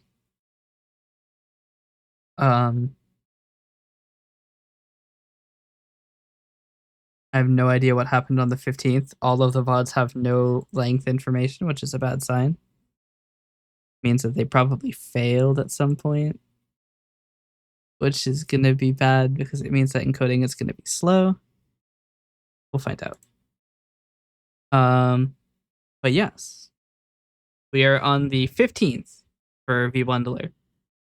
And once we hit, the end of February, we can call ourselves up to date probably. Once we get through all of the like January 8th and December 8th and all of those um October 29th. Yeah, there's a lot here that's like archaic things I didn't ever process because there's a problem with the recording and I didn't feel like fixing it. I need to go through and actually do those.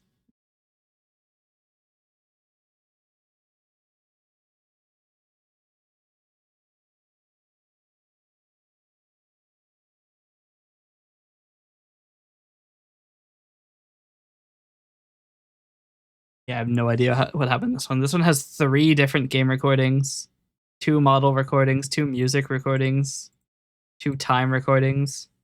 Actually, these are wait. Fuck am I talking about? This is confusing. These are fucking 10 hours separate. Not confusing at all. It's 2 different sessions. Why do I have the same file named the same thing twice, but one of them is 12 gigabytes smaller? I think I found the confusing. Anyway, let's find someone to raid. Because my brain is mush. Um, and I'm at the point where developing is pain.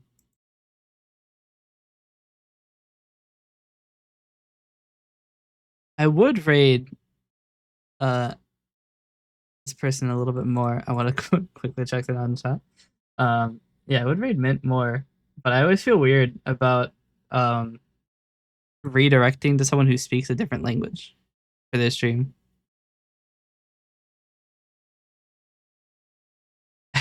Because I have on multiple occasions woken up after like sleeping with YouTube on, and it's like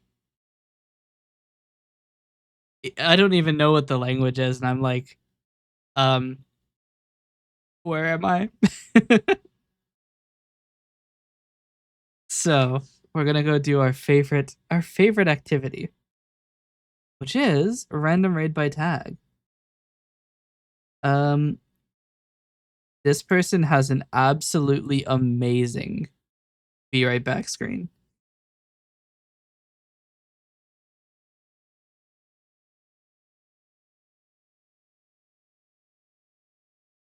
Is this an AI profile picture?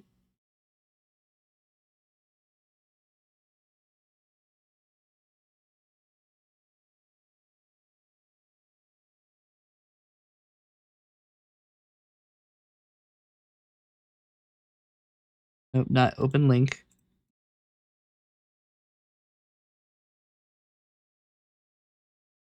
Um, I have no idea.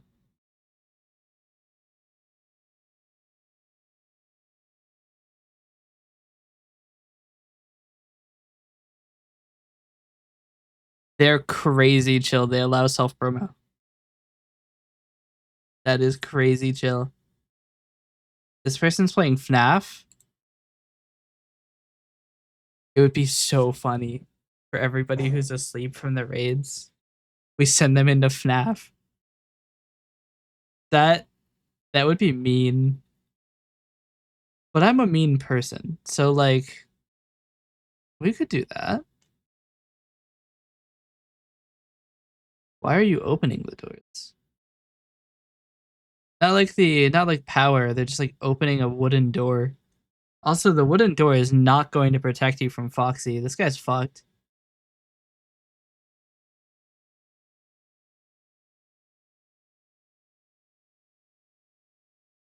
I'm just about to sleep.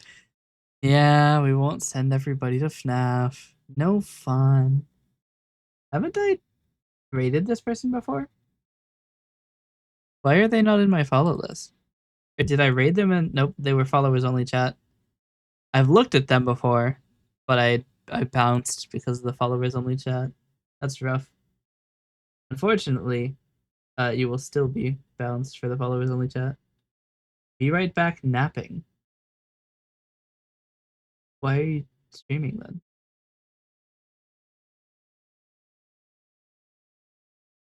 You don't have to stream. Even I don't stream myself sleeping. Mobile Legends Bang Bang. What a name. This fish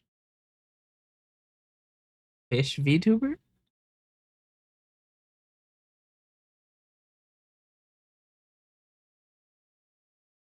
Fish tuber?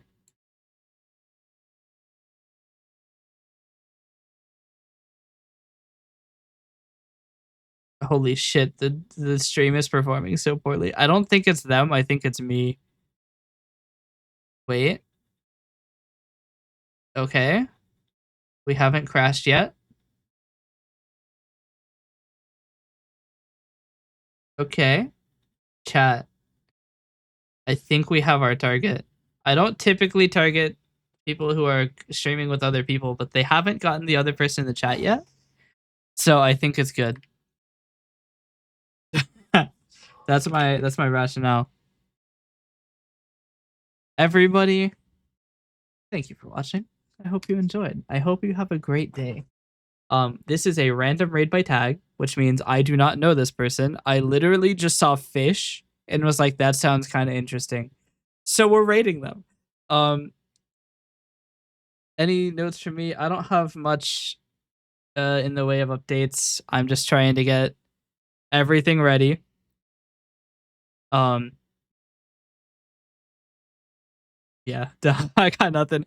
Our raid message. We have a raid message. It is you are never safe from the Assyria raid. And then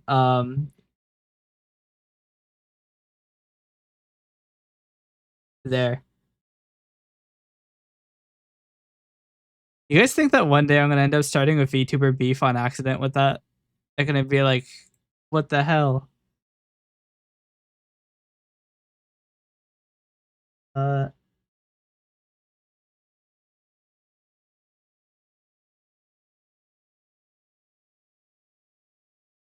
we'll see. We'll see what happens. We're kind of the rules make me think that we're chancing it, but we're gonna see what happens. Everybody, yeah.